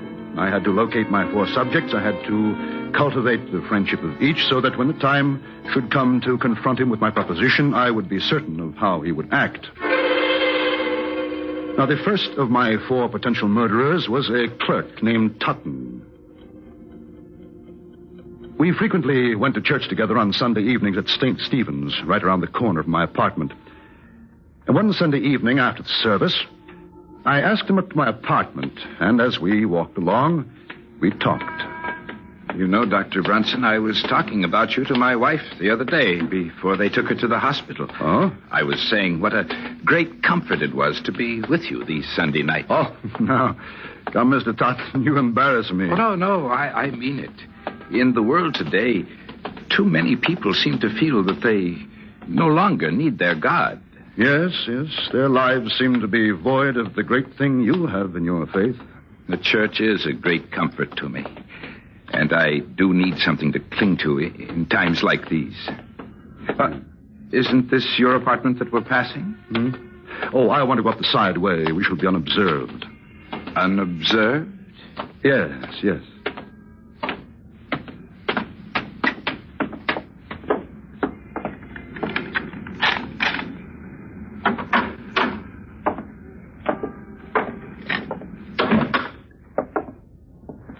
Won't you step into the study, please? Yes. There, now, if you will take this chair opposite my desk. Thank you. Good. Now, Totten, you could make rather good use of $5,000, now, couldn't you? I beg your pardon? No, I'm quite sincere. You know what even $100 would mean to me with my wife in the hospital. Exactly. And so, here in this desk, I have this little package containing $5,000. Now, it's yours, if you will do me one service. What could I do for you that would be worth all that money? Well, let me explain. My doctor called on me yesterday, and he told me Well, to be quite frank with you, Totten, he said that I was slowly going mad. No, that couldn't be. No, I'm quite all right at present, but it's only a matter of time, and I'd rather not have to face it. And so if you will take these rubber gloves. Well, I don't understand. Put them on, please. But why? Now, as soon as you have them on, I shall hand you this small bottle. It contains cyanide of potassium, one of the deadliest poisons known to man. Now, I hold it firmly, thus, and clearly impress my fingertips on it. And finally, here on the desk, I'm leaving this note explaining that I have committed suicide. Suicide? Now, when the bottle is in your hand, I want you to remove the stopper and empty the contents upon my outstretched tongue. Thus, you see. I will be dead within a few seconds, then you may leave by the same way we came in. You will be quite unnoticed and with $5,000 in your pocket. What do you say? Well, you can't take the matter of life and death into your own hands. Precisely. That's why I'm asking you to do this for me. Well, I'm very sorry. I can't oblige you. Well, now, if it's the law you fear... No, it's not that. You seem to have arranged that perfectly. Then, what is it? If you don't understand why I can't do this monstrous thing, I suggest you look up the 6th commandment. Good night.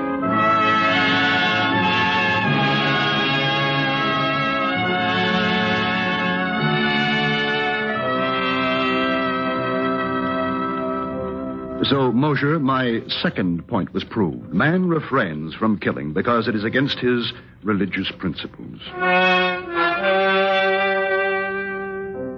The hands of the clock now read 15 minutes to midnight, 1/4 of an hour, in which to complete this report. Now, my third proposition called for an entirely different sort of man. One night I came upon him very unexpectedly. I was walking along one of the darker streets of the city. There was no one in view.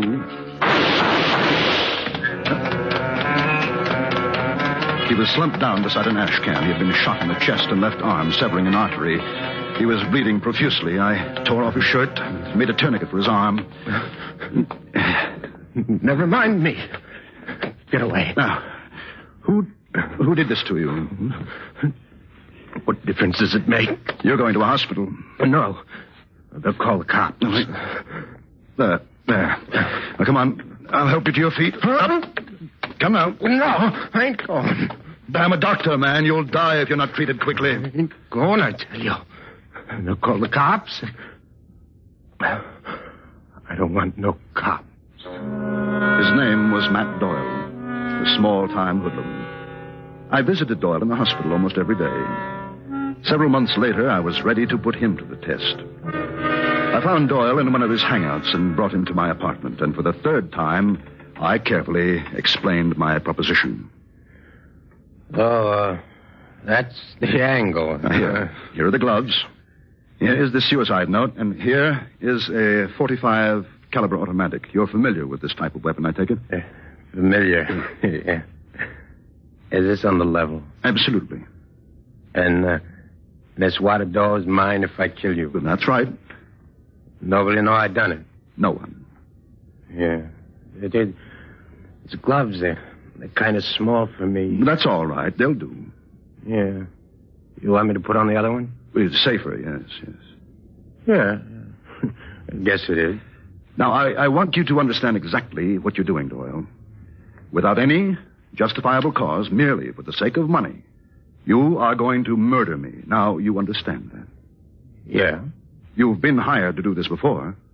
Well, yeah. But you've never killed a friend, have you? Yeah. Yeah, I have. Well, anyway, they was my pals until they got in the boss's way, but, well, when the boss would say, see to him, Matt, so then there was just another job to me.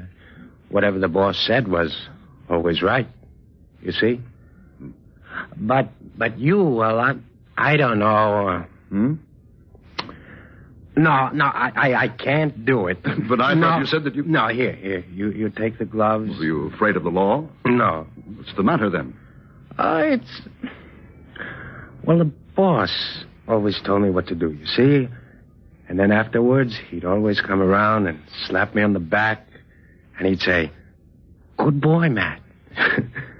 But if I took care of you, well, you couldn't come around later to tell me that I'd done a good job. And you see, well, that's important to me. Yes, but look, No, I'm sorry, Doc. Oh, but if there's somebody else that you want me to take care of... No, there's no one. Thank you just the same.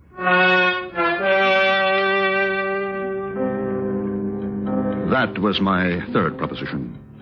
Even a criminal of low intelligence, a professional killer, cannot bring himself to murder unless the act follows the code of his society, unless it is approved by some voice of authority.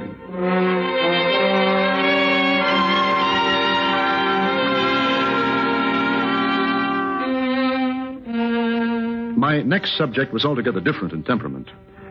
I first encountered Judith Ainsley about 5 years ago when I operated on Barrett Sheffield, the actor. You will recall that Sheffield was brought to the hospital with a lung abscess. As I prepared to do the rib resection, I noticed that the nurse standing beside me was greatly agitated.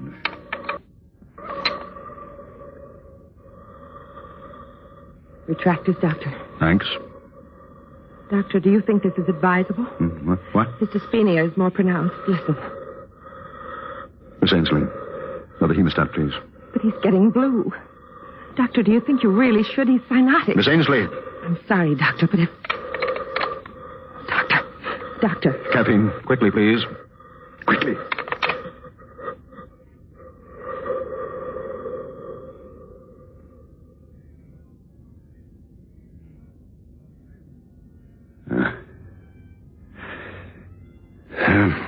Well, that's that. You killed him. You killed him. You should never have gone ahead. You know that. I warned you. What is the matter with you, Ainsley? Have you never seen a pulmonary before? Yes, I have. Well? We were going to be married next week.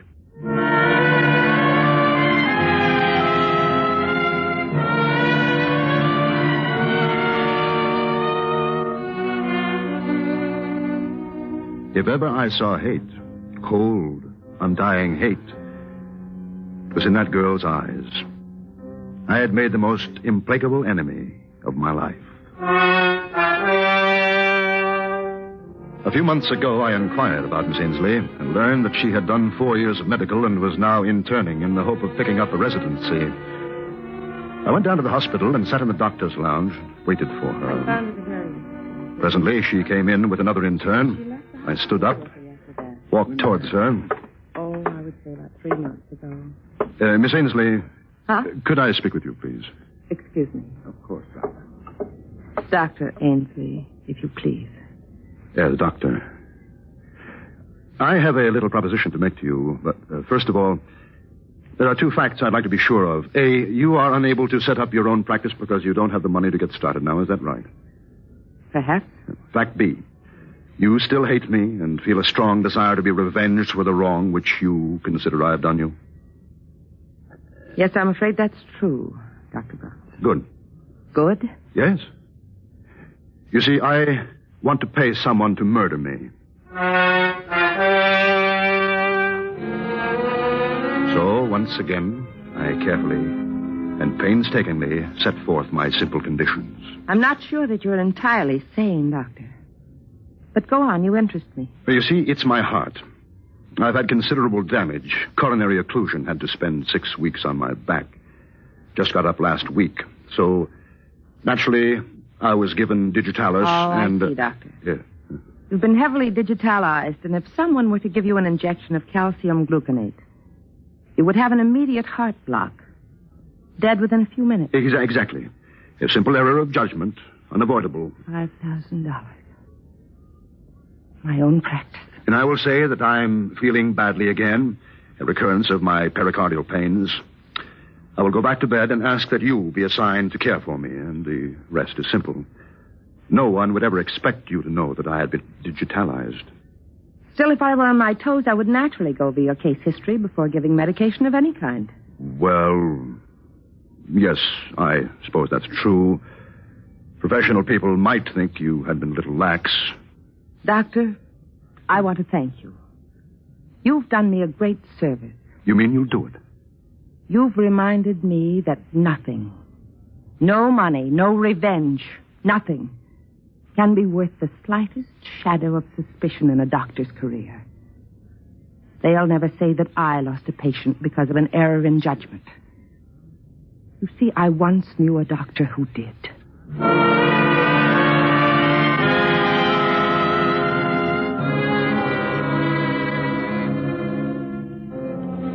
There, Mosher, is my fourth check. Man, or in this case, woman, refrains from killing because of the fear of loss of reputation.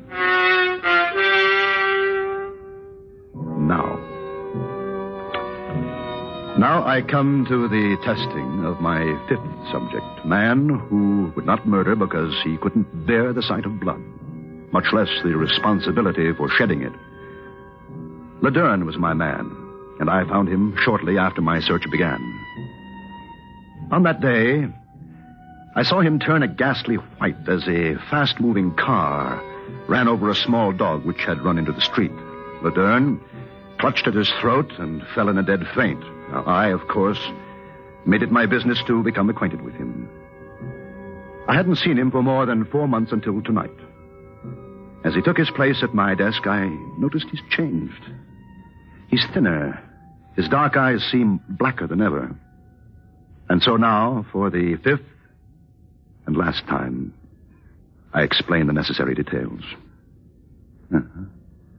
So it will look like suicide. Yeah, that's right. Now, here is the knife and the suicide note. You've arranged everything? Everything. No one knows I'm here? No one. You want me to kill you now? Yes. Why do you want to die? My doctor says that I am going insane. That's strange. About going mad? About him saying you're going mad. Oh, yes. It was a shock. I don't mean that. What do you mean? That's the same thing they told me. They what? They told me over a year ago that I was going mad. The sight of blood no longer troubles you? No. Then there is no check. What check? I mean, is it? No, nothing. Well, might as well get this over with. Nice gloves you've got here. Nice and smooth on my hand. Then you're going through with it? I've got my gun right here, too. Beauty, isn't it? Yes. Then if you'll give me back the knife. No, I don't keep that. I've used this gun a lot the past 3 months. Killed about 50 dogs. You've done what? It's very interesting. I do it after midnight. It's fun watching the dogs. You have to know just where to hit them. Kills them instantly. Yes, but the noise... I have a silencer. I don't like to wake people up when I kill their dogs. Now, look here, Laderne. This has gone far enough. I was only joking. No, you weren't. Now, listen to me. I was only joking. Shall I do it now? No, wait. You want it through the heart, don't you? Not yet. Can't you wait? Just a little while. What for? There's no use your trying anything. I'd kill you quick. Yes, I suppose you would. Look, I have been conducting a little experiment. I would like to write an account of it before I go. What sort of an experiment? I don't think you'd understand. Okay. I'll wait till midnight. Then I gotta go. There's a German police dog, a big ugly brute. But I'll wait. Thanks. The clock says 10 minutes past 11. Yeah. You got 50 minutes. I'll wait by the window.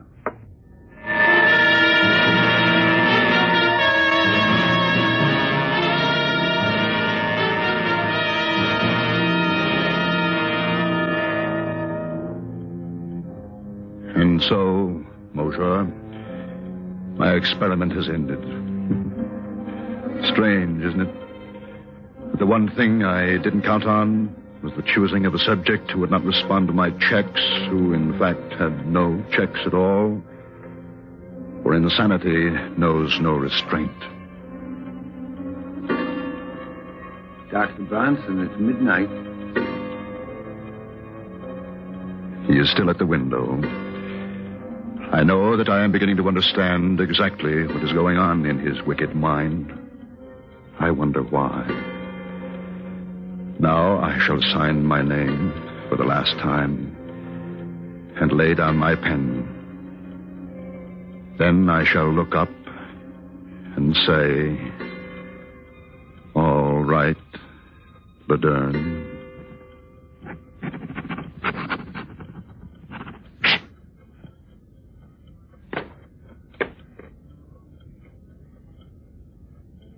All right, Laderne.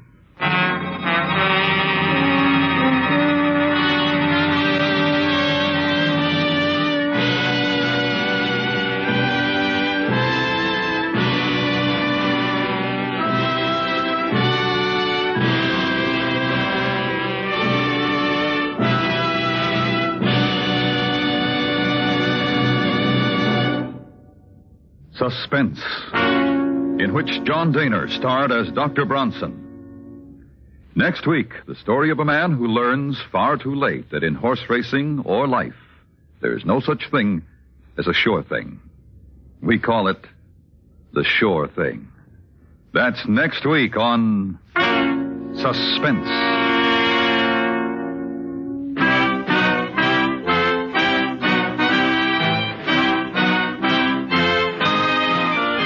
Suspense is produced and directed by Norman MacDonald, with music composed by Lucian Morowick and conducted by Lud Gluskin. The Last Letter of Dr. Bronson was specially written for Suspense by Leonard St. Clair, from a story by Richard Crakey. Featured in the cast were Parley Bear, Howard Culber, Paul Richards, Virginia Gregg, and James Nusser.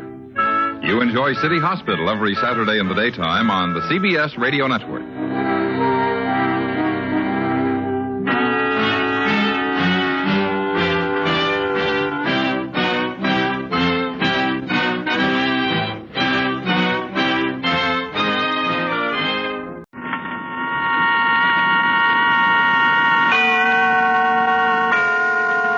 And now, transcribed for tonight's presentation of radio's outstanding theater of thrills, Suspense.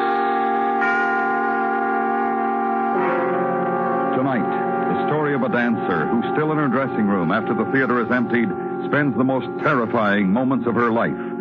So now, starring Shirley Mitchell and Vic Perrin, here is tonight's suspense play, Blind Date.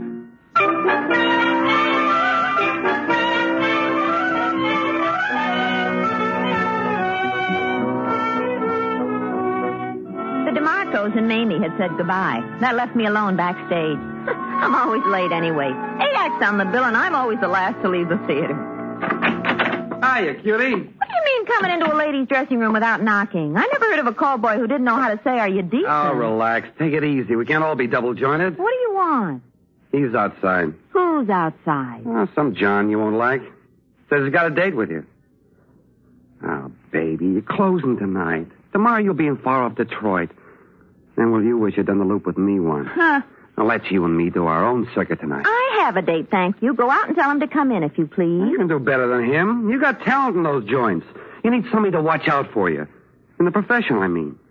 It's a cute little trick like you taking fourth billing to a lot of acrobats. You stick to your call boy profession, and I'll worry about my billing. Yeah. Still mad because I tried to kiss you. Ah, Gloria, this is your last night. I told you before I don't like to be touched. By you or anybody else. Hey, I'm beginning to think you mean it. Get out of here. Okay. But your stage door Johnny ain't gonna be no improvement. Believe me. The idea. The very idea. Oh, darn it. Where'd I put that powder puff? Oh. I believe I'm on time. The clock on the Wrigley Tower has just struck 11. I'm Vincent Hawthorne. Oh, yes. And I thought the day wonderful till I saw the night. Hmm? Come again? Not what you expected? Of course not. Well, won't you come in, Mr. Hawthorne. Here, let me take your hat, Mr. Hawthorne. Thank you. I'll only be a minute. I'm leaving Chicago. Close tonight, you know. Detroit tomorrow. I was delayed with packing and all. I'm not quite dressed. There. That's the props, anyway. A theatrical trunk. All this is a big thrill to me.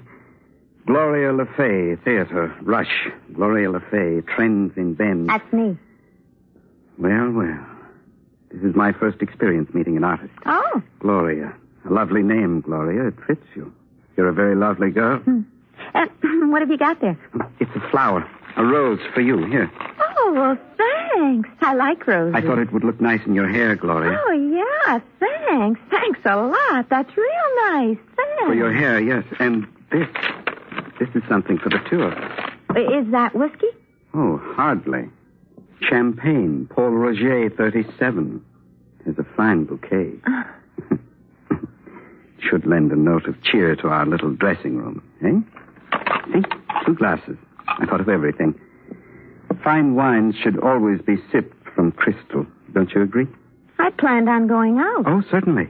But I thought that... Well, you thought wrong. Whatever you thought, Mr. Hawthorne, we aren't staying here. Now, I'll only be a minute. I'll finish dressing behind the screen. Mr. Hawthorne. Yes? What's your first name? Vincent, my dear. Say, Vincent. Vincent, just so we get everything clear on both sides, this is sort of a funny situation. I don't know quite how... Are you concerned because we're having what is called a blind date? That's it. I just wanted it to be understood on both sides that I am not in the habit. But lately, I've been thinking that, after all, how is an artist like myself who spent practically all her life training for a profession never going to meet people? You get the point? Certainly, I understand completely. We'll just have our little midnight supper. I was coming to that. When I was a little girl... By the way, did you ever catch an act called Diane? Diane. Now, I'm not exactly positive. Well, you'd hardly have forgotten her if you had. Diane was my mother. Oh, indeed.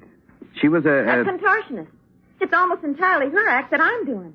Well, when we were playing Chicago once, when I was a little girl, we went to a little restaurant off the Gold Coast, which enjoyed largely theatrical clientele. It's called Gregory's. It's still there. I looked it up in the phone book. I thought we'd go there. Sounds delightful. Good.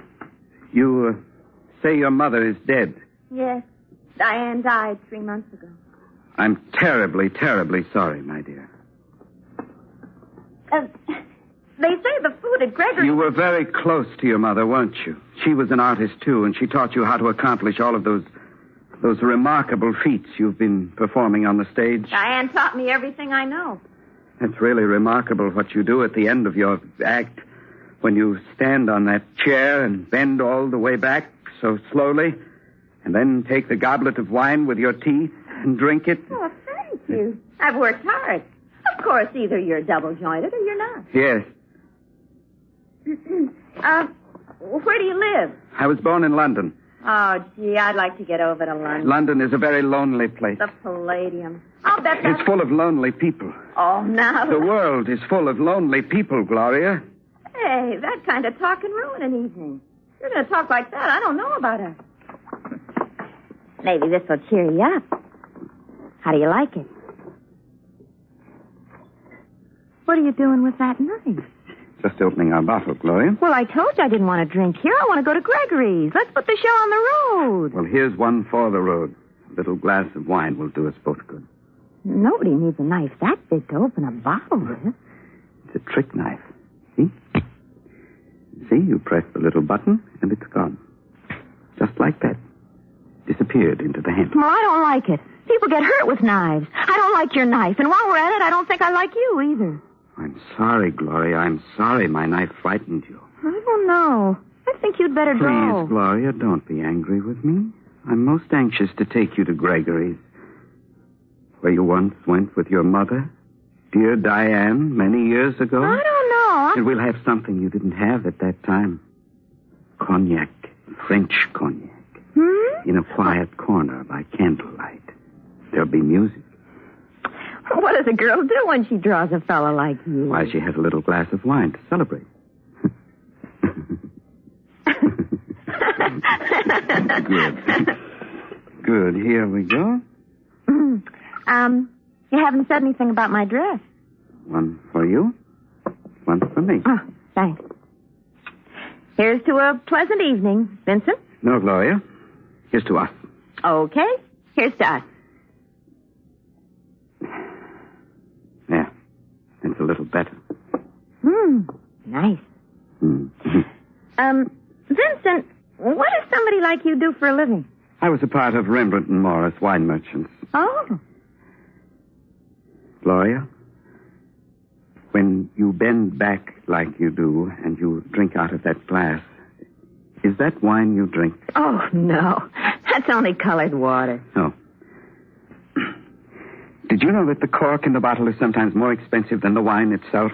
You don't say. It's imported from Spain, you know. That's what costs. Oh. Another thing I've wondered about, is it true it's bad luck to whistle in the dressing room? That's silly. That's a chorus girl superstition.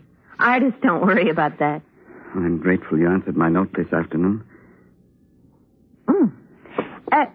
Vincent, why did you send the note to me? With those 6 beautiful Cardoza sisters on the same bill. I thought them very ordinary girls, not in the least beautiful. Not as you are beautiful. Oh, now. What made you answer my note? I had 3 birds this morning. Birds? Tea leaves means good luck. Now, when I got your note, naturally I took it to Mamie. She does handwriting, too. She said you were a fine gentleman. Otherwise, I wouldn't have answered you because I've never had a blind date before. Then I'm most grateful to Mamie. Well, I think it's just about time we left. Oh, I don't know, Gloria. I see you have a portable phonograph. Travel with it? It's an old one. Doesn't work too well. I've got to have it fixed. I'm very fond of music, Gloria. What do you have here? It doesn't work. This one. Moonlight Madonna. The music you use in your act. Let's play it. I told you the phonograph doesn't work. All right, now, come on. I think you're wrong, Gloria. You see? It works fine, see? I finished my drink, so come on. Couldn't we have another one and listen to the record? No, I've had enough and you've had enough. Now, let's get Must you wear that fur piece? For your information, Mr. Wise Guy, this fur piece was given to me by Mr. John Meston and is practically unattainable on today's market. You just can't get it nowadays. I can wear this anywhere. Anywhere at all. What I mean, Gloria, it doesn't do you justice. Nothing is beautiful enough for a girl with lips like... Don't touch me. Don't ever touch me. You shouldn't have done that, Gloria. When I was a little girl, one night I was standing in the wings watching Diane, and a stagehand kissed me on the cheek. And I just... Well, he's still carrying the scar on his forehead. I took the heel of my shoe and I hit, and he... Don't ever try to touch me. Never. We've had our wine, and it's 11:15, and we're going. We're going right now, understand? We didn't hear the rest of the record, Gloria. Get out. Get out of my dressing room. I don't want to leave yet, Gloria. Why, you... I'll show you. What? It's no use. I have the key. Bill, come here and help me! Bill! If that's the name of the stage doorman I met coming in...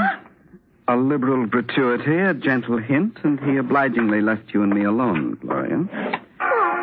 There. Now, aren't you going to take the drink I fixed for you? I'm not afraid of you. I'm not afraid of anybody. There's no reason to be afraid of me, Gloria. Take your wine and sit down. Listen to the music. Here. I don't want it. Now, why did you do that? Because I don't want to have another drink here. I want to leave. Unlock the door. Don't be impatient, Gloria. We'll leave in a moment. Why can't we leave now? I want to get out for some fresh air. You said you weren't frightened? I'm not. Well, then why do you want... You promised to take me to Gregory's for supper. I've done 4 shows a day for 6 days, and I'd like to relax. Tomorrow I've got... Of course you would. Look, I'll even change my fur piece, Mr. Hawk. Vincent? You know, Gloria, loneliness is a terrible thing. Loneliness is awful. You can wander in a city of 1 million people and yet have no one to speak with. And you wander and you think there is no cure for loneliness. But as I watched you there dancing on the stage, I knew that loneliness has a cure. Just a simple kiss will banish loneliness forever. Well, you're not going to kiss me. I'll tell you that. I don't care how lonely you are. And I'm sick of this record. Wish I'd never answered your note, I'll tell you that. But you did answer it, and here we are. A girl can make a mistake. No, Gloria. You didn't make a mistake. I'm a humble man. I apologize to you. Unlock that door. I've been studying you, Gloria, ever since I came in the dressing room tonight. There's more to you than just a pretty face. That kind of talk doesn't impress me. It'll get you exactly nowhere. Unlock that door. What if I told you you'd successfully passed the test? I really have been testing you. Oh, yeah? When first I saw you 6 days ago, I knew there was a lot more to you than just a pretty face. And I came here tonight to test you. Well, what do you mean? When I tried to kiss you, that was the test. I had to find out what you were like. A man has to be careful, too. About a girl, I mean. And when you wouldn't let me kiss you, I knew you were someone Oh, Gloria. I don't get you at all. Scaring a girl half to death 1 minute, and now you're almost as if you were going to cry. I have a confession, Gloria. I've cried a great deal in my life. Really? Have you really? A very great deal. Well, then, now that I've passed your test, you know what kind of a girl I am, don't you? I know exactly what kind of a girl you are, Gloria. And we understand each other. Perfectly. I know you, and you know me. Well, then, let's put the show on the road. There's just one thing. Oh, what? Before we go out, I'd like to see you for the last time in the costume you wore for your act. What are you The green one. I like that one best. The golden spotlight. It's not here. I've already sent the trunk. I keep it into the station. I don't believe that. What's this thing? That's my other trunk. Give me the key, Gloria. I will not. All right, then I'll open it my own way. Put that knife away. Gloria, a knife is a very handy instrument. A very handy instrument to have with you. Stop that. Stop that. You're going to break the lock. Get away from that trunk. Oh. Don't do that. Don't ever try to take my knife away from me. Don't ever try to take my knife away from me.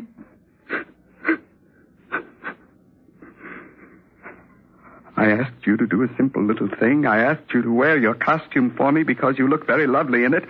A simple little thing that would take only a minute of your time. But you say it's packed and shipped. But I don't think it is, and I'm going to find out. Yes, I'm going to find out. There. I have it. And here's the dress on top. Your lovely green costume. I won't put it on. Do you hear me? I won't put it on for you or anybody else. Now, on top of everything else, you've broken my trunk, and I just don't know. Here. Go behind the screen and put it on. Now. All right. All right, I'll put it on. I'll put it on. That's a good girl. You know, Gloria, I didn't mean anything by showing you my knife. Just that I want to see you exactly as you look when you're performing on the stage. You're so very lovely, Gloria. You're so lovely. All that isn't going to make me forget that knife or what you've done. I'm just a humble man, a human being, same as you. But I'm lonely, Gloria. Terribly, unendurably lonely. You've got friends. Have you put on the costume, Gloria? Yes. Here it is. All right. Take your look, Mr. Hawthorne. Well? Lovely. Lovely. All right, then. Now Well, what are you doing? How can you perform without music? Perform? Why else would I ask you to put on your costume? You're going to perform for me. I'm not putting on a special act for anybody. You can't imagine, Gloria, the effect it has on me. Where you twist and turn slowly, silently. So slow, so lovely, and so alone. So very much alone. Alone? How can I be alone in a theater full of people? You can be alone in a city of 1 million people. You had no one in the theater, Gloria, even though it was crowded. But now, here, in your dressing room, you have me to watch. And you can perform for me alone. Hey, What's the idea of turning off the lights? All but the ones around your mirror. That's your spotlight, Gloria. You're on stage. Only it's all for me and no one else. Don't scream again. Don't scream, whatever you do. It upsets me. If I do my act for you, if I do it just the way I do it on stage, only just for you, if I do it for you like that, will you go away? Yes, Gloria. That's all I want you to do. Just as if you were on stage. All right. All right, sure.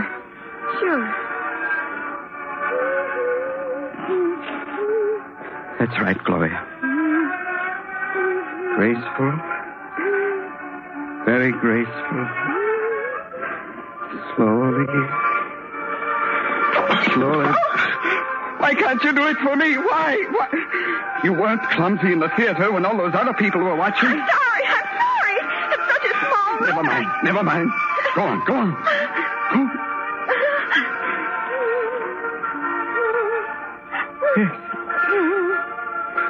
Yes, that's right, Gloria.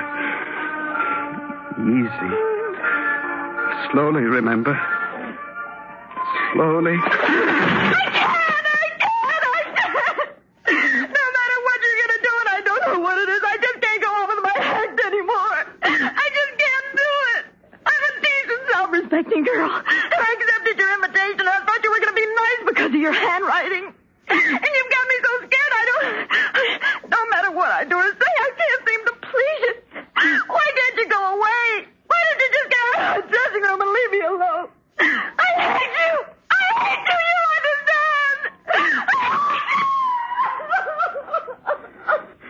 You hate me. Well, let me tell you something. Every girl with a nice dress and pretty face hates me, Gloria. I don't care anymore.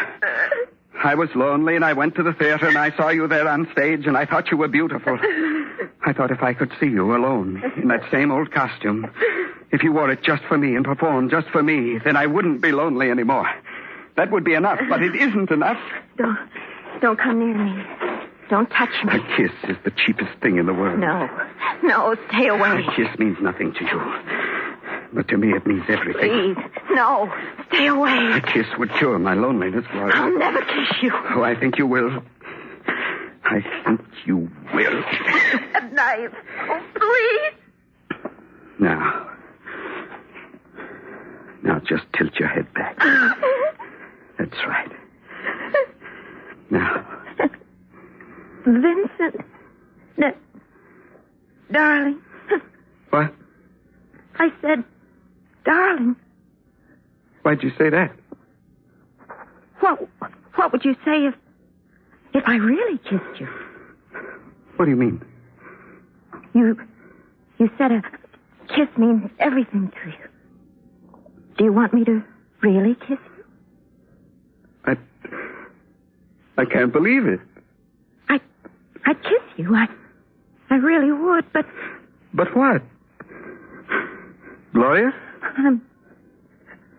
I'm afraid of your knife. Do you actually want to kiss me? Yes. But the knife scares me. I never meant to use it, Gloria. Here. You take it. Now. I'll kiss you!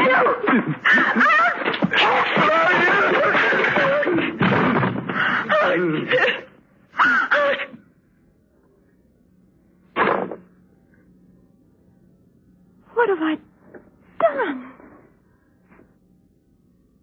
What have I done?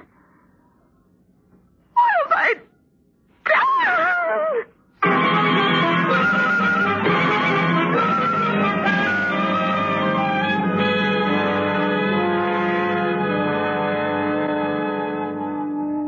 They'd been looking for him ever since he left London.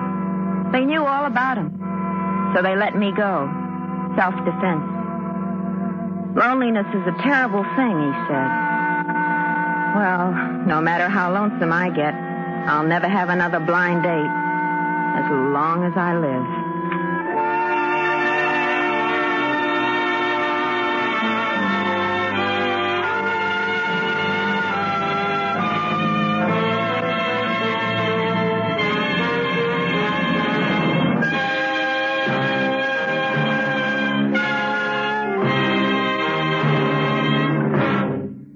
Suspense, in which Shirley Mitchell starred as Gloria and Vic Perrin as Vincent, with Lee Millar as Bill. Next week, the story of a motion picture producer and a young actress who finds to her dismay that she has rather more dramatic talent than even she ever hoped for. We call it Shooting Star. That's next week on Suspense.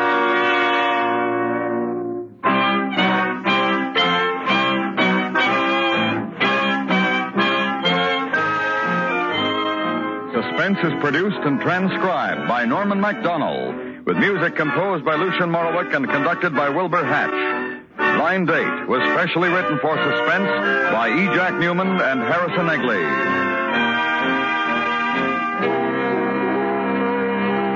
Listen while you work. Enjoy The Second Mrs. Burton, Monday through Friday in the daytime on the CBS Radio Network.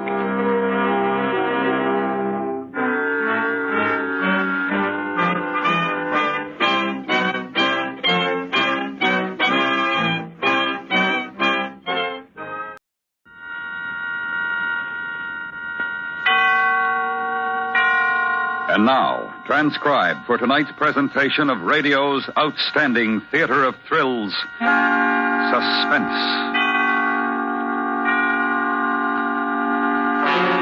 Tonight, the story of a motion picture producer and a young actress who finds to her dismay that she has rather more dramatic talent than even she ever hoped for.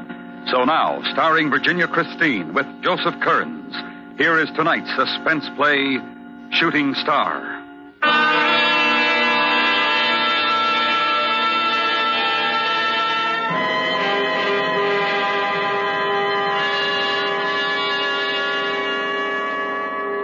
These contract players, Dave. Martin Richards, Drake, Cantle. Tab Richards? But I thought... So I play gin with him, and he goes with my daughter. I don't do business that way. Well, I just meant... I thought the boy was pretty good. I can't use him. That's all, Dave. Yes. All right. Yes? Goodbye, J.D. Well, offer what you have to, but get her. Oh, and bring the papers to my place at Palm Desert. I'll sign them there. All right, goodbye. Bye. Yes? Benjamin Kahn to see you, Mr. Zimmer. Oh, all right. Send him in. Oh, and Miss Davis. Yes, Mr. Zimmer. Have my car sent around. Yes, Mr. Zimmer.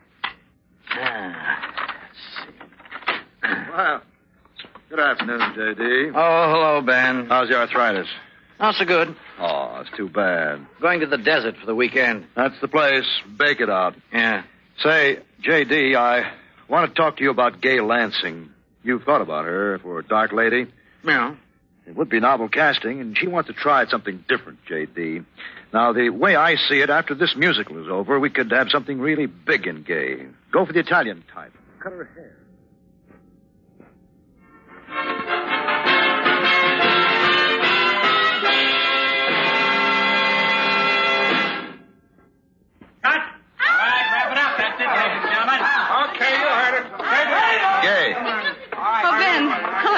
I want to talk to you, Gay. Come into my dressing room where I can sit down and take my shoes off.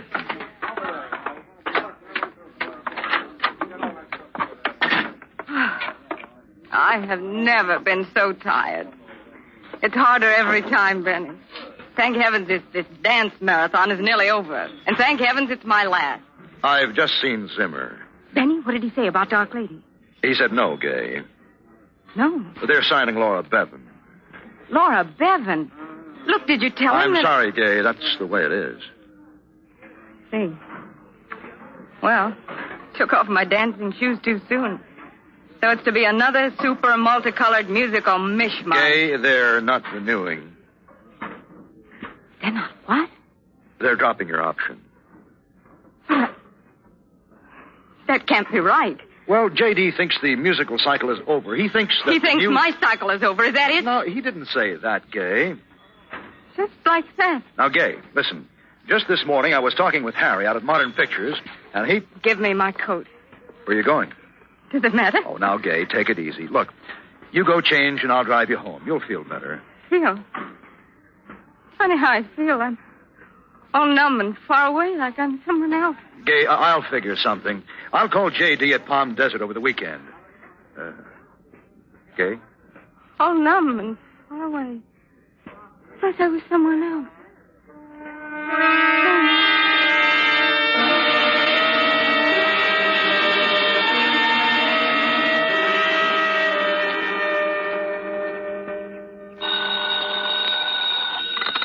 Yes?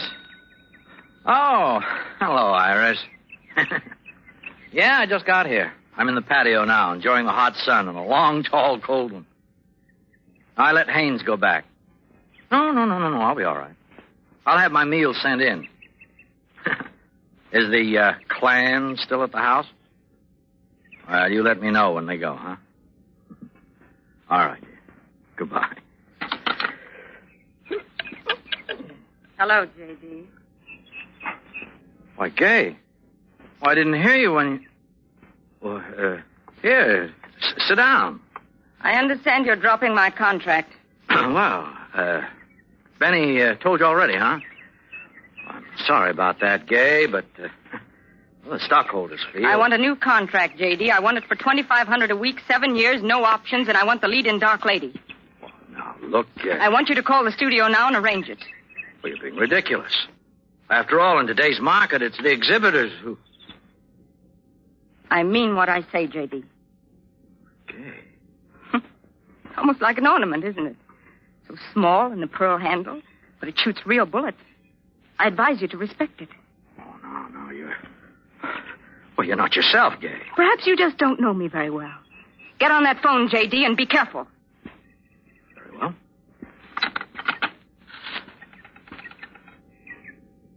Operator, get me Hollywood 1429. You know how foolish you're being, Gay. Or if I even hinted the Screen Actors Guild at... Legal Department, Mr. Mitchell, please. If I tell Owen to go ahead with this, legal is going to have a mess on their hands with Laura Bevan. Oh, hello, Owen. This is J.D. I want you to draw up a new contract for Gay Lansing for 7 years. No, that's right, 7. $2,500 a week, no options. The part. Put it in the contract. All right. She's to star in Dark Lady. Put that in the contract. That's right. Well, you work that out. Goodbye. How far do you think you can go with this, Gay? Monday morning, I'll cancel that contract and you'll be blackballed by every studio in town. No. Oh, no. Because now, J.D., I'm going to kill you. Give me that. Oh, my. You have yourself to thank for that, J.D. You had me taught judo by an expert, remember, for that whack musical? Get up. Oh, Gay. Look, why don't we sit down? Let's talk this over. You think I'm unbalanced. No, I think you're tired. I'm quite sane, J.D. I want you to understand that. Gay. Last year you used a folding wheelchair when your knee was bad. Where is it? I don't know. Back hall, maybe. We'll have a look then. Go on, J.D. Walk. Open the door. What a remarkable memory, J.D. All right. Open it. Oh, this is great. There. Now sit down. Go ahead. Oh, now look. Sit! The belt off of this trench coat should do nicely. Now this should hold you, and if I need you in another room, I can wheel you there. I won't have to keep the gun pointed. That's rude, I know. Are you comfortable? You know, this is a very poor joke. I don't like to do this, J.D. I'm not a criminal. Well, I made the phone call. Your contract is being drawn up. What more? You remember the first time you saw me? Yes, you were in the chorus of one of Daly's reviews. Not the chorus. I had a specialty. Even at the first, I had a specialty. $40 a week. And I thought I'd arrive. I was 16. Then Zimmer Productions signed you up at 10 times that figure. And I made the Sunshine Girl. Do you remember how things were with ZSP in those days? The studio was bankrupt, but I saved you. They liked the Sunshine Girl. And little by little, I climbed to success with Zimmer Star Productions on my shoulders. All right, but the favor worked both ways, Gay. How many even talented girls attend premieres of their own pictures before they're 17? And did you know how I worked for those lights and premieres and contracts? I danced my heart out. I even risked my life for you. You were never asked to do that. But when you had the bright idea of a dance routine atop a 30-foot globe, I did it. still have nightmares about that day. Lights in my eyes. I whirl. I smile. The music goes faster and faster. I look down. I fall. It was 8 months before I ever danced again. I know, but you've always been our most reliable star. I have, haven't I? No undue husband or scandals or temperament. All right, then. Why break your record? You use me up and throw me out. You've done enough to me in my career. Tomorrow, you'll be the headlines, J.D. An unfortunate accident. What are you talking about? You don't swim, do you, J.D.? A villa in Palm Desert with a pool, a cottage at Carmel with a private beach, a ranch in Oregon with a private lake, but you don't swim, do you, J.D.? You wouldn't do that. You couldn't. No. Not yet. Tonight I'm going to set the time, say 9 o'clock. That will give you 3 hours and 40-odd minutes to think about it. Okay, they'll arrest you. You'll go to jail. Who's that? I don't know. I thought you weren't expecting anyone. I'm not. Who is it, J.D.? Let's not play games. Maybe it's the delivery boy. I ordered some liquor. Oh. I'll handle him. How? Never mind. Now I'm going to put you in the den and gag you. If I were you, J.D., I'd be very, very cooperative. It wouldn't bother me in the least to kill the delivery boy and then make it look as though you did it.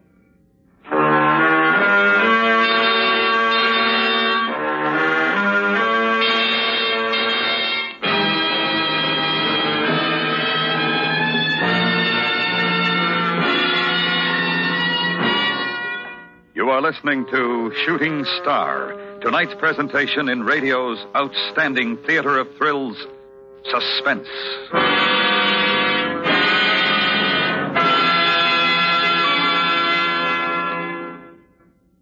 Hello, this is Marvin Miller. We'll return to our program in a moment, but first, here's something to think about. You probably remember these words from your school days. We mutually pledge to each other our lives, our fortunes, and our sacred honor. They're the final words of our Declaration of Independence. Following them are the signatures of 56 men of many types. But to each of them, one thing was important: freedom. With a passionate faith, they believed in it and worked to bring it about. The freedoms which they declared have been endangered many times, but there have always been those with steady hearts and willing hands to defend and support the principles that free men live by. The American citizen recognizes his two responsibilities. First, to know what his rights are, and second, to defend those rights.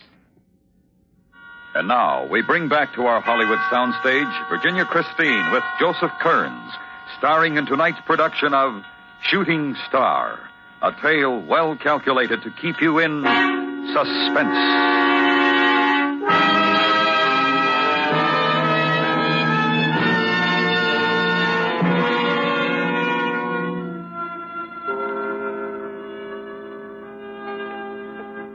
Coming.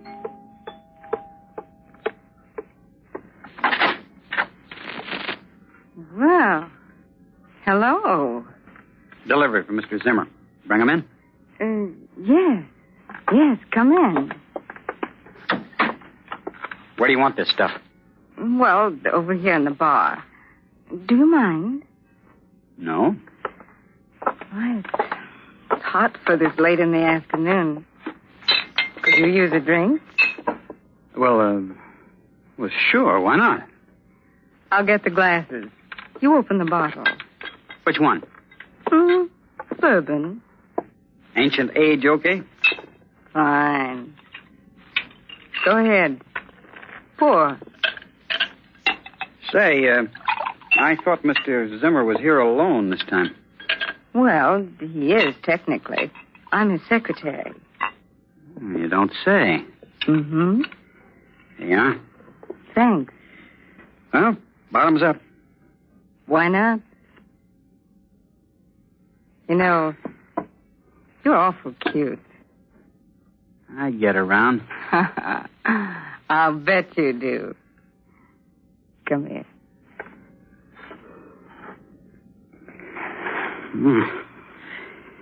You gonna be here long? Well... What's that? Nothing. I'm defrosting the refrigerator. Maybe you'd better go now. Go? Now? You'd better. Well, that's a quick switch. I'll see you again, maybe? Yes, maybe. Yeah, well, bye. And give my compliments to the old man.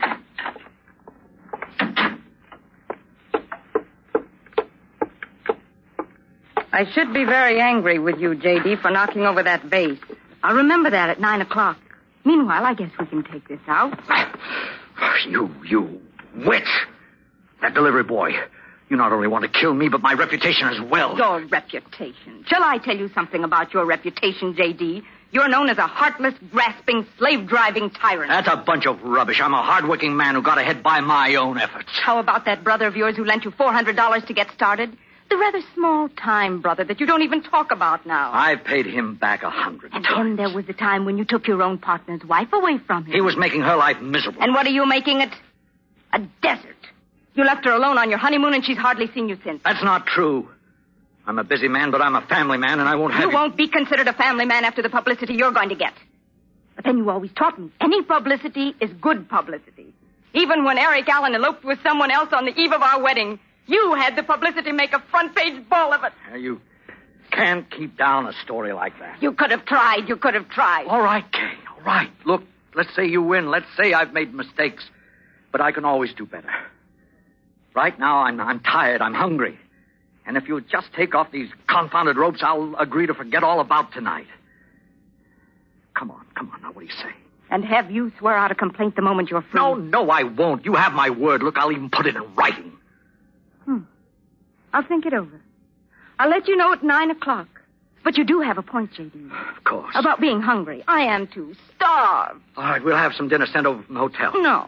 No, let's not. They'd send a waiter, and I hate crowds. Don't you, J.D.? Let's see if you don't have a well-stocked larder to match that well-stocked bar. Won't you join me?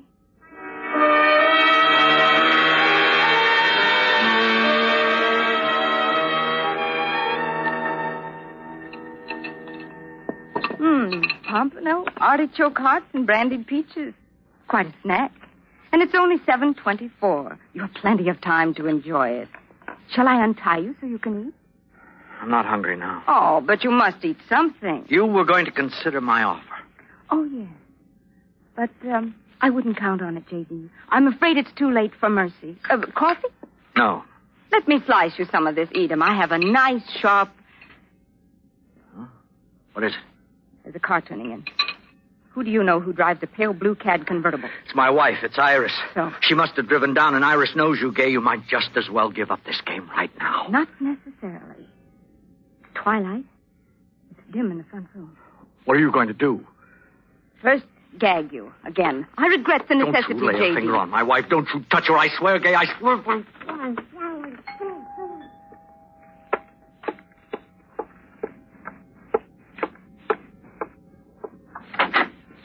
Yeah? Oh. Who are you? I'm the maid here from the hotel. Mr. Simmer, he wanted some cleaning up done. Oh, I see. Well, I'm Mrs. Zimmer. I'll come in if you don't mind. I forgot my key.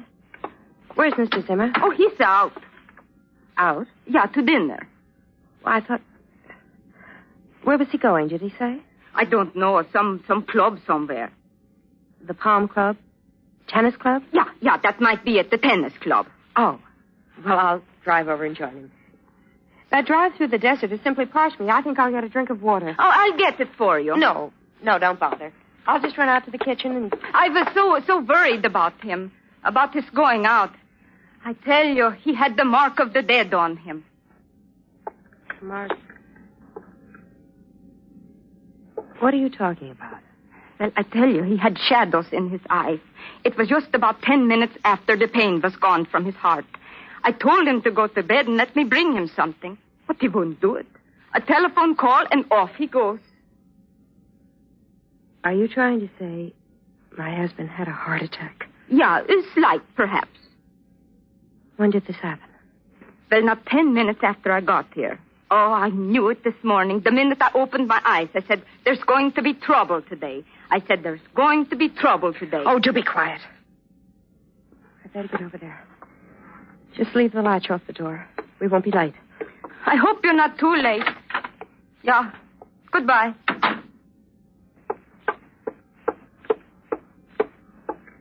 I'm back, J.D. You can talk again now. What have you done to my wife? She's gone. Where is she? I sent her off to Palm Springs to search for you. She thinks I'm the maid, and she thinks I'm a little odd. The maid? With the napkin around my head and my lipstick wiped off. You know, lipstick makes a remarkable difference to a woman. She'll be back. When she can't find me, she'll be back. Not in your lifetime, J.D.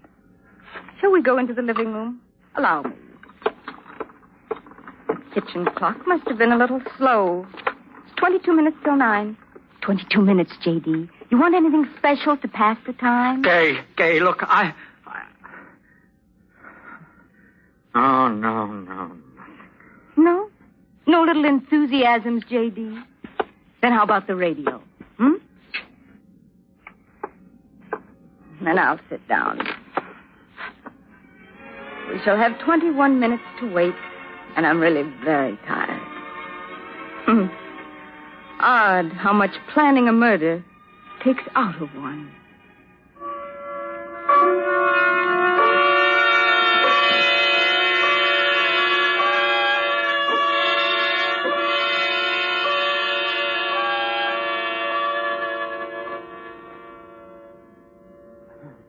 One more knot. Just one. My hands. There.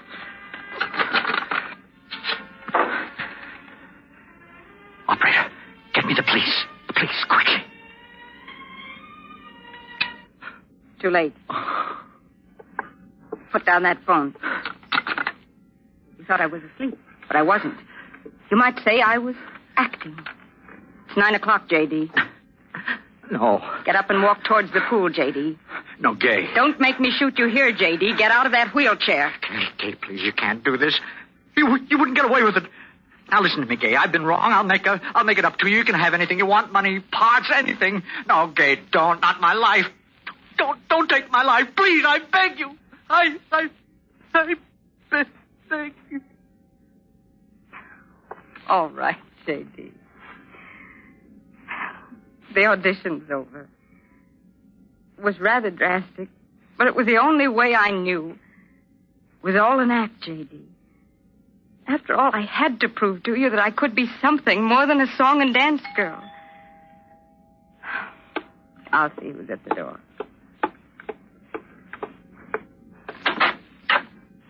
Well, Miles. Benny. Hello, Gay. Good evening, Gay. Say, what is all this about? I was all set with Laura Bevan for Dark Lady when I got word you were to do it. You came down to learn what goes.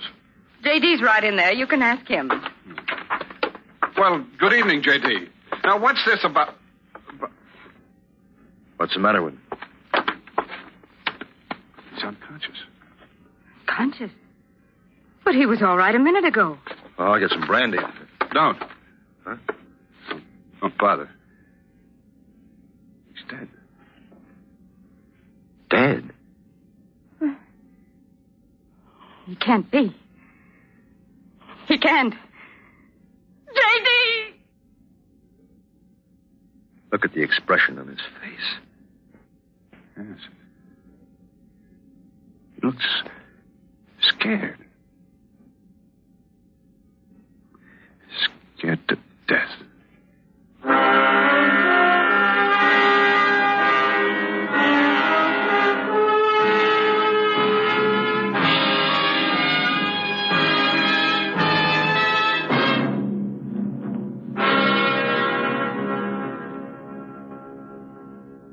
Suspense, in which Virginia Christine starred as Gay with Joseph Kearns as J.D. Next week, the story of a duel, an incomplete duel, since one of its participants chooses to wait and owe his adversary. We call it The Shot. That's next week on Suspense.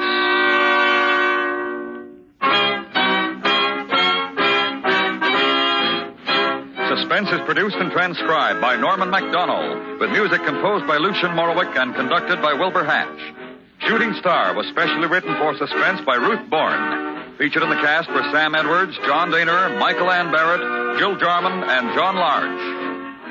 Suspense is another worldwide presentation of the United States Armed Forces Radio and Television Service.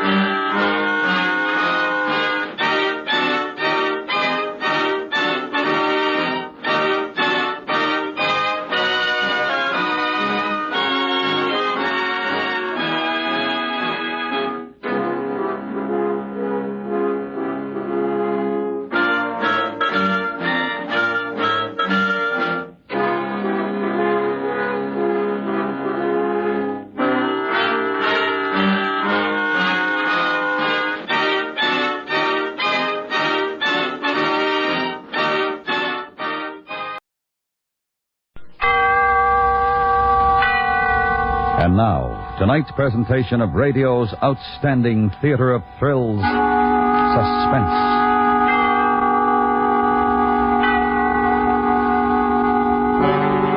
Tonight, the story of a duel, an incomplete duel, since one of its participants chooses to wait and owe his adversary. So now, starring William Conrad with John Daner, here is tonight's suspense play, The Shot.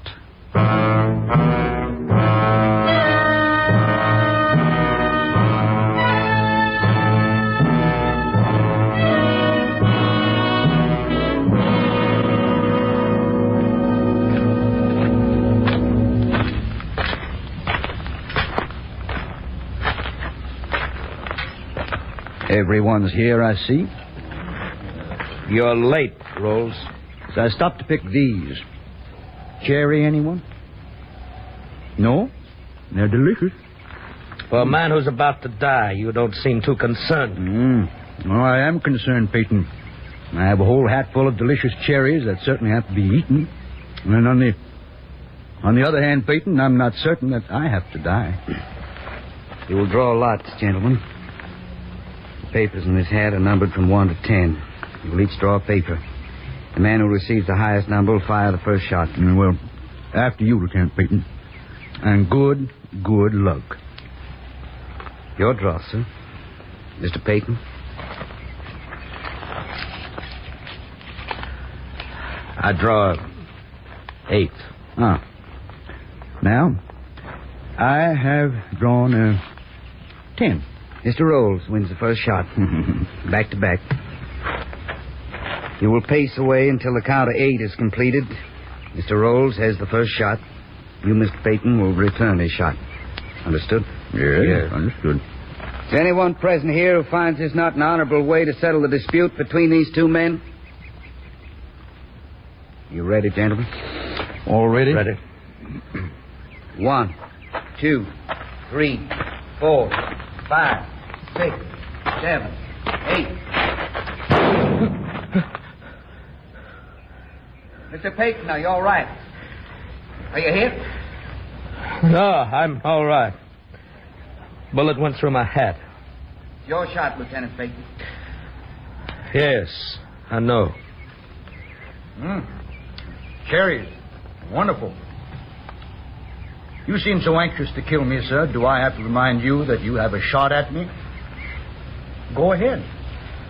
Take it. No, not now. Zachary, he's taking his shot at you. You have to take your shot at him. Shut up. I don't have to do anything. Yet. You challenged him to a duel, Zachary. Quiet.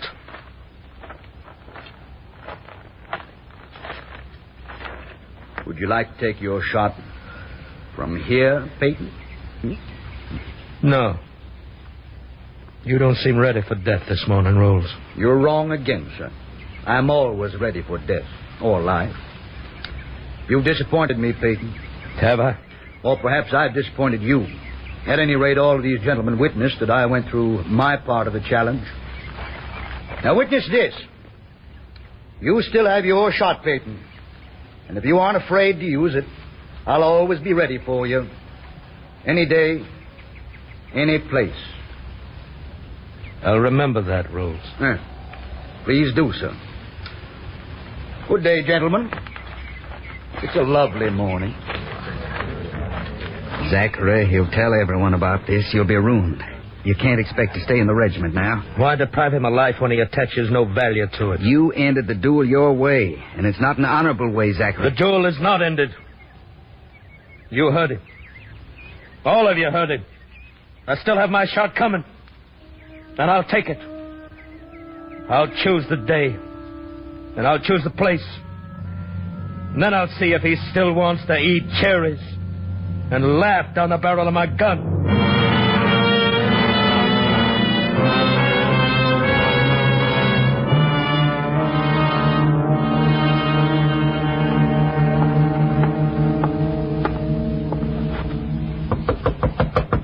Yes?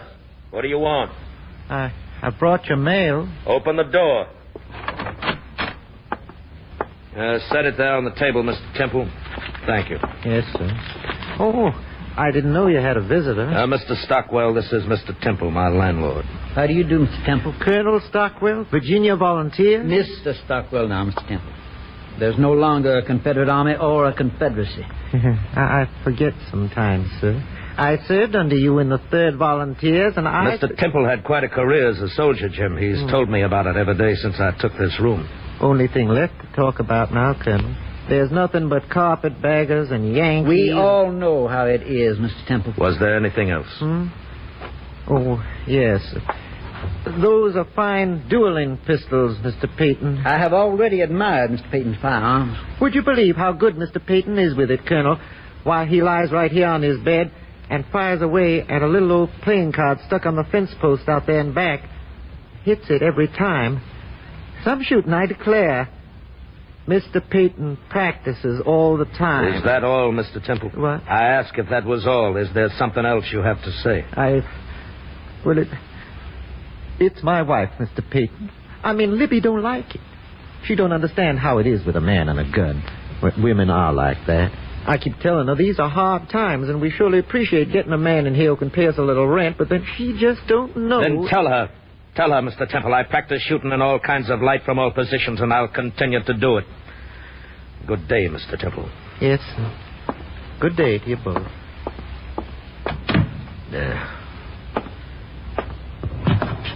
Jim? No, thanks. Yeah. Well, you haven't changed too much, Zachary. A little gray. It's been 7 years now. Now, Zach, maybe you have changed. The man who was just here was afraid of you. Scared, shrinking little man. If I might comment, Zach, you didn't do anything to alleviate his fright. He uses his wife as an excuse. It's not his wife, it's him. He's frightened of my gun. He knows what I can do with it. But that means nothing to you. He has no bearing on your life. True. But it comes to him that a gun pointed at a card stuck on a fence can just as easily be pointed at a heart stuck in a man's chest. Would you mind putting those pistols back in the case? You afraid too, Jim? I'm not a Willis Temple. Don't treat me like that, Zachary. I'm your friend. I came here to meet you because you asked me. There. Better. Why am I here, Zachary? What do you want of me? A week ago, I received a letter from Norfolk. It mentioned that an old acquaintance of mine is living here. A man who was an officer in my regiment. His name is Benjamin Rolls. Oh? Do you know him, Jim? Slightly. I've seen him around town and spoken to him once or twice. How does he look these days? Well, not knowing how he looked when you knew him, I'd say he looks mighty fine, Zach. He's in good health, I think. And he's done better than most of us. I understand his family lost all they had at Savannah, but there's an English branch that died off and filled in the inheritance. He's very well off. Marcia Pemberton's considered to be a very, very lucky young lady in these parts. Marcia Pemberton? The girl he married last week. Does he love her? What? Do you know if he loves this girl he married? Well, it's apparent to everybody in town that he loves her very much. When he was courting her, folks in town saw them together often. I saw him. I would say Ben Rolls is in love. The way a man loves only once in his life. Is that what you want to know? Yes. Why? It's important for me to know. Because I'm your friend, Zachary, I'm talking to you about Ben Rolls, but I'm uncomfortable. I don't like talking about a man. You see over there, that large white house on the hill? Yes, I see it. That's where Ben lives. He's right there, Zachary. You can talk to him instead of me. I won't answer any more questions, Zachary. Zachary, why do you want to know these things about Ben Rolls? I want to satisfy myself that he's at last found something to live for. I want to know if he can still laugh down a gun barrel. I heard about that duel. I won't let you do this thing, Zachary. There's been enough killing. Jim! Yes? Jim, I'd hate to kill you, too.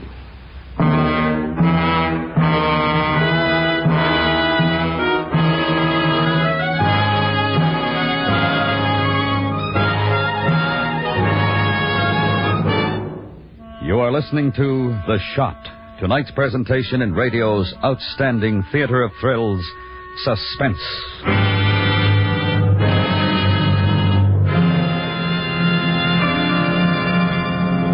To keep the United States Air Force at full strength around the clock, around the year, America's youth must respond in greater numbers than ever. An Air Force career offers travel, education, adventure, and high pay. More than that, it offers a personal opportunity to help America lead the world in the cause of freedom. For further information, see your local recruiter. And now we bring back to our Hollywood soundstage William Conrad, starring in tonight's production of The Shot, a tale well calculated to keep you in suspense.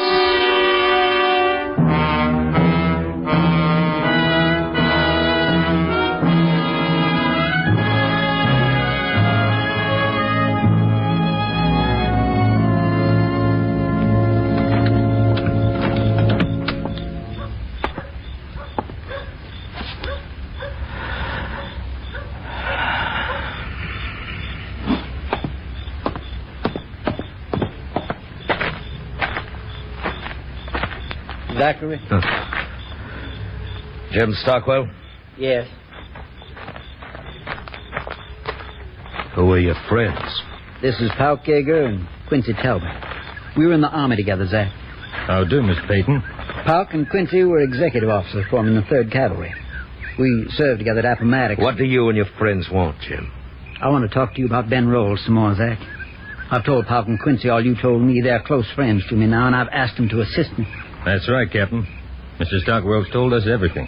Zach, the war did many things to all of us. Everything we thought and lived for is gone now, but we are still human beings. You want to kill Ben Rolls tonight. This is what the war has done to you, Zach. And this is what I want to talk about. Wanting to kill a man in cold blood, a man you haven't seen for 7 years or better, doesn't make sense. I'm your friend, Zachary, and I want to help you. Go home, Jim. Pauk, Quincy, this is none of your business. We can't do that, Zachary. We can't let you go in and shoot Ben Rolls in cold blood. Let's all go upstairs to your room and talk a bit, Captain.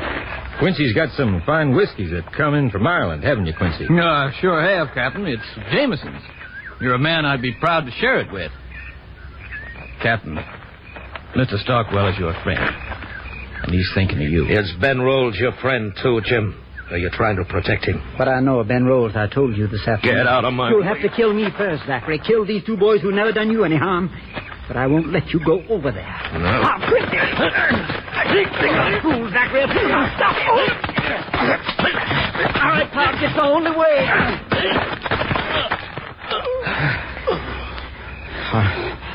All right, let me down there. Quincy, hand me that whiskey. Yes, sir. I'll get his hit, Mr. Stockwell. Right here. Here.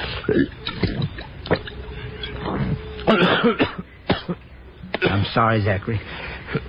Sometimes we all go about things the wrong way. I'm noted for my poor judgment in many matters.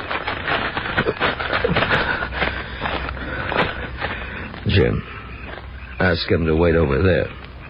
All right, Pop. Quincy, over there. Sure it's all right, Mr. Stockwell. Captain Peyton is a man of honor. Come on, Quincy. Be right over by the trees, sir. Jim, I have to kill him. I have to before I can ever live again. I hate him, Jim. When you've lived with a hate as long as I've lived with it, there's nothing else you can do. Zach, it would solve nothing. Killing Ben Rolls. Why do you think I resigned my commission before the war was over? Why do you think I disappeared from the Confederacy? Why do you think I'd never return to my home? I heard you'd done all those things. I didn't ask any questions because you're my friend. Ben Rolls is the cause of everything. One night, in front of the whole regiment, he slapped me. Over what? Why? A girl. Just a girl we both liked. I don't even remember her name. No, everybody had seen it coming. Until Rolls joined the regiment, I was the most popular officer with my fellow officers and the ladies. But Zachary, that was then. And this is now. But my life stopped then, Jim. Jim, try to remember how it was then in the early stages when the North was dying and not the South. It was so fashionable to be young and reckless and brave. And an officer in the Confederate Army. And then to be slapped by a man more brave, more reckless, more everything. It was too much.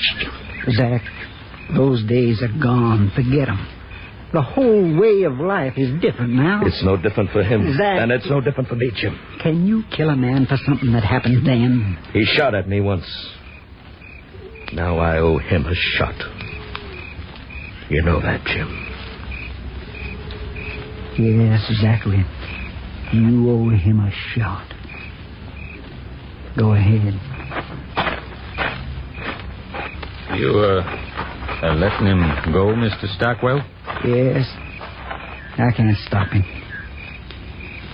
It's between him and Ben Rolls now.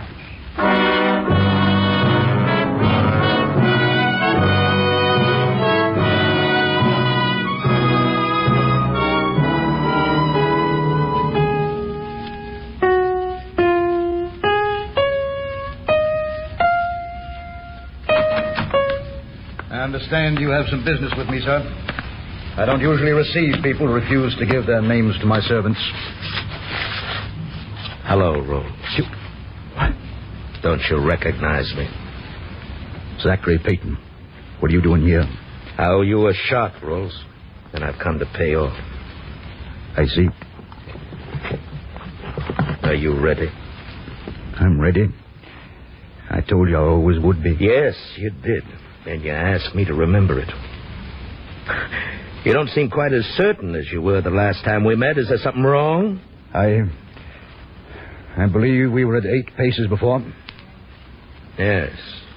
Do you mind if I count? I'll count. As you will, Rolls. Back to back. 1, 2, 3, 4, 5, 6, 7, 8. Shoot, man. Shoot! Do it quickly. You seem in a hurry to die, Mr. Rolls. It's Marcia, my wife. She'll be coming home any minute. Ah, well, in that case, we'd better get on with it then. Shoot! You know, I apologize, Mr. Rolls, that this pistol isn't loaded with cherry stones. You have no idea how often I've dreamed of cherry stone bullets since last we met. I think they would be somewhat lighter than lead. Shoot. Rolls, this doesn't seem to me like a duel anymore. It's just plain murder. And if I'm anything, I will not be called a murderer. You must understand that I've had quite a long lecture on why I shouldn't be doing this. I don't like shooting an unarmed man. Well, there's another pistol in my case, all loaded. Take it, and then we can start over. You hesitate, Mr. Rolls. I do not hesitate, sir.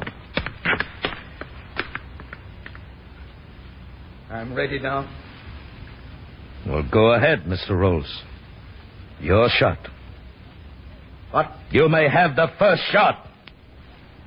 I'm ready. Well, sir, you have broken a candle holder and ruined a picture. Now I truly owe you a shot. Ben, what is this? What's the matter? Oh, Ben, you all right? I'm fine, Marcia, fine. Truly I am. Can't you see we're just joking? Joking? Now, don't be so frightened. Now, I'll tell you what. Find Abrams and ask him to bring up some nice wine. But... And then I'll introduce you to my old friend here. Tell me, sir, is my husband telling the truth? Ben, is it true you're just joking? He's always joking, Mrs. Rolls. Once he slapped me in the face for a joke. Another time he put a bullet through my cap for a joke. And just now he fired a gun at me and missed. Another joke. But now I think I'll have my little joke. Then end this joking. Ben, this is the man Peyton you told me Leave about. the room, Marcia. This is between us. This man has a right to shoot at me. I wouldn't have any honor if I didn't allow him. Oh, no. Shoot, Peyton. Shoot, man, and stop making her suffer for me. Will you fire or not? No. No, sir. I will not fire. I'm satisfied. I've seen you afraid. I forced you to fire at me. That's enough. You'll remember me all your life, Rose. I'll leave you to your conscience. Now, as for that shot, here it is. Goodbye, Mr. Rose.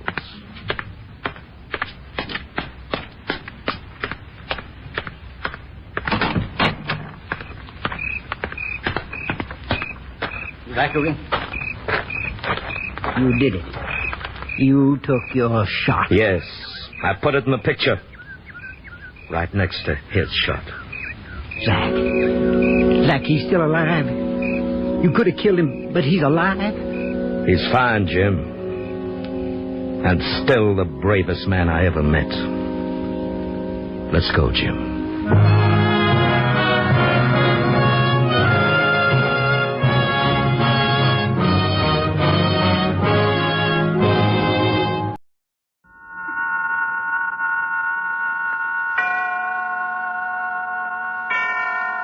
And now, tonight's presentation of radio's outstanding theater of thrills, Suspense.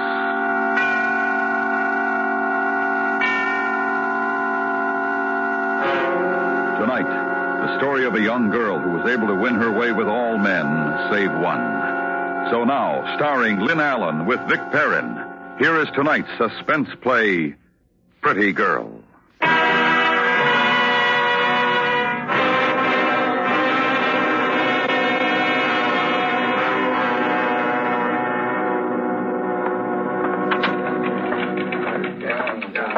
Hi, Lieutenant. Sergeant Norman? Yeah. Where is she? We've got her down here at the end of the hall. Wait a minute. On the phone, you said she had something with her. That. On the desk. That's all she had. No coat, no purse. Walking around in the rain with that thing in her hand. Been checked? Yeah.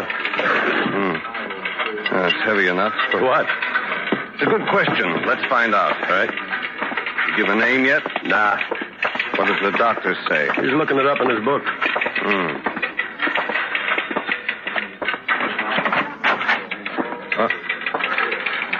I've seen her before someplace. She wanted to know if you'd be here. Me? Yeah, by name. A pretty girl. Awful pretty girl, Lou.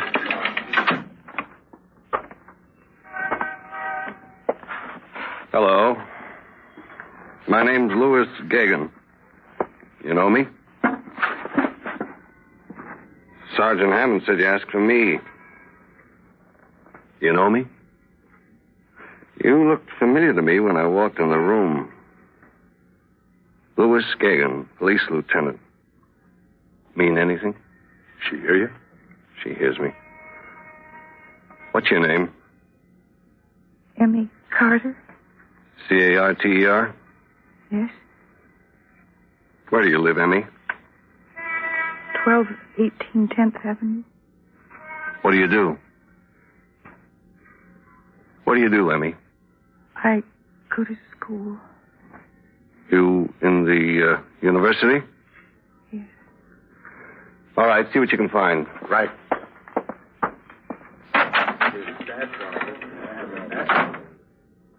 What happened tonight, Emmy?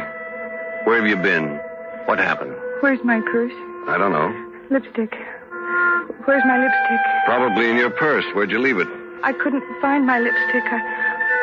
I couldn't find my lipstick.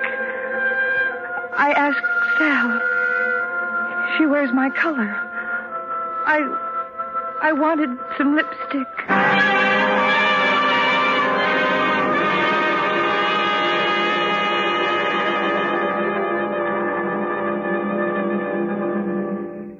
Here. Use my lipstick. Thanks. What's his name? Ray Hamilton. You wouldn't know him. Doesn't he go to school? Teaches. Instructor in my econ class. Well, that's better. Thanks. Do the same for you someday. How does the college feel about that? Same as they always feel. Awful if they knew. It's not as bad as it sounds. Dr. Brown has 5 instructors, flunkies, really. And the class is so big he can only lecture it.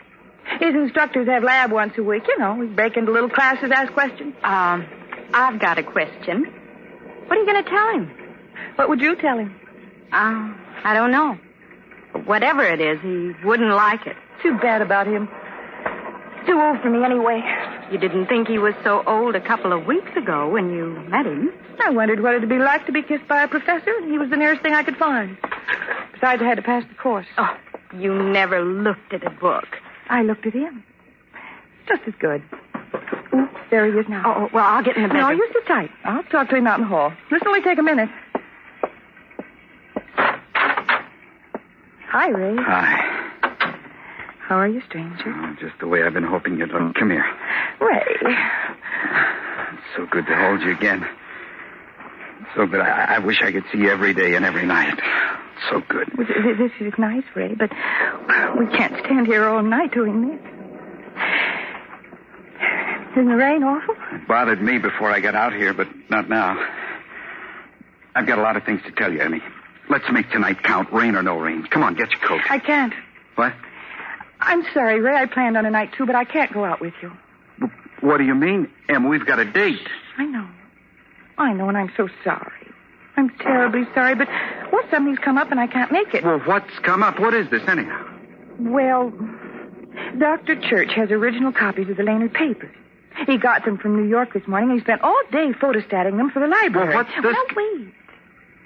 I have to do a term paper on the Laynard principle, and Dr. Church said I could go over the original papers if I came over to his house tonight. What's the matter with the photostats in the library? They won't be available. It's a special favor to me from Dr. Church. I have to go to his house and work on them tonight. He has to return them to New York in the morning. Oh, I have to spend the evening at Dr. Church's. He and Mrs. Church have been very nice to me. He called me and told me about them, and I had to say I'd come over tonight. It's the only night I'll be able to do it. Don't you see? What about us? This is the only night I've got, the only night I can get away. But it just wasn't anything I could do, Ray. Dr. Church called right after you called, and I felt so awful. I wanted to call you back, but I didn't dare call the econ department and ask for you. Well, you know how that'd look. And I knew you'd be there until you got here. My one night off. I know. I'm sorry. But it's a weeknight anyhow, and we both have to get up early tomorrow. Maybe you'll be free next Sunday afternoon. We could go out for a little while and do something. I'm here tonight. Put your voice down. Oh, Ray, you don't have to get mad at me. I thought you'd understand. If I have to work, I have to work, and, well, I don't complain to you, and you have to work practically all the time. You know I'm trying to get my associate. Don't be mad, please. We'll get together next weekend. Yeah, next weekend, and tomorrow night, and the next night, and the next night you'll be out with some college squirt, but you can't go out with me tonight. We aren't going steady or anything like that. After all, I can't sit around waiting you to get your darned old associate all the time, can I? You're only young once, you know. Yeah, I know. Oh, well, I can't argue with you anymore, Ray. It's getting late. Call me about this weekend if you feel like it. Night.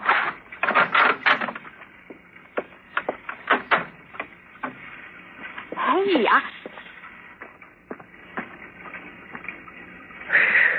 Well, you know that guy sounded pretty mad. And he looked pretty mad, too. Well, that's that. I better get a move on. You know, someday, little gal, one of them's going to come along that you can't handle. I'd like to see him. I'll probably marry him. And there'll be a very large explosion. That sounds interesting. And then somebody will get hurt. Ha! I'll tell her when she comes in. Take care of yourself, Sal. You do the same, sister.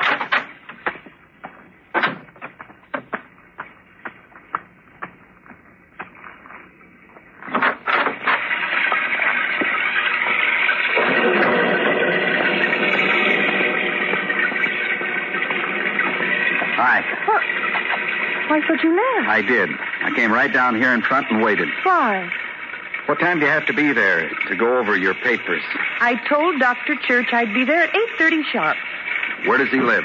On the edge of Campus Drive. Fine. I'll take you. Oh, don't put yourself out, Ray. I was going to take a bus. I'm not putting myself out. I want to make sure you get to Dr. Church's, Emmy. Understand? All right. Let's go.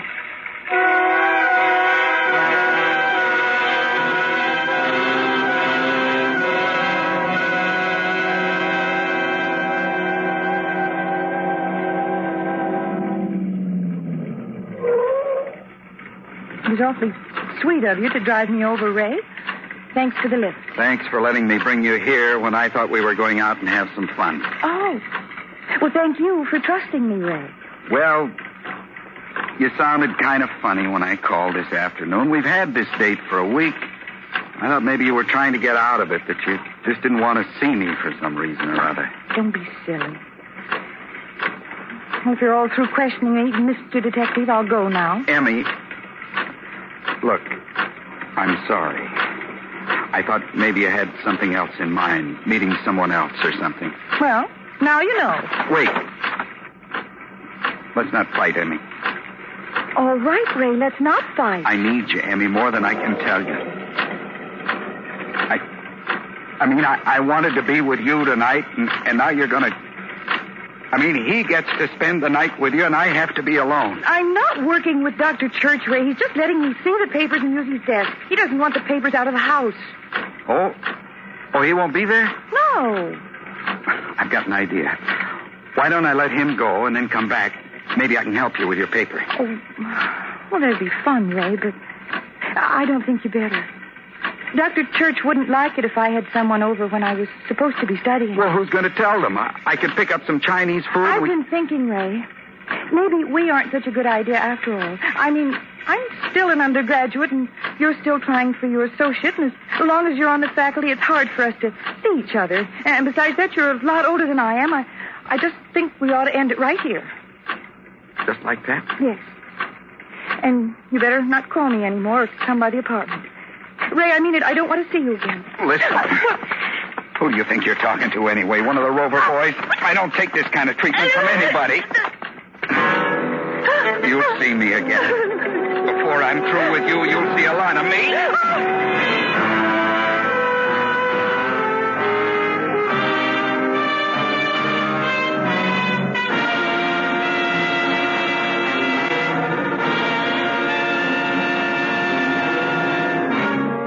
You are listening to Pretty Girl, tonight's presentation in radio's outstanding theater of thrills, Suspense.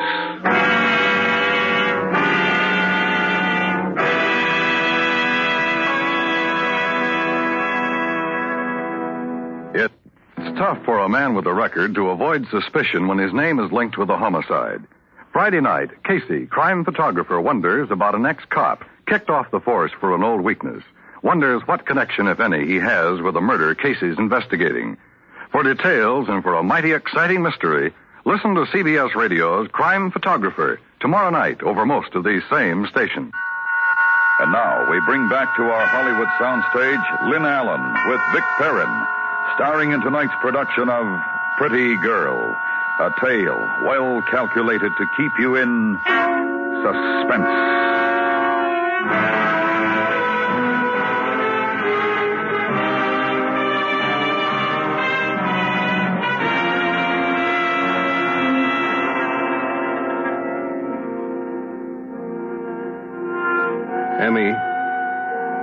Emmy. What? Did Ray strike you? Did he hurt you? When I was 14, my sister told me I'd never have to worry about men telling me what to do. She said I could tell them, and I could too. They're like little dogs. They do what you tell them. It's fun. It's fun. Was it fun tonight, Emmy? Yes. Yes, it's always fun. Oh, Easy. Easy. Take it easy.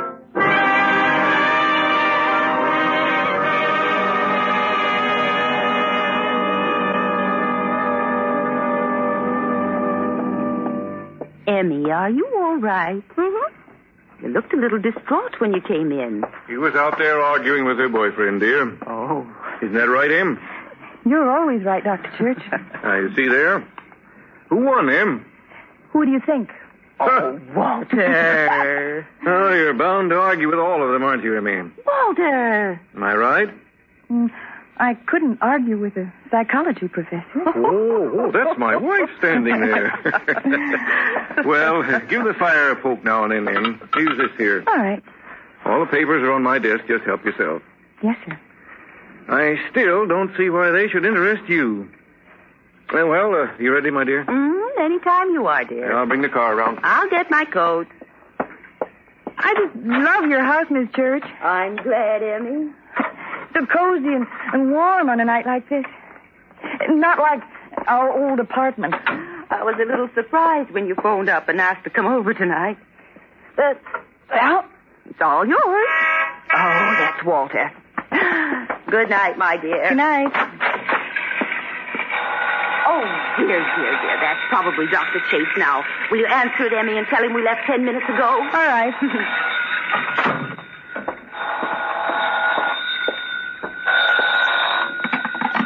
Hello? Emmy? Yes? This is Ray. Oh. I've got to talk to you. I know the way you talk. I'm sorry, Emmy. I was mad, I guess, but I'm not mad anymore. I want to see you. It's just no use, Ray. I don't want to see you. I told you that. But, Emmy, please. I just don't want to see you anymore. I'm not mad at you, and you're not mad at me, and that's that. Please, let me come over. No. I'm working. I have work to do, lots of work. Well, you crazy kid, don't you realize I'm in love with you? You're my whole life. Oh, Ray. It's true. Oh, sure. Like it was in the car when you grabbed me. That'll never happen again. I'm coming over, Em. If you come over here, Ray, I won't let you in. But I've got to talk to you. Em, 2 weeks ago, it was wonderful between us. You felt the same way I did. I know you did. What have I done? What's happened? What? Won't you talk to me? There is nothing to talk about. We don't have anything to say to each other. It's over. It's finished. You go your way and I'll go mine. I'll be there in 10 minutes. You come here, Ray, and I'll call the police. I can't talk to you anymore. I gotta go. Wait, Emmy, don't hang up on me. I've got to go. Goodbye. Jerk.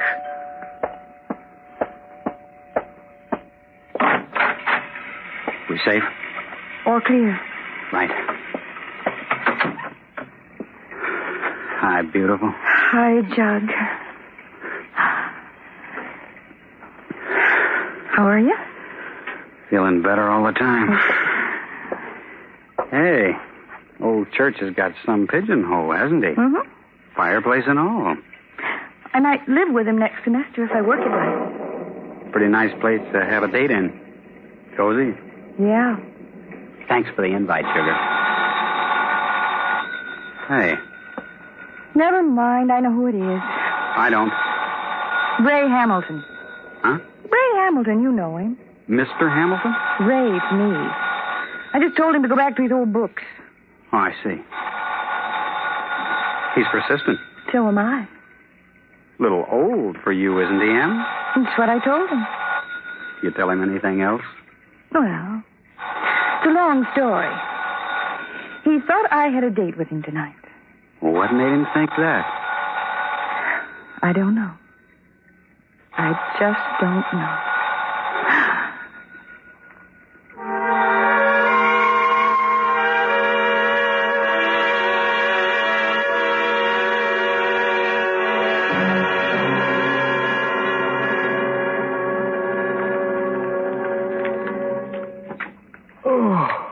Oh, gosh.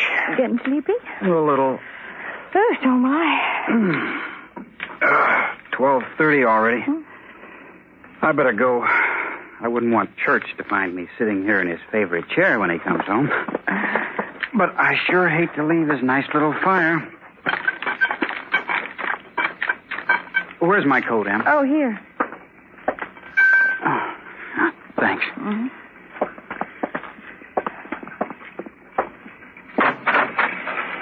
Still coming down. Sure is.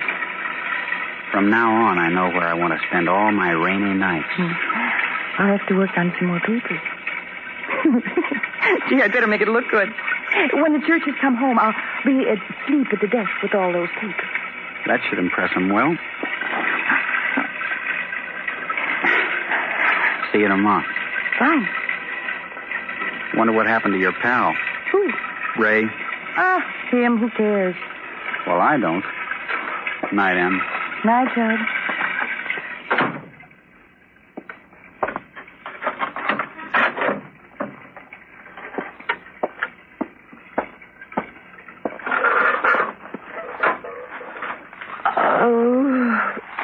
Oh, brother.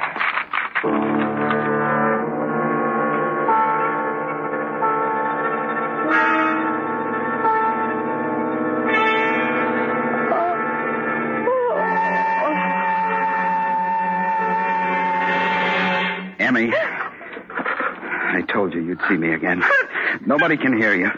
How did you get in here? Take it easy. You aren't going anywhere. You get out of here and you leave me alone. We're all alone now, Emmy. Just like I wanted us to be. I'm not afraid of you. I'm not afraid of anybody. You should be, Emmy. You should be afraid of something in life. What do you want? We had a date tonight, Emmy. I'm keeping it. I don't want to see you again. I meant it, and it isn't going to help you. Then I haven't got anything to lose, have I? I'm going to call the police. You aren't going to call anyone. Had to pass the course. Had to smile at the instructor. Had to go out with him. Had to work on papers. Stay away from me. Don't come over. Don't see me again. I passed Ray? the course. Ray? This was going to be a big day in my life. I was going to ask you to marry me tonight.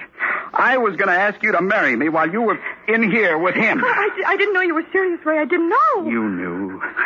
You've known all along, and it's made you laugh. I didn't know. You know because every man you've ever met falls in love with you just a little bit. And if they ever stopped, you'd stop. It'd kill you. Because that's the way you're made. Ray, listen. Listen, you get out of here now, and I won't say anything to anybody about this. We'll get together tomorrow first thing, and we'll talk about it. Oh, Ray, I mean it honest. I didn't see you on account of the great honest. I liked you. I think you're awful cute. Honest, I do. You look like a woman. You walk like one. You talk like one, dress like one, but you're not a woman, Emmy. You never will be. You'll always be a stupid little kid playing with grown-up toys. Ray, don't. And I loved you. Leave me alone. I loved you. Leave me alone. No, Emmy. No, don't. Leave me alone. Leave me alone. I told you to leave me alone. I told you to leave me alone. I told you.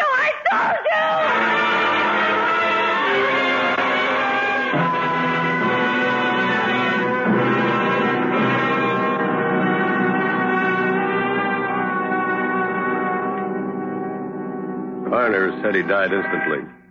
I've got the others outside. The churches, her roommate, the boy. Want to talk to them? Not now. They don't understand it. She's a nice kid. I understand it.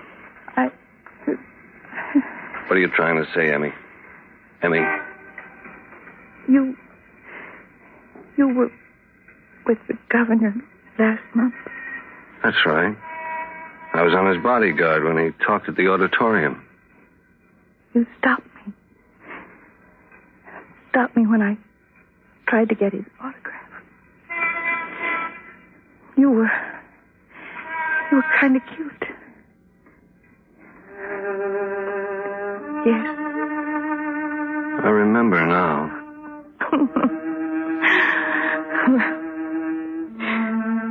The police officer I'd most like to arrest me.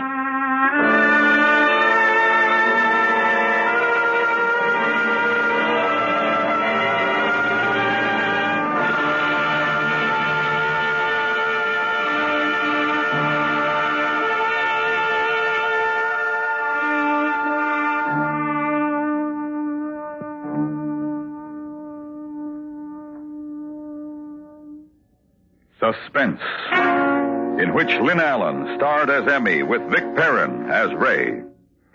Next week, the story of tension and danger in a small inn on the icy slopes of the Alps. We call it Premonition. That's next week on Suspense.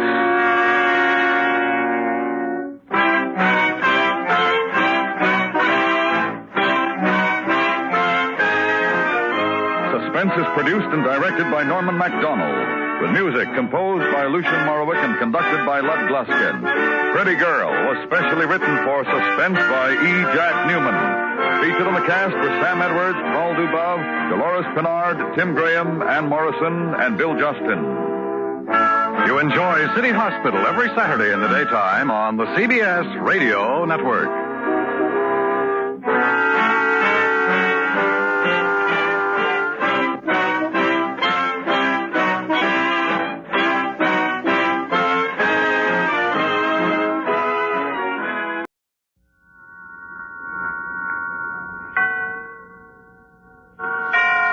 And now, tonight's presentation of radio's outstanding theater of thrills, Suspense.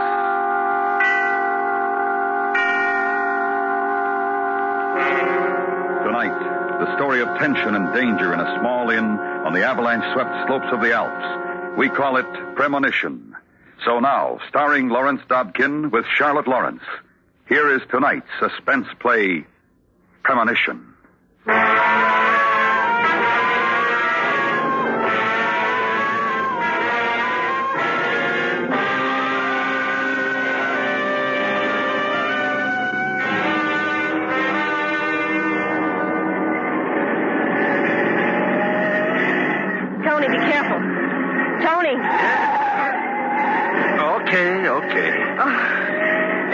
I can't even see the road.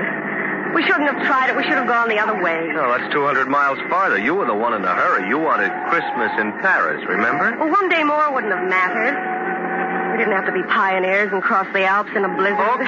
Okay. I'm sorry. It's all my fault. Oh, I'm frozen. Didn't you say there was supposed to be an inn along here somewhere? Yeah, about halfway up the pass. We should reach it soon. Oh, let's stop there. This is awful. Well, we're doing all right. Another 2 hours, we're ought to be over the pass. Oh, look out. Oh, great.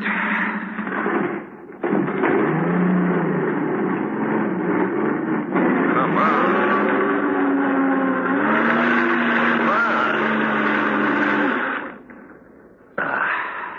Are we stuck?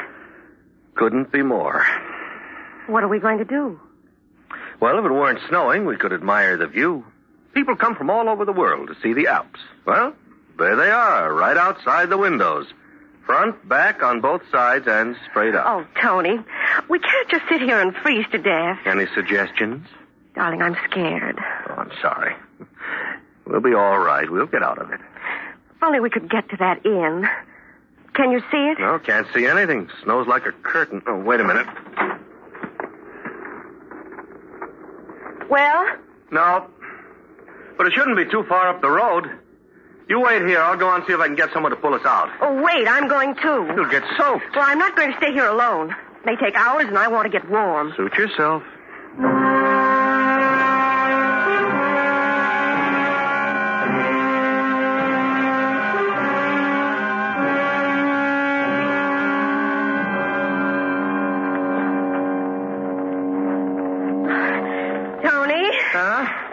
Help me. Oh, here. Oh, step in my tracks. Oh, it's so deep. Told you you'd get soaked. Now pick up your feet. Oh, don't take such big steps. Oh. Take it easy. It's just a few more steps now. Now, up. Okay. Oh, thank goodness they've swept the stairs. Oh, I'm soaked. Funny. What's funny? The air. Well, all that snow, but right here, it's quiet. No wind.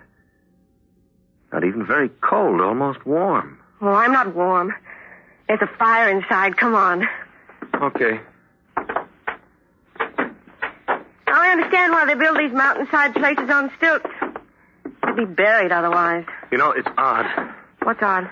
I've got a funny feeling. There's something oppressive here, Gwen. I don't know, maybe the mountains all around are shutting out the sky. And you're the one who always loved them so. Now you know how I've been feeling all these months. Yeah. Don't know what it is.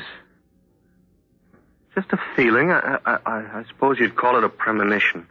A premonition? About what? Well, I know this sounds silly. I don't like this place. Well, I do. It looks wonderful to me and a lot warmer inside. No, I know. It's not that. Oh, I can't explain. Oh, Tony, stop being a writer. Come on, I'm freezing and I want to get out of these wet things. Are you coming? Yeah, sure.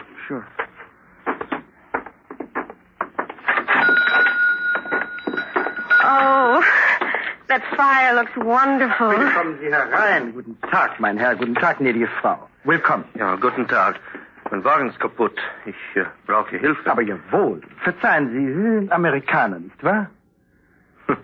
My accent still doesn't fool anyone, I guess. Oh, nein, you speak well, mein Herr. It is more the close that speaks of the wealthy Amerikaner. I'm Herr Landig, and I'm most happy to serve you. Well, you don't know how happy we are to get here. Look, Herr Landig, we're stalled in the snow right down the road now.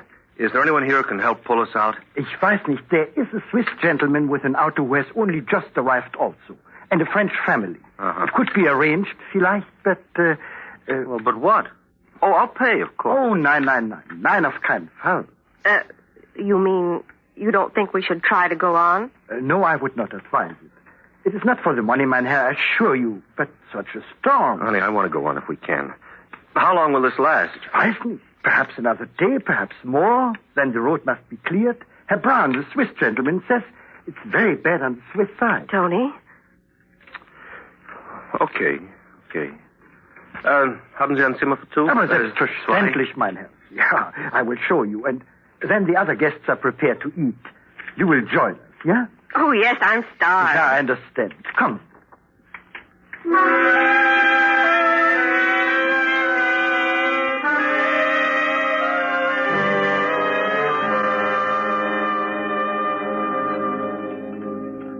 Du veux, Madame Rouge? No, merci. Well, Herr Christopher, one does not expect to meet Americans in such a place at such a time. You know, it is not the season for tourists, n'est-ce pas? Well, we're not exactly tourists, Monsieur Rouge. Been living in Austria a year now. My husband is writing a book. Oh, never mind the publicity, Gwen. Nobody's interested. On the contrary, mein Herr. An author, yeah? And you write a book about Österreich? Not about Austria, just in Austria. So, you came here for inspiration, yeah? To the land of beauty and great art. And cheap rent. It's a great country, Herr Landig, but for a writer, I'm afraid the rate of exchange decided the issue. True, Herr Christopher. As a Swiss, I also find Austrian prices attractive. And now you are going back to America? Oh, no, just to Paris for Christmas. Such a lovely time of year for traveling. Oh, Tony. We must not forget the radio. There may be new reports. Report? Of the storm, monsieur. Very bad. Yes, I can see that. Avalanches, mein Herr. 2 villages in the Valsa Valley completely destroyed. Many dead. 3 killed just across the pass this morning. Oh, isn't that awful? I'm so glad we didn't try to go on. Yeah, that would have been unwise. Darf ich Ihnen noch etwas anbieten, Madame Christopher? Oh, thank you. I'm a pig, but I don't care. They're so good. Herr Christopher, what do you think of the Russian intentions in Austria? Herr Christopher. Yes? Oh, I'm sorry, what? Darling, what? Why so preoccupied? We haven't touched your lunch. Oh, sorry. I guess I'm just not hungry. Oh. I'm afraid my husband is in a mood. It's really quite amusing. You see, he has some sort of a premonition. A premonition? Yes, you know. A funny feeling that something terrible is going to happen. Oh, Gwen. A foreboding, nicht wahr? Yes.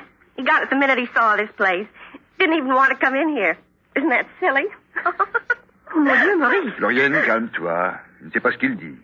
Mais moi, je le sens. Je t'assure qu'il y a du danger. Il faut partir immédiatement. Et toi, Floriane, ne sois pas en danger? Ne le crois pas, non. Oh, Madame Rouge, I assure you, there's no danger. This place is absolutely safe. You need not be concerned. Oh, but I'm terribly sorry.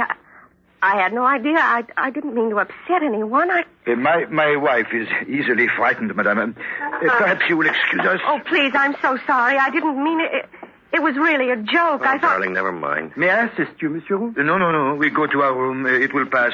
Viens, Florian. Mon Dieu, il faut partir. Je Alors, suis Yanni danger, Florian, Oh, Tony, I'm so ashamed. I didn't think... Well, take it easy, honey. Oh, don't be upset, madame. That one isn't hysteric. But I meant it as a joke. Well, it's not a joke, Gwen. 3 people killed this morning, 2 villages nearby wiped out.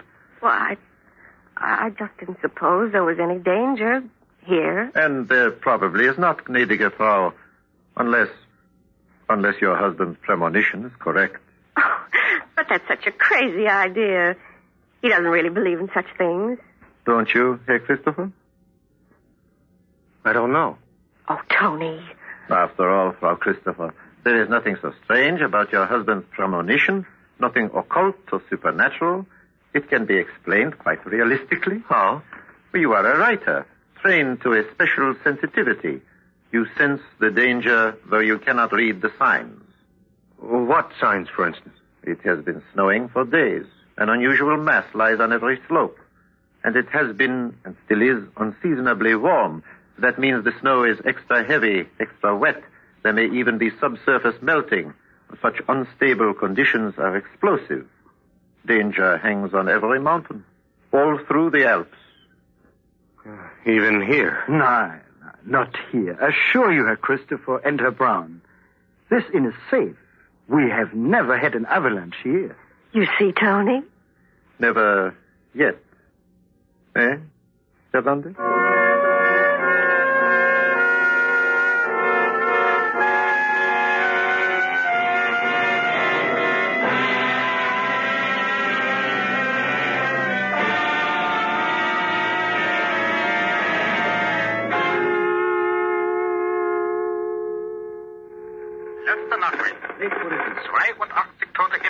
Dead in Austria, 143 in der Schweiz. in Switzerland 143. Rettungsversuche werden weiter ausgeübt und Schweizer und amerikanische Helikopter American and der Swiss Armee helicopters bringen medizinische Hilfe. bring medical relief. Das Schneesturzinstitut von Davos warnt, dass die Gefahr noch nicht vorbei ist. Danger is not ended. Schnee fällt in vielen Teilen der Alpen und Temperaturen Snow bleiben hoch. falls in many parts of the Alle Alps. Einwohner unter steilem Abhang werden evakuiert. All people on the steep Weitere places Nachrichten evacuated. um 2 Uhr. More at 2 o'clock.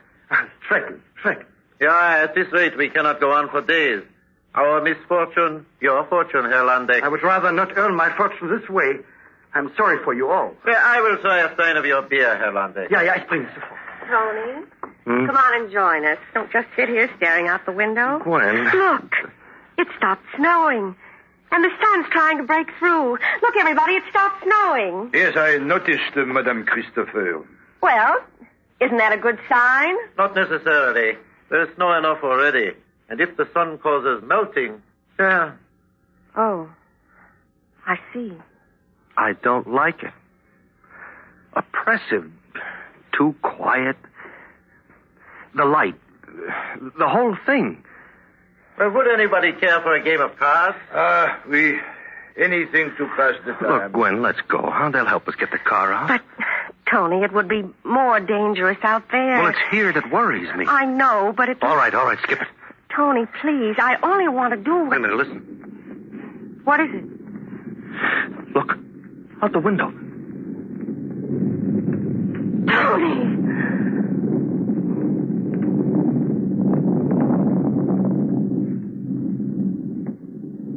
Oh, my God, das war zu nah. Yeah. I have never seen one like that. Whole slope across the valley came down. Look, it's almost filled that canyon. Anything had been in front of it. I tell you, over there. Yeah, there have been avalanches before, but not here. Not on this side. It is because up there's, how you say, eine Schale. Yeah, a bowl or basin. Yeah, and this catches all of the snow from above. You can see it. And behind the inn you will see trees, tall trees, which have been growing there for 50 years. They have never been touched. Go. Go and see for yourself, Christopher. Satisfy yourself.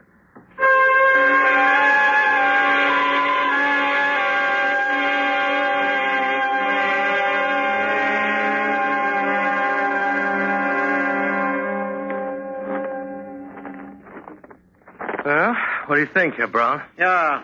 Ordinarily, Herr Landeck would be right. Yeah, only you said these are extraordinary conditions. Exactly. There is perhaps more snow up there than ever before. If that mass should start to slide, it would go faster and farther than ever before. If it should fill up and overflow that basin... Well, what about the trees? Wouldn't they stop it? Mein Herr, they would be as matchsticks, and this building the matchbox. Well, then why do we stay here? Because there is no more danger here than anywhere else, and perhaps there is less. Yes, of course. Well, we may as well get back. Yeah. Hey, look. That's an American Army Jeep. So, if we are to die, it seems fate brings us another victim. Hey, hello.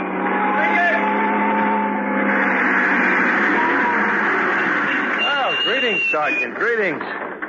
What are you doing way up here? I wish I knew, Mike. How about you? Oh, we got stuck coming through. Well, you're stuck, mister. You ain't going any further over the pass. It's bad? Yeah, everything's breaking loose. One of them almost got me, blocked the pass right behind me. Hey, got something hot to drink in this place? Oh, sure.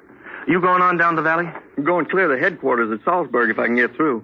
Courier, logistics command. Listen, will you pull me out with your Jeep and then I can follow you back down? Well, sure, Mac, I'll try. But let me get something hot first. Oh, sure, all right, but I'll be ready. Roger. Man, what a trip. Well, Christopher, it seems you will be able to go on after all. Yeah, Brown, we all could go, because 2 more could easily get into our car and 2 can ride in the Jeep. Yeah, that is true, but... Oh, but you won't, will you?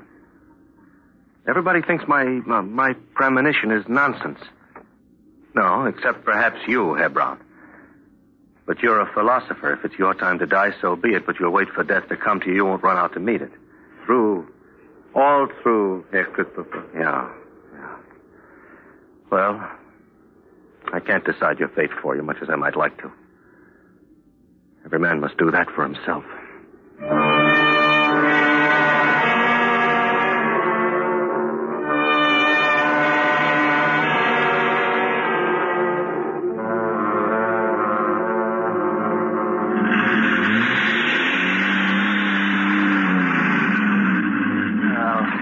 One more good pull should do it, Sergeant. But take it easy and watch that bank. Give it a little more left wheel, right? Yeah. Okay, go ahead. Careful! Hey, look down! Oh. Sergeant, you all right? Yeah, I'm okay. Just give me a hand. Let me help you also, Sergeant. Okay, ready? Now, heave. Thanks. Are you hurt, Sergeant? No, ma'am, I'm okay. We didn't do so good, did we? Instead of getting you out, I got myself in. It was most fortunate you did not go altogether over the side. What do you think? Can we get that Jeep out? Well, not without a 10-ton rig. She's stuck down there, but good. Guess you're right. Yeah, sorry, Mac. Personally, I don't give a stink. I wasn't anxious to drive all night anyway. Well, might as well get back to the fire. Nothing we can do here. It seems your fate is working against you, mein Herr. And perhaps for the best, Christopher.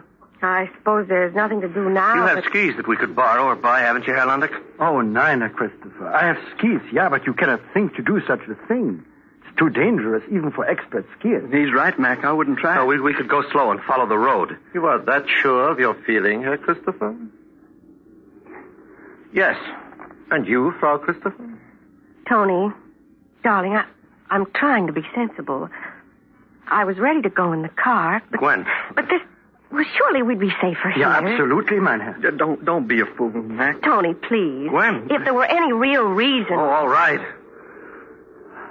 All right, let's go back to the inn.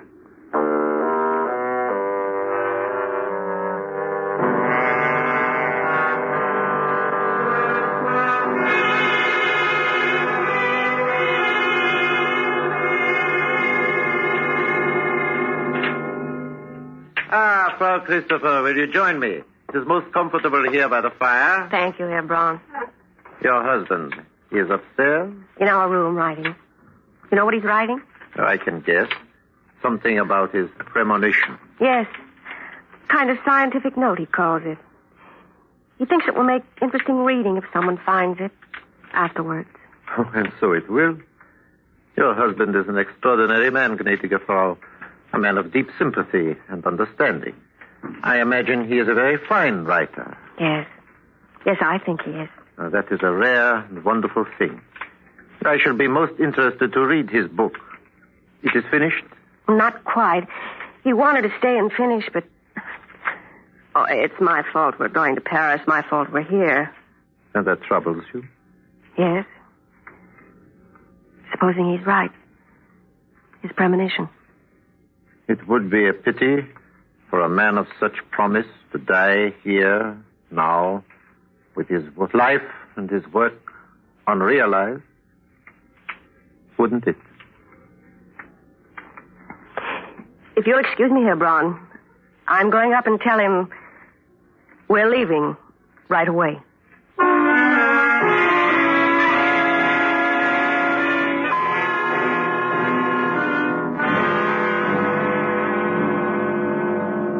Auf Wiedersehen, gnädige Frau. Auf Wiedersehen, Herr Christopher. Wiedersehen. Mit Gott. I think you're nuts to try it on skis. But good luck. I hope you make it. Thank you. Good luck to both of you. Well, send me a copy of the book when it is finished, yeah? You bet. Good luck to all of you. You'll be all right. I know you will. Goodbye.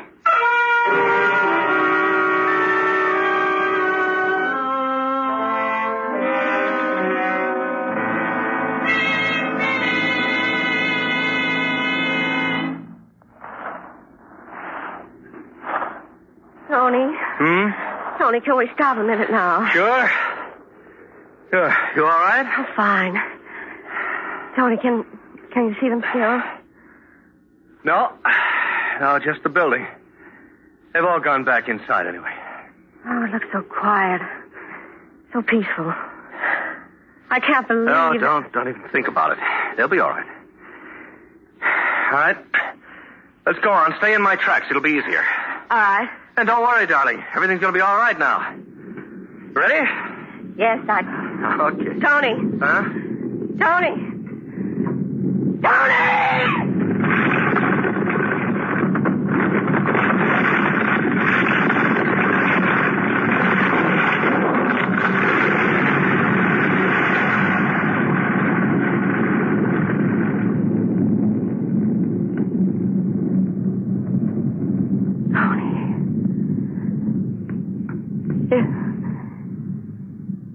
It was true. I guess so.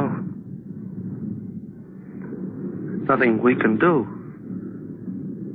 Except go on down and tell somebody. Tell them what's happened.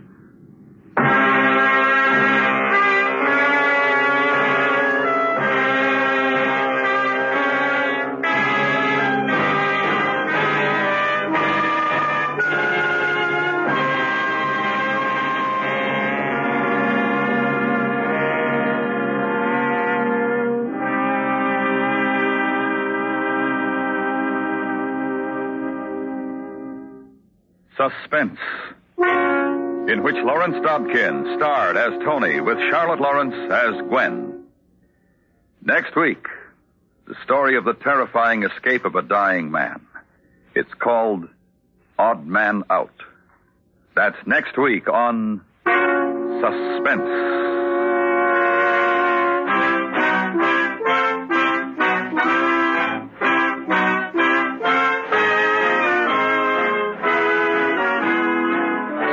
Is produced and directed by Anthony Ellis, with music composed by Lucien Morawick and conducted by Bernard Herrmann. Premonition was specially written for Suspense by John Dunkel. Featured in the cast were Edgar Barrier, John Daner, Fritz Feld, Joe Cranston, Nan Boardman, and Ben Wright. You hear America's favorite shows on the CBS Radio Network.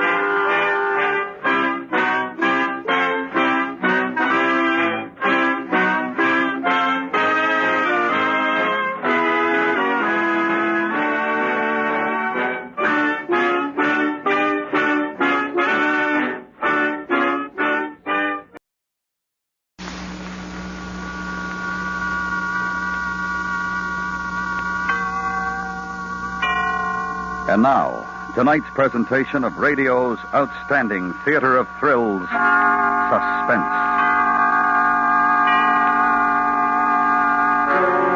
Tonight, the story of the terrifying escape of a dying man. It's called Odd Man Out. So now, starring Ben Wright as Johnny, here is tonight's suspense play, Odd Man Out.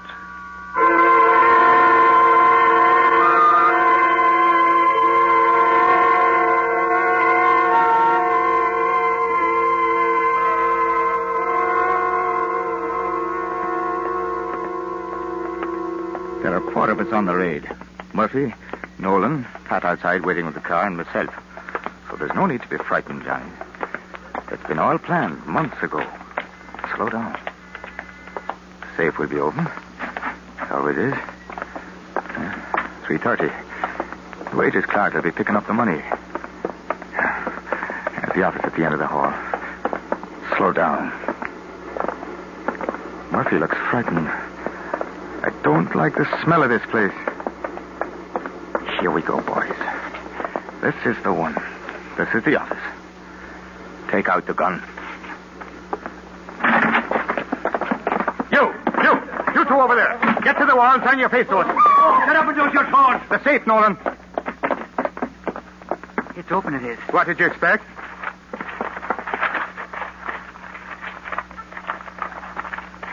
Hurry, man. Hurry! It's all in. Come on, then.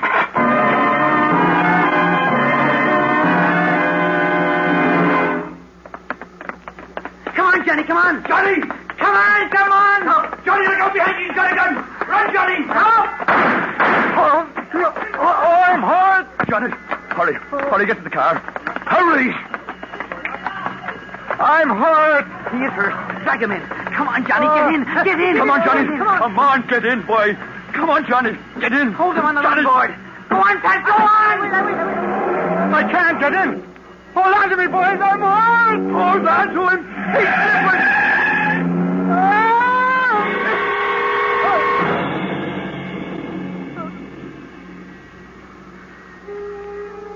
Oh, this is a hard bed. And I'm waking from a dream I've had. No. Something has happened to me. There was the car, and Pat, and Murphy, and Nolan, and Ella. I got to get away. I got to catch up with them. Wait for me, boys. Wait.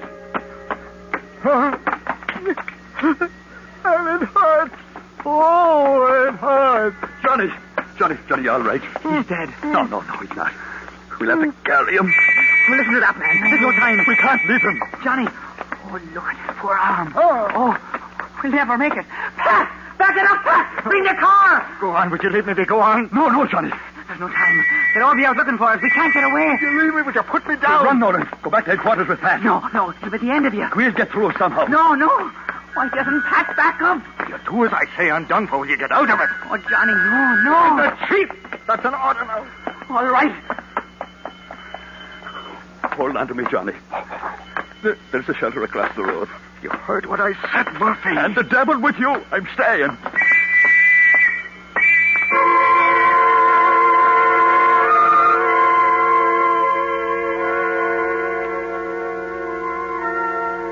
And the whistles and the bells all around. It's a dream. 'Cause I'm crossing the road with Murphy and there's people standing, watching us. And I'm wounded. It's not a dream because of the pain. I killed a man. That's how it was. And he wounded me. Oh, it's all up with me now. The police are coming. And it's all up with me. And Murphy.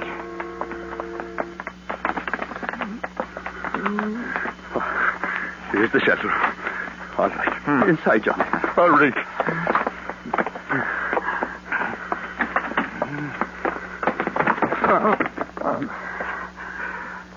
It's dark in here. I'm hurt. I'm hurt. Yes, it's dark. All right. Rest for a bit now. Rest. We got the money, didn't we? Aye, we got it. Nolan and Pat will have it safe. Now, have a look at that arm. I can't feel it, but it hurts, Murphy. I know. It'll be all right. We'll have it all right. I'm finished. That's all up with me. Dennis will be next in command. You hear me? Dennis? And then you? Johnny. Wake up, man. Johnny boy. Johnny. Wake up, Johnny. I can hear you, Johnny. Murphy, but you'll have to come closer. Johnny. Oh, I'd like to lay me down for a long sleep. Johnny. Tired. Oh. Wake up, Johnny. Wake up. Oh, there's work to be done. Work for Ireland. Fight. Johnny, can you hear me? Oh, Johnny. I was so worried, so I was. You'll have to go without me. You know I won't. That pain is killing me, Murphy. I couldn't make it now. You'll have the whole police out. That was killing. It's me or the organization. We'll need help, maybe, but we'll get you out. It'll be a waste. We haven't enough men. We haven't enough guns. Can you hold on, Johnny? Can you hold on if I go to Dennis and get some of the boys? Don't do it. I'll find a doctor, Johnny. I'll bring him here. No.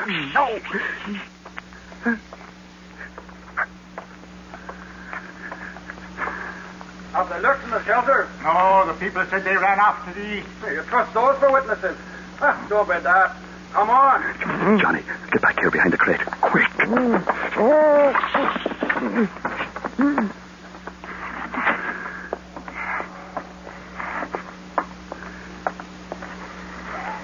Swatch on the torch. Right. Now, over there. They wouldn't have come in here. It's the curtain. We'll be finding them when it starts to close in. Johnny Murtagh's the one with wounded. He's the one we want. Keep your eyes peeled, man. It'll mean a promotion this night if we get him.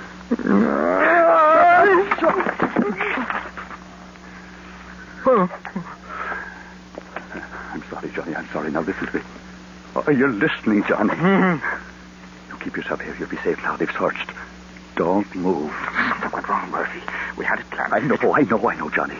But it doesn't matter now. Will you listen, man? The organization will have to lay low for a bit now. You know, we'll pass the word. Things will quiet down. All right. But first, we've got to think of you. I'm going to get out and bring help. I'll do it, Johnny. We'll get you away, Johnny, but you mustn't move from here. What happened to Pat?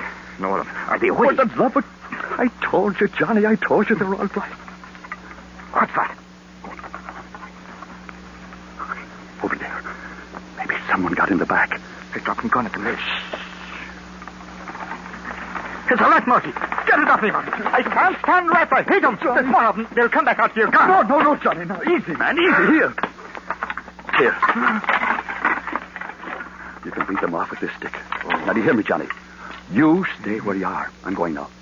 Stay where you are. Oh, you'll be all right in no time at all.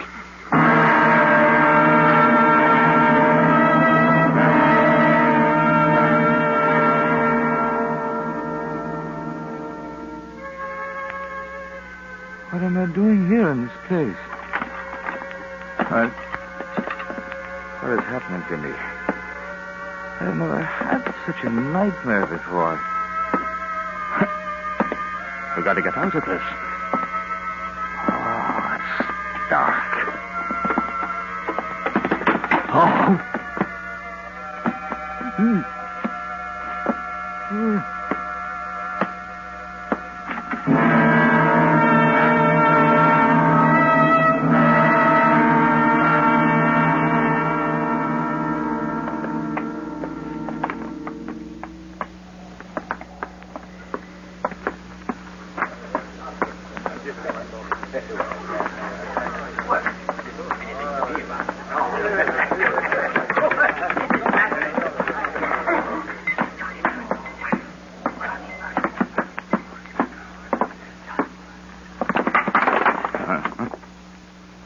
I am finished now.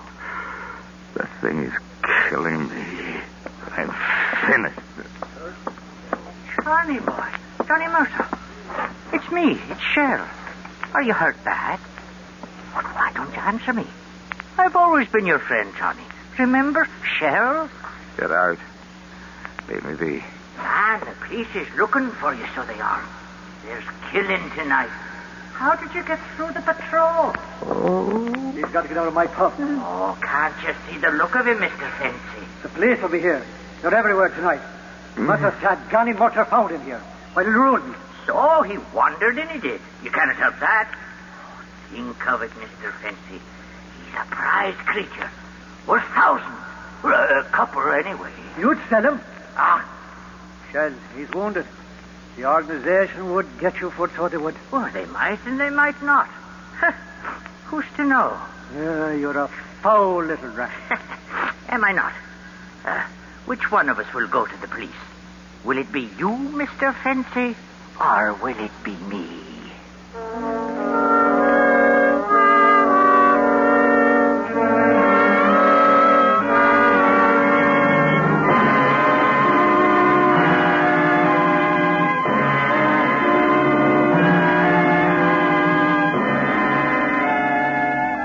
Listening to Odd Man Out, tonight's presentation in radio's outstanding theater of thrills, Suspense.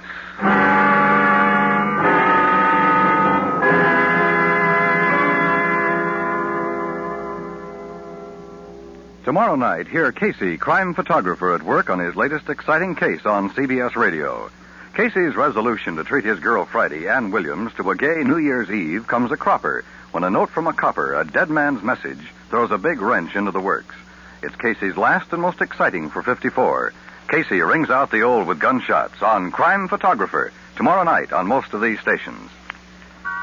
And now we bring back to our Hollywood soundstage Ben Wright, starring in tonight's production of Odd Man Out, a tale well calculated to keep you in suspense.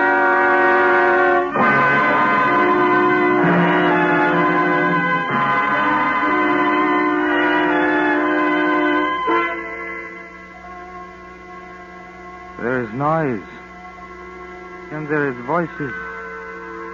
The pain hurts my eyes and my body. I heard some talk. It was talk of police.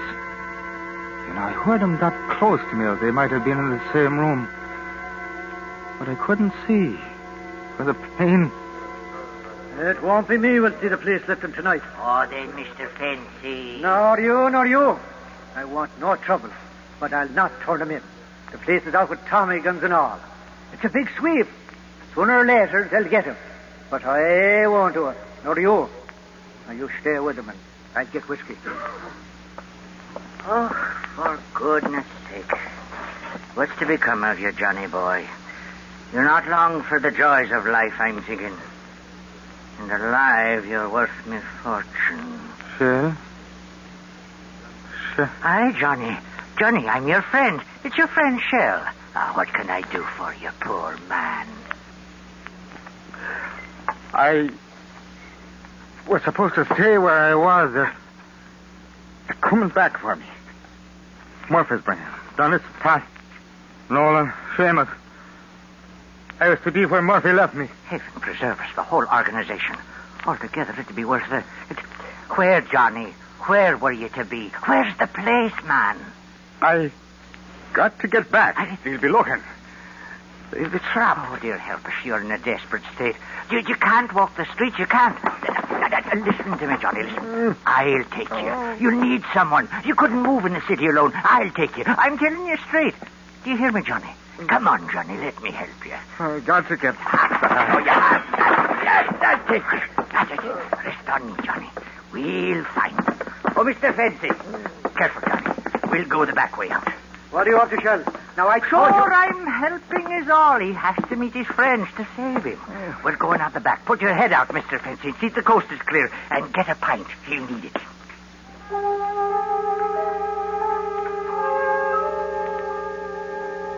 Why am I cold again? The wind. I don't want to walk anymore. Shell. Shell it is, but no one trusts Shell. What am I doing with Shell? Where is he taking me? You turned me in. You don't... No, Johnny, no. I want to help, not share. Oh, dear, help us. Here. Now get a hold of this. Take a good pull. It'll give you strength. That's enough. You had enough. Now, come on. Now, close to the walls, man. Keep out of the light. Where? Where are we going? Sure, and you were going to tell me as soon as you could remember.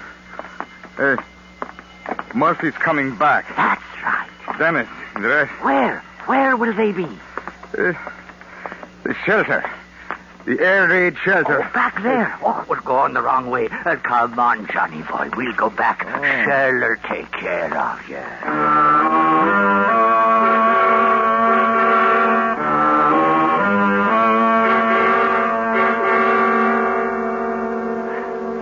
Johnny, come on. We can't rest here in the middle of the street. There's police all about. They'll see you sure, Johnny. I had a gun. What happened to my gun? Merciful, he's raving. Johnny, there's people coming now. We're done for. You hear me, Johnny? I didn't give you up. You hear me? That I tried. It's him. There he is. Oh, Murphy, it's me, Shell. I was trying to save the poor man, taking him to the shelter. He'd wandered in his delirium. He had... Johnny, it's Agnes. Huh? You'll be all right now. Dennis is bringing the car round. You found him. Listen, they're all around. We haven't a chance. Agnes, down the alley. Take him along. We'll hold them off. Yes. Put your arm over my shoulder, Johnny. Here, help us. It's the police. Oh, they're in the street. Look. Hurry. Take him down the alley. Quickly, Johnny, Come on, Johnny. Hurry, we'll all be killed. We'll take him to my place. Where is it? Not too far. No, Agnes. I've got a gun. They won't lift us. Kill him. No. I'm going back. Would you give me the gun, Agnes? It wouldn't do any good. There's too many of them.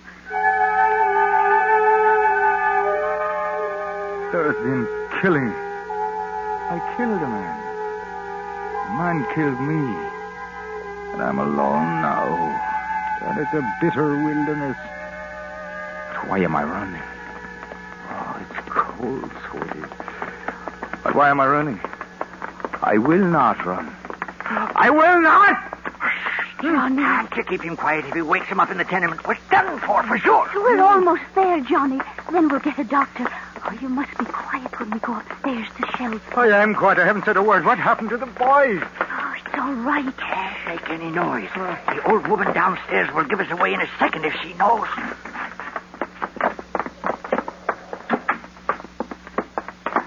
Where's Nolan, Murphy? Johnny, darling, no. You must be quiet. I can't walk anymore. I want to rest. Oh, my, he'll have the whole place. A few more steps. You can do it. Sure you can, Johnny. All right, I'll open the door. Agnes. Yes, in a minute. We pulled it off with it. We got away with it. I know. Inside with him for dear sake, quickly. There's a bed, Johnny. Now you can rest. His arm. Oh, his poor arm. It's the blood that's gone out of him. That's what it is. He shouldn't be alive. Maybe this will stop the blood. Johnny, turn over. Help me, Shell. There. Can you get a doctor, Shell? I don't know. I don't know what I've done this night. I should have turned him in. I'd be rich. Now, I'll probably lose my life. I'll see what I can do. But keep him quiet. Don't let him make a sound. Shouldn't be here. Fool, that's what I am. He's an informer. The organization will have to take care of him one of these days. The city's too dangerous. Agnes, we'll go to the country. And then when it's quiet, we'll start again. Oh, yes, Johnny, yes. But you mustn't try to talk now. You mustn't. Why did you come to look for me? You should have stayed at headquarters. Oh, I wanted to. We'll let you do it, Dennis. No, I would not. Oh, I had to. I feel better. Oh, good. Now lie quietly. Feel better. It's night, isn't it? Yes, we're safe here. Where is it? Shell's place. No, you must be mad. He'll inform. No, he's gone to find a doctor. You find the police? No, he helped me bring you here. Can't trust him. It's all right, it is. Lie back now. I'm sorry. Oh, shh. Don't talk. No, I'm sorry because I was afraid. Are you being afraid tonight? No. Oh? I'm not now. You've never been afraid of anything. From the first day I saw you, even before that, when I heard about you, I knew you were not afraid. Will you give me kiss?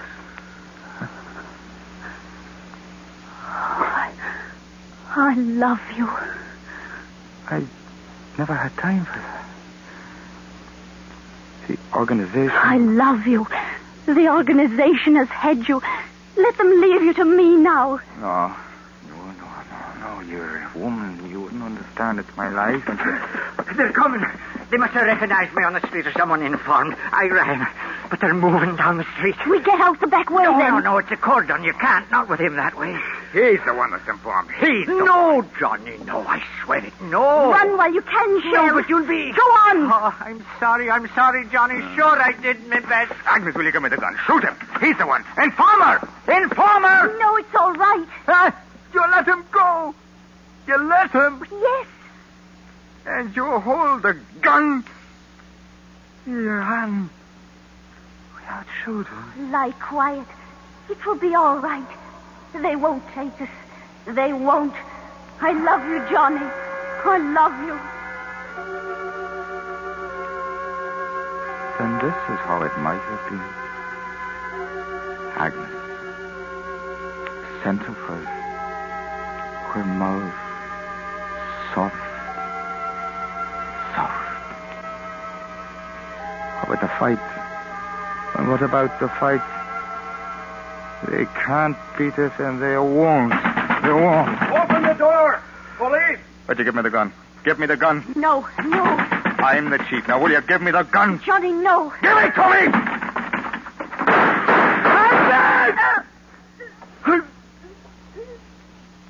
Agnes. I love you.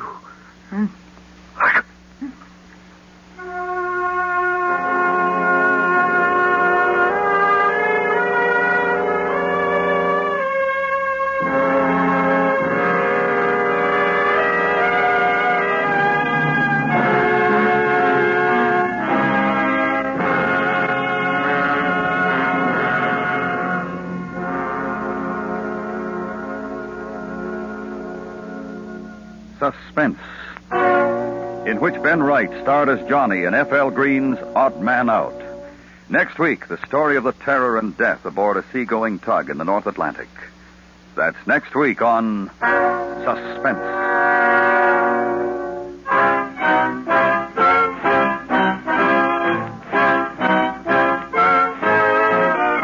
Suspense is produced and directed by Anthony Ellis, who wrote tonight's adaptation. The music was composed by Lucien Morawick and conducted by Wilbur Hatch. Featured in the cast were Betty Harford, Joseph Kearns, Charles Davis, Richard Peel, Dick Ryan, Tom McKee, and Ray Lawrence. America listens most to the CBS Radio Network.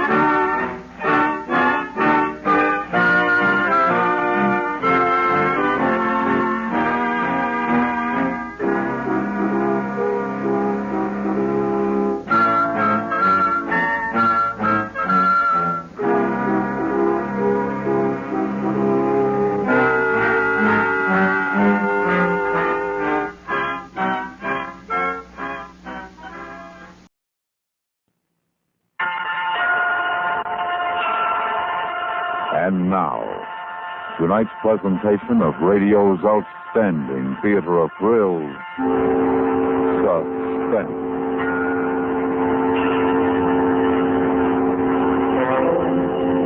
Tonight, the story of two small boys who carry death in their pockets. We call it Two Platinum Capsules. So now, here is tonight's suspense play, Two Platinum Capsules.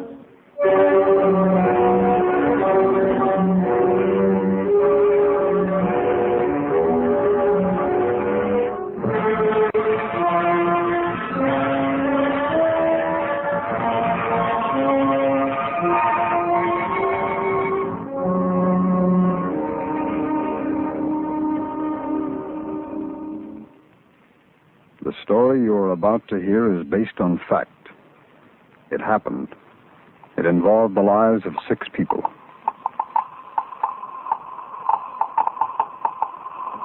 That sound is being made by a Geiger counter, a device for detecting radioactivity.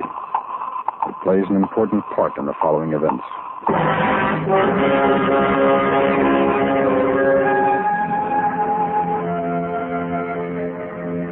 The place, a city in Northern California. Population, 41,300. For Johnny Murphy, age 11, the day started like any other day. The time, 8:36 a.m. Apple core. Oh, good morning. Who's your friend? The mailman. Here goes. Hey, you boy. You stop that. You weren't even close. I could have hit him if I wanted to. Johnny Murphy. Yeah, Mom. Come here. I'll be right back, please. What do you want? Come up here. I saw you throw that apple core at the mailman. I didn't hit him, Mom. I didn't even try. Don't ever let me catch you doing anything like that again. Now, come inside. Your father's home. Yes? When did you get back? Just a minute ago. Hi, boy. Did you find some uranium, Pop? No, not this time. We didn't expect you home until tonight, George. Well, I woke up with a lousy cold yesterday. And on top of that, the water can sprung a leak. Didn't even have enough to make coffee before I left camp last night. Oh, there's some on the stove. Hey, Pop, let me listen to the Geiger counter. Not now, Johnny. Your father's tired from driving all night. Please, Pop, just for a second. Sure. Okay. Now.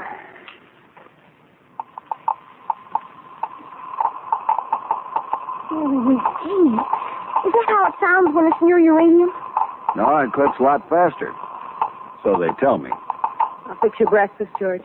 Scramble them, huh, man? Hey, Johnny, come on. Hey, Pete's waiting for me, Pop. Okay, boy, you run along.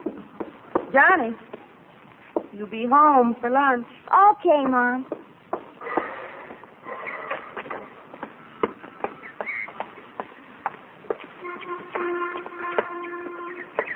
Where are we going? My Pop's Geiger counter. Yeah? What'd you hear? Uranium? Oh, come on. Where are we going? I don't know. Why don't we go down to that new dump? Where? The new dump the city opened. They're filling in that old gravel pit over near Afton High. What do we do down there? I don't know. Look around. See if we can find something, maybe. Okay. But I gotta be home for lunch. At 8:50, George Murphy, a part-time uranium prospector, sat down to eat his breakfast. 5 miles away, Miss Helen Webster, a registered nurse employed at the Middle Branch Hospital, entered the staff cafeteria. A few moments later, the administrator, Dr. Carl Hutter, stopped at her table. Oh, how did you like working up in 222 yesterday, Miss Webster? Fine, Doctor. Burton didn't give you any trouble, did she? Why, no. Get along with her all right? Yes, I think I so. think she probably hates your guts. Oh, but why? Then she's leaving next week. We've asked her to retire. She knows you're taking her place. Oh, I see. Did she explain everything to you carefully? Very carefully, Doctor. And we want you to take charge as soon as she's gone. Is that all right with you? Yes, sir. It's very interesting work. It could be dangerous. But if you're careful, there's no risk involved. Did Burton have you working with the real thing or the dummies? Well, the dummies at first, and then she opened the safe. Those capsules certainly don't look dangerous. They're killers, Miss Webster. Don't ever forget it.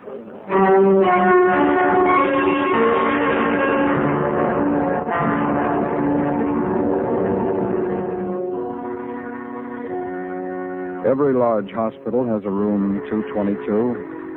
Painted in bold letters across the lead-lined door are the words, "Danger, radioactive." When not occupied, the room is padlocked. At 9:14, Miss Elsie Burton, registered nurse, inserted the key in the padlock and entered the room. She opened the heavy safe and, using a pair of forceps, lifted a small metal box from it. She quickly placed the box on a table. Then, stepping behind a lead shield designed to protect her body from the contents of the box, she opened it. Inside the box were several platinum capsules. and each capsule was filled with radium. It was 9:27 when she picked up the phone to report 2 of the platinum capsules missing.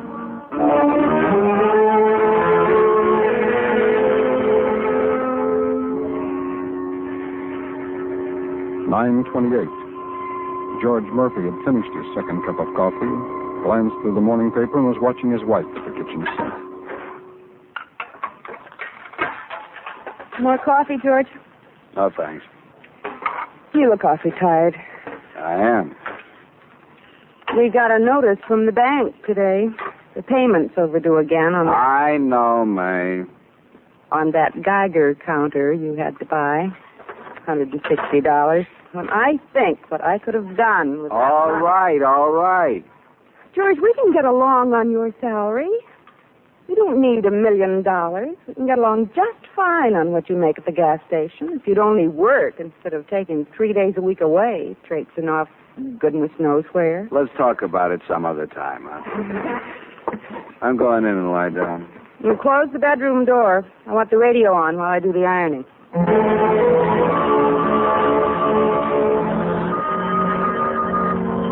9:30. The 2 boys, Johnny Murphy and Peter Cowan, were approaching the city dump. Hey, Peter, wait up. Come on, we're almost there. Look.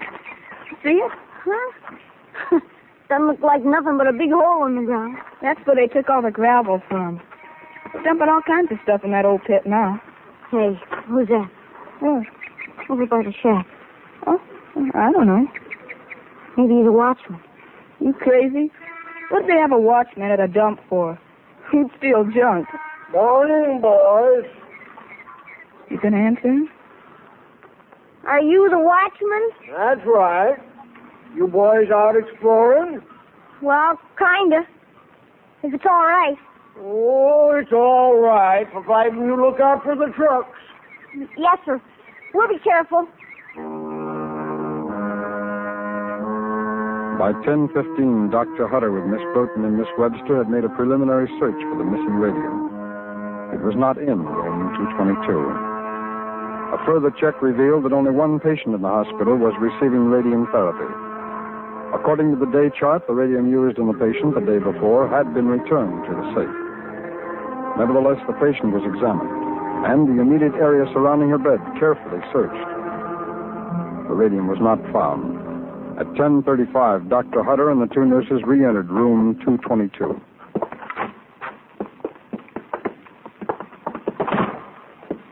I don't understand how it could have happened, Doctor. Could someone have taken it during the night? No, even if they had a key to fit the padlock, Miss Burton is the only person in the hospital who has the combination to the safe. You'll have all this responsibility next week, Miss Webster. Burton, what time did you show the capsules to Miss Webster yesterday? Just before lunch, Doctor. Did you count the capsules before returning them to the safe? Well, they weren't away from this table. I didn't think it was necessary to count them. No, we've done all we can. I'll notify the insurance company. Let them send a radium hound up from San Francisco. A radium hound? Yes, a man who specializes in finding lost radium by using a scintillator or a Geiger counter. He'll go through the hospital carefully, and the counter will locate the radium. Doctor, before you go, may I speak to you alone? Certainly. I'll be in the hall, Doctor.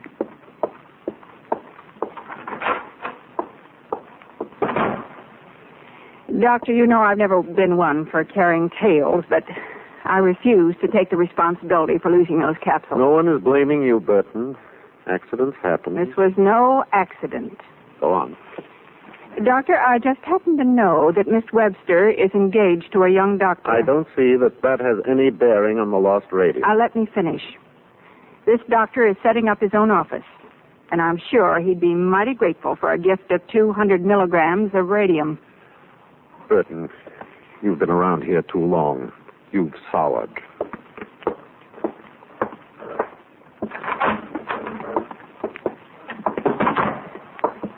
Doctor, I just remembered something. Yes, Miss Webster? Well, the other night, Leonard, Dr. Perry, told me that one of his patients goes away every weekend to hunt uranium. Wouldn't he own a Geiger counter? He might. Yes, see if you can reach him. Yes, sir. We'll take this building apart if we have to. Oh, Miss Webster, Yes, sir? Notify all hospital personnel of the loss immediately.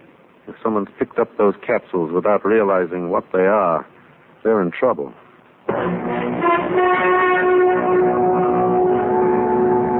Mae Murphy had just tuned in the 11 a.m. news broadcast when the phone rang. Recognizing the urgency in Miss Webster's voice, she promised to wake her husband immediately. George? George, you've got to wake up. George. George, they want you down at the hospital. What's the matter, Johnny? Something happened to Johnny? No, not Johnny. They've lost some radium at Middle Branch Hospital. The nurse that called thought you might be able to find it. Hand me a cigarette, will you? Okay. You got any hot coffee out there? I'll heat it. Here. Thanks. Do you think you could find it, George? I don't know. Maybe, if it's still in the hospital. What does radium look like? You ever see any of it? I wouldn't know radium if I tripped over it.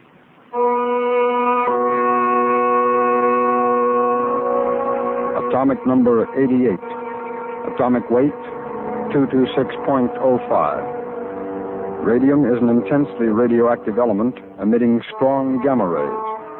It is used principally in the treatment of cancer to destroy malignant tissue. Unfortunately, the gamma rays cannot tell the difference between healthy and unhealthy tissue, making it extremely dangerous to handle. Unless caught in time, there is no cure for radium poisoning. Only a slow, lingering death. Hey, mister, you know what time it is? The time? Well, let's see now. It's 11:30. You see? I told you it wasn't more than that. Hey, you boys are too young to be worrying about time. Well, he's always worried about something. I gotta be home for lunch. Did you find anything valuable down in the dump? No, nothing there I wanted. I don't know if what I found is valuable or not. Well, let's see it. Can't judge what it's worth if you don't let me take a look at it. I got 'em in my pocket. Them? Yeah. 2 little pieces of metal. See? Oh, yeah. Mighty nice. Looks like they might have been used for counterweights of some sort. Well, excuse me, boys. Gotta tell that fellow where to unload. We'll see you, mister. You be careful crossing the street, you boys. Don't want to get hurt.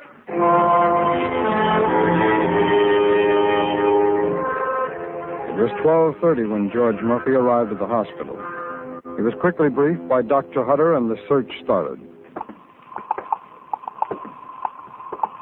Slowly, carefully, they walked through the sterile corridors, listening for any change in the normal count of the Geiger counter. I understand you do quite a bit of uranium prospecting, Mr. Murphy. Yeah, I guess I do. I usually take off from work at the gas station on Thursdays and come back Sundays. You ever find any? Not yet. I'm still hoping. So am I. But to find this radium, I mean. Is that valuable? It's that deadly. There's always the chance someone has picked it up without realizing what it is. Something? The background count was a little high, but it's gone down. Oh.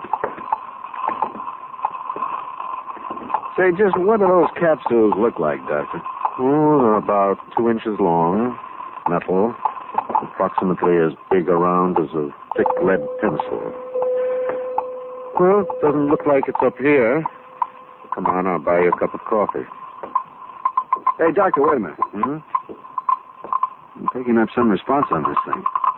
Oh, that's from 222. What? We keep our regular supply of radium in 222, just ahead. Oh. Well, I'm glad to know this thing works. Sure like to see it act up like that out in the desert. Time, 1:40. After having a cup of coffee, the men continued their search. Drain pipes were examined. Trash and waste chutes leading to the incinerator. The incinerator itself, and finally the grounds surrounding the entire hospital were checked. At 4:15, as far as they were able to determine, they agreed the radium was not in or near the hospital. Dr. Hutter then contacted the trucking service that removed the non-combustible rubbish. The driver reported he had taken a load to the new city dump yard the previous afternoon. He was also sure the watchman of the yard would remember where he had unloaded. The time, 4:59. There's the watchman's shack. Doesn't look like anybody's here. He's probably gone for the day. Well, you want to look around? Might get lucky. Yep, you better.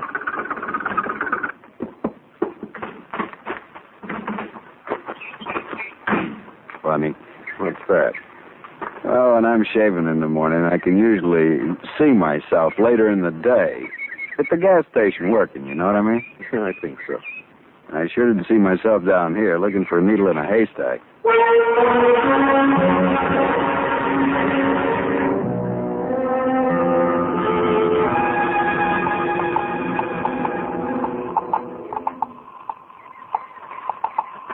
Well, I can't get anything on the Geiger, Doctor. The counter hasn't registered any change at all. You need a scintillator for this kind of job. Well, might as well start back. I hate saying this, but I'm beginning to think Burton might be right. Burton? She's the nurse in charge of 222. She believes the radium was stolen. Could be. I'd sure give $10 to know where it is. I'd give a lot more just to know those capsules aren't poisoning someone. Howdy. Help you fellas? Oh, are you the watchman? That's right. We were looking for you about an hour ago. I quit at 5, went to eat. Oh, I live out here. What do you want to see me about? Do you remember a consolidated truck here yesterday afternoon? Yes, I do. I had them dump out in Area 4. Where's that? Right where you fellas were standing when I first spotted you. Oh. Well, thanks. Hey, wait a minute. You still ain't said what you wanted to see me about. Do you know what radium looks like? No, can't say I do. A couple of capsules containing radium were lost from the hospital. We thought they might have been carried out here. Well, how would I know them if I did see them? Well, about 2 inches long, little capsules of metal. Oh, mm-hmm. Where to now? Would you mind dropping me off at the hospital? Okay.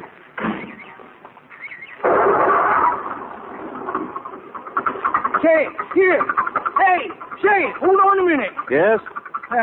2 boys down here this morning. Should be something like that. 2 boys? Yes, sir. I remember what they found. Looked like little counterweights. Well, do you know the boys, either one of them? No, never saw them before in my life. Did they mention their names? Can you describe them? No names, but I reckon I could give you an idea of what they look like. Get in. What for? They're taking you down to the police station. We've got to find those boys fast.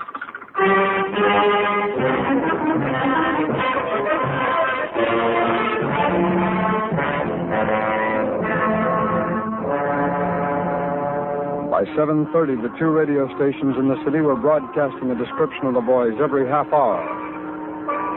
An all-points bulletin had been relayed to the police substations and all patrol cars. The morning newspaper was setting up a story on the front page. There was nothing to do now but wait. Hey, Mom. Yes, Johnny? Take a look at my leg, huh? Your leg? What's the matter with it? I don't know. It's sort of burning. You probably skinned it. Let's see. Well, there's nothing there. Just a little red is all. Feels like it's burned. Oh, there's your father. Now, you go get ready for bed. Okay. Hi, boy. Hi, Pa. George, I've kept your dinner warm. It's in the oven. I didn't get a chance to call you. I know. I heard all about it on the news. That poor kid. Now, you sit down. What'd you fix? Lamb chops. And I heated up some of those frozen biscuits. Is that boy going to die from the radium? I don't know. Dr. Hutter said something about the rays burning deeper and deeper as time went on. Oh. Something to do with the square root, and I don't know. Hand me the butter, will you? The description they gave on the radio, that boy must be about Johnny's age. Yeah. Johnny, I told you to get ready for bed. Oh, golly, Mom, I haven't hardly seen Pop in 3 days. That's right. Well, boy, what have you been doing? Oh, nothing. Just taking it easy. Taking it easy. You just wait, boy. You just wait a few years. Hey, can I put your Geiger count away for you? Look, how many times do I have to tell you that it isn't a toy? It costs a lot of money. That's the truth. Can I listen to it, Pop, please? Johnny, leave your father alone. He's dead tired. Go on, get ready for bed. Oh, Mom. Mind your mother, boy. Yes, sir. All right. Come back here. Yes, sir. Come here. Now, wait a minute.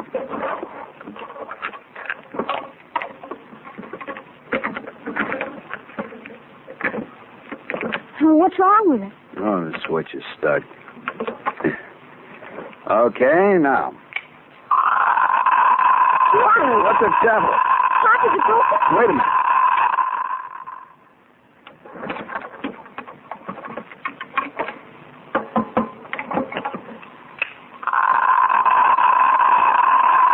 Where'd you go to bed, boy? What? You went to the city dump, didn't you? George, no! Pop, what are you looking at me like Answer that? me, Johnny. You went to the city dump, didn't you? Pop, what's wrong with you? Give me the radium, Johnny. I didn't do nothing wrong. Give me the radium! What did you take to the city dump, Johnny? Nothing.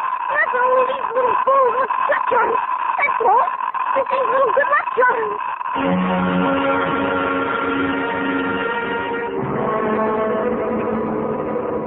The search was over.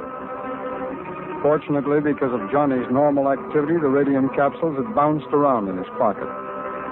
The burns covered a wide area, but the rays had not penetrated as deeply as they could have done.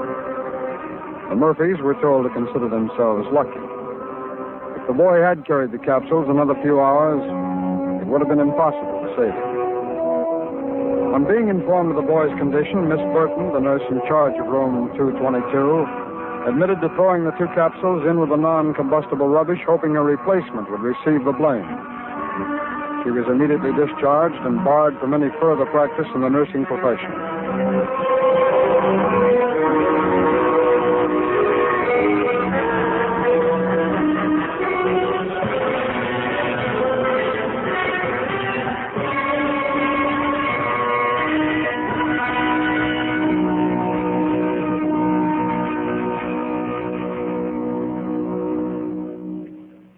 Suspense, in which we brought you tonight's presentation of 2 platinum capsules. Be sure to listen next week when we again bring you radio's outstanding theater of thrills, Suspense.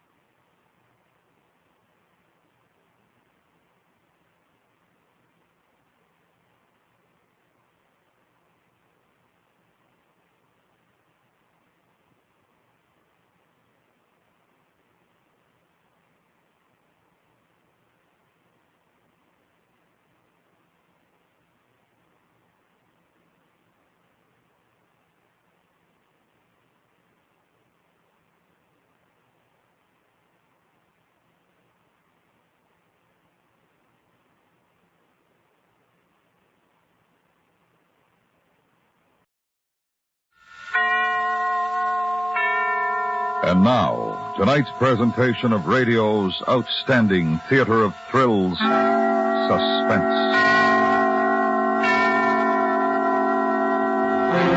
Tonight, the story of a perfect fraud that succeeded only too well. It's called Final Payment. So now, starring Harry Bartell with Peter Leeds, here is tonight's suspense play, Final Payment.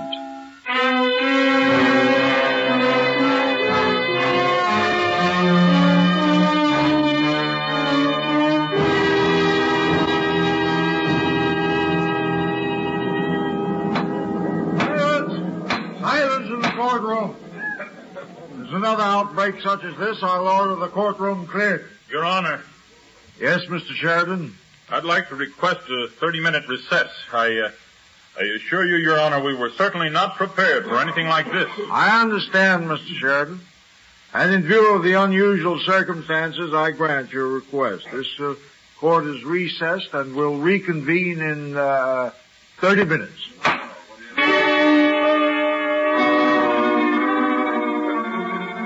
All right. What's everybody staring at me for? What's wrong? You can't possibly suspect a thing. Not a thing. But maybe...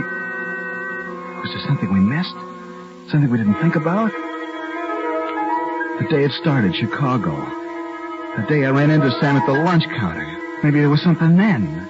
Maybe that's when we made a mistake. Gee, Joe, it sure's been a long time, hasn't it? 10 years. You know, it doesn't seem that long. Hey, what happened to you after the Italian campaign? One day you were there, the next day gone. Well, I was shipped back to the States and then out to the Philippines. You see any action? Oh, some. A little. You're not saying you haven't changed a bit. Put on a little weight, maybe. Haven't we all? And some gray hair. No, I'm a lot grayer than you. Well, maybe I haven't got as many worries as you have. I guess you live right. I guess I do. Oh, you married, Joe? Oh, yeah, I got a couple of kids. Oh, that's wonderful. I'm working with a construction gang right now. It isn't what I want, but it'll do. Well, temporarily, you mean? Yeah. Got to keep the family eating, huh? Sure do. Bet it gets rough sometimes. Yeah, sometimes. It takes a lot of sweat to keep a family these days. You got a family, Sam? Oh, no, but I know the problems. Hey, what are you doing in Chicago? You live here? No, I'm just passing through. What kind of work you doing? Well, Joe, right now, let's just say I'm in between jobs. Actually, Joe, I'm looking for a partner. A partner? Mm-hmm. A partner to split a profit of $100,000 with me. 100? Say, Joe, I'll tell you what. I'm going to be in town for another couple of days. Look, here's the phone number of the hotel where I'm staying. You know, it never occurred to me, but you might be interested in hearing about this deal. Sam, I don't have an old spare tennis shoe. I couldn't invest in a business. Joe, I said I'm looking for a partner to split $100,000 with. I didn't say anything about investing money. If you're interested, give me a call, huh?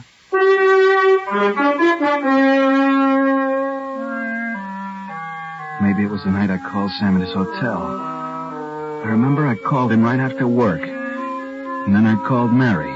Told her I'd met a friend and wouldn't be home for dinner. And there was that bar over on Halsted where we met. Maybe somebody in there remembered. It's a new twist on an old racket, Joe. A guy who pretends he's hurt, only he isn't. The insurance companies are wise, Sam. You never get away with it. Wait. Now, first I gotta know if you're interested, Joe. First I gotta know that. Then I'll tell you the twist. Well? Yeah, all right, I'm interested. Good. Now, this is the way it works. You and the family move to a small town. You buy yourself a moderately cheap car. Get a job. You live there a couple of months, and you call on the insurance agent of a big company. You take out a small policy. A couple of months later, you increase this policy to $100,000 liability. In the meantime, I arrive in the same town, take up residence. Now we both live there. Maybe on the opposite sides of the town. You still with me? Yeah, go ahead. Okay. Then one day, a year later, I step off the curb at a certain intersection. You're driving home from work. You hit me. Hit you? Yeah. I dodged a lot of tanks in Italy, but somehow I can't dodge the right fender of your car. I tell you to forget about it. You do. You don't even bother to tell the insurance company about it because I seem like such a nice guy. Only I'm not a nice guy because a couple of weeks later, I got you in court, and I'm suing you for a couple of $100,000. You know, Joe, I figure by the time we settle, it'll be an even $100,000. But when the insurance company finds it... It'll be too late. I don't get it, Sam. They'll fight it. Oh, sure. They'll have some notice before, and they'll come to you and give you a big thing on how they're going to fight this case. That's what I mean. And you, Joe, you're going to cooperate with them 100%. But then... And now the twist. It takes place the day you go under cross-examination. But my gosh, she just stood there like a... Oh, no, I don't... You go under cross-examination. You're going to break down and confess it was your fault. Confess? But Sam... Joe, the worst you can get is maybe a charge of criminal negligence. Maybe a fine, your driver's license suspended for a year. But it's worth 50 G's, isn't it? It's crazy. So crazy it could come off. Well, Well, Joe, $50,000. You know, if I thought for 1 minute... What can go wrong? I don't know.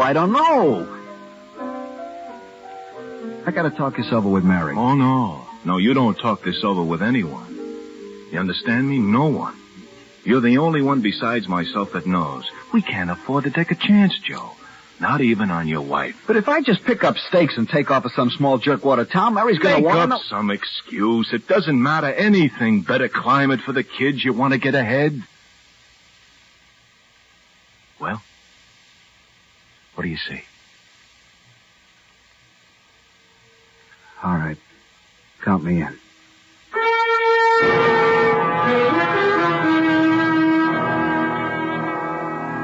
When I told Mary what I decided to do about the move and all, she raised some questions, but that was the end of it. I took the few dollars we had in the savings account and bought a cheap car. And a week later, we piled our belongings into it and headed for a small town in Indiana.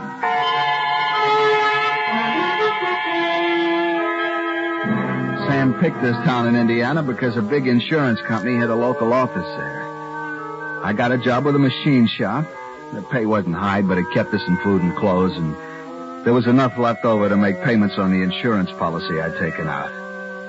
3 months later, I called the insurance agent and told him I wanted to increase my liability policy to $100,000. Was it then?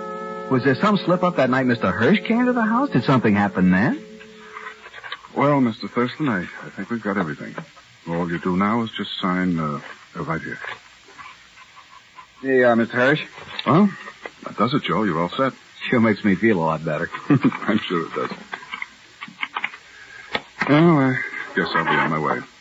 I want to thank you very much, Mr. Hirsch. Oh, my pleasure.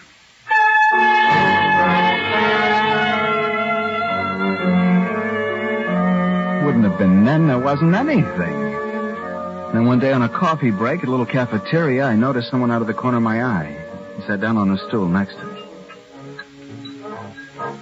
Hi, kid. Sam. I got in town about a week ago. How's everything going, Joe? Fine. You keeping up the payments on the policy? Yeah. Good. I'll contact you again right before we're ready to pull it off.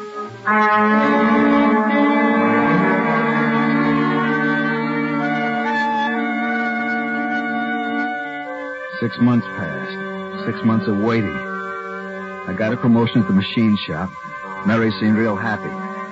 But every day I waited for some word from Sam. Maybe something had gone wrong. And then one night I went to a union meeting. I sat and listened to the guys discuss plans for the company's annual picnic. Then we took 5 for a smoke.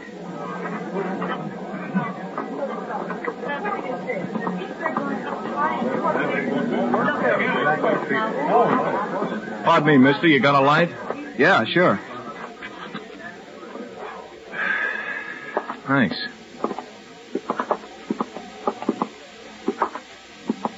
The time's ripe, Joe. You sure? I'm sure. Now listen carefully and get this in your head. Yeah, I'm listening. Day after tomorrow, 5:15 at the corner of 3rd Avenue and Wabash Boulevard. Yeah. I'll be on the southeast corner. I've clocked you the last week. You hit the corner at 5:15 exactly. Remember that? 5:15, corner of 3rd Avenue, Wabash Boulevard. You'll be on the southeast corner. I got it. Good. Now go on home, buddy. The next time I see you, we're going to have an accident.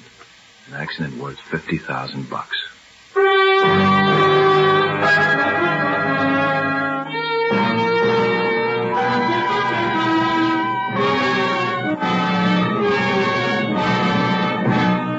You are listening to Final Payment, tonight's presentation in radio's outstanding theater of thrills, Suspense.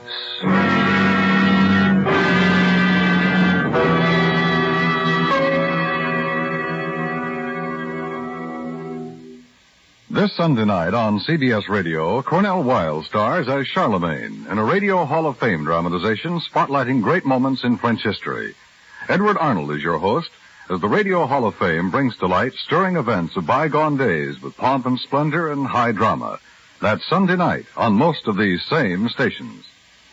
And now we bring back to our Hollywood soundstage Harry Bartell and Peter Leeds, starring in tonight's production of Final Payment. A tale well calculated to keep you in suspense.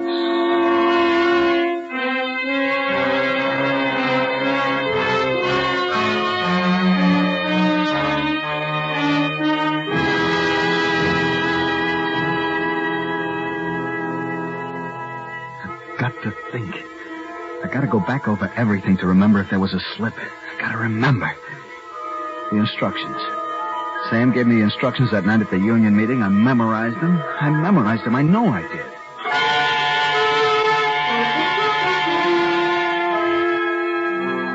Thursday was like a nightmare. Could hardly concentrate on what I was doing at work. All day long I was nervous. Then it was 5 to 5. Time to wash up and get moving. Punched my time card, put it back in the rack, walked out to my car in the parking lot and started. I drove east on Wabash Boulevard. My watch said 5:13. Traffic was light. 3rd Avenue was 6 long blocks away. My hands were so wet from perspiration I could hardly grip the steering wheel of the car. I kept in the right-hand lane. 4 blocks away. Kept the car going slow. Then I had to stop for the light at the corner of 4th Avenue. Looked at my watch again. It was 5:14.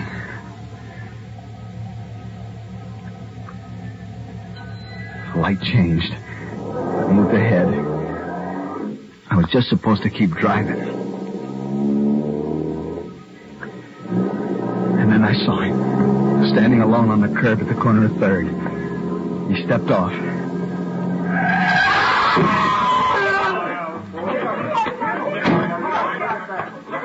I didn't see him.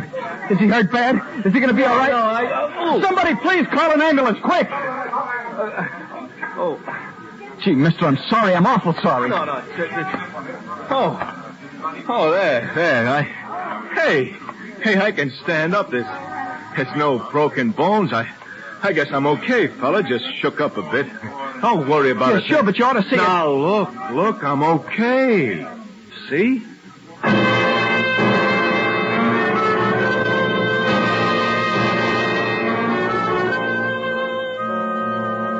The cop came. He took our names. No one had actually seen the accident, so there were no witnesses. We both told the cop that we didn't know who was wrong. Then the ambulance arrived, and they took Sam down to the emergency hospital for a general checkup. He said he had a headache. He made it look good and sound good. My car hadn't even touched his head. When I got home, I told Mary about the accident. Accident? Where, Joe? Down the corner of 3rd Avenue, Wabash Boulevard. What happened? Some guy stepped off the curb and didn't bother to look where he was going. Stepped right in front of the car. Oh, Joe. Now, don't worry, honey. I guess I'm lucky. Guy wasn't even hurt. Shook up a bit, that's about all. But, Joe, you never can tell. Did you get his name and address? Look, honey. I said never mind about it. It's all taken care of. The police were there. There's nothing to worry about. But I do worry about it, Joe. Did you get in touch with the insurance company? Insurance company? What for? I didn't even scratch a paint on the car. Oh, that isn't what I meant. I mean about if he should suddenly find something wrong and then he'd sue you or... Oh, don't be silly, honey. I told you he was a real nice guy. He told me to forget it. Well, you never can tell about these things. So what are you doing? I'm going to call the man from the insurance company. I said to forget it. Do you hear me? But, Joe, I don't understand. I'm sorry, honey. It's just... Look, the guy was a nice guy. He knows it was his fault. He's not going to cause me any trouble. Let's have dinner, huh? I'm hungry. All right, Joe. We'll forget it if you say so.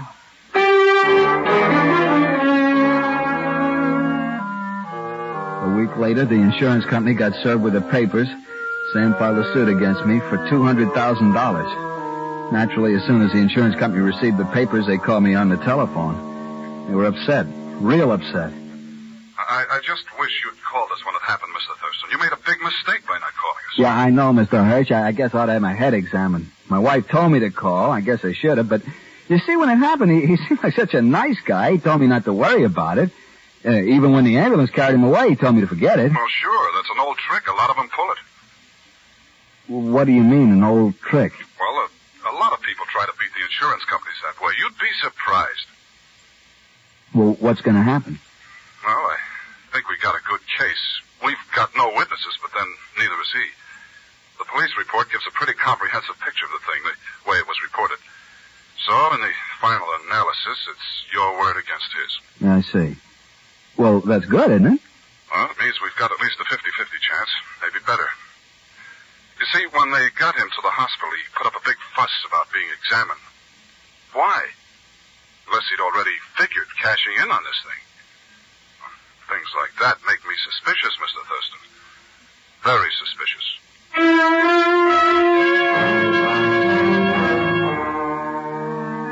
The lawyers got together and agreed on an early date for the trial. The attorney for the insurance company, Mr. Sheridan, met with me a number of times, making me go over and over the details of the accident. And then the day of the case arrived. According to Sam, I was supposed to break down and confess it was my fault while I was being cross-examined. But Sam didn't show up in court. His attorney said he'd been indisposed, but he would deliver the brief without his client's presence. And that kind of upset me. I depended on Sam to be there to give me reassurance. All right, Mr. Thurston, now in your own words, tell the court what happened on that day. Well, Go ahead, take your time. Well, I was driving home from work. I was going maybe 30 miles an hour, or maybe a couple of miles one way or the other. You were driving home? Yes, sir, and I was in the right-hand lane, and this fella, Mr. Monroe, he stepped off the curb and right into the path of my car. He stepped into the path of your car? Yes, sir, that's right. I guess he wasn't looking. Is that all? Yes, sir. That's all. Your witness? Any cross-examination, Mr. Green? Yes, sir. Proceed. Now, Mr. Thurston, I have a few questions I'd like to ask you. Yes, sir. Try to answer these questions as honestly as you can. I object, Your Honor. That is not... Objection sustained. Now, according to your earlier testimony, Mr. Thurston, you were going east on Wabash, is that right? Yes, sir. Mr. Thurston, do you know if there is a stop signal at the corner of 3rd Avenue and Wabash Boulevard, the intersection where the accident occurred? Yes, sir. I think there is. There is? Mr. Thurston, do you remember if the light was green or red as you approached the corner? I think it was green. I see. Now, according to your testimony, you said you saw Mr. Monroe step off... No, sir, excuse me. I didn't see him. I mean, I kind of saw him, and yet... Mr. Thurston, you either saw him or you didn't. Now, which is it? Or perhaps you can explain to the court how you can kind of see a person step off. Well, what I meant to say... Either you saw him or you didn't. Which is it, Mr. Thurston? Well, May I remind you that you are under solemn oath to tell the truth. Is it possible you didn't see him and the light had turned red, Mr. Thurston? Is that the way it was, yes or no? No. No, I didn't see him. What did you say, Mr. Thurston? I didn't see him. I said I didn't see him. Why didn't you see him, Mr. Thurston? Where were your eyes when they should have been watching the street in front of you while you were driving? Where were your eyes, Mr. Thurston? Well, I don't know. Yes, you do. You know very well where they were. Now tell us, on the light? On the traffic in front of you? They couldn't have been on the light. You told us yourself you didn't know whether the light was green or red. You said you didn't see the plaintiff. Well, then where were your eyes? Well, somewhere else, I guess. Where, Mr. Thurston? You tell us where. I buy a paper every night. It was on the seat next to me. Maybe for just a second I took my eyes off the road and looked down at the paper. You took your eyes off the road to look down at the newspaper on the seat beside you. And it was during that time that the light changed to red. The plaintiff stepped off the curb and you hit him. Am I right, Mr. Thurston? Isn't that the way it was? Yes, that's what happened. I didn't see him. I didn't mean it. I can't hear you, Mr. Thurston. Speak up. I didn't see him. I didn't mean it. That's what happened. It was my fault, but I couldn't help it. I swear I couldn't.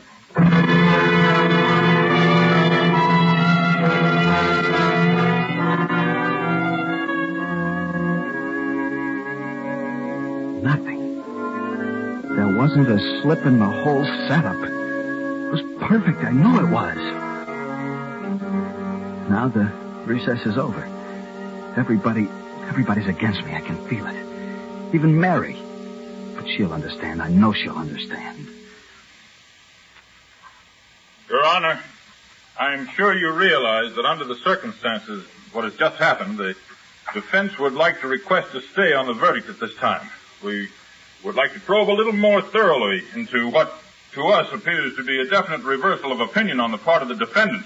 Something... Your Honor, if I may interrupt. Mr. Green? Your Honor, his request may not be necessary in view of some news I've just received. Well, this is highly irregular. My client's absence in this courtroom has been most conspicuous. I can now tell you the reason. This morning, he was rushed to the Veterans Hospital. I've received some news from the hospital. He suffered a severe brain concussion when he fell. His head struck the pavement. Your Honor, my client died an hour ago. No. No, Sam didn't die. It's a trick. You're lying. He couldn't have died. I didn't hit him that hard. You're lying to try to trick me. Now, that isn't the way you had it planned. He wasn't hurt. He said he wasn't. This isn't the way it was going to be.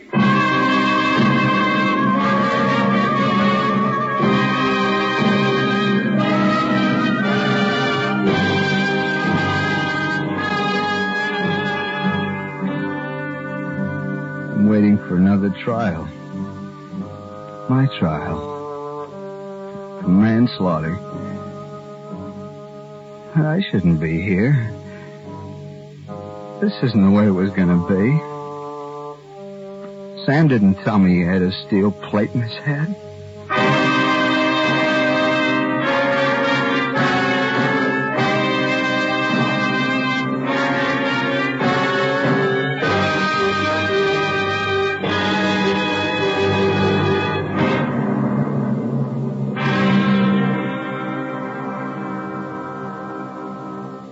Suspense, in which Harry Bartell and Peter Leeds starred in Dick Petticini and Phil Cole's Final Payment. Next week, the story of a man who insisted upon finishing the murder he had never committed.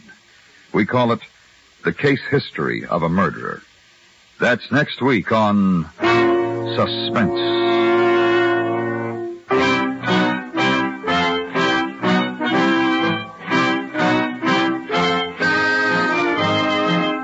Suspense is produced and directed by Anthony Ellis. The music was composed by Lucian Morowick and conducted by Wilbur Hatch. Featured in the cast were Vivi Janis, Barney Phillips, Victor Rodman, John Larch, and Byron Kane. America listens most to the CBS Radio Network.